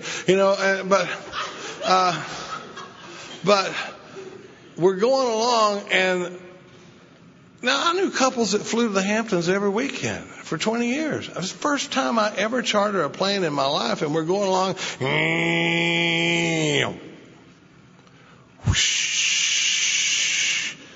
Let me tell you, I'm in the co-pilot seat. It was a 6-seater Cessna 210. Everybody always asks me. I had retractable landing gear. I'm in the co-pilot seat. I am not a co-pilot, but I'm sitting in the co-pilot seat. And the thing you don't want to hear your charter pilot say when you put on the little headphones is for him to be going, "Come on, come on, come on, come on, come come on, and then I hear them say, you're cleared to Gabreski Airport. And I look, and there's a runway right out there at 10 o'clock, and we're not going to make it. And he says, you don't understand, I've lost engine power, I can't make land, I'm going to have to ditch. We're out over the Peconic Bay, and I'm looking at him like, what? And then he says, brace for impact. Anybody know how to do that? And so, boosh, we hit the water, and it's like splashdown at Six Flags times 1,000. I mean, there's spray and water and glass, and then absolute silence. And all of a sudden, I'm like, holy mackerel, I think we're okay. And right about that time, I felt something on my knee. This wasn't much of an airplane. Really crappy boat. About the time I realized I think we're okay, that water goes whoop, and I go up to get air, and there's nothing but water on the roof of the plane. And that's what I remember thinking, so that's it. I die in this airplane tonight. This is it. This is the day I die. And I go back underwater, and the door comes open, and I get out, and we wound up being on Anderson Cooper, and there were 5 adults and 1 dog, and the only non-survivor was the dog. And but we didn't survive by much. We came much closer to drowning than dying from the plane crash. The reason it's funny because Katie and I just did a workshop in Hampton Bays the other day, and during the break on Saturday afternoon, I found the old newspaper story about the plane crash, and we went over to the guy's house, and we got to go in and go out on the patio and see where we crashed, and it was really, it's kind of eerie, looking at it going, I almost died 600 feet out there in that water, but the reason I tell that story is because it changed things. I came back from that, and in the hour and a half I have left tonight, I just want to tell you, we may have to push Clancy back just a little bit, but after that plane crash, I started looking at things differently. There were things that'll make you look at things differently. And I come back from the plane crash, and I remember calling up John Henry, this guy in Austin, an old timer, and I said, John Henry, I am so self-centered that I can't even be in a conversation with anybody. I have to just force myself when I'm with somebody to go, hey, Carl, how are the kids? And act like I give a flip about the answer, because I don't. All I care about is me. When we talk about manifestations of self, we talk about it a lot. And one of the things we talk about as a manifestation, Steve talked about it beautifully, that all through the rest of the work, we talk about manifestations of self and how it shows up. And one of the things we talk about as a manifestation of self is story stealing. This is a little game I'll give you to play in Alcoholics Anonymous. Story stealing is where you come up and you start to tell me a story. But your story reminds me of one of my stories. And my story is much more interesting than your story. So I just come right over the top of your story and I tell my story, and then I spin around and walk off. And the other person, we call it story stealing. Rampant in Texas AA. Probably doesn't happen up here, but watch for story stealing, because and then there's other things we talk about a lot, but I start working with guys, and I get with John, this selfishness and self-centeredness thing, turns out it's mentioned in our literature, but I missed it for a long time. I missed it for 17 years. If there's I'll tell you what happened in my first attempt through the steps. We went right from A, are you alcoholic and can't manage your own life, B, that probably no human power could have relieved our alcoholism, and C, that God could and would if we were sought. And that's where somewhere along the line we started chanting like a bunch of kids at summer camp. I just want to take a second to say you don't have to do that. The chanting is optional. It comes out of the treatment centers. The chanting at the end of the Lord's Prayer drives me out of my mind. I love the way you guys end the Lord's Prayer. It turns out amen is a kick-ass way to end a prayer. People have been doing it for a long time. We're the only group of people that would take the Lord's Prayer and go, I think I can do this a little cooler than Jesus did it. Put a little flavor on the end of it. And if you puckered up when I said that word, I understand. I swear to God, you can get up here and talk about Buddha and Tupac, Oprah, and and saging, and American Indian spiritualism, and Hinduism, but you mentioned Jesus, and everybody goes, what? Just saying. I'm not even a big deal about it, but anyway. It's funny because Mark used to quote the Carpenter a lot. When Mark would be talking, Mark quoted a lot of philosophers. He quoted Eckhart Tolle, he quoted Buddha, he quoted the Carpenter, and he would say the Carpenter says this. And I went up to him one time. I said, it's funny, Mark. When you say the Carpenter, I don't feel like attacking you. And he goes, that's why I say it, because it doesn't have as strong. It doesn't have those old ideas attached to it that other word does. I don't know why. I've never talked about that before, but about that time. Please don't hate me for that one. It just came out in my ear. I don't know. But about that time, we're trying to work this deal on a new level, and I'm working with the guys, and it feels like I'm a step ahead of these guys sometimes. I'm 17 years sober, and there were times where they'd say, will you sponsor me? And I'd go, well, yeah, go home and read the doctor's opinion and Bill's story. And I'd go home and read the doctor's opinion and Bill's story. I mean, there were times where I felt like I was just trying to stay a step ahead of these guys.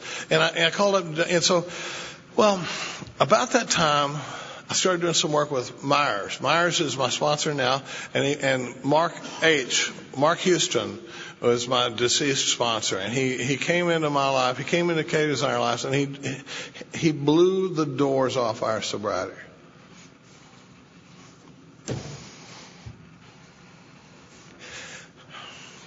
We were two people that were absolutely dying in the rooms of Alcoholics Anonymous of untreated alcoholism. We were sitting in these rooms. Katie had just lost her husband, and when she said we almost lost her, it was close. It came down to a little act of God that kept her in our fellowship. I had no idea how much trouble I was in, because I wasn't having the struggles Katie was having, because she was doing stuff that was outside of her value system, and it was driving her crazy. Mark used to say most people arrange their behavior around their values. He said, we lower our standards to match our behavior. And what I had done was I had slammed my standards down to the floor. So what I was doing wasn't outside of my value system, because I had lowered my value system down to the floor. It probably doesn't happen to anybody else up here in sobriety, but I'm telling you, I'm a guy that had significant problems well into AA, and I can't figure out what's going on. Well, we go to a workshop with Mark, and it's so weird, that we went to this workshop 230 miles from Austin, and here's this guy, and I mean, when he talked, it felt like there was a silver cord between us. Everything he was saying was going right to my core. And I'm leaning over, and at one point, I lean over to Katie at one point, and I go, what book is this guy reading from?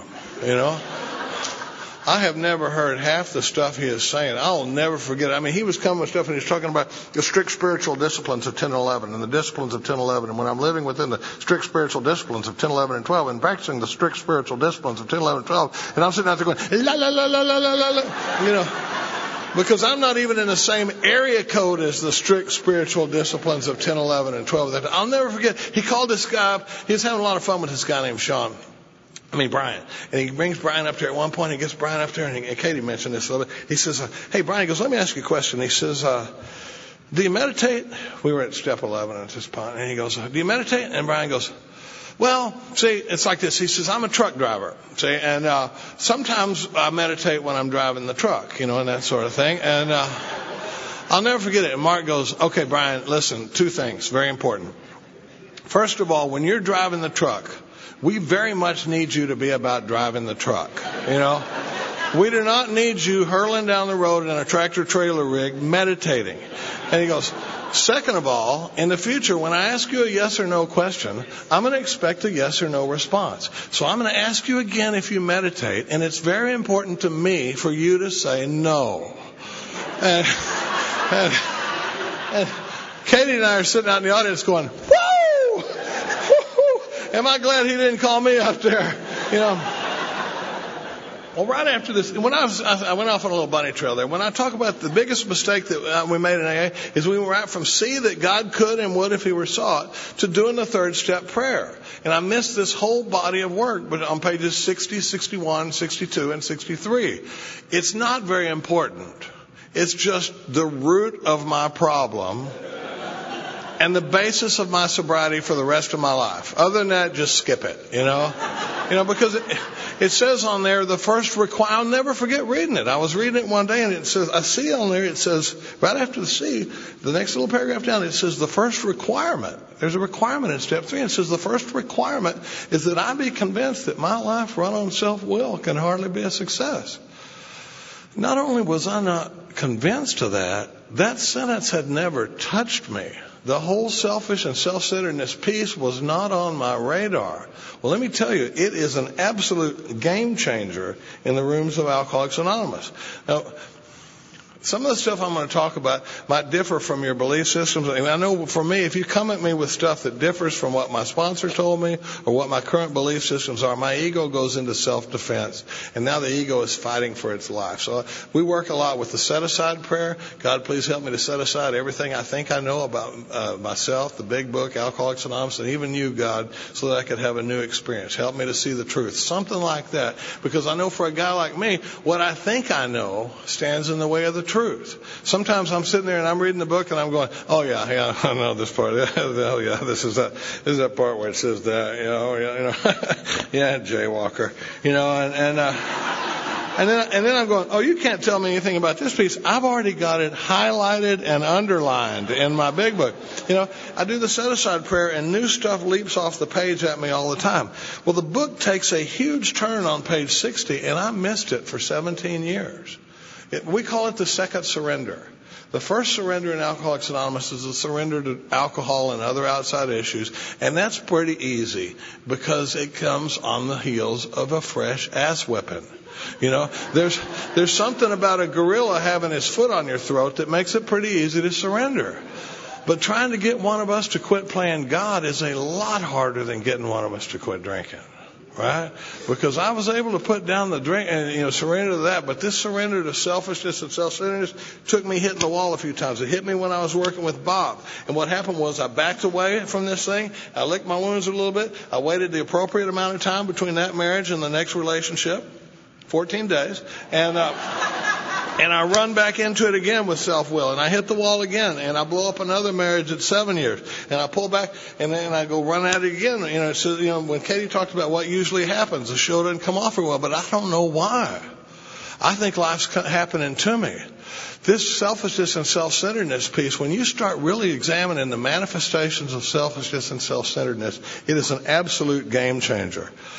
Now all of a sudden, it can rewrite history. That fourth column we talk about in the fourth step, my favorite thing, and Katie talked about it, my favorite thing to hear when I'm doing an inventory with a guy is they write down, here's what they did, here's who I'm mad at, here's what they did, here's how it affected me, and I'll do the fourth column with you. And we do this little sick man exercise on the bottom of page 60. I missed it for a long time, and it talks about seeing that these people are perhaps, it's a compassion exercise, because I'm never, when I screw up, you're going to hear about my motives and my delusion and where I was coming from and why I wasn't trying to make this bad thing happen, that sort of thing. Now when you screw up, it's an outrage and I demand justice. But when I screw up, you're going to hear my story. So that's why I'm blind to my own self-centeredness when I'm looking for it. And when Katie talked about being on a fact-finding and fact-facing mission, it's the job of the person hearing the inventory to be the one on the fact-finding mission. When I'm listening to the inventory now, it's like I'm a news reporter. I'm sitting there asking the guy, so where'd you come from and how many kids were in your family and were your parents still together and how was the money situation? Where were you? And you formulate stuff that comes out that I've never said to anybody before. But we take when we go in, the thing about it is with most of these resentments, I never considered for a second what was driving these people, what their motives were, what their background was. As Chris says, their lack of dealage. What were they able to do? And, is it possible that they were doing the best they can? And you talk about a game changer. Like Sandy says, we can go back and have a happy childhood. It turns out some of that stuff wasn't nearly as bad as I thought it was. And one of the examples I like to use is my ex-wife. One time, I'm going to do a workshop in Idaho, and they sent this guy to pick us up. And usually, if I only have a little while to work with the guy, where we can get the most movement is in this selfishness and self-centeredness piece. If we can shift the focus to looking at selfishness and self-centeredness and manifestations of self and asking the power to help us get through that, it can be a real game changer for somebody's sobriety that's just been hanging around the meetings and trying to get by the best they can. So this guy picks us up, and we're riding from Salt Lake City Airport, and his name is Sean. And I got a sponsee with me, and we're riding along, and he's telling me, and we go to lunch, and he says, oh man, he says, my first wife, she was nuts. I mean, that was one ugly divorce, and he goes, and I'm going to shorten the story a little bit, and he goes, and this chick I just broke, my second wife, oh my God, I mean, she was an absolute, maniac. I mean, riding on the hood of the car and, that sort of thing. And he goes, and this chick that I broke up with about 3 months ago, she was out of her mind. I mean, and so I'm sitting there listening to this, and I go, Sean, we've just been talking about selfishness and self-centeredness. I said, how do you find yourself in relationship with all these crazy women? And he goes, what do you mean? And I said, well, I mean, were they crazy when you started going out with them? Or is it possible that the only difference between the way they were when you started dating them and the way they were when you got a divorce from them was the effect of spending that amount of time with somebody as selfish and self-centered as you are? And his sponsor was sitting behind him, and his sponsor goes, say that again.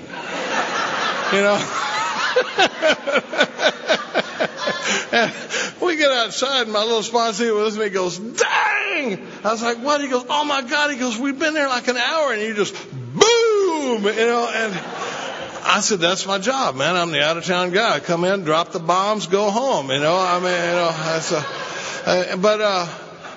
But it was that way with my first marriage. If you'd asked me what happened in my first marriage, I would have told you she cheated on me, and I don't roll like that, and that was the end of the deal. And you can get support for that story in the rooms of Alcoholics Anonymous. Looking back on it with the work I've done in selfishness and self-centeredness now, I would tell you that there's a very good chance that I exhibited a level of selfishness and self-centeredness in that relationship that would have driven anybody out the door and driven anybody crazy. I got the potential to do it in the marriage I'm in now. I've never been near as happy as I am with Katie. But my selfishness, I fall asleep. If I don't stay in this work, if I don't stay connected to this power, I will fall asleep dreaming I'm awake.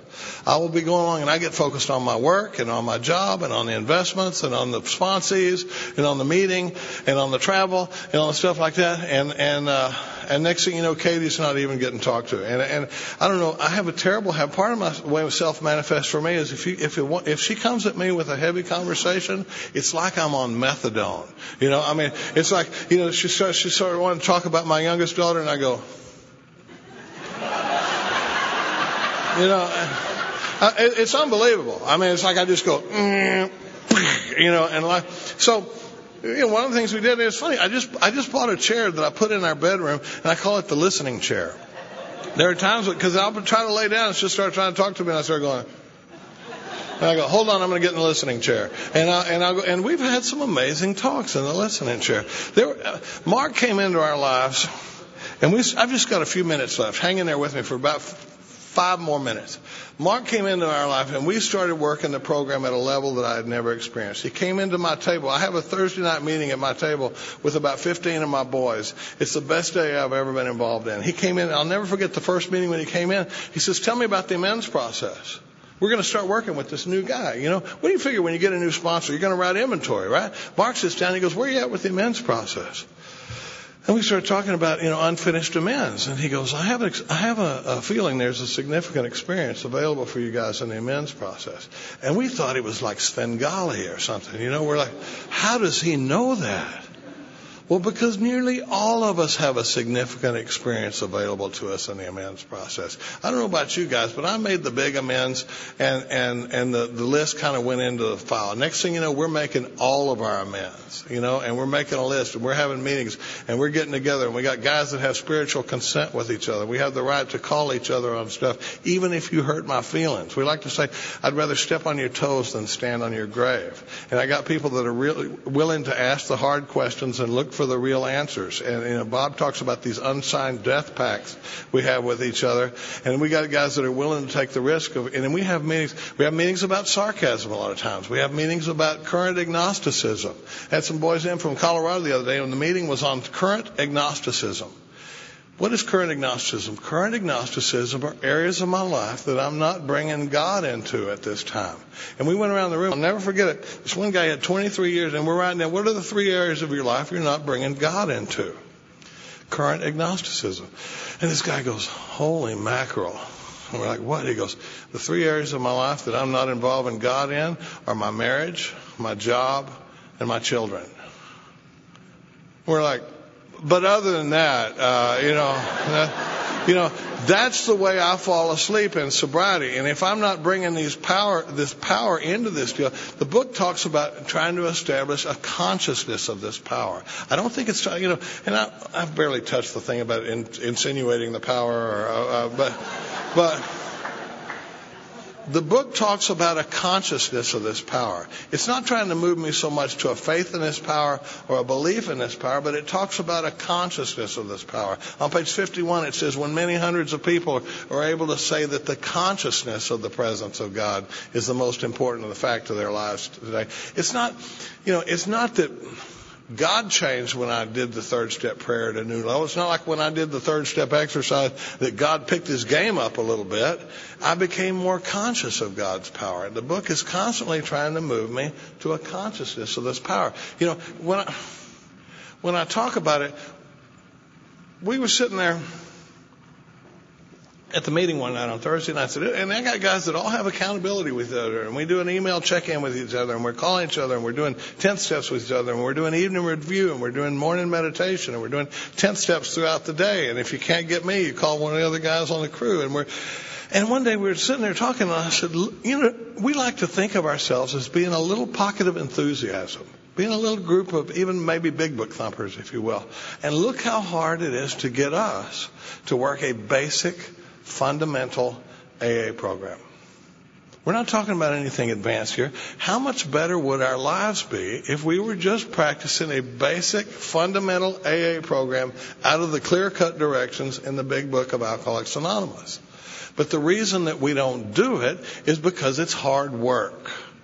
Consciousness is hard work. Staying in this stuff is a lot of work. And I am a sprinter. I like to go like hell for a minute. The problem is I'm a sprinter that's caught in a marathon. This is a long-term deal, and I like to go like crazy for a minute and then back off. All I can tell you is that my life has been on fire with Alcoholics Anonymous for the last 12 years, and I can hardly believe it. If you'd have come to me before that plane crash, if you'd have come to me when I had 17 years of sobriety and said, Charlie, the thing that's going to set you on fire and change your whole life, and for you and the people around you, is working the program out of the big book of Alcoholics Anonymous, I would have told you you're crazy. Because I've been in AA for 17 years. I know what this program offers me, and I hadn't stuck a toe in the water. If you're new here, we love you, and we're glad you're here, and we hope you'll come back and become a part of our lives. But the people I'm trying to talk to are middle management. I'm sick of losing people in middle management. We're losing the people with 5 years, 10 years, 15 years. And half the time it's behind pills. Half the time it's but it's untreated alcoholism. And when I'm going along in untreated alcoholism and I don't even know it, next thing you know, I go to the dentist, they give me some pain pills, I get a knee surgery, I get a back surgery, and the pills don't treat the knee, they treat the spiritual malady. And when they treat the malady, they trigger the allergy. And next thing you know, you got a guy with 15, 25 years of sobriety going, what the hell just happened? 2 weeks ago I was sober and now I'm drinking vodka straight out of the bottle. If you're sitting around and you are not experiencing what you hear these people talking about from the podium up here, I'm telling you, it's still available. It's available as a result of the work out of this big book. Get with somebody who's done that work. Go to that annoying little big book thumper in your room. Just like I had to go to Myers and say, I want to do the steps the way you guys do it. I don't know how to do it. I want you to show me how to write inventory. I want you to show me what we're talking about here. Your life will never be the same. I want to thank God for showing me to you people, and I want to thank you people for showing me back to God. I'm Charlie Parker. I'm alcoholic.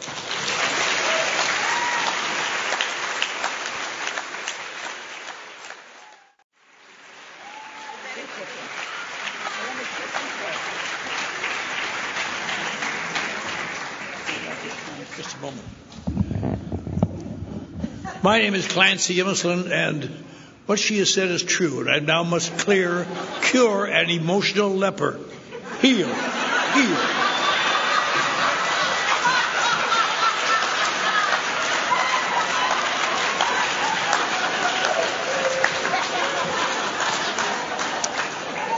I've had some wonderful introductions tonight, but not around here. My name is Clancy I. I'm an alcoholic. My sobriety date is October 31st, 1958. And my home group is the Pacific Group, which is not as wonderful as some of the groups in Texas and other places, but we are the largest and most successful group in the world, and we stagger on. We just had our 50th anniversary. There's a lot of groups that are 50 years old, but there's not very many with the founder still sitting there whining, "That's not right, that's not right." And that's my job. I guess they have me here as a throwback to the previous generation.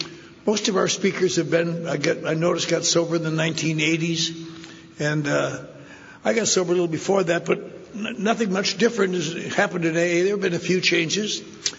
I think in the 1950s, there were no treatment centers. You couldn't go to treatment. You had to just brave it out if you could. And over the years, there's been some conflict a little bit in AA. The current one is whether to get rid of the Lord's Prayer. I'm sure glad we said it here, I'll tell you. But there's a force that thinks that it irritates people, it offends people. I don't know who it offends. My home group meets at a big synagogue in Los Angeles. And every once in a while, the rabbi will come in on a Wednesday night and sit in the back row. And I could just see him thinking, how can I get this many people here Friday night? But when we say the Lord's Prayer, he jumps up and holds hands and says the Lord's Prayer. And I think, you're supposed to be offended by that. That's what they say. A couple of years ago, I was asked to come and speak in the World Service Office in New York for the staff. And at the end of the meeting, they closed it with a serenity prayer. I said, why the hell don't you say the Lord's Prayer? And I offended them. And I've never...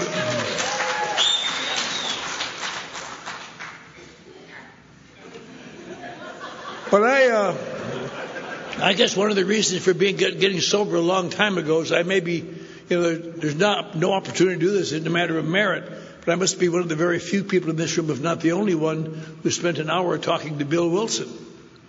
In 1963, I was sober about 5 years, and I'd been sent to New York on a project, and I got it done that night, and the next morning I had time to kill. I thought I'll go over and talk to Bill Wilson. And so I went over and talked to Bill Wilson, and the girl said, oh, he's booked up for 3 weeks. I can get you in 3 weeks if you want to. I said, no, I won't be here. Never mind. I went to archives, and I was looking through some old papers and pictures, and all of a sudden, here comes Bill Wilson. He said, you the young man wanted to talk to me? I said, yes, sir. He said, well, my 11 o'clock didn't show up. Come on in. And we sat and talked for an hour. And you know what he said? I don't remember.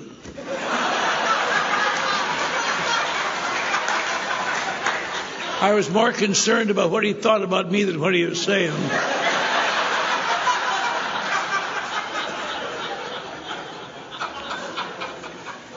The only thing I remember, and it came this week too, I said to him, one question, Bill, before I go. Last week in our book study, I read the chapter on working with others aloud, and it talks about all the identification you do and all the adjustments you make, but you never once talk about taking the people to meetings. Don't you people ever take anybody to meetings in New York? He said, young man, when I wrote that, there were no meetings. That just sent a chill down my back. Just stop thinking, having to work with a new guy and getting him just a little interested, then have to take him to an Oxford group meeting where it's like a church service, and that wipes him out sometimes. But he bore through it, of course. And I was pleased to hear him talk in 1960 at the International Convention. I was pleased because I was there to hear Ebby give his only talk that he ever gave at a convention. That's the interesting little piece about Ebby. You might know about this. But Ebby was Bill's original sponsor, kind of. And he couldn't quite stay sober very much. And Bill was worried. In 1953, Ebby got drunk again. there must be someone to help him. And someone said to Bill, there's a guy in Dallas named Cersei Whalen. I don't know that. I want to talk about how much Bob has helped me, too.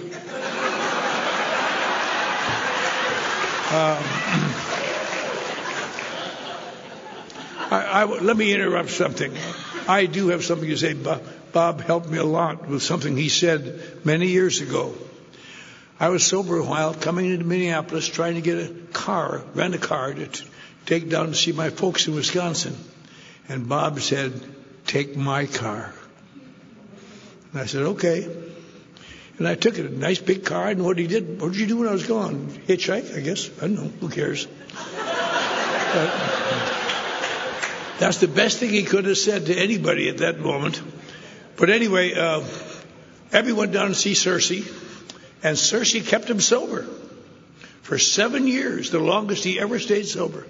And Bill was so thrilled that he let him come and speak at the International Convention in Long Beach. And it was interesting when Bill got up, he said, I'd like to introduce my sponsor, Ebby. Very touching. And Ebby talked. Then it turned out he went back to Texas and was very upset because Bill got more attention than he did. He said, I should have got more. I'm his sponsor. He should have got more attention. He didn't realize he didn't stay sober all that much. And so he got brooding about that, and he eventually got drunk again. And Bill went down to Texas and picked him up and took him back to upper New York State and put him in a rest home where he died. But he died sober. He died sober because they didn't serve any drinks in that place. But it's an amazing thing. I think about that sometimes because the one thing when you hear about Bill, he went to the door, or when Ebby was being arrested or drinking a lot up in Vermont, and Roland went up there, and they said, will you talk to Ebby? He's such a bad drunk. And Roland said, sure, I used to drink, and I'm sober now. So he brought him in, and he said to Ebby, there's one thing you got to learn. You got to find a power greater than yourself. And Ebby said, I don't want to hear that religious crap. That was the end of it. The next day he was in jail. Bill appeared for him in court, got permission to bring him back to New York. And ironically, when Bill was in the hospital, town hospital, and Lois called up Ebby, said, they say he's going to die perhaps. Would you go talk to him one more time? Ebby said, sure. And he went up there and talked to Bill, and he said, Bill, you have to find a power greater than yourself. And Bill says, I don't want to hear that religious crap. And Ebby went home, and later that night, Bill had a spiritual experience. The reason I think about that is because in 1957, I was living and working in Dallas, and somebody took me to see Cersei, the magic worker. And he said to me, Clancy, there's one thing you got to learn. There's a power greater than you are. And you know what I said? I said, I don't want to hear that religious crap, and I went and got drunk. Because if the listener isn't listening, it doesn't make any difference what you say, it turns out. And I got to know Cersei very well years later and got to know him many ways, but he is a good man. Also at the 1960 convention, I heard Sister Ignatia tell that story of how she got Bill and Dr. Bob in to see Bill Dotson. And I went afterwards. I was quite touched. I'm touched by celebrity. And I shook her hand, as I recall, and kissed her on the cheek. And then I think I said, oh my gosh, is it all right to kiss a nun? And I think she said, as long as you don't get in the habit. I can't remember every detail from 1960, for God's sake. But I'm kind of at a loss in a sense, because I had kind of a plan to go through the speakers one by one and announce what they'd said and how important they were. And then thank you, Mark, for doing such a good job. And the previous speaker did all that for me. You got a lot in that hour and a half.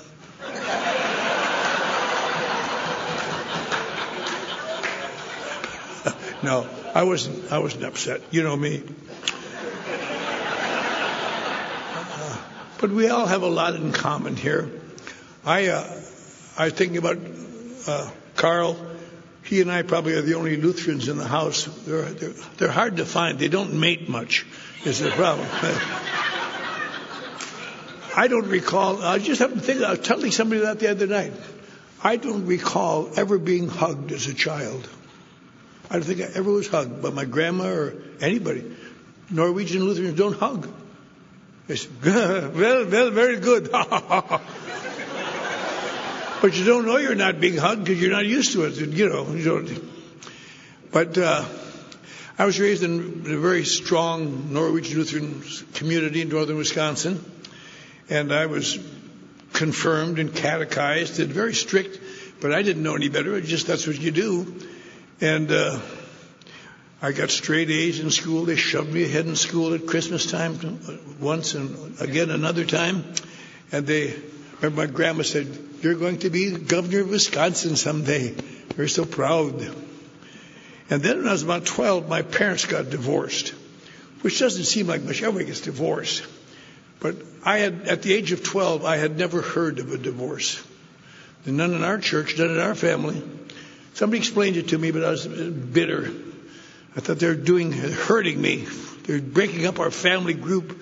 We don't get together anymore. They'll bring Christmas and everything. And I withdrew into kind of a sullen inaction and stopped doing things and got to be a sarcastic smart aleck. By the time I was 15 years older, I was flunking out of school, and I had nobody was cared for me that I knew of. A couple kids I ran around with. They wound up in the penitentiary later. I'm sure I was going to go there, but saved me the Japanese bomb Pearl Harbor. And that was just such an impressive, shocking thing that it took my mind off everything else. I suddenly had a great patriotic drive. I wanted to go over there and kill Japs. And I couldn't do much because I was only 14. But when I turned 15, just before I turned 15, it was at the summer vacation. I just got done with my sophomore year of high school. I told my mother, I want to go up to Duluth to see my aunt.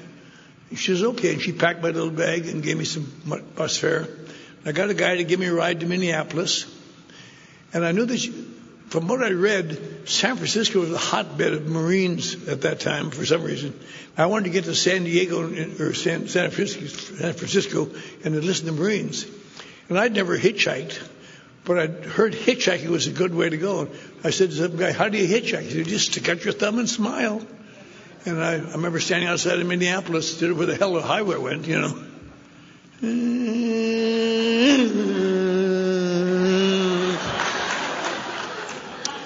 But finally, a car stopped. The guy said, where you going, kid? I said, San Francisco. He said, okay, so am I. Hop in. Turned out he was in the Navy going back to the ship. I don't know why he picked me up. He drove me all the way across the country. We stopped at night. There were no motels. He gave me a bed in a trailer court. Bought my meals, listened to me prattle. I told him I was going to go over there and kill Japs and make up for America. And he said, I don't think you're going to get in the Marine Corps, kid, because I was that tall and a face full of pimples and glasses. He said, you don't look quite old enough. He said, but maybe get in the Merchant Marine. They're crying for anybody. All the good guys go in the Navy. They're very short on shipboard. I said, okay. He said, I'm going to take you to the Coast Guard office. Go in there and tell them you want to be in the Merchant Marine. So we came to Market Street in San Francisco to smell the ocean for the first time. God, I still remember that. And big buildings, the excitement.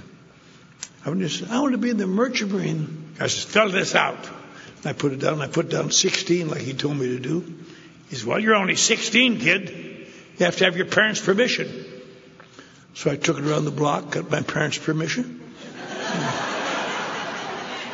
And that afternoon, without any training or knowledge or nothing, I was on a load of torpedo warheads going to the South Pacific. And I was in a ship with a bunch of really bad guys. They weren't bad guys. They'd have been pirates any other era. Drinking and talk dirty. And I was in a room with some, they called it a cabin. It wasn't a cabin. Cabins in Wisconsin, they got logs in them. And but I remember the first day on that ship, the first night, I was lying in my bunk, and they were all talking about what they'd been doing in Los Angeles or San Francisco for the 3 days the ship had been there. And they'd been doing terrible, dirty things. I was shocked. I had broken 3 commandments by then, but I wasn't old enough to really get to the others yet. And I thought, oh my God, all they ever talk about is just, and suddenly realized, of course, they've all got black hair. Those are the Catholics I've been warned against. I mean, I don't want to give the wrong impression if I like to say that even at the age of 15 in Eau Claire, Wisconsin, I'd had sex. But I'd been apprehensive and I'd been afraid and I'd been alone. And these guys were doing it with people. Oh, God, I couldn't believe it. But they eventually accepted me as kind of a dumb mascot. And at the end of our watch, a watch on the ship is a 4-hour period. And so if you got 4 to 8, it's 4 to 8 in the morning, 4 to 8 at night, and so on. And these guys come in for our watch, and they all had whiskey in their sea bags. They weren't supposed to have, but who's going to stop them, you know? And drink whiskey, drink whiskey. And I'd just lie in my bunk and think, oh, God, these are sinners. I hope God doesn't punish me. One day a guy came over just before we came into Pearl Harbor. I stuck a bottle in my face. He said, you think you're man enough for a little snort, kid? And I thought, I better stop this right now. I was going to tell him, you get that bottle out of my face. I don't happen to be a Catholic or whatever you are. I'm a Norwegian Lutheran. We don't drink whiskey. We don't even talk to people that drink whiskey as a rule. So I'll thank you never to put that in my face again. I was going to say that. He says, what do you think, you're man enough? And I heard a voice say, goddamn right. Well, so I had my first drink of whiskey out of the first bottle I was ever close to, and it burned my mouth and my throat and my stomach and my throat, my mouth and his shirt finally. Get the bottle away from the little son of a bitch.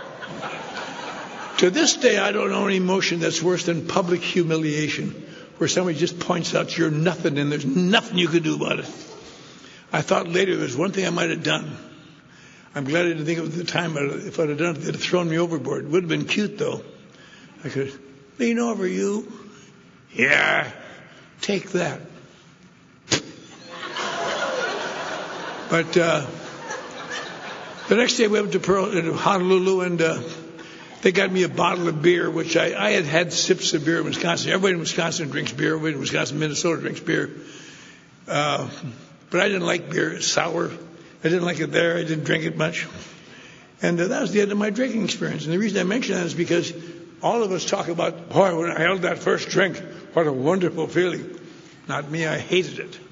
And I didn't drink. We sailed around the Pacific. I didn't drink anything. A lot of guys on that ship drank, but not me. I was appalled by it. And I thought it was kind of sickening. In fact, we went up to the Aleutians, you know. A lot of kids don't realize that in 1942 and 43, the Japanese invaded the United States through the Aleutian Islands, took 2 Aleutian Islands, and we had to go up there and get them out. When I was 17, finally, I enlisted in the Navy, and found it much. I went to Great Lakes, got in trouble there, thank you. They used to have something called the grinder out there, and if you were a discipline problem, when everybody else went up to have Cokes at 5 o'clock, you got a loaded rifle. They'd play waltz music. You got their muzzle, butt, up, down. I did that a lot. But I finally got to the Great Lakes. And I enjoyed the Navy to a degree. When Karl was talking, I talked about it later. He got a lot of trouble in the Navy. If he'd gotten that trouble during the war, he'd have gone to prison. There was no rehabs, no nothing. You go to prison when you screw up, turning over that car in the Marine Corps guy, and you'd have been just getting out now. You'd have a good story by now. And then I said to the screw. But I went to captain's mast 3 times, which is a minor little, but I never drank. I just was a smart aleck. But end of the war was a naval hospital up in Northern California, outside of San Francisco, being sewed together a little bit. And the Red Cross was taken by surprise by the atomic bomb. They had piles of tests to be given. And so now they had to get rid of them all. So we all took a test. And I've always been very good on tests because I read a lot. I remember the guy came in and said, Clancy, it's hard to believe this, but you're in the top 5% of intelligence of the entire United States Navy. And I said, I know. But I got discharged there. I went briefly to the University of California and then left and went back to Wisconsin. And I've just finished my sophomore year of high school. I got to be a junior now in high school. And I didn't bring that up in California, but I would have to do it in Wisconsin. And I didn't know what to do. I was going to go back with a bunch of high school kids, too worldly wise. And I went to talk to the guy at the VA. At that time, you could talk to him. There weren't no long lines. You just talk to somebody in the VA. And he said, I can help you, kid. And he used my certificate for that test and got me in the University of Wisconsin as a freshman. Now all the way I went to university. And it went well. I did well. And I don't know if there's anybody in this room that remembers 1946 very well. But millions of guys got out of the service all at once, and they all went to college. Many went to college because you got your tuition paid. They paid for your books. They sent you money every week. A lot of guys just did that for something to do. You know, you could sit in freshman English class. There'd be some grizzled old ex-Marine sitting in the front row. On the other side, little honeys just out of high school at Black River Falls or someplace. Were you in the war? Yeah, you put out. Very rude, but a lot of them did. And but the thing was that the veterans used to cling together and go out and have parties and have fun together. They didn't want to monkey these high school kids. And as a veteran, I went with them. I wanted to be with them. And after a while, it became necessary for me to drink something to look as though I was drinking. And I drank little by little, and pretty soon I started to feel good, feel better. And halfway through the university, freshman year, I think, I did something I read about in the book. I crossed over an invisible line. All of a sudden, alcohol became desirable. I loved it. I loved the feeling it gave me. I loved going out with the guys, having a lot of fun. And it helped me through the university. I won some trophies for the university, and I was editor of the college newspaper, chief justice of the student court. And I was really doing good. I spoke on behalf of the senior class at commencement. It really was wonderful. But I walked across the stage. They all got a diploma. I got a blank diploma. I knew that I was going to get that because I had gotten incomplete in the last semester from English history. They had a class at 8 o'clock in the morning, which I couldn't possibly get to. And so I got incomplete, and they held I've been hired to teach journalism at Duluth-Denfeld High School. And I had to go to summer school and get this damn 3 hours of English history. So I got a job at the U.S. Rubber Company, balancing white sidewall tires. I'm very good at that. And I go to 3 hours a week, and I'd stop after work every night. By this time, I loved to drink. And I just enjoyed it very much. And I told everybody in every bar that I was in what that damn university had done to me. After all I'd done for them, they had me being like a dog. And after a while, nobody wanted to hear it anymore. But one night, there was a girl in there who seemed to be new, and she was with a traveling magazine salesman. So I told her the story. And she said, well, that doesn't seem possible that you're such a celebrity at the university. You're kind of dirty. Your hands are dirty. You got dirty clothes on. I said, I'm on my way home from work. I'll show you. We jumped in her car and drove to the campus. Locked at 1 o'clock in the morning, of course. But I found a rock and broke the pane in the door. And we got in. We went up to show the trophy case. She was overcome. She slumped to the floor, as I recall. I thought she'd had a flat tire, and I was trying to pump her up. When a policeman's flashlight illuminated this, you talk about a passion quencher. Jesus. What are you doing there? Nothing anymore. They took me downtown and booked me for breaking and entering in the nighttime. That's 5 years in the penitentiary in Wisconsin. And thank God the school got in and got it reduced to drunk and disorderly before I had to go. The next morning I was in court, though. I was so sick. And I hated it. It was embarrassing. And the judge was a friend of our family, and I knew they were going to run in the paper. The small town papers run all that crap and love it. And I was sitting there waiting for a guy to come into the box. He said, "Who's Emerson?" I said, "I am." He said, "Here." And I looked at my box, and there was all my school books and all my notebooks, and a note on top from the dean saying, "I covered for you as long as I could, but I can't cover this one. You're expelled." And then I got a telegram from Duluth saying that my contract had been abrogated on the grounds of moral turpitude. It was just turning out to be a bad morning. Then the judge came in with the most embarrassing of all. He said, I'm so sorry, I didn't mean to. He said, "Clancy, I regret that you're that sorry." And why did I do? He says, "In my experience, when people are that sorry, they're not only sorry for what they've done, but they're sorry for what they're going to do." I go, "Oh, no, Judge, I've learned my lesson." But he was right, of course. The fun was just starting. But I wasn't going to teach now, so I had to get another job. I got a job as a sports writer on a newspaper. And I loved that because I do sports and I write fairly well. And I met a girl with black eyes and black hair and flashing, beautiful, mysterious manner. I thought, oh, and she won my heart. Then she dropped the big one. She said, "I'm a Catholic." I thought, oh, shit. I can't take her home. What can I do with her? But she had my heart. We got married. My grandmother tried for 2 years.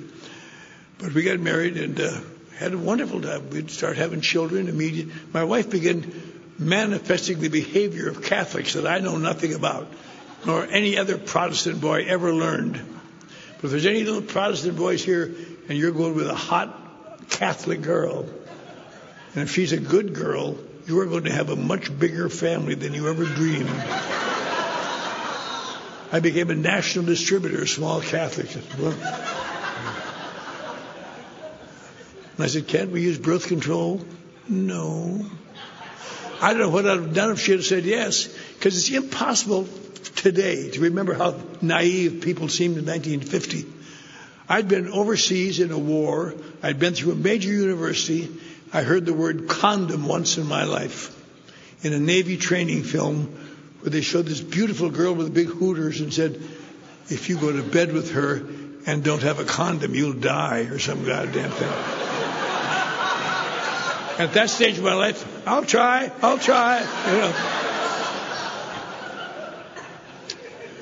You know, what you'd find in 1950, bad kids would have condoms, and they wouldn't buy them. You'd have to hire someone depraved to go and buy them. And even they would be ashamed. They would say, "Hey, give me some cigarettes and some rubbers." Now, right away by my house, the kids, I guess they're kids, but they look grown up to me. And say, "Hey, give me some condoms and some cigarettes." Yes. But I enjoyed that. I enjoyed sports writing. It was my favorite job I ever had. But we began having children at it seemed to me at a rapid rate. And I had to get more money. And I wasn't going to get any more money from the newspaper, so I got a job with Fairbanks Morse, a big manufacturing firm in southern Wisconsin, in their advertising department.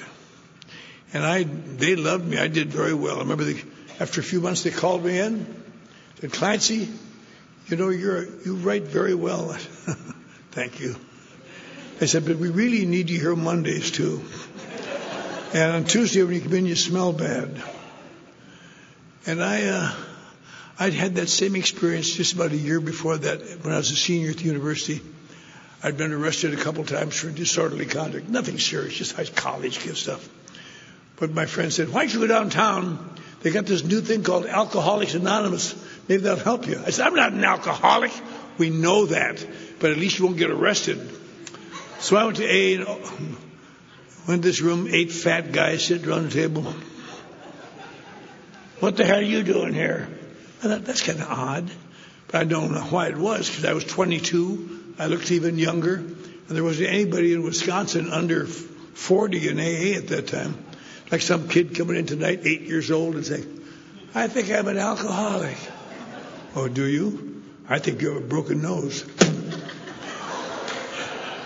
I learned all I need to learn about AA. If there's new people here tonight, you don't have to go to a lot of meetings. Alcoholics are people who drink too much, and they come to AA and admit it. That makes them feel better. Then they return to God. Then they show their gratitude by interminably helping one another for the rest of their natural life. I thought, God, what a dreary bunch this is. But I went for a few days. I thought, they're not going to help me. And so when the guy told me that at Fairbanks Morris, I had an answer. I said, you know, you're right, Mr. Collins. I got drinking heavily overseas when I saw that horror. I just wanted to play the veteran game. That's good.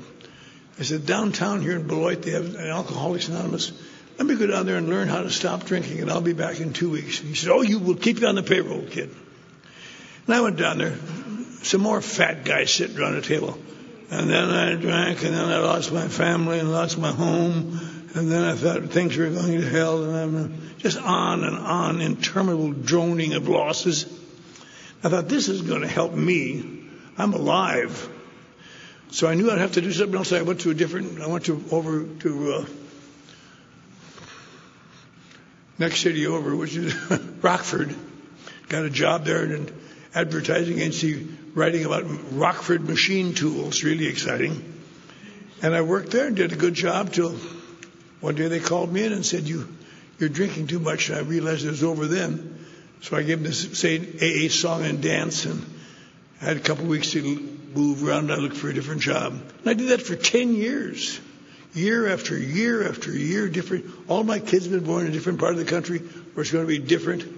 Sometimes I did very well for a while. I made a lot of money for a while. Other times I had terrible times. But it finally ended in Dallas, where I was working for a big firm called Tracy Locke, the largest advertising agency in the South. I was working on the Borden account, if any of you are old enough to remember Elsie and Elmer the cows. And they called me in one day. The guy called me and said, you know, Clancy, you're a very good writer. And I thought, oh, this is the beginning of the end. He said, but last week you almost cost us the Hager Slacks account. And I said, $10 million billing. He said, we can't have that. We have to discharge you now. He said, I'm going to ask you to clean out your office today and leave. And we have notified your wife yesterday that we're going to do this, so she'll be expecting you. And I thought, oh, Jesus. And I cleaned out my office, and I didn't go right home. They gave me a big severance check. I didn't go right home because who wants to go home and take the heat all of a sudden? I really didn't. I forgot what that was like, kind of. About 4 months ago, my dogs, I got 5 dogs. I'm boarding 2 of them. Started barking in the middle of the night. Woof, woof, woof. And I thought, shut up in there! I said it with love. And I finally got them tottered out there, all baying out the front window. There's a little wall in front of my house. There was a guy sitting on it.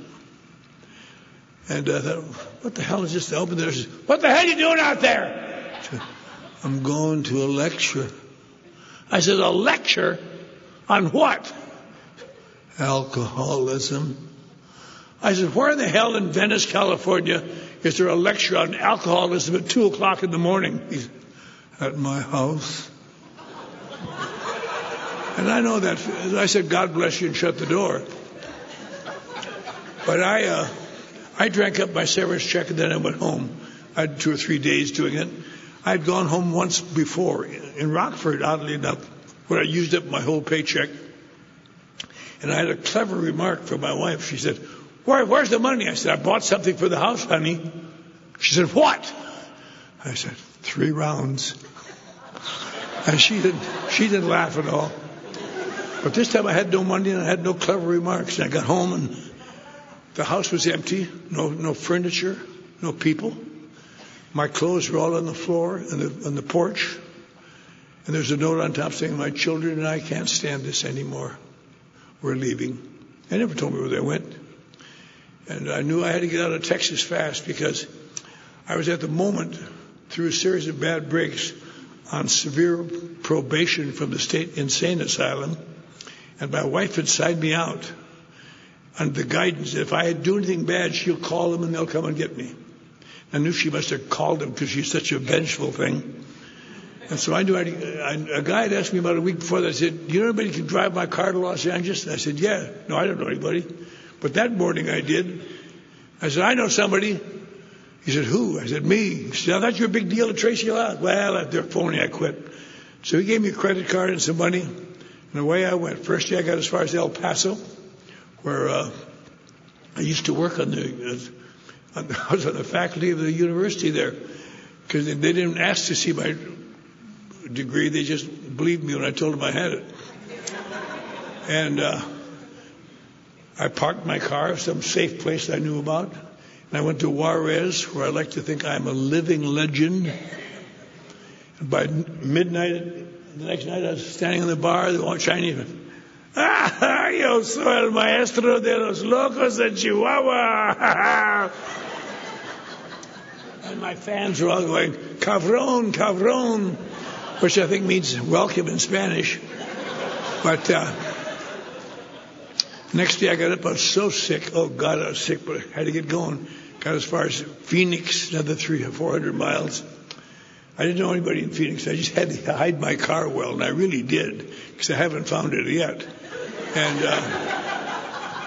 And as the sun went down, and I was going drunk through the streets trying to find my car, and some guy says, get out of the way, kid. And I said, help me find my car, will you? He said, don't bother me. I said, come on, for God's sakes, help me find my car. I'm in deep trouble. He said, don't bother me. And I grabbed him by the lapels. For Christ's sake, what's wrong with you? He took out his badge and said, you're under arrest, boy. He threw... I suppose if that were Johnny Harris said that, you'd cry. Anyway, he took me to jail, and he said they're going to cool you off. In a jail where it's 130 degrees, you don't cool off right away. But I finally got to sleep. And I woke up about midnight. Oh, God, I was so sick. I had to vomit. Turned out to be some guy's bed. He wasn't in it, so how were they going to know that? But then I did something I'm sure most of us have done. Once you vomit in the middle of the night, you ever notice how nice it is just to put your cheek on the cool tile on the floor? And then you're right there if you have to vomit again anyway. And I went to sleep, and he came back and found me there. I said, you puked on my bed, you son of a bitch! Started kicking at me, kicked my front teeth out.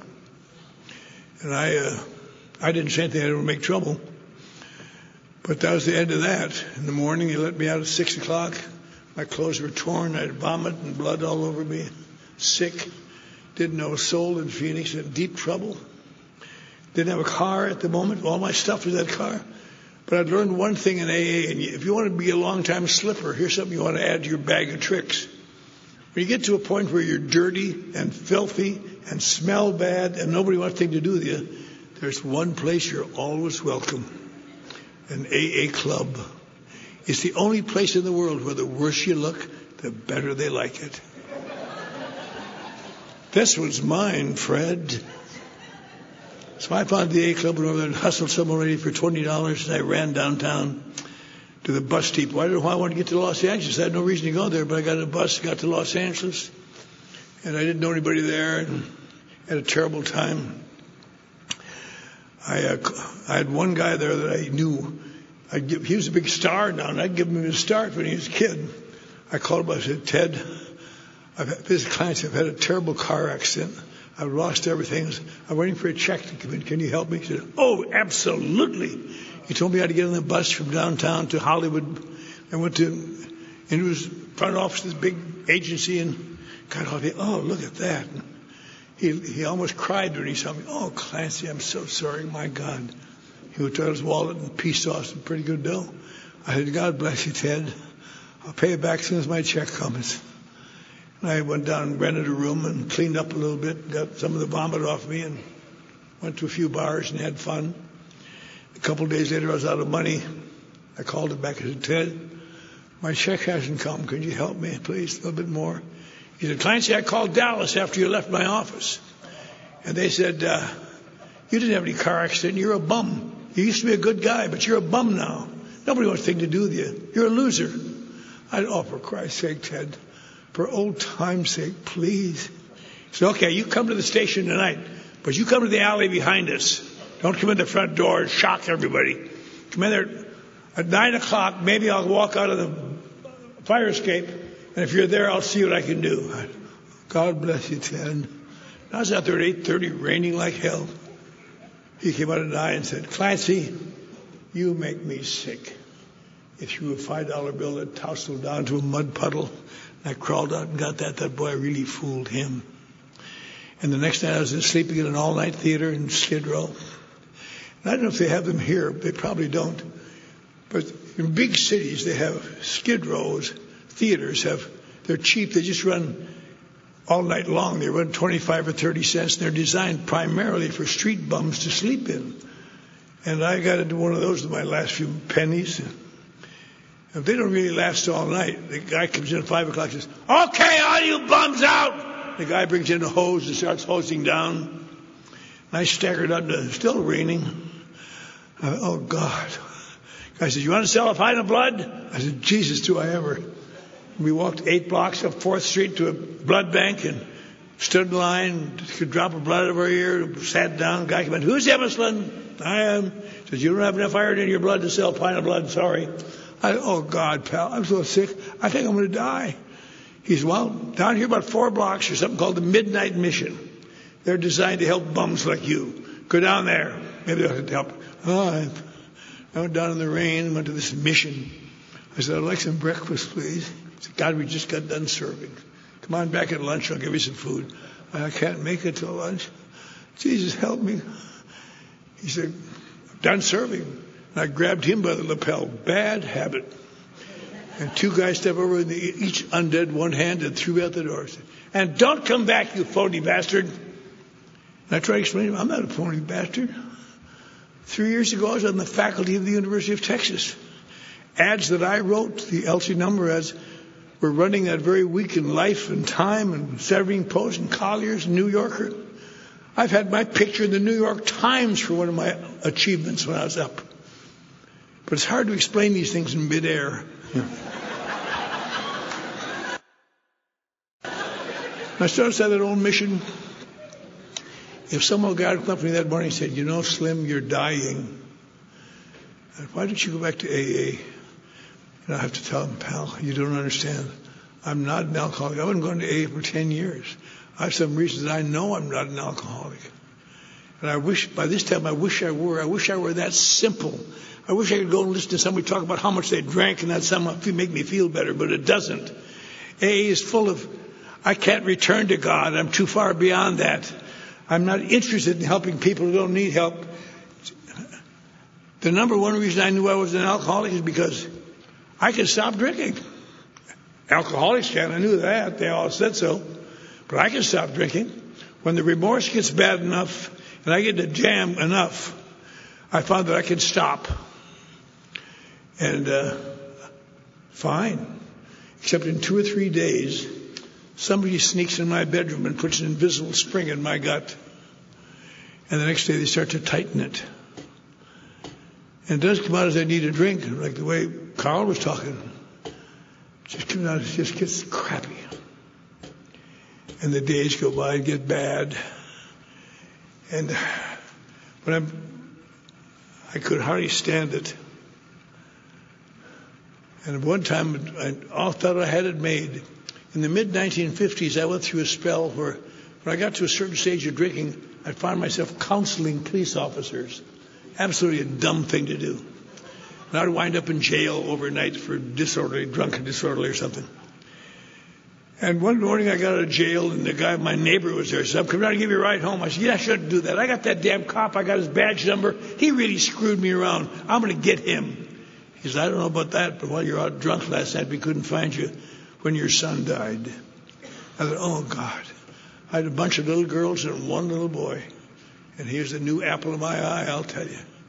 And I almost went crazy about that. We went up to Wisconsin and buried him in the foot of his grandmother's grave, my wife's mother's grave. And I put my hand in his casket. I said, John Emerson, this will never happen again. I'm so sorry, God. We went back to Texas, and I didn't go to AA because AA makes me want to drink. I quit drinking. And I'd come home from work after my work at night and have dinner with the kids and help them with the homework sometimes. And sometimes we would go for rides. On every meal we said a little prayer for baby John in heaven. And went very well for about 3-4 weeks. And then one night somebody snuck into my bedroom and put an invisible spring in my gut. And the next day it was kind of inconvenient, just comfortable. But I thought I can get through this for baby John. But the next day it got worse. And the next day it got worse. And I found myself just getting that. Mary, take your sisters and go to your room. For Christ's sake. I'm sorry. I don't mean to holler at you. Just, One morning I got up. I just had to I was just crazy. I had to get a cup of coffee before I killed somebody. I felt out to the kitchen. No coffee. No coffee in the house. No coffee made. A note from my wife. I've taken the kids to Mass. All right. Damn it! So I went out in my car and hooked up a hose in the exhaust pipe and turned the motor and went to sleep and died. I just didn't know. I was crazy. And a neighbor watching this, I guess, through his breakfast nook had heard the motor running. I didn't come out, so he wandered over there and found me dead in the car. They pulled me out and beat out my chest and rushed me to the hospital. They worked on me for about 3 days. Then they determined to check my emotions and determined I was seriously mentally ill and committed me to the state insane asylum for an indefinite period, which is why I happened to get there.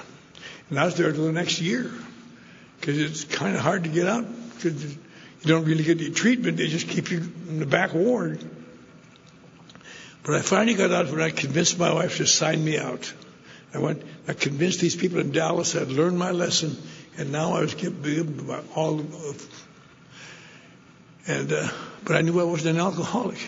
I wish I were. But he might come up and said, partner, you're dying. You're down to the last 120-some pounds. You've lost your wife and children. Never see them again. Lost your career. Once upon a time they called you a boy genius. You can't even get a job washing dishes. Look at you, you're a filthy mess. He said, your little mother up in Wisconsin is no longer allowed to talk to you on the telephone because your stepfather's so tired of watching you play on her emotions. So she'll go down to the Union Bank and take out a few more dollars from her little bank account, send it to her little boy and hope this will help her. And you have no ID, no clothing. It's all in that car in Phoenix you'll never see again.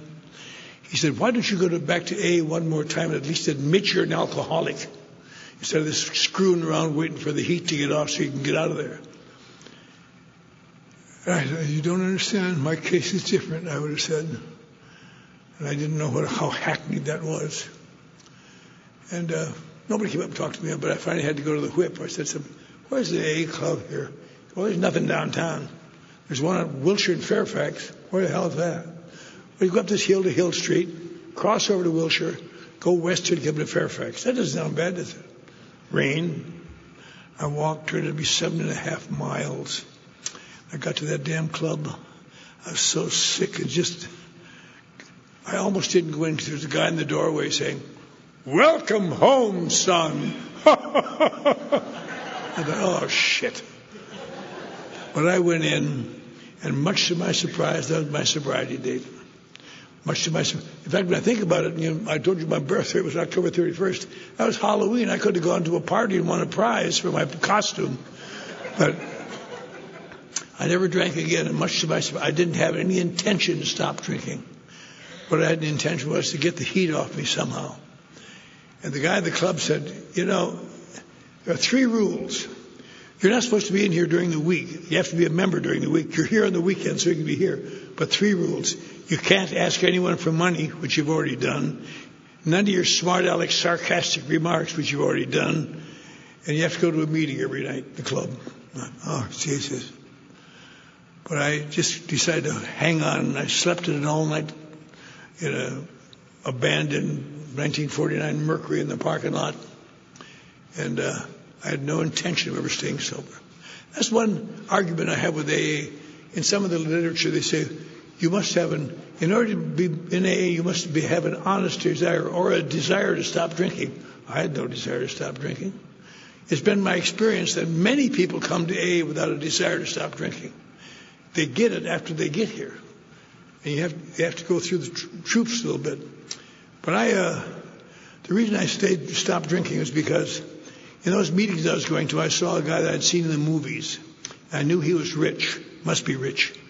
And so I thought he'd like to help somebody who was new, but he didn't want to help anybody new. By Friday, I knew I was going to die. I was living on cake at the meetings. Jesus, I got sick of cake. And I went to this guy and said, Bob, I really admire your program. Would you be my sponsor?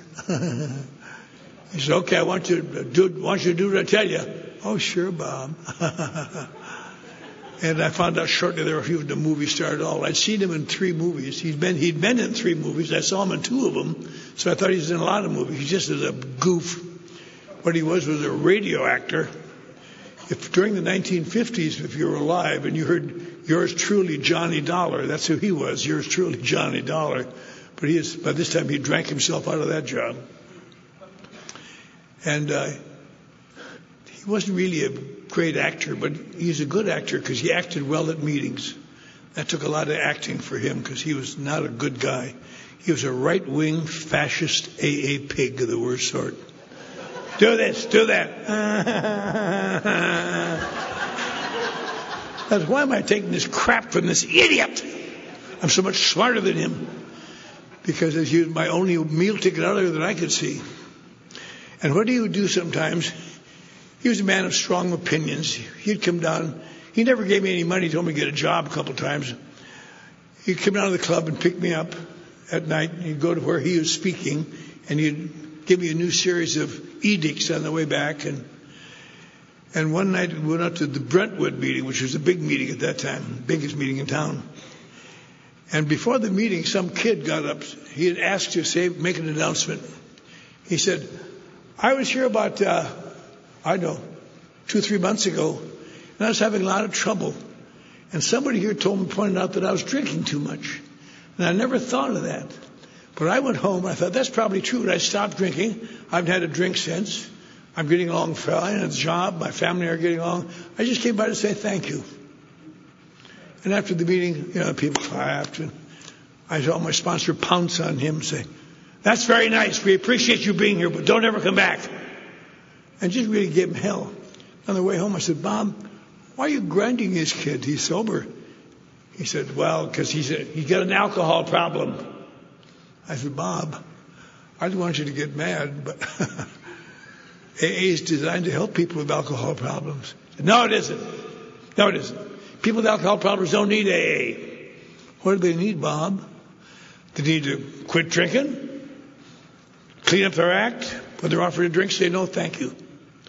I said, that doesn't work. I've been trying that for 10 years all over the country. That doesn't work, Bob.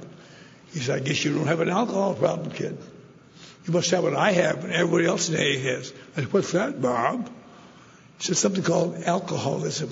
I said, oh, for Christ's sake, Bob, don't play word games with me. I look terrible, but I'm smarter than you'd ever believe. Shut up, he said. He gave me about a 3-hour harangue, most of which I was able to blot out before I went insane, thank God. But in that period, he explained to me something that I never could understand, that Alcoholics Anonymous stands for, and I didn't know that. He said there are people who drink too much, or they get in trouble drinking, and they realize that, so they quit drinking or they cut down their drinking, and that's the end of it. In our group, there are people who are too much with trouble drinking, and we cut down or the end of it, cut down, maybe taper off. But the difference is this, they stop. We must always drink again. We must always drink again. We can never stop. Why would that be, Bob? Christ, I've been going to meetings all over the country, and I've been asked to leave the 2218 club. That's in Minneapolis. They're a heartache. But anyway, I said, I hear these AAs talking, and they say how much they lost. I lost my family. I lost my home. Why do they keep drinking if it's so damn wonderful? They said, kid, they're not stopping drinking because it's bad for them. Just the opposite. The curse of alcoholism is that it does too much for you. He said, he had a Coke in his hand. If this were Johnny Walker, and I took a big drink,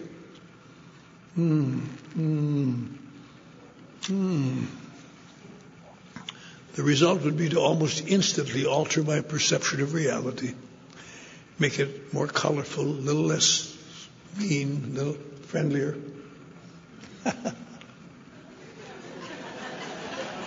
And I have another drink and it relieves the pain inside of me, and I feel all of a sudden I have the beginnings. I'm getting cute. They don't know it, but I know it. And I'm clever and cute. And I drink until I drink too much. And I've always known that to be happened. That alcohol is the best. I tell people alcohol is the best friend I ever had. Friends come and go. Lovers come and go. Jobs come and go. Cities come and go. But when a few drinks is just making you what you want to be, instead of that semi-wimp, whiner, complainer, inadequate goof, all of a sudden you're slick and cool. That's great. My only problem is I don't remember to stop. I get in trouble. And so my whole adult life was spent trying to find ways to stop. Imagine my surprise sometime later when my sponsor had me read the book. I'd read it once before, but I just scanned it. In chapter 3, they discussed that exactly. On the first page of chapter 3 is the best definition of alcoholism I've ever seen. I read a lot of them. It talks about what people like us have in common. We have a lot of differences, appearance and size and shape and color and drinking history. But there's one thing we have in common. It's apparently alcoholics of our type.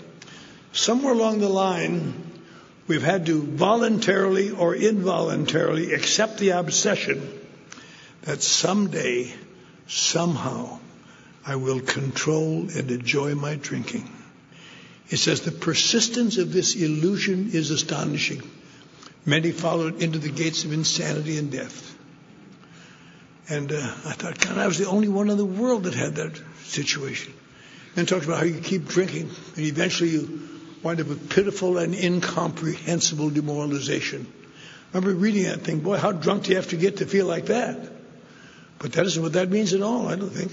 It means that's how you feel when you get sober again. Pitiful and incomprehensible. And people want answers for what you're doing.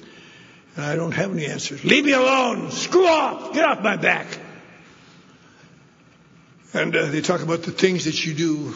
We try switching from scotch to brandy, or drinking wine only, or drinking beer only, or reading spiritual literature, or taking exercise. All these things, taking a trip, not taking a trip. I read that. I remember there's only one thing in there I haven't done. I've never not taken a trip. When the heat's on, I take a trip. Only cowards stay and face the consequences.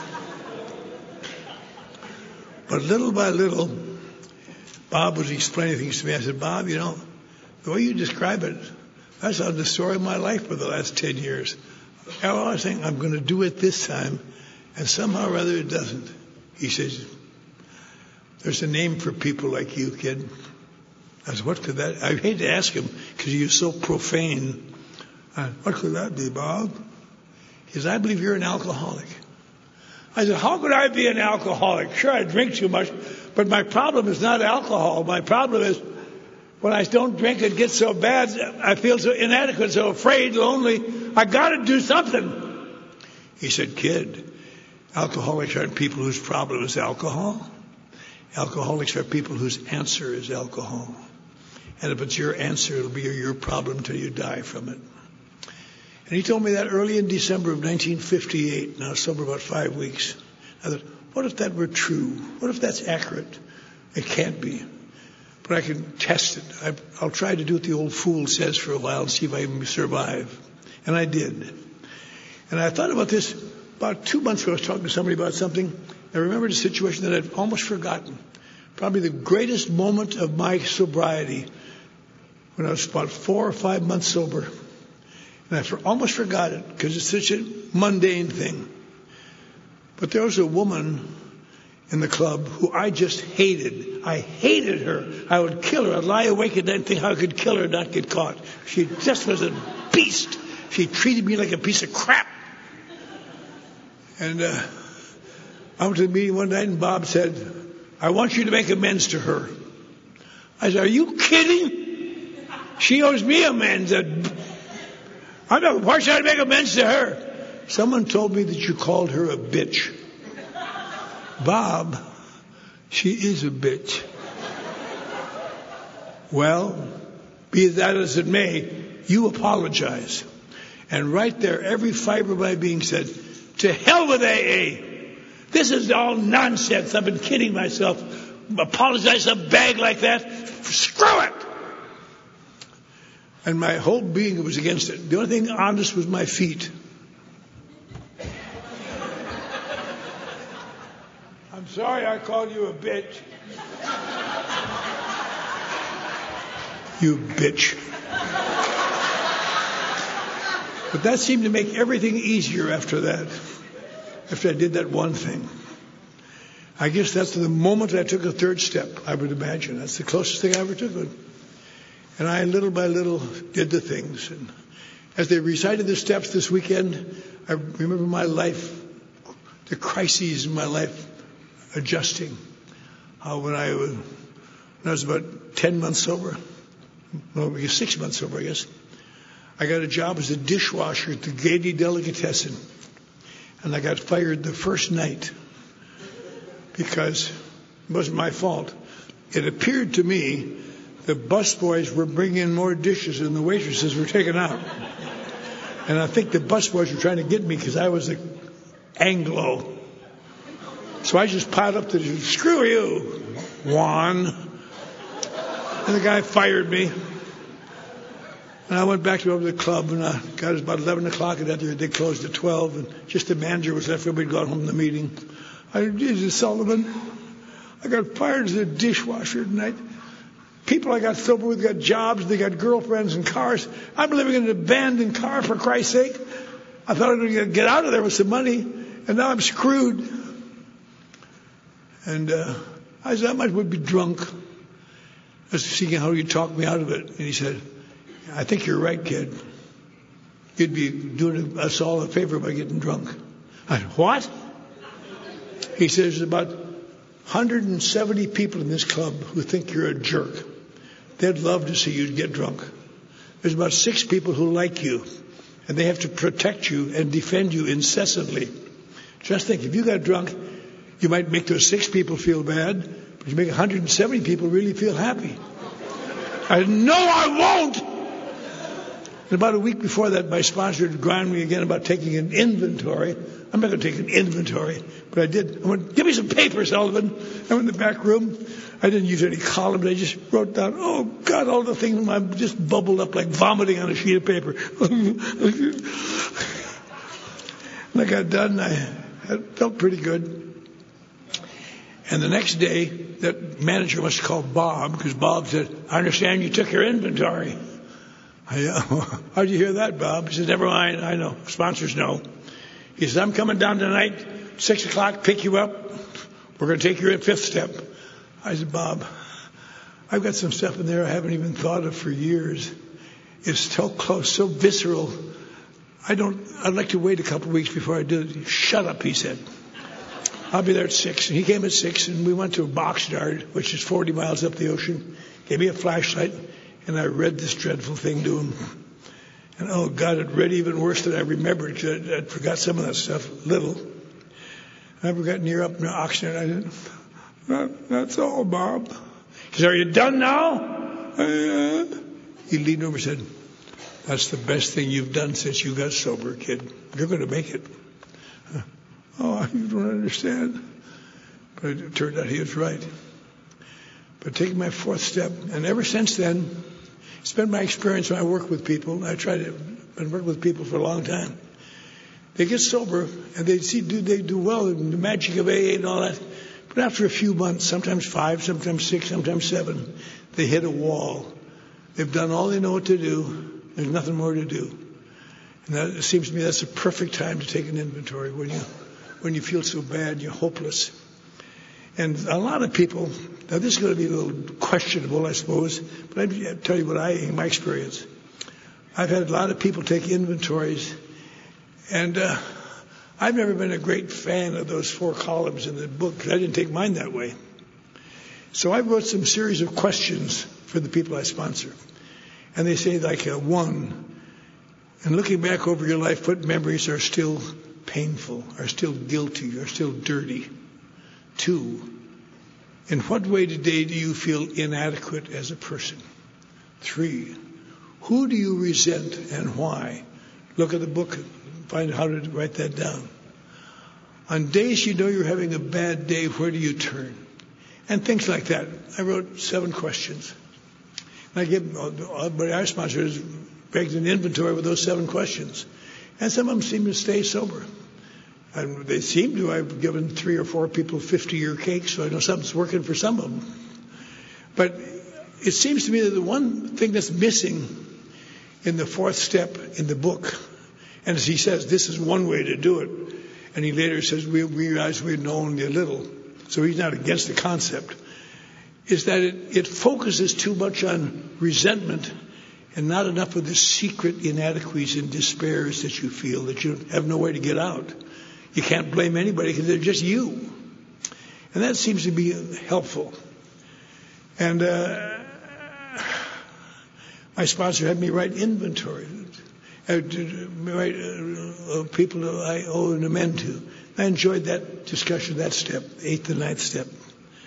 And but it's to those who are new, it's a mixed feeling, because sometimes you really get good results from an amend, and sometimes you don't.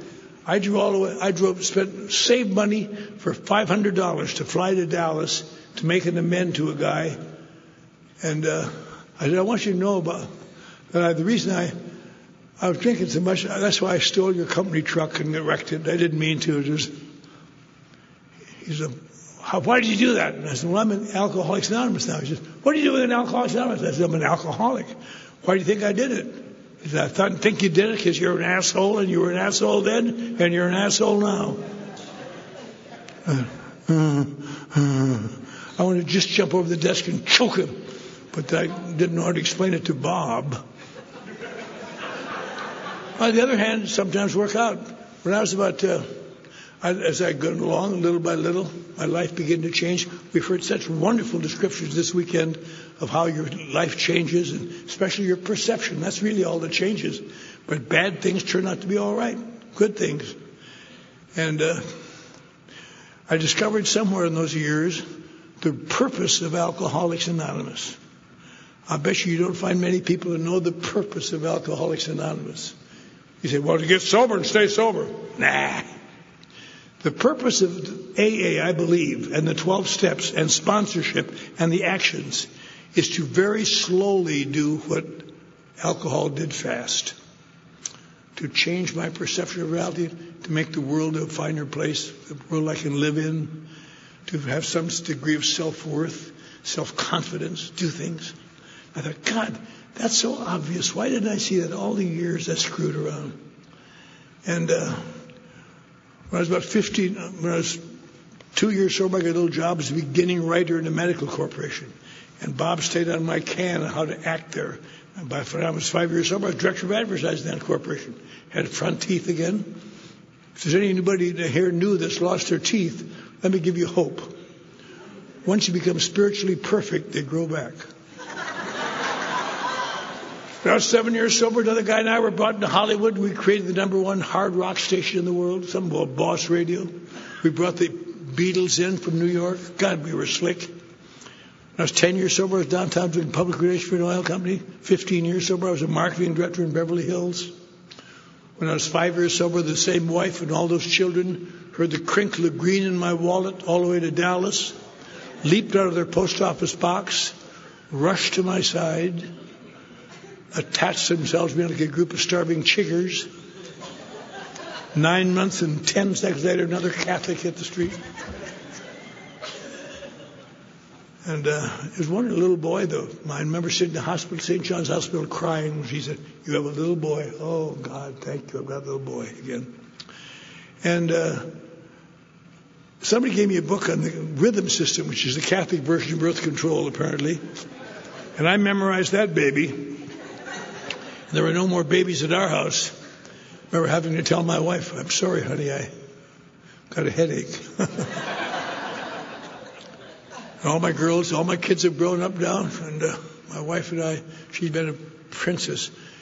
All the kids graduate from college, all grown up. And I'll tell you what makes you feel old. My oldest daughter is a judge. That doesn't make me feel old. She's retiring. She's 65. I say, why are you retiring? You're only 28. I'm 65, Dad. Oh.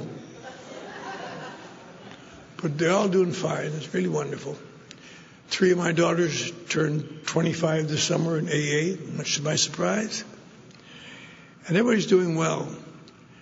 And the nice thing is when things are going your way, you feel kind of good. And I always felt kind of good.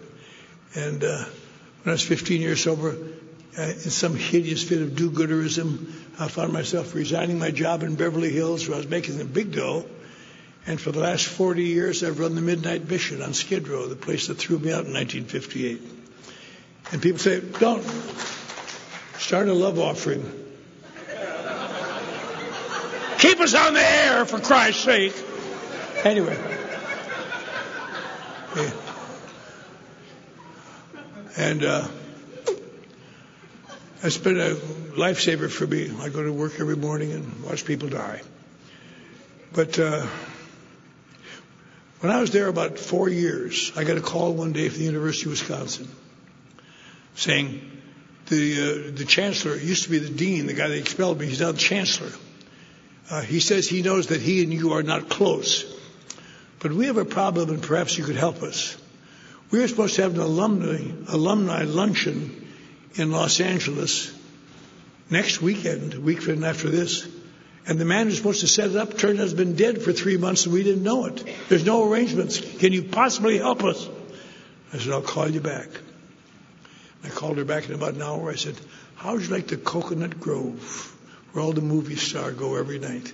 I'd like to spend your lunchtime there. She said, oh, that'd be wonderful. I didn't tell her. I sponsored the manager. That's why we got it so quick. And so he came out. I said, on one condition, I said, that I get invited, even though I'm not an alumnus. She said, I'll call you back. And she called me back. She said, okay, you can come. And so they came out. We had a nice lunch in the Coconut Grove, and the chancellor and I were talking. And he said, what's this I hear about you devoting some part of your life to helping others? I said, well, I guess that could be described that. He said, that's impossible. You are the most self-centered, selfish person I've ever known. I've never known you to do anything that wasn't in it for you. There's something in it for you. Why are you doing this? I don't know, it just makes me feel better. He said, I'd like to see this wonderful place in all its pristine purity. Don't let them know we're coming. Let's just jump in the car and go over there. I said, okay. So we went over there Sunday afternoon. Everything's sparkling clean. Floors are waxed. Guys outside. Hi, Mr. Clancy. Hi, Mr. Clancy. We went to my office. I got some awards I've gotten in the last few years. He said, this is the most remarkable thing I've ever seen because you are a selfish, self-serving person who I've never known to do anything for anyone. And here you are devoting part of your life for this. Yeah, I guess that's right. Now, that's the end of that. Well, the next February, then I got a call from the university again. Hello. The chancellor is retiring this June. I said, that's nice. He said, he has named you our distinguished alumnus of the year. Can you come back and talk at commencement? You bet I can, baby. So I took all my kids and we went back there. I talked at commencement. My parents were both still alive. I was their only child. They both sat crying in various parts of the auditorium. Wonderful experience. And I went back to California. That's really great memory. But then I couldn't let well enough alone. Jesus. The next year I started writing little notes to the university. Isn't it bad to have an alumnus of the year who's not even an alumnus? Isn't that kind of a violation of your ethics? They said, well, you wondered. They wrote a letter. You know why? Because the dean. I wrote him another one next year. Little funny one. Cute little one the next year. And after 7 years, after my commencement, I finally got in the mail, here's my diploma. Here's your diploma. Now stop writing us those notes. So if you ever come in my office, you'll see something wonderful. Alumnus of the year, 1980. Graduate, 1987. Now that's a good amend to make. And I love the last three. I'm not going to spend a lot of time. I don't want to talk overtime. But that's why I never look at my watch. That's where you made your mistake. Don't look at your watch. Just know that you're all right. But I had a little difficulty with the 11th step. I guess I must call it a type A personality. I am not comfortable meditating for 15 minutes. That makes me crazy. I can go to a meeting where they have meditation. I can last a minute or so. And then I have to move. I've discovered that I don't have to meditate for hours. I meditate sometimes sitting in the traffic. I have to remember God means good for me. And just remember that. And the 10th step was a wonderful thing. One of the most wonderful things that ever happened to me. As you might guess, I have not been a very good husband. I've been an excellent father, but not a very good husband. And Bob Darrell, a kid from Las Vegas, and I were talking a couple years ago up in Springfield, Massachusetts. And I spoke on amends, and he spoke on 10th step. And he had an impression of the 10th step that I'd never heard before. He said, the 9th step, we say we make amends, but the 10th step, you ever stop and think you're going back to the people that you've said you're sorry to, but you've screwed up their whole life? I said, no, but I came home on the plane. I thought, boy, that fits my wife perfectly. She's gone through so much with me, and we're getting along well now, but I'm so sorry. And I got home and she was in bed, and I wrote a cute little note, which I acknowledged I was a bad husband, and she'd been a wonderful, loyal wife, and I really appreciated it. But I couched it, so it was kind of funny. I got up the next morning thinking, well, maybe she's read it and brought me some coffee, but she was still sleeping. Just sat on the table. And I went to work, and about a half hour later, I got a call saying, hurry home, your wife just died. And I hurried home, and my wife had just died at the kitchen table. She was sitting there having a cup of coffee with my daughter, apparently, and holding this piece of paper saying, he finally admitted it. She's gone through so much with me, and we're getting along well now, but I'm so sorry. And I got home, and she was in bed, and I wrote a cute little note, which I acknowledged I was a bad husband, and she'd been a wonderful, loyal wife, and I really appreciated it. But I couched it, so it was kind of funny. I got up the next morning thinking, well, maybe she's read it and brought me some coffee, but she was still sleeping. Just sat on the table. And I went to work, and about a half hour later, I got a call saying, hurry home, your wife just died. And I hurried home, and my wife had just died at the kitchen table. She was sitting there having a cup of coffee with my daughter, apparently, and holding this piece of paper saying, he finally admitted it. Took a sip of coffee, shut her eyes, and just never opened them again. I'll tell you, that note took about 1 million pounds off my heart that I'd left that note. I am so glad. And we had a good funeral, and we took Mother up to Wisconsin, and she's buried now between her mother and her son. And I took all the kids up there, and we had saying goodbye to her. But I thought, just think, if it weren't for Alcoholics Anonymous, I'd have sloughed that off. I'd have been guilty for the rest of my life. I had to make amends to my father, a man I hated, because as far as I was concerned, he deserted my mother and I.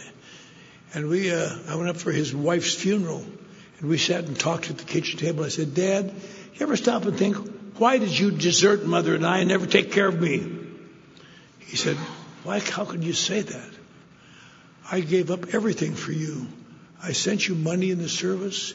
After you got home and got married, I supported your wife. I brought the groceries to your house. You didn't even know it. And I loved your son, and you wouldn't let me see him because you said I was a bad grandpa. And he said, I've cried myself a lot of times to sleep over you. I thought to myself, God, I never knew that. It's an entirely different perception than I had of the relationship. And so we got to be kind of close. He came out and lived with us in California before he died. Then he had to hurry home, be like an old elephant going back to the funeral or the burial grounds. He went back to Wisconsin and died. And I came home for the funeral, and we buried him. And I remember kissed him on the forehead and said, "I'm so glad that I had a dad when you died." Because if it weren't for AA, I could make a case of it. How'd you get along with your father? Well, he's all right. He's a bright guy. But he dumped my wife, my mother, and I, and put me on the street and made me feel bad. I had to run away. Screw that son of a bitch. He's dead now. I hope he's in hell. And I hope they're jabbing him with knives. But as a result of AA, I think, how did my father... We didn't see things the same way, and we almost missed it. But we got together, and he's gone now. I think he's in Valhalla, which is the Norwegian heaven. And I hope he's saving a seat right next to him so I can go there and have a cup of coffee with him. What a difference that makes. Such small little things.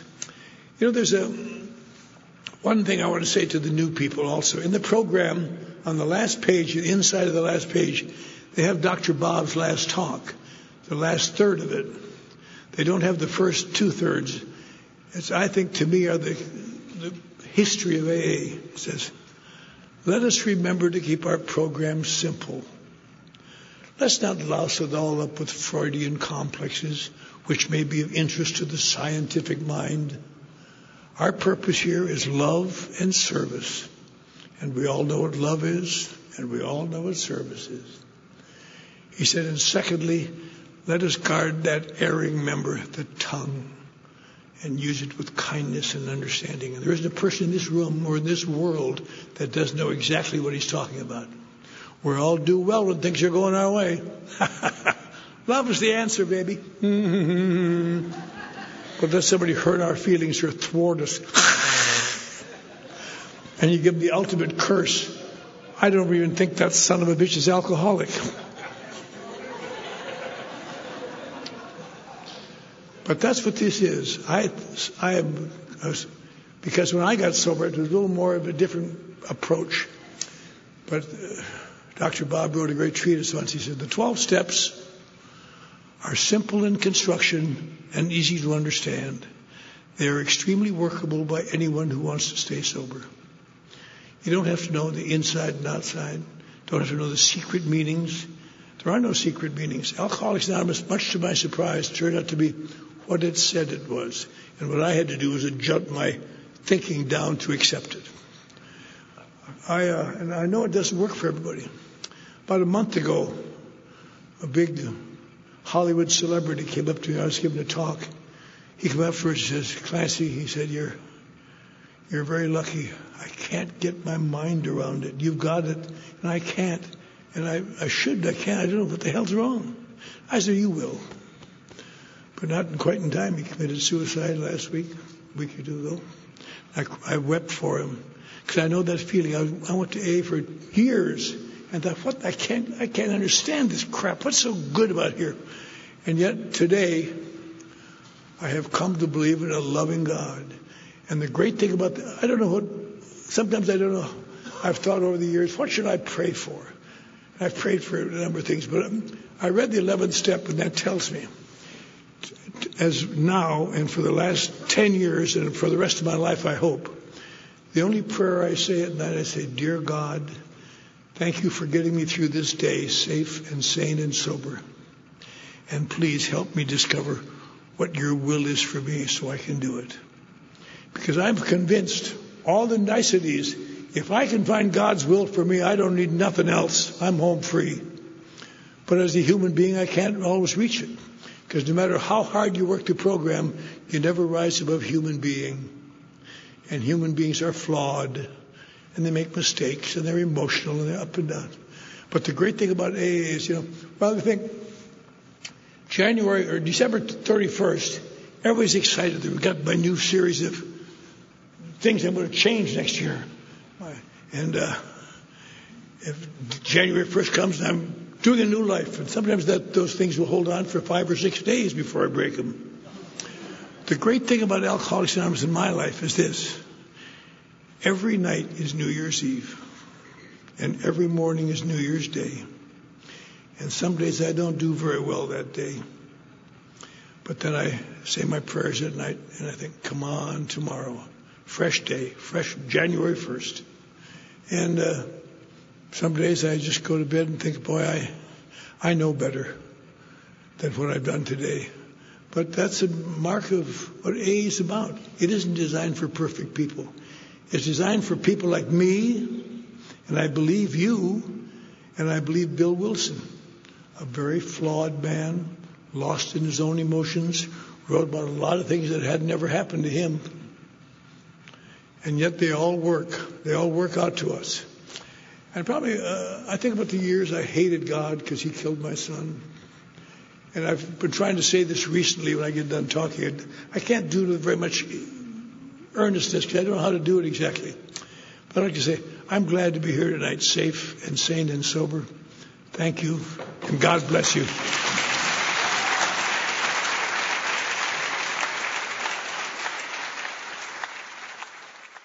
Anonymous is a fellowship of men and women who share their experience, strength, and hope with each other, that they may solve their common problems and help others to recover from alcoholism. The only requirement for membership is a desire to stop drinking. There are no dues or fees for AA membership. We're self-supporting through our own contributions. AA is not allied with any sect, denomination, politics, organization, or institution, does not wish to engage in any controversy, neither endorses nor opposes any causes. Our primary purpose is to stay sober and help other alcoholics.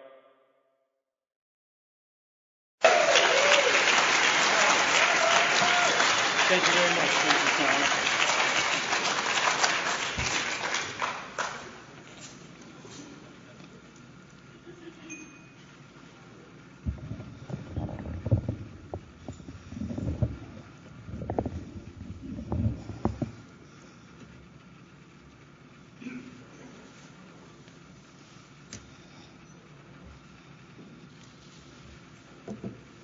My name is Ralph White, and I'm an alcoholic.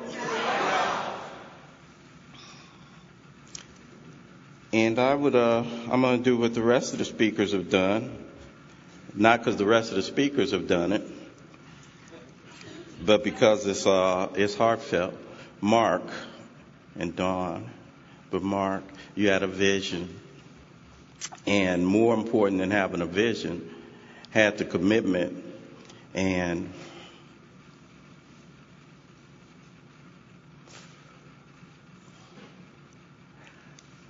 the balls to stick with that commitment.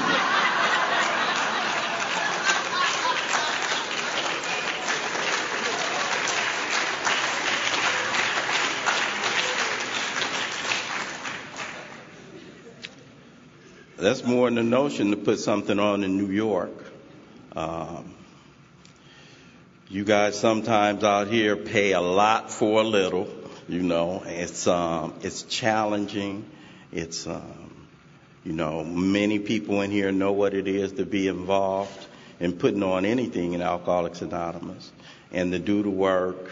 And a lot of times it feels like the thank yous are, why did you do it like this? Why didn't you do this?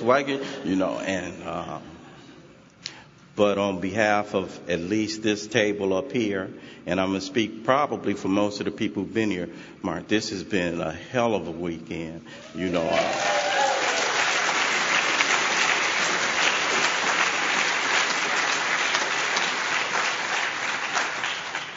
I'm reminded in Alcoholics Anonymous of what it is that we get the opportunity to do. Unity, recovery, and service. And the speakers who've been up here, we've been doing the spotlight work in Alcoholics Anonymous. I always talk about that. That's the spotlight work. All eyes on us. We get to come up here. You guys do a long line and you thank us and you tell us, you appreciate us traveling and the rest of that. And that's cool. That's the spotlight work.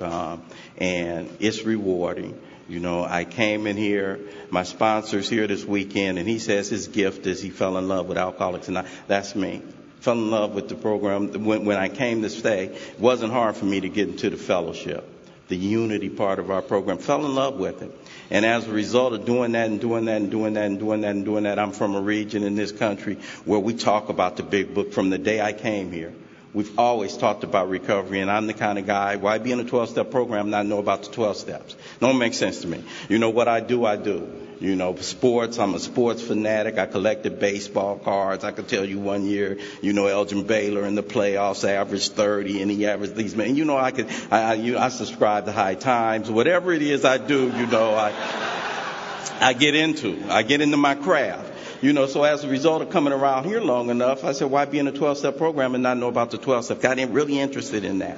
And so started getting into the recovery part of this. And so as a result of getting into the recovery part and having had a spiritual awakening as a result of that, you know, what do you do with a woke up spirit?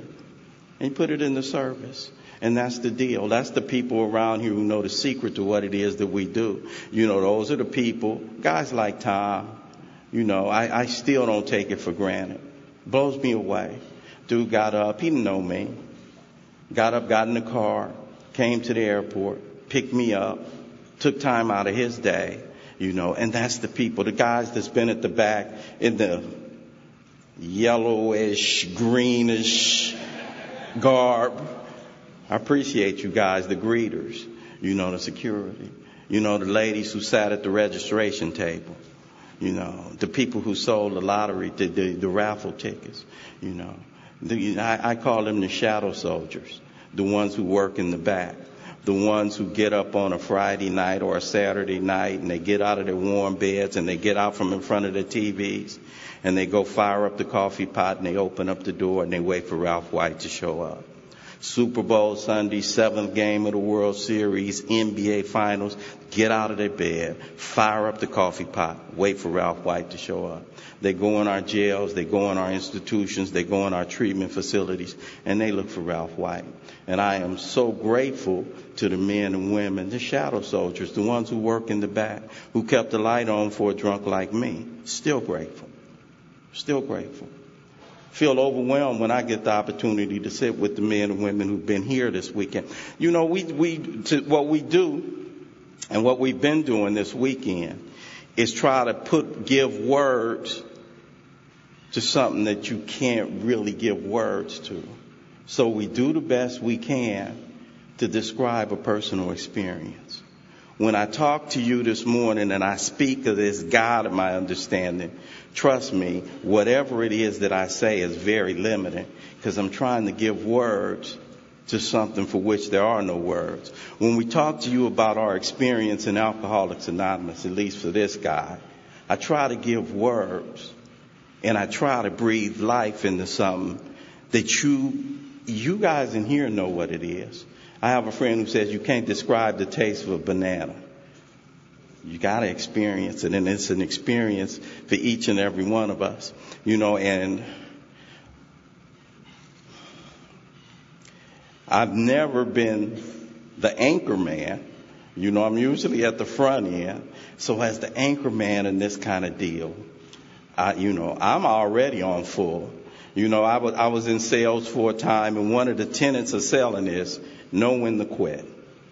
Know when to quit, you know, and so I really want to just say ditto to everybody else and just, I'm out, you know, but you gave me the time, so I'll take it, you know. My boy started us off, Carl. He and I have been together so many times this year, and he's from home. And he kicked this thing out, and he set the bar where it needed to be set. Then Mr. Lorenz here from Indy, Mike said some things that spoke directly to me. You know, I'm a guy that says some stuff, and you know, it's a trip because the longer you do this deal, the less invested you are in the way you think this deal is supposed to be done. I used to have really strong ideas about it. When I do inventory, I don't put myself on the list. I'm not going to write about it. That's another way of being self-centered. Here you go. Yeah, you want to write. But Mike said some things that has nothing to do with, you know, the structure as it's laid out in there. It has to do with, do you want to see yourself? Do you want to do whatever it is, you know, that is going to enhance whatever it is that helps you with this whole self-examination process? He just opened me up to some new ideas about some things, you know, and I really appreciated that, you know. Peter had to take off already.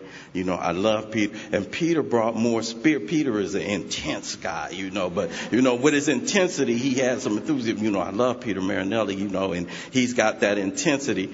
But that's up here. When you meet him off of here, Peter's like a gentle guy and the rest of it. So, talking about no words, if you guys were not here, you don't describe the diva of the crew. The lovely Katie Parker. And Katie, oh man. Katie said some stuff. Here's the deal. And you guys are saying, did this dude get up here to summarize the weekend? Well, I got up here to talk about my experience. And my experience with this deal, I always get a fresh experience. Katie said some things, and it dawned on me, and I don't mean to talk about it, but what Katie says, sometimes the danger when you put a label on it is the hearer hears something that you didn't intend, because Katie talked about, I'm a technician. And when I was listening to Katie, I'm like, no, you're not, because Katie's like, write on a napkin if you have to, just get it done. Just do the damn thing. Just get in touch with the power. Don't worry about how it looks and the perfection of it. Just get in touch with the power. And Katie has an insight and a way of communicating that it's intimidating, because it's like, because I do 4 and 5, so oh man, I'm not Katie, and then my sponsor.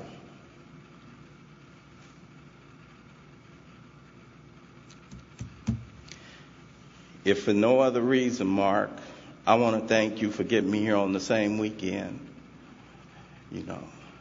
I think I had the best sponsor in Alcoholics Anonymous, and if you don't think you had the best sponsor in Alcoholics Anonymous, maybe get it. But no, don't trip off that, because this ain't a comparison thing. He's the best sponsor for me. He's the best sponsor for me.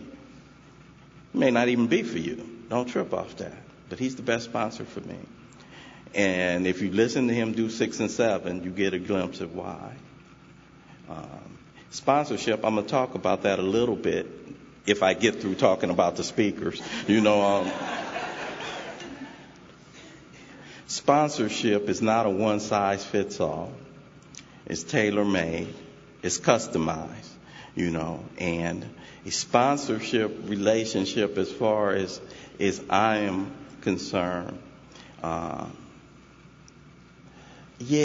take people through, show them the words, but there is something that will fill in a lot of the gaps. And my sponsor, in addition to being a man who walks this thing, and I keep learning more about him, because he won't tell me. And when Gary Brown was standing up here sharing about his relationship with him, I said, yeah, that's my sponsor. That's the way he rolls. That's what he does. He fill in the gap. He steps in and he mans up. And he mans up when I can't man up. So that's what he does. And I'm grateful for that relationship. I never met Gary Brown in person, but he's impacted my life in a big way. There are some guys who've been doing this deal in a particular way. And the way that I do what it is that we do comes from those guys. And I've heard a lot about him. And he, when Bill saw Ebby at the front door, and he said he shouted great tidings. He talked about his deportment. That's a walking alcoholic. And the thing about Gary that makes it easy is he talked about struggling. And he's, folk talk about, we don't have icons. We don't put people on pedestals in Alcoholics Anonymous. I came in here broke, beat down, toe up. I needed somebody on a pedestal, because the people I had on pedestals in the life, I needed to replace them with something. And they weren't on pedestals, but they were places I wanted to go. They were markers for me. They were markers. That's like when you're on the freeway and 3 miles down the road, this is where you're trying to get to. These men were markers, and these women, And so, some of them, for me, it was good. I told you I grew up sports heroes. I have heroes in Alcoholics Anonymous. A lot of them are sitting in this room right now, and that's one of the guys, I have been hearing a lot about. Walking example. My boy, Steve Lee. Wow. When Steve talks, you'd be like, I don't want to talk now. I don't want to talk. I'm going to talk. Steve is a wordsmith. You know, he's kind of like, you know, I said about Bob Darrell and Steve Lee is kind of like that poet laureate of Alcoholics Anonymous. Steve just weaves it, and more than that, the thing I'm saying about all the speakers up here, more than them talking up here, I know them all. I know them. And they live this thing. It's a trip. When you bring some people out, it's one thing when you get people who can articulate what the process is and talk about it. It's another when you get people out who can articulate it, but more than that, they live it. They live it. You know, so you can take my word for it. You know, these people live it. Me and Charlie Parker stayed up, almost shut the place down. I like being a shut the place down kind of guy. I'm one of the ones that used to shut it down then go look for the after hours because the party ain't never over for me.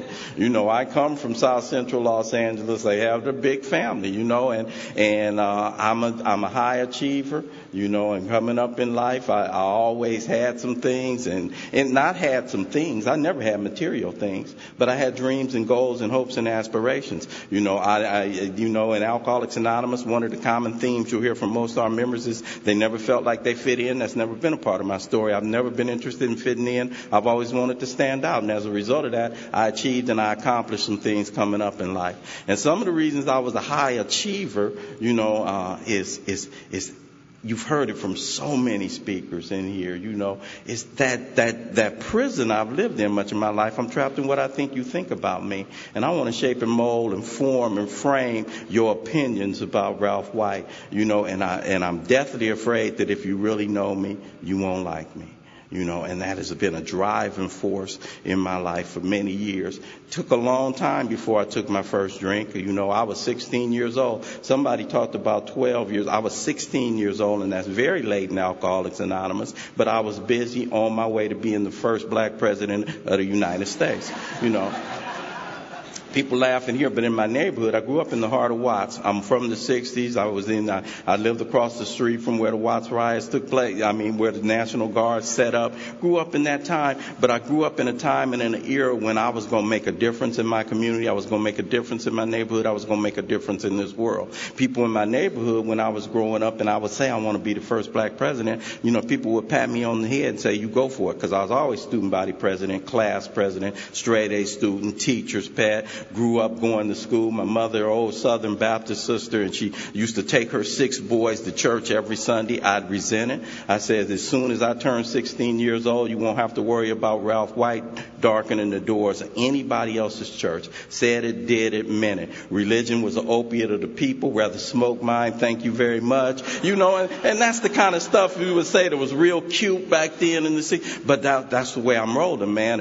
And my grandfather, you know, he was a deacon at the church, and he was one of the founders, and everybody liked him. He had probably 5th or 6th grade education. Old Southern cat that came to Southern California to make a better way for his family, you know, and homeowner, same, you know. And I look at my grandfather and my granddad and my mom up in church, and I'm like, yeah, that's cool for you guys. You're from the South. You need some people to tell you how to think and to tell you how to live. I'm too slick for this. You know, I'm the new generation. I'm not trying to do that. You know, when I hit the chapter We Agnostics, you know, there were some things in there about forming this relationship with this power that were very important for a guy like me. And it said, be quick to see where religious people were right. They were exhibiting a degree of stability, usefulness, and happiness. Stability, usefulness, and happiness. LO 63992. LO, that's a prefix. Youngsters, phone numbers used to have letter prefixes. You know, that's my grandparents' phone number. I can't tell you how many phone numbers I've had in my life. My grandparents had one phone number the entire time they lived while I was alive. Exhibiting a degree of stability. You know, and I used to talk about my granddaddy don't make as much in his lifetime as I'll make in a year or 2 years, because I was working in good, you know, and it dawned on me when I hit chapter We Agnostics, as much as I talked about as much money as I made, now what little granddaddy made, it dawned on me. Granddaddy never asked me for bail money.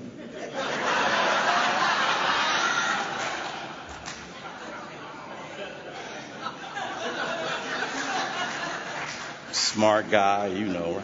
And so that chapter, you know, opened some stuff up in me. You know, and I'll probably dance around and get around, but I really want to talk about what it is I'm charged with this morning. You know, our 12th step, you know, having had a spiritual awakening as a result of these steps, we try to practice these, you know, carry this message to alcoholics and practice these principles in all our affairs. And so I get here, but you need to know one of the reasons why we share our stories is because you can't appreciate where I am if you don't know where I come from. For all you know, this thing come easy for me. Yeah, dude, you standing up there in a suit and you've been doing this for 27 years. Yeah, of course you can talk about God. It come easy for you. Look at you. You square, you a schoolboy, the rest of this. Well, what?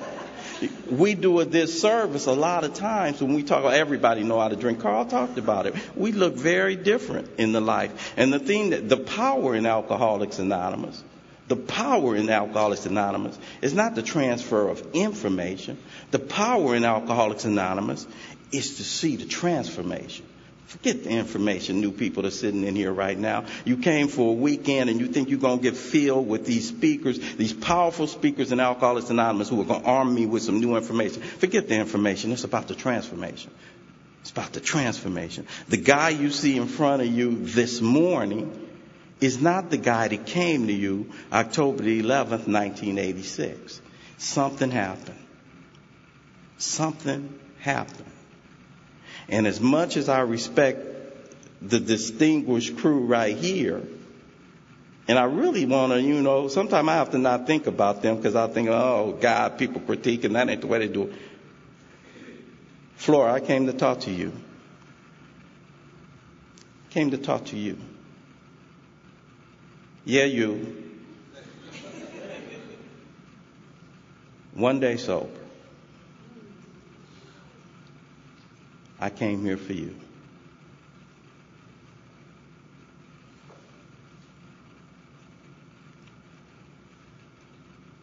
Because we all been there. I love when Bill said, we know what you're thinking. I'm jittery alone, and I'm alone. I can't do this, but you can.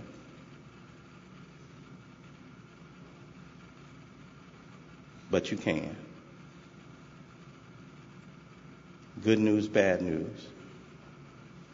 Sometimes in Alcoholics Anonymous, the first thing we say to a newcomer is, it's going to be all right. I want to let you know it ain't going to be all right.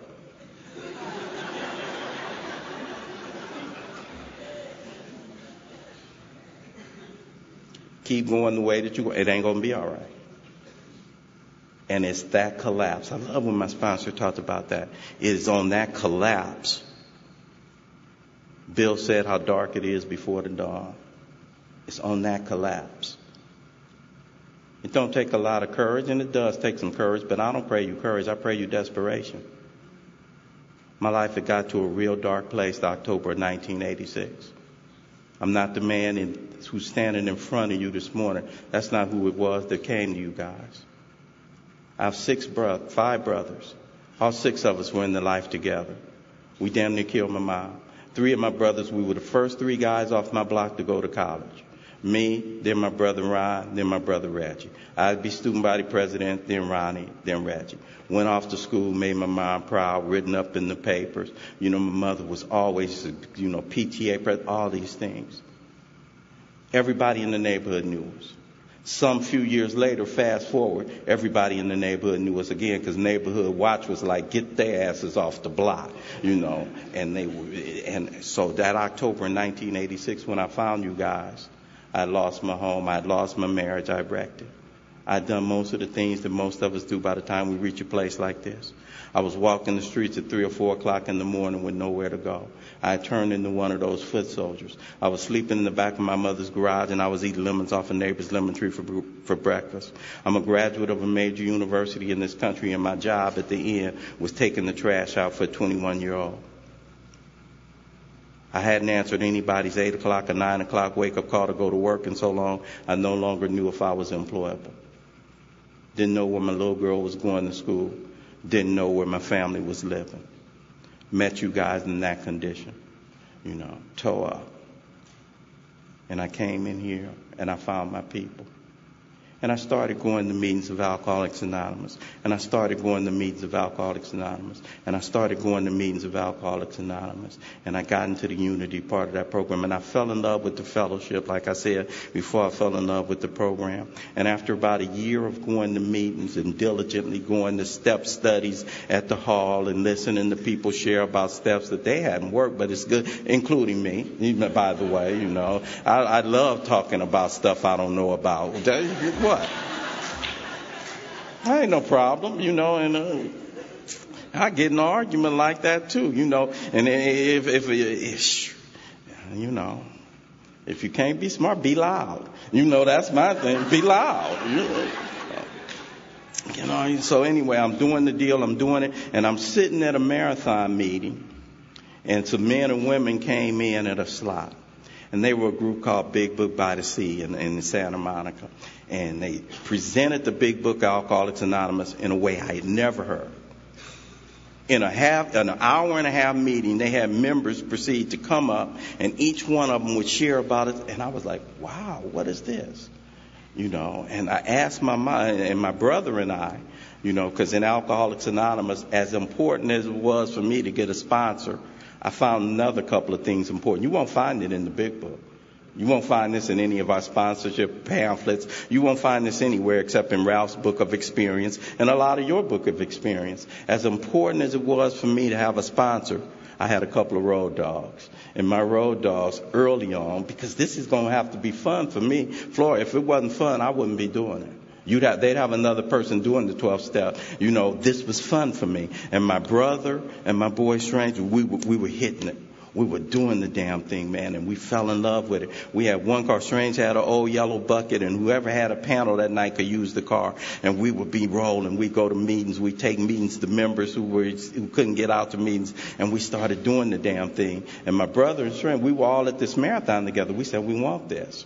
And we approached two of the members in that group, and my brother and I approached my mom. We were both staying at my mom's house, a year sober, and said, Mom, can we open the doors? And in November of 1987, we opened the doors to my mom's house. And about 12 people sat around a dining room table, and we had these blue books open. And we started going through that book page by page, line by line. And that was November of 1987.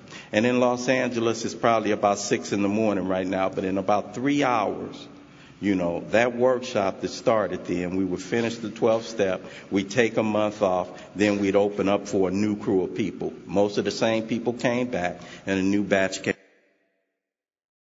We had about 12. We liked it. We said, let's do it again. Some people said they liked it. And that was our intention, to just go through the book a couple of times. And well, since November of 87, we outgrew my mom's house. We went to a hall, outgrew it. And so in about 3 hours at home in L.A., it'll be about 250 to 300 members sitting in a meeting, the Never Too Early Big Book Workshop, going through that book, page by page, line by line, doing what it is that we do better than anybody else. Flora, a group of us went out the other day, and we went to 182 Clinton, you know, Bill Wilson's old address.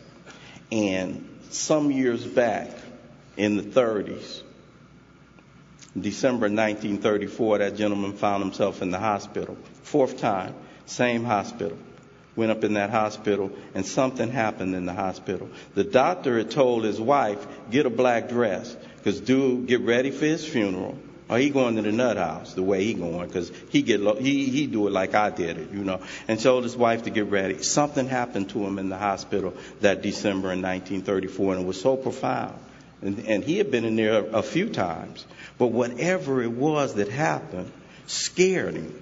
And he told the doctor, and described to him what happened. He said, am I going crazy? And the doctor said, from the outside looking in, this is how profound that experience was. The doctor looked at him and said, dude, whatever it is, I don't know, but you would look good holding on to it. And he left the hospital, and he went out looking for people like you and me. 6 months passed, couldn't find nobody. Preaching to him, you need to have this white light experience. Nothing happened, but he stayed sober. And in that length of time, some of his guys that he used to do business with put together a business opportunity. They said, we want you to represent us in this business deal. Sent him out of town to Akron, Ohio. and his business didn't come off too well. And he found himself in a hotel lobby on a Saturday afternoon, and he got thirsty. He got thirsty.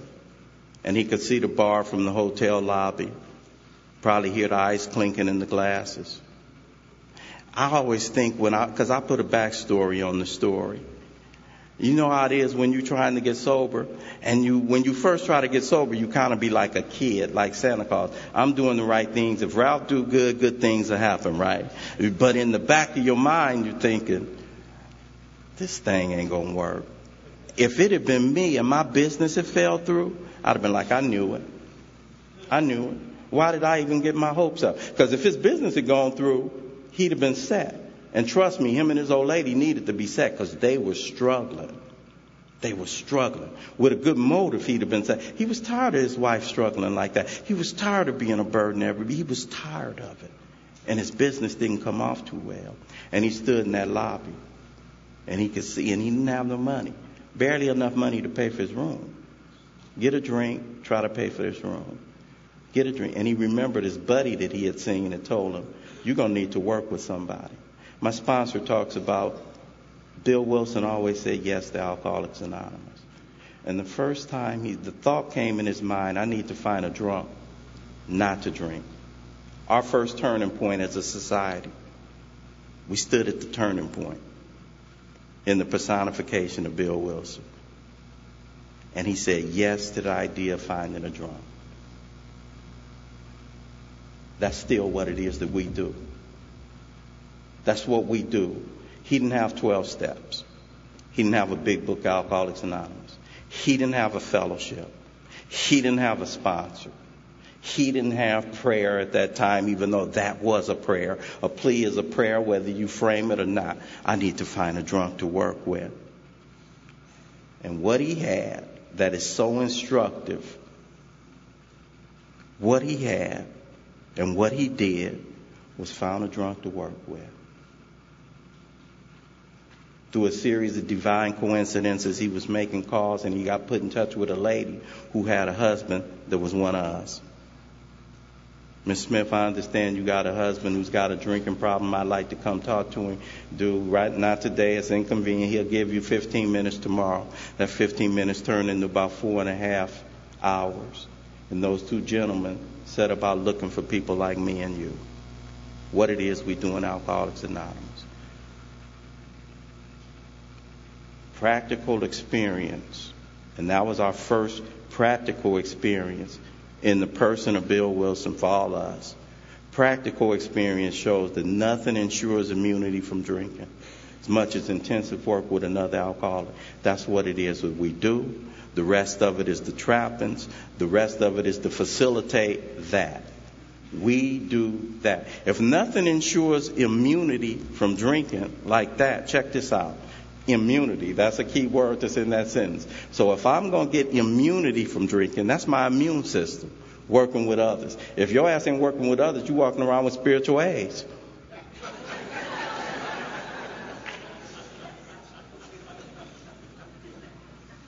If I'm not working with others, where is my immune system? And that's what it is we do. And that's what it is we came to talk to you about. And that's the good news. When it talks about, to carry this message, and then a lot of times people get caught up on this message and this, yeah, this message, but what is this message? Sometimes people think this message is the method. That ain't the message. The message is, I've done these things that have put me in touch with a power that has given me access to a power, because that's the whole deal. This isn't a series of steps that we get graded on. It's not a series of discrete steps that you say, Ralph, where are you at? It's a series of integrated activities that if I put them together as a whole, it's the way I live my life. It's the way I live, and it's an integrated set of actions that become a working part of who it is I am. And I can't tell you the day or the time or the hour when that thing happened for me. This attitude that Steve talked about, this attitude had been just given to me. I can't tell you when it happened. I can tell you that I know it did happen, and it was a looking back experience where, damn, I'm not thirsty, and I don't even think about it. Damn, I'm sitting in here at a bar because I'm here for a good reason, or I'm at a wedding, and they're drinking alcohol. It's just like they're drinking water. I can't tell you when that happened. I can tell you that it did happen as a result of a series of discrete activities that I started incorporating into my life as a way of living. I'm a guy that, my sponsor, and he's here, and I just take stuff from him. He's here, and that's what he says. He says, you can't treat a spiritual condition through mechanical means. We do the mechanics, but that's not what's treating it. We do the mechanics to get in touch with the power. The power is what's doing it. I'm standing up here in an upright position on Sunday morning. I'm not doing it because I read this book so well. I'm standing up here for one reason and one reason only: God's grace.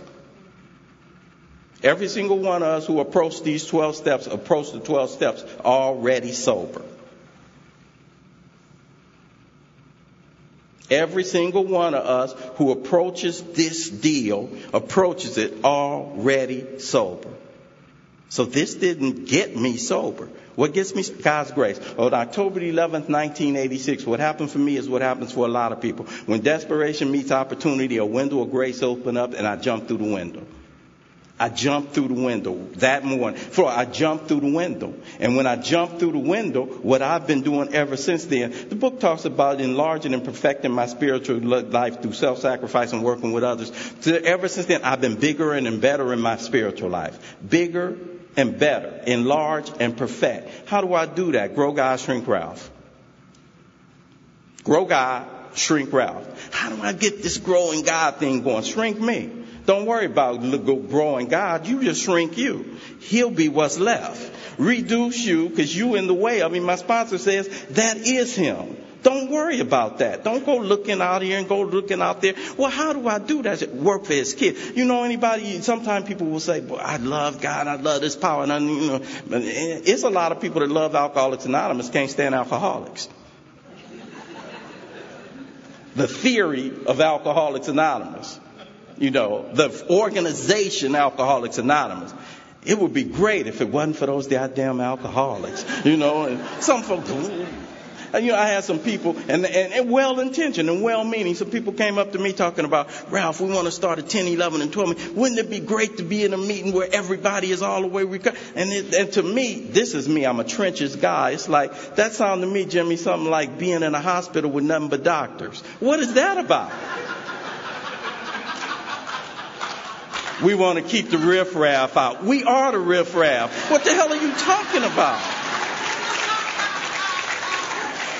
Well-intentioned, well-meaning, I understand that. But the deal is, what it is that we do. The reason we came out here this morning is not to dazzle you with information, not to dazzle you with what we can say from this podium, not to dazzle you with our vocabulary, not to dazzle you with our knowledge of this process and the rest of this. The reason that we came out here, Flora, is to let you know that there's a way out and a way up. The reason I came out here for you is to let you know that there's a man that came up in here that was a shell of a person. I come up in here not to talk to you about that. Somewhere inside there's probably a woman waiting to bust out. Somewhere inside some man up in here, there is a father waiting to show up. Somewhere inside every man and woman in here, there's probably a family waiting to be reunited. Somewhere up in it. That's why I'm here. That's why I don't play with people. I don't trip off of all that. In the chapter working with others, it's some clear cut through. And the thing about the working with others, that's the 12th step is really that piece right there, having had a spiritual awakening is some stuff I can do. But I don't get the spiritual awakening if I don't start working with others before I get to the 12th step. So working with others is a continual thing. You'll see that very early in our literature. Our constant, my very life as an ex-problem drinker depends on my constant thought of others and how I can meet their needs. If the alcoholic doesn't enlarge and perfect his spiritual life, how? Through self-sacrifice and working with others. He won't be able to survive the certain. Anybody in here hit a low spot? Don't know about you. The certain trials and low spots. I loved when Gary was sitting up here talking. I loved when he was talking about, because he's iconic in my mind. I've heard about him for a long time. And he walks on the, the alcoholic spiritual waters as far as I'm concerned. And and he's just a guy. He's just a guy. He said, I've been taking people through. I was doing the damn thing. I was sponsoring people who were sponsors to people. And I was doing the damn thing. And I went bankrupt. And I was doing this and he's just a man standing up here doing the best he can with what he got. And he was standing up here talking. And the reason why that resonates with a guy like me is because that's what I do. I fall down. When I take one, I can't tell you the amount I'm going to take. I can't control it. And when I sincerely don't want to put it in me again and start that cycle up again, I do it again anyway. And I believe that probably makes me alcoholic. And if that's the case, I'm suffering from an illness that only a spiritual experience will conquer. And I don't believe that because it's written in there. When the men and women that I work with and that I trudge with, because I'm right there. I don't just take this, okay, so what? It's in the book. And? Do I believe only a spiritual experience? No. Why do I believe only a spiritual experience to conquer what I suffer from? Because I tried a financial experience, didn't work. I tried a love experience, didn't work. Tried a family experience, didn't work. Tried a father experience, didn't work. Tried a fear experience, didn't work. Tried a self-knowledge experience, didn't work. Tried an acupuncture experience, didn't work. Tried an est experience, didn't work. I tried everything there was. So that's why I believe if that last one, and if it ain't, suffering from an illness that only a spiritual experience to conquer. And and I'm gonna be all over. Somebody said you can't talk about one step without talking about the others, and particularly this working with others, because this is how I got there for me, and the way that they work with me, because that was a hard pill, because I grew up in the church.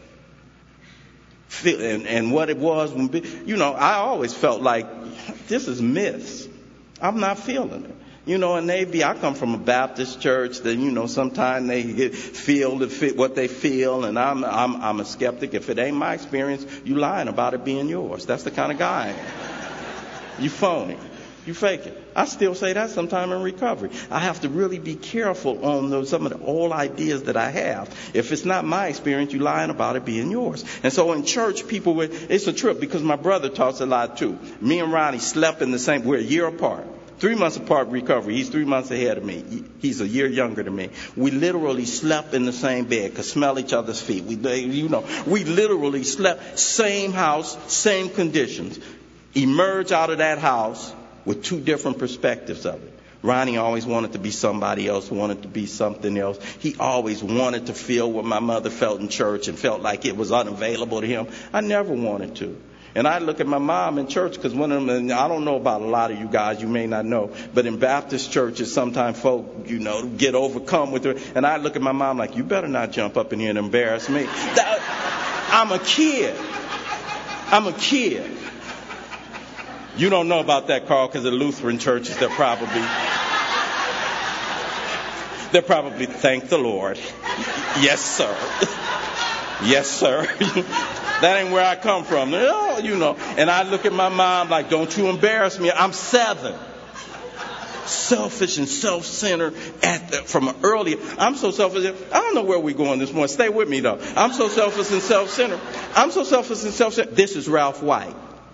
Through 8 years old, 109th Street Elementary School, I remember I'd be walking through the hallway, and I'd walk a certain way because maybe I'm on candid camera. Old people remember candid camera? I would really be rehearsing. For real, okay? For real. I'd be thinking one day I'm going to be on candid camera, and I needed to be walking right. And that early age, early age, so I'm that kind of guy. So this whole church thing, I'm not feeling that, so when we hit the chapter, we agnostics, and some working definitions for that agnosticism for me was, I didn't have a problem because I wasn't trying to be an atheist. That's too windy an argument you got to uphold. Why there is no, plus I suspect that there was, he just wasn't doing nothing for me. Plus I wasn't trying to fool with him.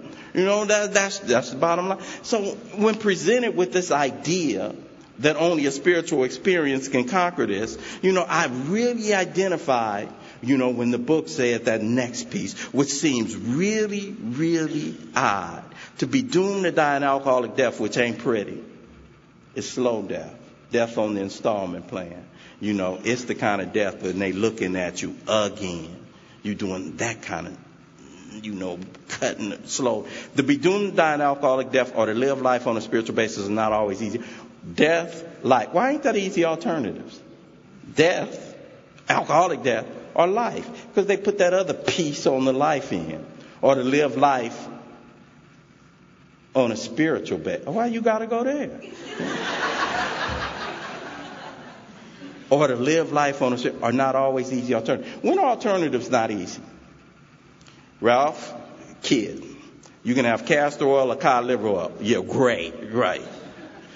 Electric chair, gas chamber. You rather be shot or you rather be cut? You want to listen to Liberace or Lawrence Welk? God damn,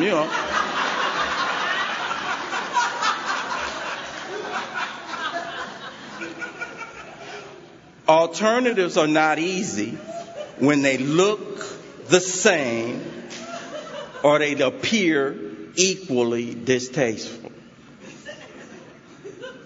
And to live life on a spiritual basis or alcoholic, they look the same.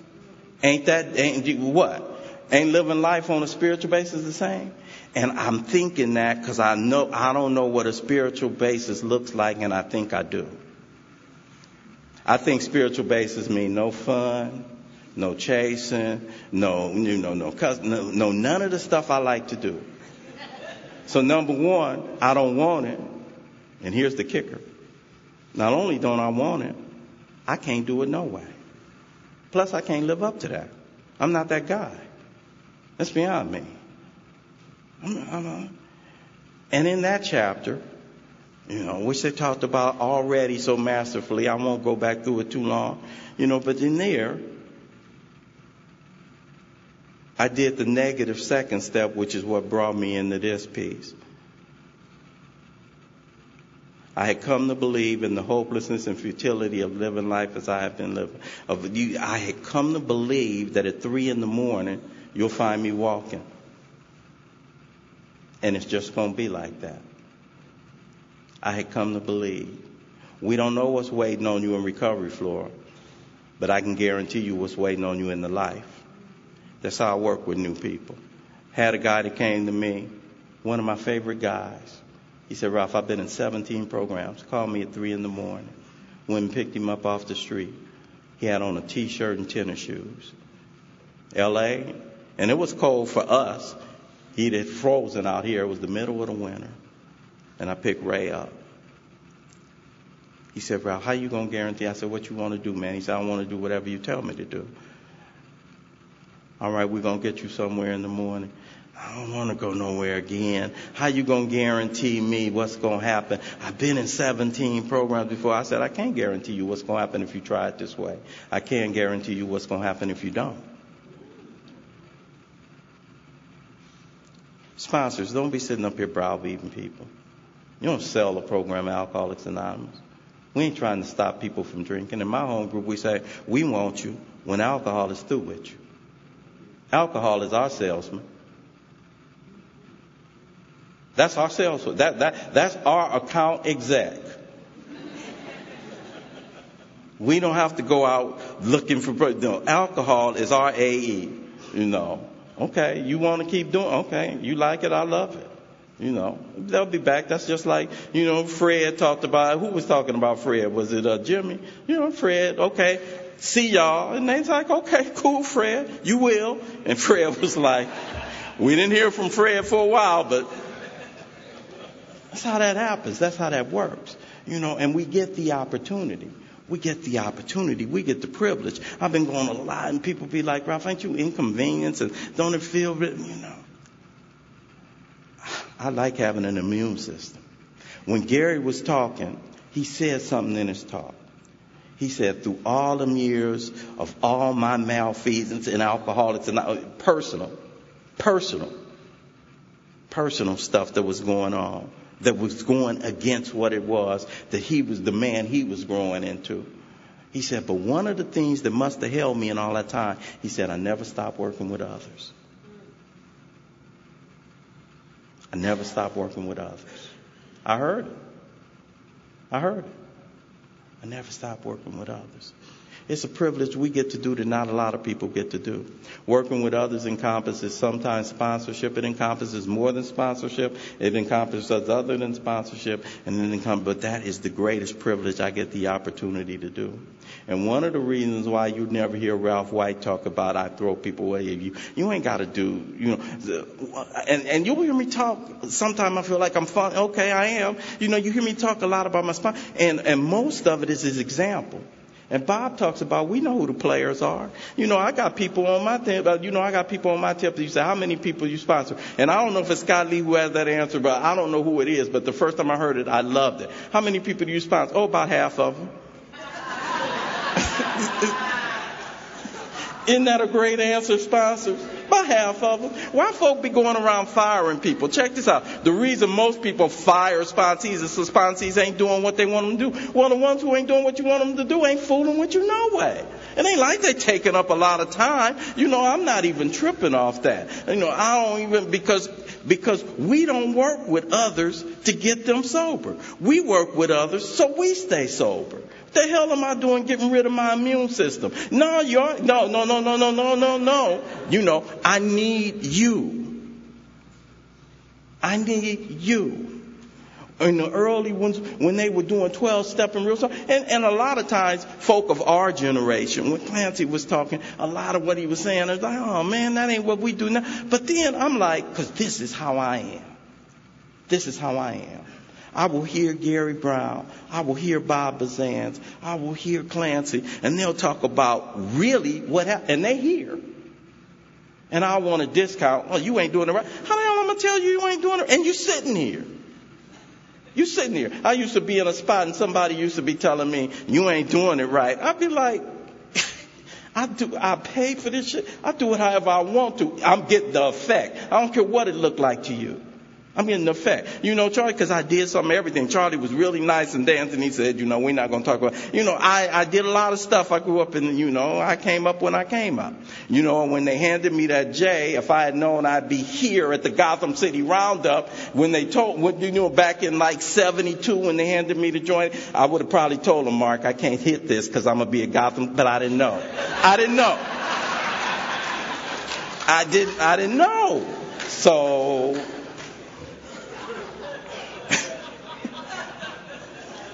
and new friends, the tradition violation ain't mentioning that, but the tradition violation is talking about that, and you ain't talking about alcohol. But that's what we do. We're Alcoholics Anonymous. And so in working with others, my sponsor, I was on the point, and he like, we know who the players are. Me and Jimmy was talking, last night, me and Charlie were talking about that last night. I don't trip off guys. I got people, and sometimes I listen to Katie. I listen to Charlie. I listen to Mike. I listen to Gary. And I'd be like, Steve, something's wrong with my sponsorship. You guys just seem like you sponsor so much better. I listen to you when you share. And it's like, so new friends, don't trip off that. That's who we are. That's the humanness in us. I don't know if it's the alcoholic in us. That's the humanness in us. That whole comparing and I want to be like this. And sometimes that is also, it can be motivational. Look for the similarities. Don't look for the differences and don't trip off that. I'll never be able to get up there and talk like these guys have been talking this weekend. Don't worry about that. This ain't a talking program. It's a living program. It's within the grasp reach of anybody sitting in the room right now. And so my sponsor talks about, we know who the players are. We know the players are. Don't be worried about the people that ain't doing the right. And you know that ain't, because there's enough people that's hungry for what it is you have. And you're the only one that's qualified to carry your message. One of the biggest benefits and one of the biggest things I've been given in Alcoholics Anonymous is my own walk. You will hear people who talk about us being a cult and us people, being and that's the furthest thing from the truth. I've always been scared of what you would think of me if I really showed up. I've always been scared that you would toss me if you knew who I really was. I've always been afraid of who it is. I don't know if Katie said it, but it is so, they give voice so much better than me sometimes to what it is that I feel. Most of what it is that we share in these rooms, when you find yourself nodding, it's not new information. It's not informational. It's confirmational. It just confirms something, and somebody gives it a name. They put words to something that I've been feeling. I couldn't put it in those words. And so we nod. And we identify. Had a brother in my home group, brother named Brother, and he used to say, when heart speaks, heart hears. And in Alcoholics Anonymous, that's what we do. We speak the language of the heart, and we do it the way nobody else can do it. We can reach other people when nobody else can reach them. We charge with that. There's something that is special about what we do. And the way that most of us get it, the thing that we are armed with that makes us the most useful and the most valuable, it hurts a lot, but it's what we arm with, and it's our experience. I got on my knees in my first year of recovery with a group of men and women, and I said, God, I offer myself to you to do something with me. I offer myself to you. And if I'd have said that prayer, if I'd have walked up to you, Miss Soon, with that 1 year recovery, and I wasn't a vision for you, I wasn't much to look at, and I didn't have nothing going on. I was staying at my mama's house, and if I'd have walked up to you and said, Miss Soon, I offer myself to you, you'd have been like, dude, keep it moving, But what I like about this process is when I did that sincerely on my knees in front of this power, I didn't know. That's the third step. I didn't know this power. It was a promise to submit to the rest of the process. And I got on my knees with a group of men and women, and I said, I offer myself, do something with me. And I've done a lot of things in Alcoholics, and I've veered left a lot of times. I've fallen down, and I've done stuff. I've done stuff I'm embarrassed by, and I've done stuff that I'm ashamed of. I've done stuff and then at the end of the day, those are the things that seem to make me the most useful. But what happened when I got on my knees in that condition? In churches, in religious institutions, I don't know if they say that. It's what I heard. You had to come a certain way already. You had to come right already. In Alcoholics Anonymous, you don't have to come right to get right. Come like that. Get on your knees. Third step. Steve was talking about it felt hypocritical. That's the biggest freedom in that third step. Come as you are, still hoeing, get on your knees. Still lying, get on your knees. Still tripping, get on your knees. Still watching porn, get on your knees. Still not being able to be trusted, get on your knees. Still not giving them a full day's work, just get on your knees. And right in that condition, doing those things at that time, in that circumstance, he'll do what it is that he do. And he don't need your permission. He does need your cooperation. And he did something with this man's life. He did something. He did something. Did something. It's what we do better than anybody else. At the end of that prayer, it says, God, take away my difficulties. Not because I'm afraid of them. I am. Not because they're uncomfortable. They are. Not because I don't want them. I don't. But take away my difficulties. The victory over them may bear witness to those I would help. That's how we get most useful, So if you're going to claim that God can handle anything, check this out. Sometimes he just going to have something for you. Going to have something for him to handle. Somebody in here just have something for him to handle. Don't trip. Somebody in here feel like they're in a dark place right now. Don't trip. It's going to be what you arm with. I'm going to tell you, you can grow in the valley. Been there. You can grow in the valley. You can grow wherever you plant it. Not only can you grow, you can thrive and you can prosper. 22 years sober, I thought that they needed a treatment I thought they needed a recovery home for old timers. I was like, Carl, I was ready to call you. I felt fraudulent in my sponsorship. I felt like I didn't need to be going out talking no more. I didn't know. I thought that there was that there's going to be this, causal relationship, and there is somewhat between that is a measure of how you doing the damn thing. The measure of how you doing the damn thing is doing the damn thing. Don't worry about how it looks. You know where we come from, sometimes it takes a while. That's why I sponsored my son. He said, should it might take 50? Because I fall down. Spiritual walk ain't perfect. But I love this thing. Because as a result of me falling down, I am extremely useful to folk. Because that's what we bring to the table. Everybody in here got something. You might think, because you can't take people through this, you got experience. You got experience. I can stand up in front of you and say it with certainty. You can lose your house and you ain't got a drink. I can say it with certainty.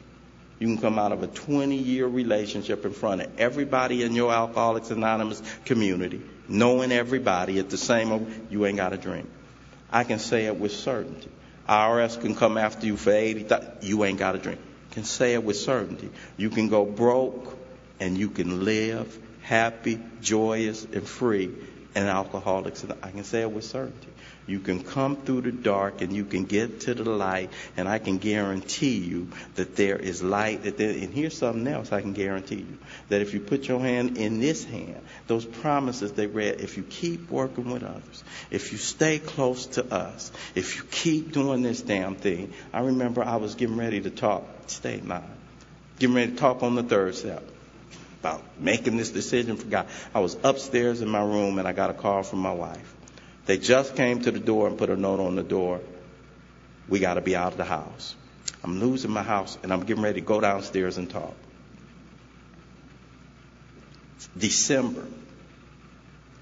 I got 2 girls and my girls are spoiled because of you guys. They're spoiled. Yeah, Christmas is a big deal in the White House. Big deal. My girls don't know nothing. That Christmas was looking really bleak and really bad. My feet have been trained by you guys. I didn't, the thing about doing these things right here, folk, don't come up here rehearsed and practice. Come up here and shoot from here. That's why you don't know where it's going to go, And I'm up there talking about the third step, and stuff comes out because that's what I'm trained to do. I had a friend that said, Ralph, when you think you're looking bad, that's when you're looking good. And me, I'm an image guy. I have to counteract that. A lot of people say, Ralph, we thank you for your honesty and your humility. No, that's not who I am. So I practice diligently to be transparent. I practice diligently to let God use me. I practice diligently to do that. And I'm standing there and I'm sharing and it comes out and we don't know what Christmas is going to look. And my fellowship showed up. I'm not one that ever diminishes the power of any one of those sides of the triangle. I don't diminish the power of Alcoholics Anonymous. You guys have carried me. You've carried me at various times. And so this deal, this working with others deal, it yields benefits.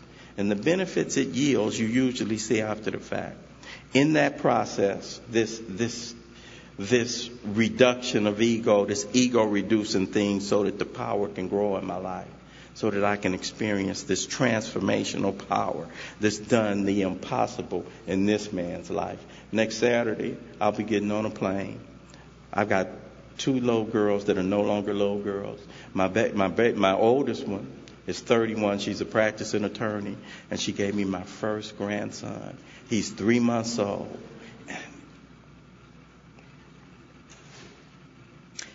Thanks to you guys, he'll always have a granddaddy that's present and accountable and spoiling that young man.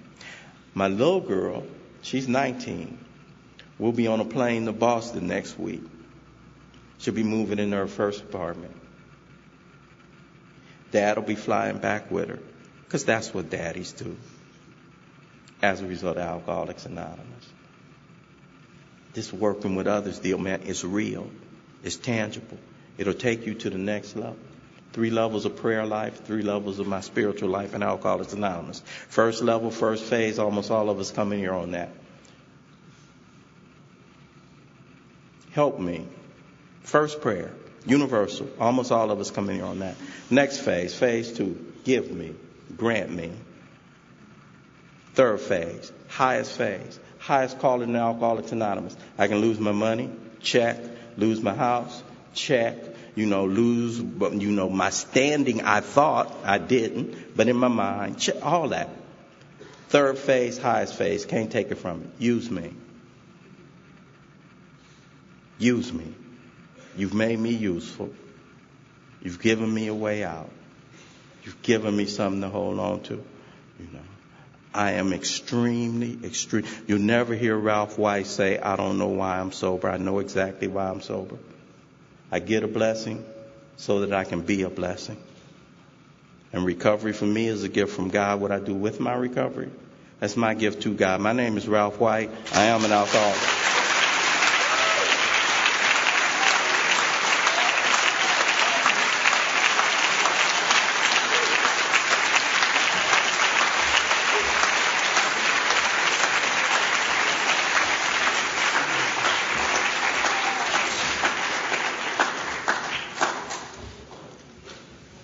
Thank you very much, Ralph.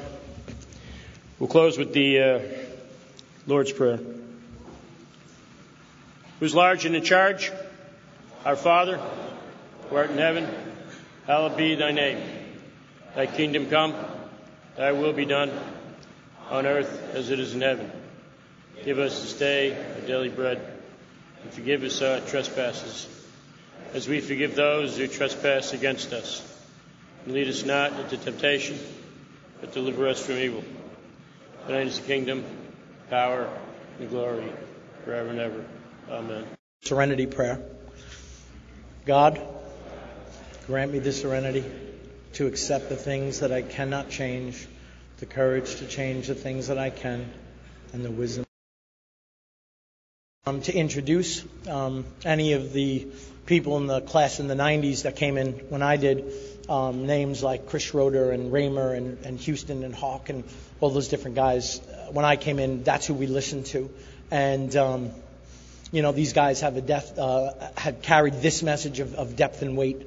And, I can't tell you how many times, Chris, that I listened to your CDs and was at a few of the speaking commitments. And you don't know. None of you guys, I guess we do because it happened to us as well. But you guys touch people, and you touched me in a way that you couldn't possibly know, and things have sprungboard from that. And I thank you guys for your service. And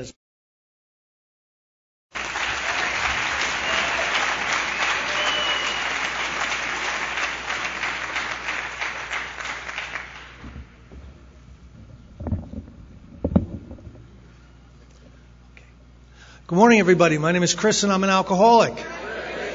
What an incredible weekend. Everybody that's gotten up here has said this has been an incredible weekend, but it has. What a great lineup. Mark was talking at dinner last night, and I asked him how this came about, and he goes, well, I was thinking about doing an event like this, and I picked my 13 favorite speakers, or 11 favorite speakers, and I called them all up expecting maybe 6 of them would be free. And everybody said yes. So really, what this is it's a collection of the people that Mark really likes to listen to, and in that dynamic, is something that I've never experienced. I've been part of a lot of conferences and workshops, but really what I see in this particular one is there's a heavy influence on the early Denver areas, the young people's group, and people that came out of that.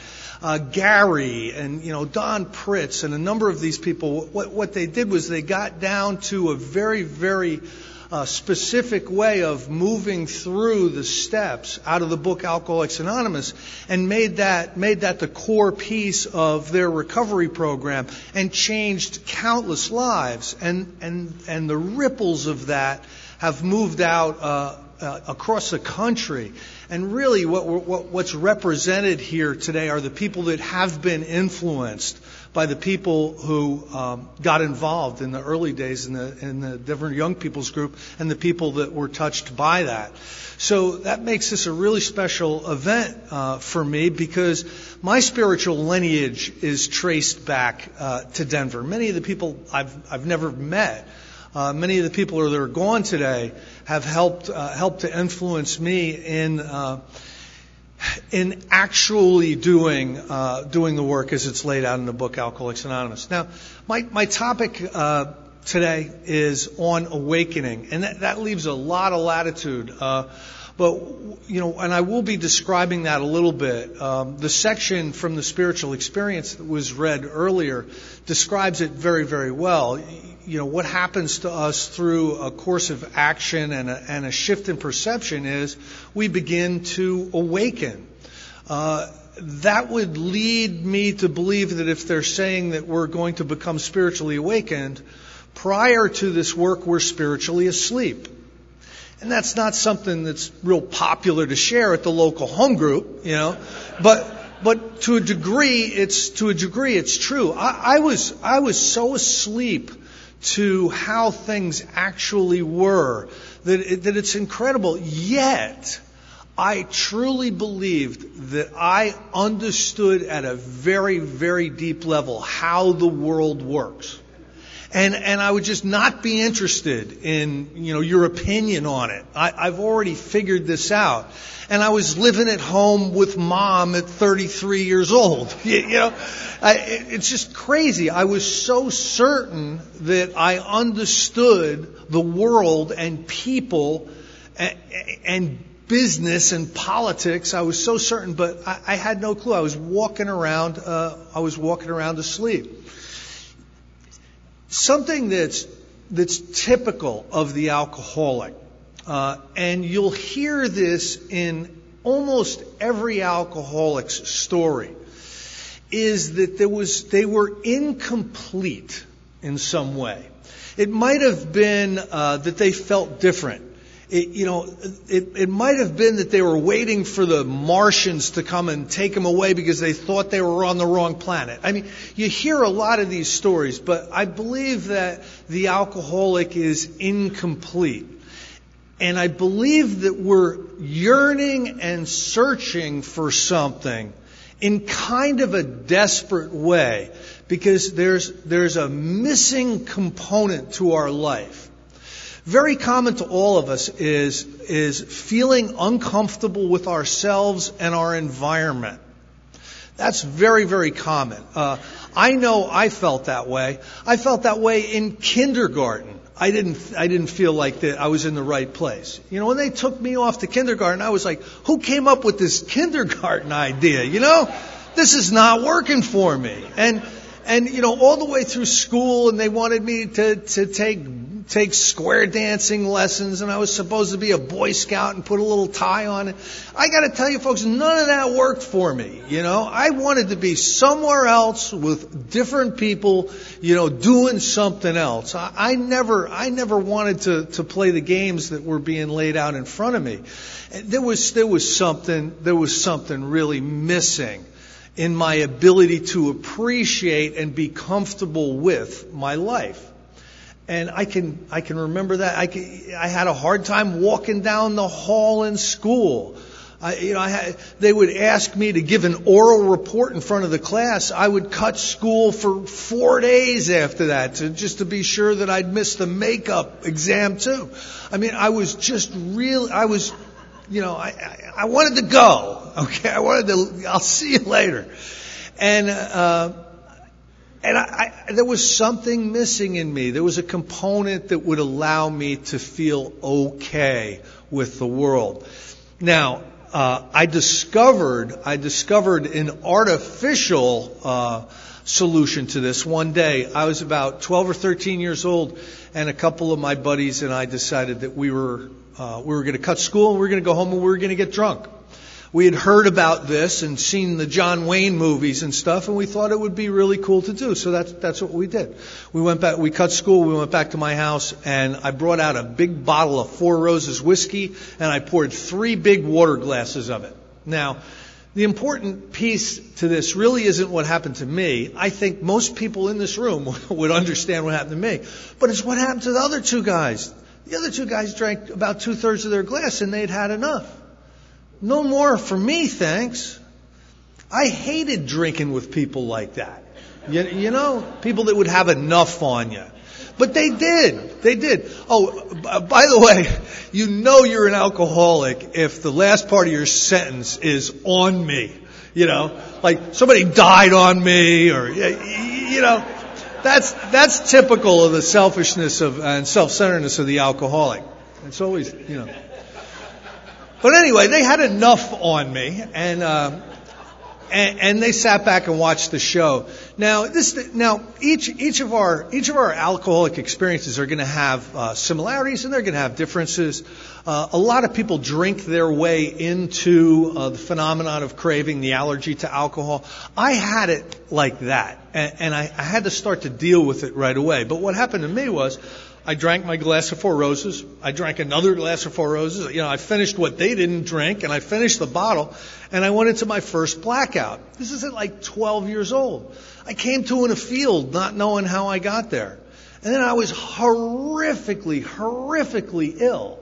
Just had to be horizontal for 2 days. You know, your first real drunk, how sick you get. That's your body saying, dude, you know, this isn't the best stuff to be putting in you at this kind of level.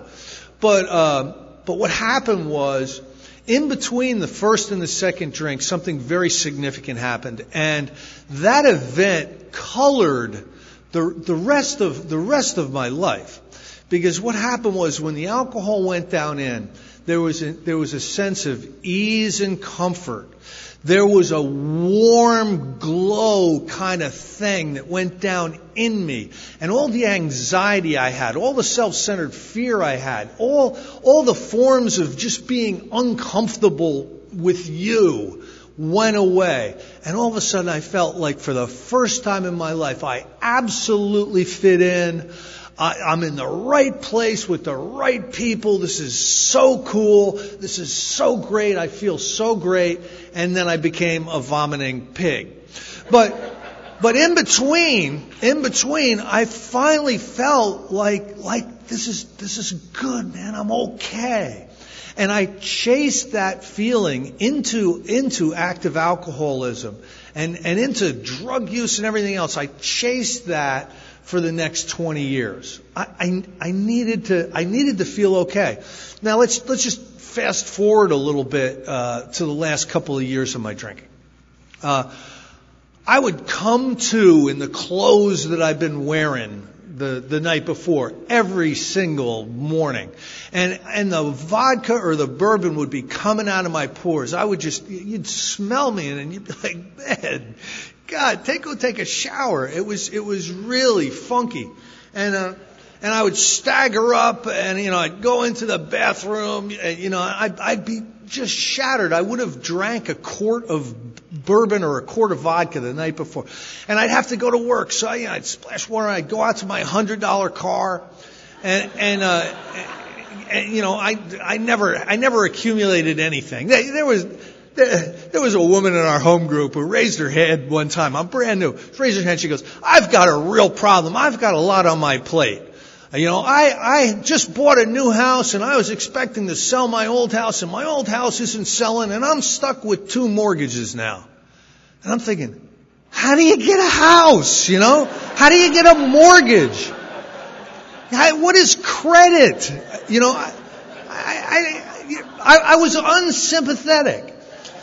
Anyway, you know, I would stagger out to my $100 car and I'd go off to my terrible job. And, you know, I was an electrician and I was not a very good one. I don't recommend the electrical trade for people that are still drinking. I gotta tell you, I would electrocute myself at least once a day.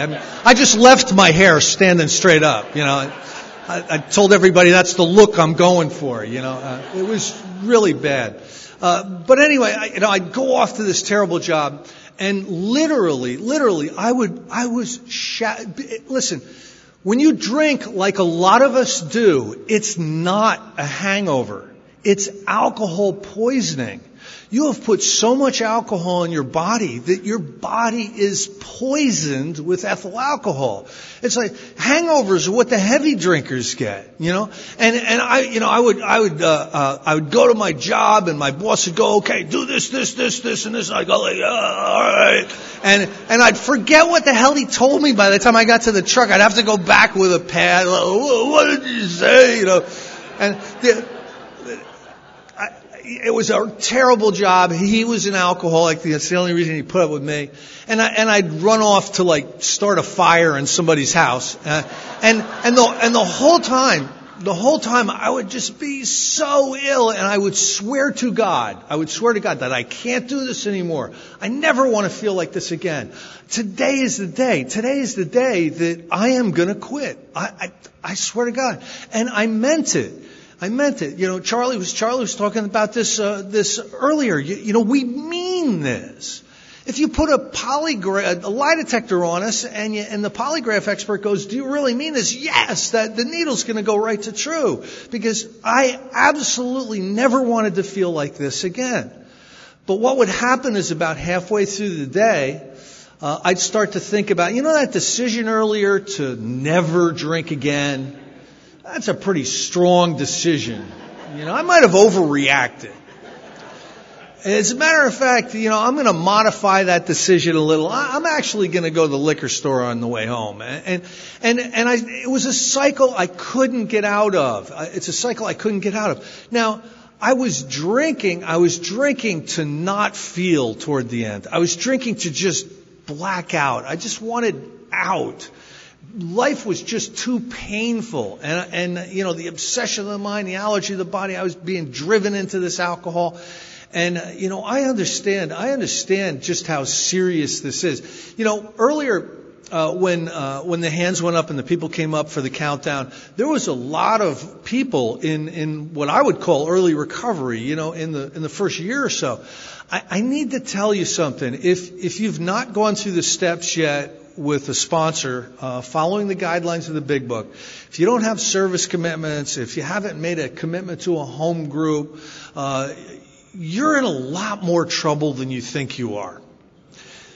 It's absolutely true. We minimize. I finally end up in Alcoholics Anonymous, and I stumble in to Alcoholics Anonymous, and I'm going late and I'm leaving early and I'm not getting involved with anybody, and I'm really thinking that AA is like a castor oil treatment.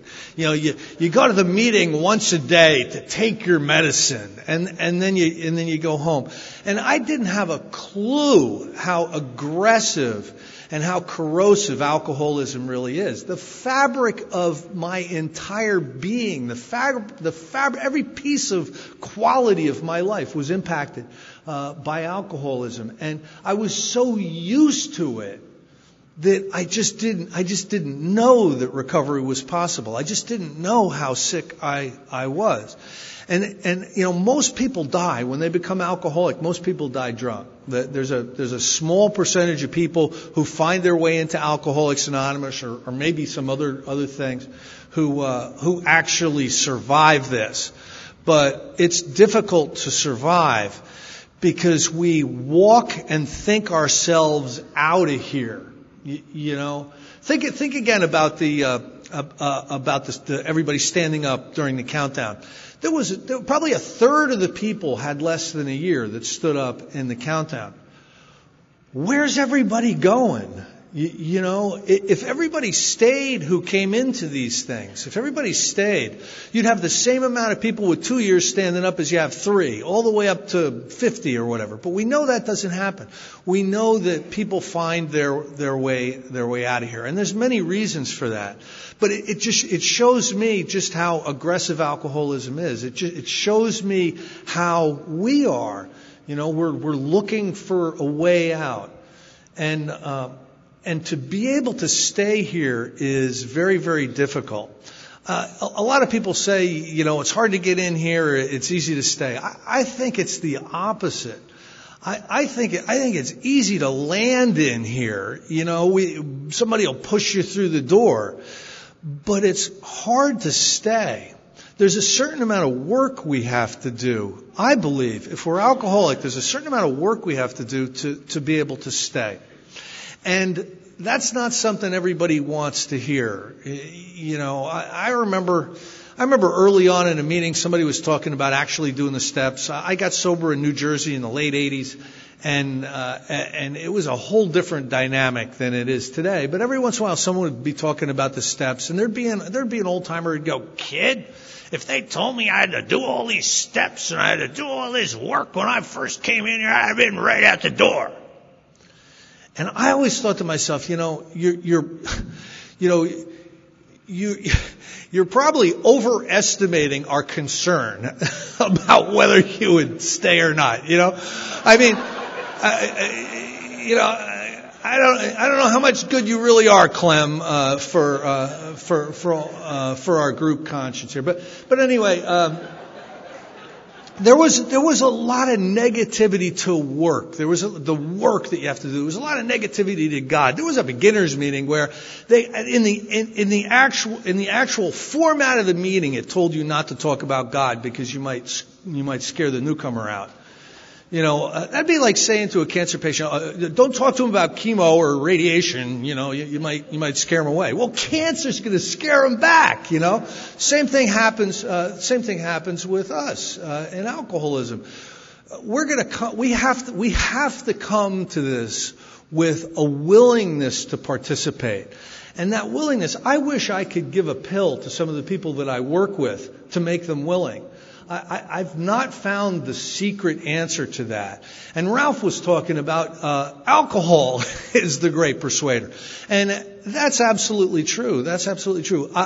You couldn't have got me into Alcoholics Anonymous with a Komatsu tractor before I was ready. I would have avoided it like the plague. And so there's got to be some participation in the recovery process here. Now, talking about awakening, having had a spiritual awakening as the result of these steps, we are lucky. We have an actual program that pretty much promises a spiritual awakening if we follow it. But awakenings, and the term awakening have been around for a long time. There was, in America, there were the Great Awakenings of the 17 and 1800s. And really what they were religious revivals. The era of the tent preachers, where they'd put up the gigantic tent and they'd drag people in and everybody'd get saved, and there was a lot of spiritual fervor. And this really changed a lot of the dynamics in America, these early tent revivals. And they called this period of time, historically, the Great Awakenings. So people have been awakening to their spiritual nature through religion for a long time. It's not that Alcoholics Anonymous figured out a specific thing that had never existed before. There were awakenings going on in the Oxford group prior to Bill showing up. But I believe in awakening. There's many aspects to awakening. I believe one of them is a shift in perception. I believe that we start to see things differently. And I believe a spiritual awakening is a shift in behavior. We're going to start reacting differently to life. We're going to start behaving differently. We start to really understand maybe what our purpose is here. An accurate, humble self-appraisal is part of an awakening. One of my favorite speakers, Anthony DeMillo, it was rare that his retreats and workshops would get taped, but I got a hold of one of them. And he gets everybody together, and they're all gathered in the meeting. And he starts off his talk like this: "I'm Anthony DeMillo, and I'm here to get you to wake up." And and the whole place goes like this. And that's really what he was there for. We need to wake up. One of the greatest things about working with others is you can recognize, just the level of devastation that alcoholism has, the level of how much someone is asleep to what is going on in their life. This weekend I was revolved around a handful of people who were involved in trying to figure out the proper hospitalization for some of the befogged people that showed up here this weekend. There was like 4 12-step calls that resulted in one form of treatment or other that happened down in the front. And a lot of times when I get involved in work like that, I get to see the true face of alcoholism, the true face of addictive illness. And you get to see somebody who is toxically and critically minimizing their particular condition. how often does this happen? How often do you get somebody that asks you to work the steps with you? Would you take me through the steps? Okay, sure. Here's what I'd like you to do. I'd like you to come over on Thursday night, and we'll get down. We'll start work, and it'll be like, oh, Thursday's no good for me, man. Yeah, well, what are you doing Thursday? Oh, actually, this whole summer's not too good for me. I'm going to be touring with the Dead, and I always tour with the Dead. And yeah, but you're one day sober. I mean, a lot of times they think we're overreacting when we're trying to work with them. But there's so much work that really has to happen. Now, I truly have had a spiritual awakening as the result of the 12 steps in the book Alcoholics Anonymous. I stand before you today with an awakened spirit. An awakened spirit does not mean that I'm a perfect person. It doesn't mean that I make mistakes. It doesn't mean that I'm not wrong sometimes. It just means that I'm basically awake to the spiritual life as a necessity for me moving forward. I'm awake to the fact that I have toxic selfishness and self-centeredness, and the foundation of my life was built on that. And I need to work very, very diligently to try to move off of that foundation toward a foundation of service and compassion. And I've realized that through the work involved in the 12 steps. If you have not done a fourth step, if you haven't inventoried your resentments, your fears, if you haven't really closely inventoried your conduct and moved through the rest of the steps, especially steps 8 and 9, you don't know what your problem is. Those particular steps highlight what your actual problem is. The causes and conditions, the root foundation of your alcoholism. So it's very, very important to pay attention to those things. For the longest time, I thought drinking was my problem. I really did. I was in AA for 6 months, just going to AA to not drink.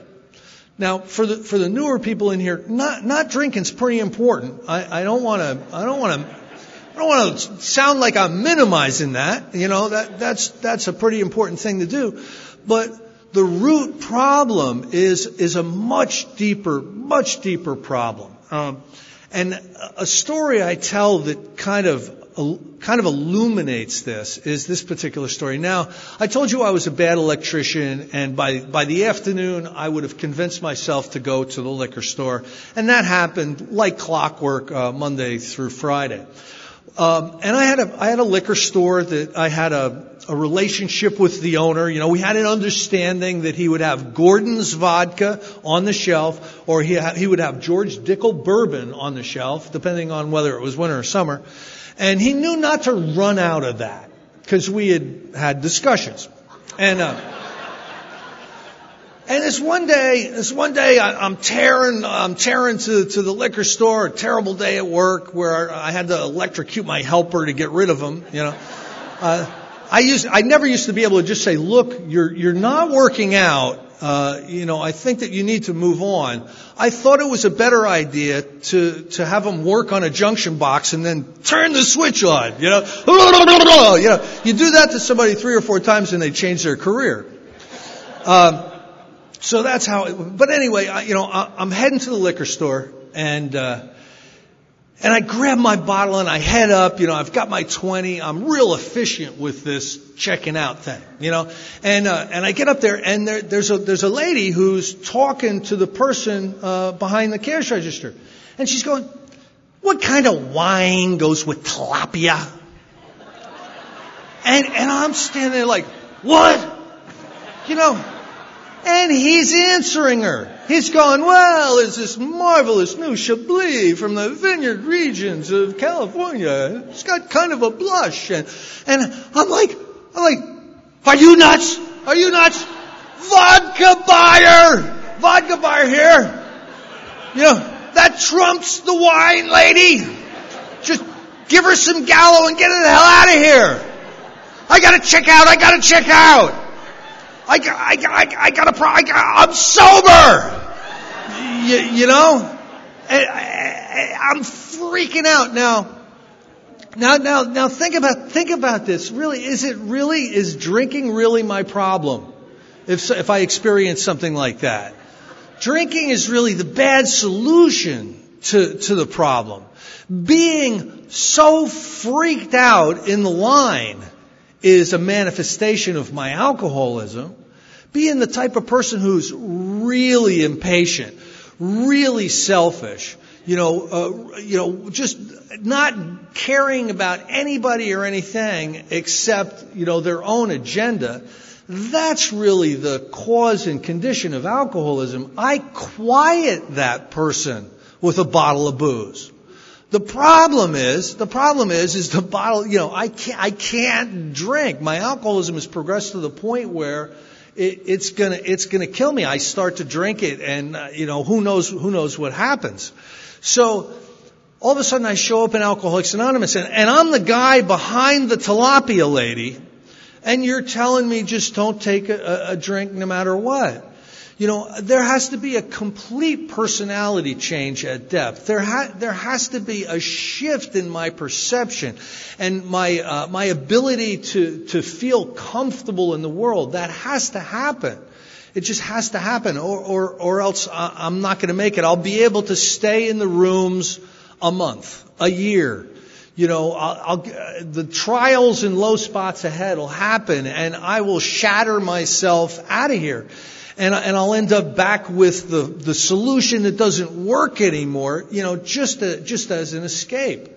So that type of psychology has to be treated.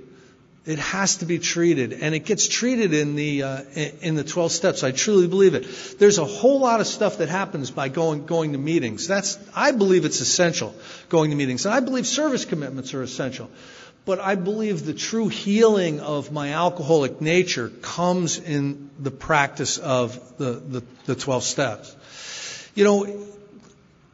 So I've had a spiritual awakening as a result of the 12 steps. Step 11 has kind of prepared me for a better acceptance of the spiritual awakening, more and better practices for achieving the spiritual awakening. From my earliest days partying, I recognized that there was spiritual malnutrition in Chris. I recognized it. I remember being in college and seeking out Carlos Castaneda books and Alan Watts books. I was reading all this, P.D. Ouspensky, all these really wacky authors that had depth and weight with their spiritual language. And I was drawn to those books. I was drawn to that stuff. And I think it was a natural draw. There was the thing that was missing in me, I was being pulled toward. Well, today the same kind of thing is happening. Probably 50% of what I read, and I do a lot of books on tape, probably more than 50% of that is spiritual literature. I find a great comfort in spiritual wisdom. I find a great recovery in actually taking that spiritual wisdom and directly impacting my behavior with it. Recovery from alcoholism is behavioral. Everyone has said this who's been up here. It's not necessarily about what we think or our opinions. It's more about how we turn spiritual principles into action in our life. And I'm not going to say I'm very successful at this. I still have a lot of challenges in my life. But over the course of the last 24 years or so, I've been trying to apply these spiritual principles in my life. And step 11 was an important point in that, because step 11 exposes me to prayer. It exposes me to meditation. It also exposes me to the people who know more than I do about prayer and more than I do about meditation. So I've found a lot of comfort in that. There's a great line in the foreword to the 12 Steps and 12 Traditions. AA's 12 Steps are a group of principles, spiritual in nature, which, if practiced as a way of life, can expel the obsession to drink and enable the sufferer to become happily and usefully whole. And that's a great one-sentence description of what the 12 steps do. I need to be happily and usefully whole to be able to stay sober and to have quality in my life, and I certainly need it to be able to stay separated from alcohol. I don't have the power on my own to stay separated from alcohol. You know, in step 10, I learned that I have to reactively apply these principles in my day-to-day affairs. We have to live life. We've got to go out there, and you know, we can get kicked in the shins and we can get put in some tricky situations. The more we're able to apply spiritual principles, the more we're able to promptly admit when we're wrong, the more we're able to seek God's direction in these things, the better we're going to get along, the more comfortable we're going to flow through all of this. Step 9 really showed me a lot. It showed me the depth of the harm. I had a clue about how much harm I had caused. I learned just how much harm I had caused after I made direct amends to people. They told me how I hurt them. I love to think, well, this is how I hurt you. Anyone that's got experience with amends knows that it gets a little deeper than that when you're involved in the amends. We don't have an accurate perspective really on the damage we've done until we go out and we make amends. Step 8, I need to become willing. I need to become willing to make amends to the people that I've harmed. That's a serious piece of willingness, by the way. That really separates the people who are serious about their recovery problem and who aren't. I come from a spiritual tradition where you actually go out and make amends, you actually do this work, and I try to encourage that with the people that I work with. I think that there's nothing that will put more horsepower into your recovery than steps 8 and steps 9. And I find it's very, very important. I also find that sometimes the key to not allowing character defects to impact your life, not to continue to be stuck in these patterns of defects, one of the great ways to do that is to go out and make amends. There's something inherent in the actual making of amends that makes it more difficult for you to cause the same kind of harm.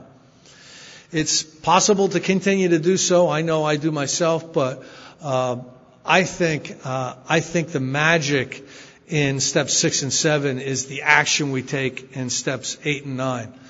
In steps 6 and 7, I need to become willing to have the character defects. You know, my alcoholism, the damaged nature of my condition. I need to start looking at that. I need to understand that if I could change my life, I would. If all I had to do was want and try to remove my character defects, I could have done so. But no matter how much I wanted and how much I tried to not engage in behavior or to change the way I was living, I was unable to do so. I found myself stuck in these patterns that came from the selfish and self-centered nature that I had. So I need to understand in step 6 and step 7 that God is the power. Bill Wilson talks about God in many, many different ways in this book. I love some of the Father of Light. You know, he uses a ton of descriptives when he's talking about God. But I think he was talking about a God of power. When I showed up in Alcoholics Anonymous, the type of God I had was other. I had an other God. I had a God up in the clouds, sitting on the throne, taking notes on the Schroeder kid, you know, for Judgment Day. This was a punishing God that was going to know everything, and I was going to be in deep trouble.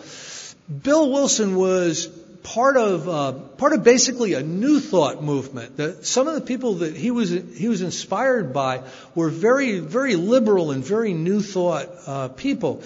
And I think his I think his vision of a God had a lot more to do with power than it had to do with personhood. It was a lot more verb than it was noun. You know what I mean? Because when he's describing in here, he's describing that this power is going to be able to transform our lives. This power will be able to place us in a position of neutrality where we're safe and protected. And I believe this is the power that we can touch in with, that we can become unblocked from, that will have the ability to transform our lives and to enable us to move forward, so that we're not trapped in a cycle of character defects that are causing us and the people that we care about a whole lot of trouble. Step 5, I really became as honest as I could at that moment with another person, and that I've done many 5th steps, and that's true of every one of them. I've become as absolutely honest as I possibly could at that moment with the insight that I had during that 5th step. And what that has done is that's offered me a great amount of freedom. I don't know about anybody else, but the things that I was ashamed of, the secrets that I had, the harms that I had caused others and other institutions that remained completely unaddressed because I just didn't want to look at them, those things were corroding my quality of life. And if you're alcoholic, they're going to corrode your spiritual condition. There needs to be a cleansing. To be able to get to awakening, there needs to be a cleansing, and these character defects need to be addressed. And we do that by sharing with another person. We're the type of people who will be in therapy for 30 years, paying like $100 an hour. And we'll get this far, and we'll come into Alcoholics Anonymous and do a 5th step with a plumber, and it's just gonna, we're gonna, oh man, I feel so much better. There's a simplicity and there's an economy to these instructions in this book that's just wonderful. I swear, it's not deeply Freudian complexities. It's just not. It's very simple spirituality 101 that Bill got in touch with when he was back in the Oxford group. So I need to share this stuff. I need to share my inventories. I need to share the 4th column of my resentment inventory. I need to share my fears, and I certainly need to share my conduct inventory with someone that I'm gonna be held accountable to. Whether it's a teacher, a spiritual advisor, or a sponsor, they need to know the patterns of my behavior. And when you do the conduct inventories and the resentment inventories, if you listen to enough of them, you can pick up on the patterns. You can pick up on how somebody is on the wrong set of tracks, and you can help them get back on the right one. Again, in step 4 is really identifying the causes and conditions. I mean, have you ever been in a situation, I'm sure I'm not the only one, where someone will come up to you after some debacle and go, "What's wrong with you? What is wrong with you?" I would hear that on a weekly basis. And it was a very difficult question to answer. Usually I'd say, "What's wrong with you?" Because the light's on me. I gotta shift that light quick. What's your problem?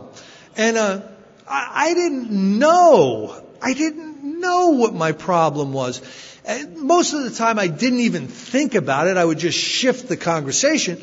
But every once in a while I would ask myself, what is wrong with me?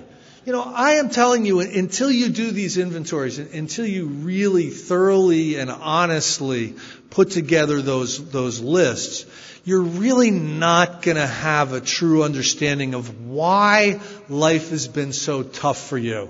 Why have you had those bad breaks, misunderstandings, and wives and husbands and girlfriends and boyfriends that were disloyal and misunderstood you? Katie, when you asked that question, how many people in here are married, and 10% of the hands went up, that was telling for me. You know what I mean? There's a great line in the 12 and 12 that says, defective relationships are almost always the cause of our immediate woes, including our alcoholism. Now, There's a lot of descriptions in our literature that talk about what an alcoholic is. But that's the only place I've seen in the literature that says why we're an alcoholic. You know, like what was the cause of alcoholism? Defective relationships. Why do we have defective relationships? Because of the selfishness and self-centeredness. We're the actor trying to run the whole show. You know, we absolutely have the best idea of how to manage this whole thing. Our family, our boss is always an idiot. You know, the people driving in the next lane are always maniacs. I mean, we know we could, if people would just do what we think that they should be doing, this whole thing would go well. I mean, you know, that's what we are. I'll give you an example. I ended up in a treatment center in early 1989. I signed myself into Happy Hills. You know, I mean, I had run out of plans. You know. And I'm in there about 3 days till you start to, you go in there desperate. Oh, please help me. And like 3 days later, you're going, how come we can't use the phone? What's with this food? You have decaf coffee? You know, and this is typical alcoholic, right? I gather the troops together and I'm going, we're gonna strike, you know? Let's get together, let's demand our rights. I got a piece of hospital plastic on my wrist. I'm in the hatch. And I want people to follow me, you know? Oh my God. And they did, you know? And they're like, we're with Chris. Oh my God. So, I mean, folks, it's terminal. It's terminal. If you want to run the rehab with 3 days sober, that's terminal. You're in real trouble if you want to do that, you know? And so I start to see a lot of this stuff in the 4th step. I start to see it. Now, the third step is really where am I in or am I out of this thing? You know, am I going to? This is not a program of suggestions. It's a suggested program. You know, so if you're going to do Alcoholics Anonymous, it's not a cafeteria. You don't take step 6. I'll use a little step 6 today, and a little 11. You know. It's not a program of suggestions. It's a suggested program. If you want to do Alcoholics Anonymous, I would recommend that you do the steps and you do them in order and you do them with someone who's experienced, because there's just too many. We can go off on if we're the type of people who are going to try to take over the rehab with 3 days. There's some tangents that we can go on. We can go down some rabbit holes. So it's a good idea to find yourself someone who you're going to be accountable to, who you'll work through this stuff with. So in step 3, I need to make a decision to engage in the rest of this process. I need to make a decision to do the rest of the steps. Part of my decision is becoming consistent with meeting attendance, working with a sponsor, someone that I'm held accountable to, and being available when it's available and appropriate for service commitments. It's a package deal for me. I see Alcoholics Anonymous as the circle and triangle, as the legacies. The recovery legacy, that's the 12 steps out of the big book.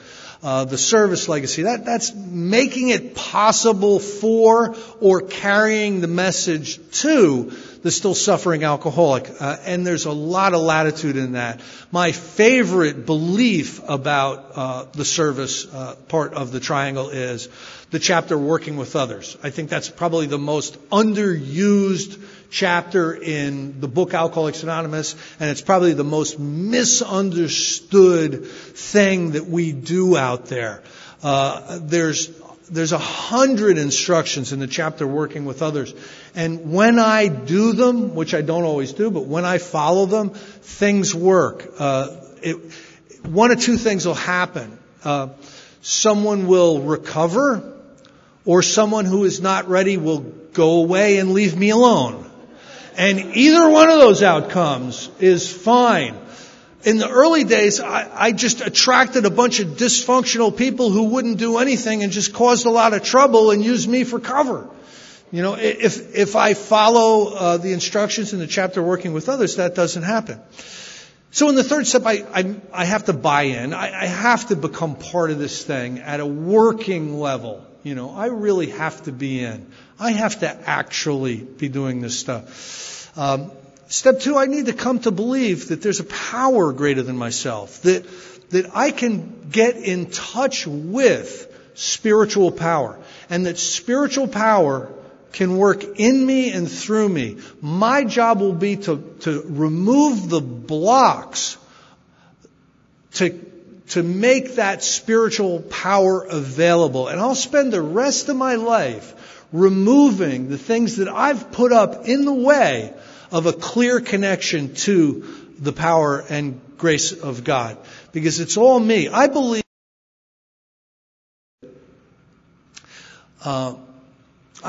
that the power of God is available to all of us. God always has been, always will be, and is today available to us. That power is available to us. But through the covenant of self-awareness that was given to Adam and Eve in the Garden of Eden, that self-awareness, we can take self and ruin our whole spiritual life. I'm telling you. This is what I think happened in the Garden of Eden.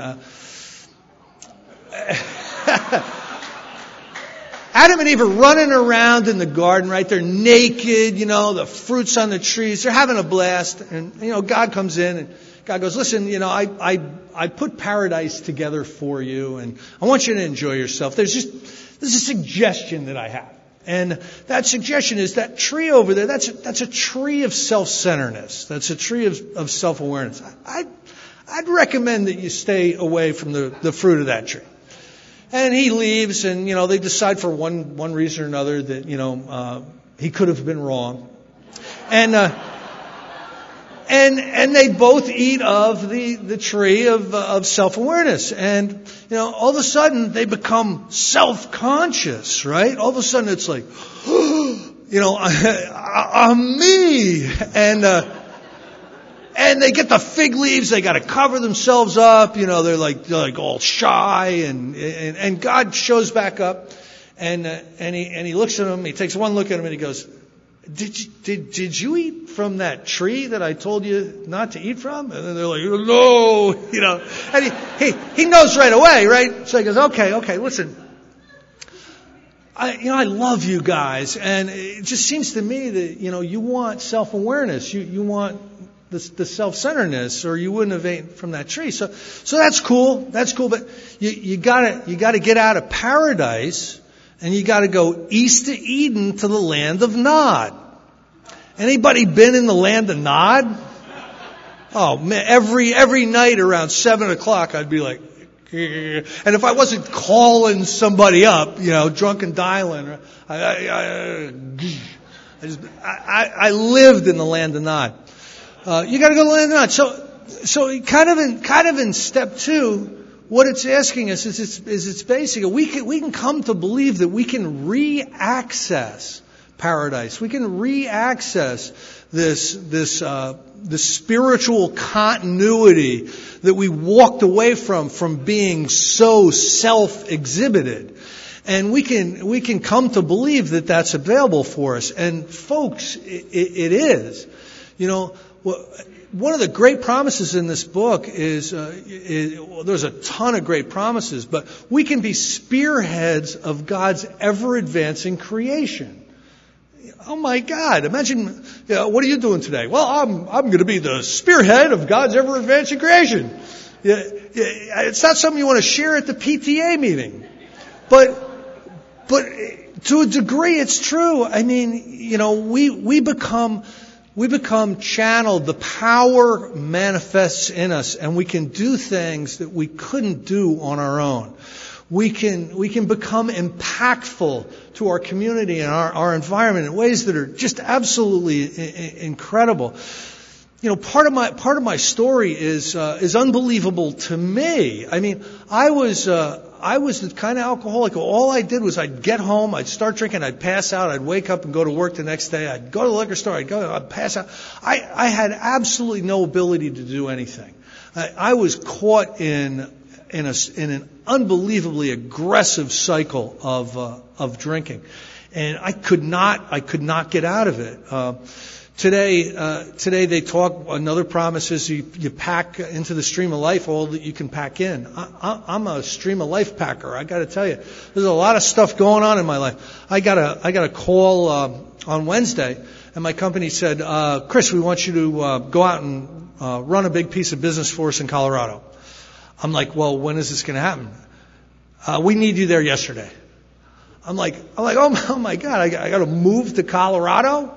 So I'm flying out there on Tuesday, and I'm probably, it's probably 90% chance I'm going to be moving to Colorado.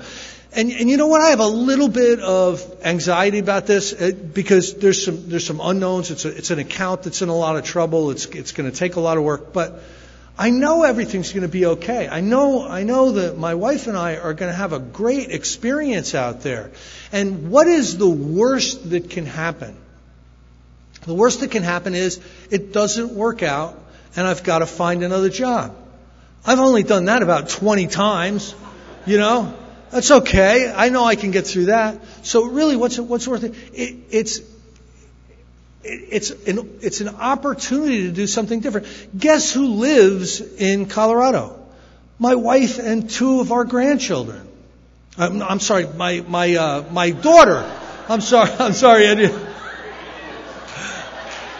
Oh, she's gonna kill me for that.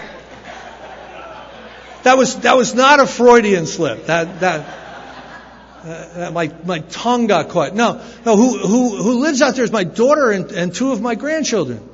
And, I don't get a chance to see them that much. I haven't been a big part of their life because it's very hard for them to travel and it's very hard for me to travel. So that's going to be a great opportunity. The Denver area is where the recovery process that I'm most inspired by, that's where the genesis of it was. So, oh my God, I'm going to be able to go out there and hang in some of the meetings that started the whole recovery awakening that I've been involved with. That's going to be absolutely great. And all of these steps are powered by my full-blown understanding of step one, my full concession to step one. And I truly, in my heart of heart, understand and have a buy-in with step one.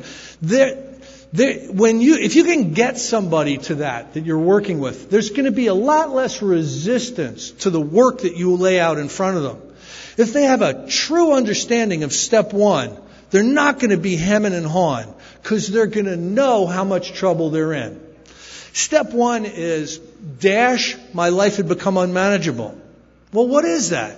Well, I know I was crashing cars and getting divorces and losing jobs and, waking up in Topeka with one shoe. I mean, I knew all of that. That's certainly unmanageable. But the true unmanageability was the emotional and spiritual unmanageability that I was suffering from.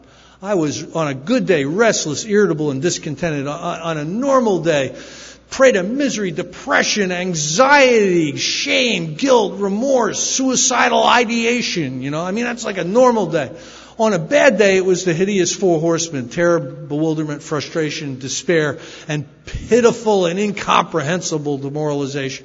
That's really what my unmanageability was like. I like to tie my unmanageability in to the results of my drinking.